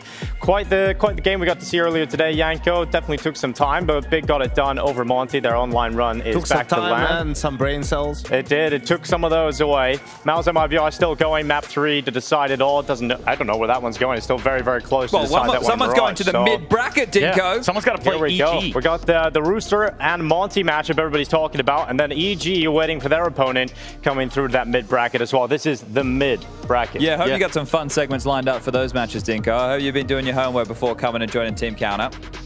Yeah, I've Team Counter. I didn't even know. He's on our team. Yeah, man. Got the Oh, well, in that case, well, oh my goodness, look at this grand reveal. I like that a lot. I didn't even realize. Did I miss the initiation process this morning? We kind of did. So basically, what Freya and I we were discussing, we were discussing in the green room. We're having a conversation about who we could bring to the team. And a rat kind of just crawled in, and through the sewer. Okay, he's been added to the roster. I think you were baking with Rush. I was baking. Well, I might have been baking. We're not sure where I was. Has it been shown yet? Yeah, not yet. Okay. No, something or someone has been baked. But listen, Dinko, I know this is probably very discouraging for you.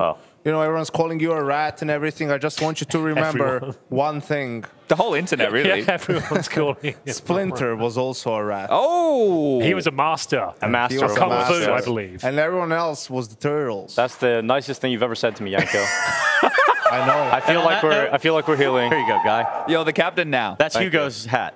It's passed down through many lineages. Let Lil Dinko take us to the end. You want to get us out of here?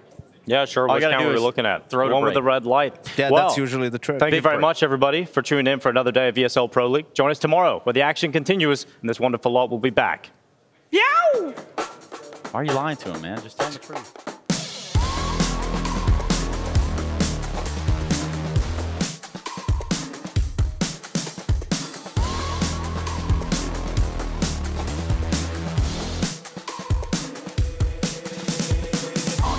I'm such a weirdo. Tattoos from my toes to my earlobe. Was a role model, I never had a hero. I learned how to live through the stereo. Coming from where I come from, the inferior. Everything you see ain't what it appears though. Everything that I built made that from zero, then added a zero. I am my hero. You couldn't imagine what it's like in my mind. It's beauty and catastrophe at the same time. Remember they laughed at me when it was game time. Now I know that they mad at me. I'm what you can't find. I'm not from the day. I come alive at night. I'm not what you used to couldn't recognize. They all on the ground while I'm taking flight. Yeah, you're welcome to join me. I promise I won't bite. Things they say, they're never getting in my way. And even if I make mistakes, I will always see them through. 'Cause I don't wanna play your game. I had enough, I'm burning up so hot I just break your chain. You can never stop, it's building up inside of me.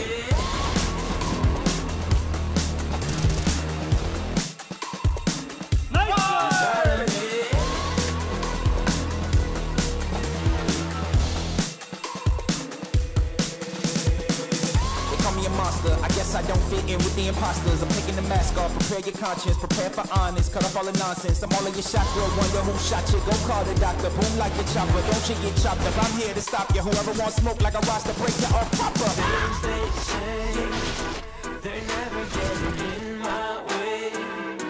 And even if I make mistakes, I will always see them through. What's that? 'Cause I don't wanna play your game. I had enough, I'm burning up so hot I just break your chain. You can never stop, it's building up inside of me. Play your game.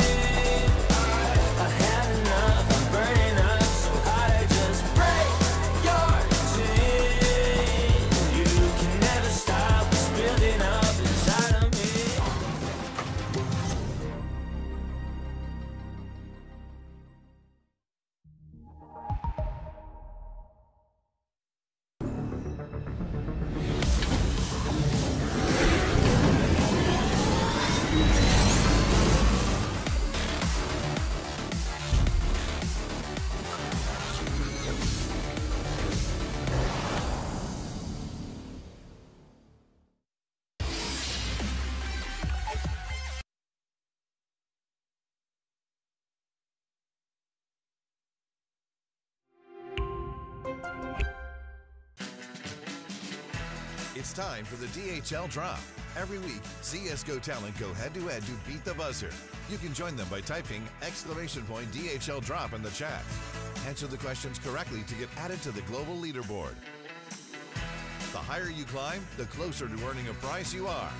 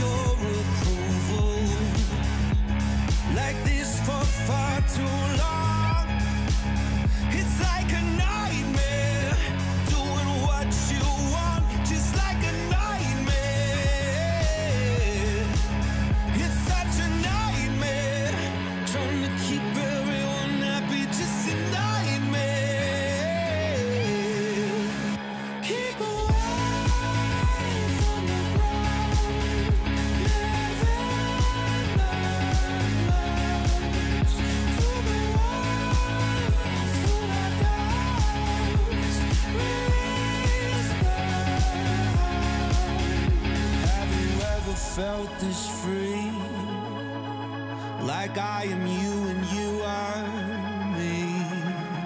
It's such a nightmare, trying to keep everyone happy, just a nightmare. Keep away from the ground, living to the ones who are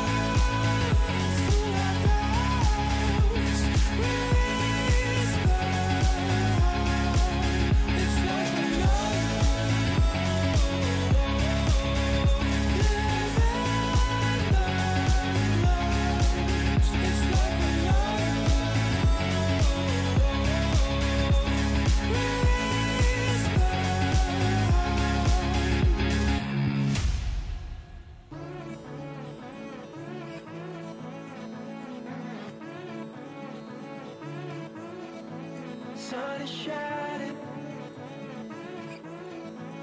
in the afternoon light.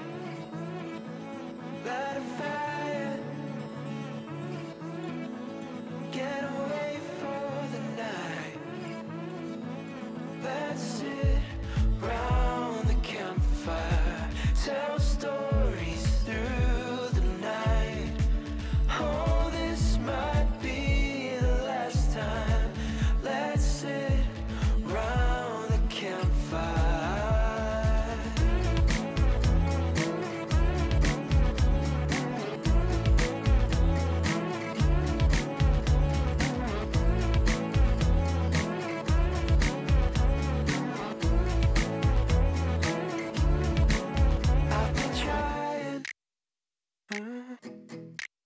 I've been trying to unwind. There's a skyline, and it's smiling on us tonight. Let's sit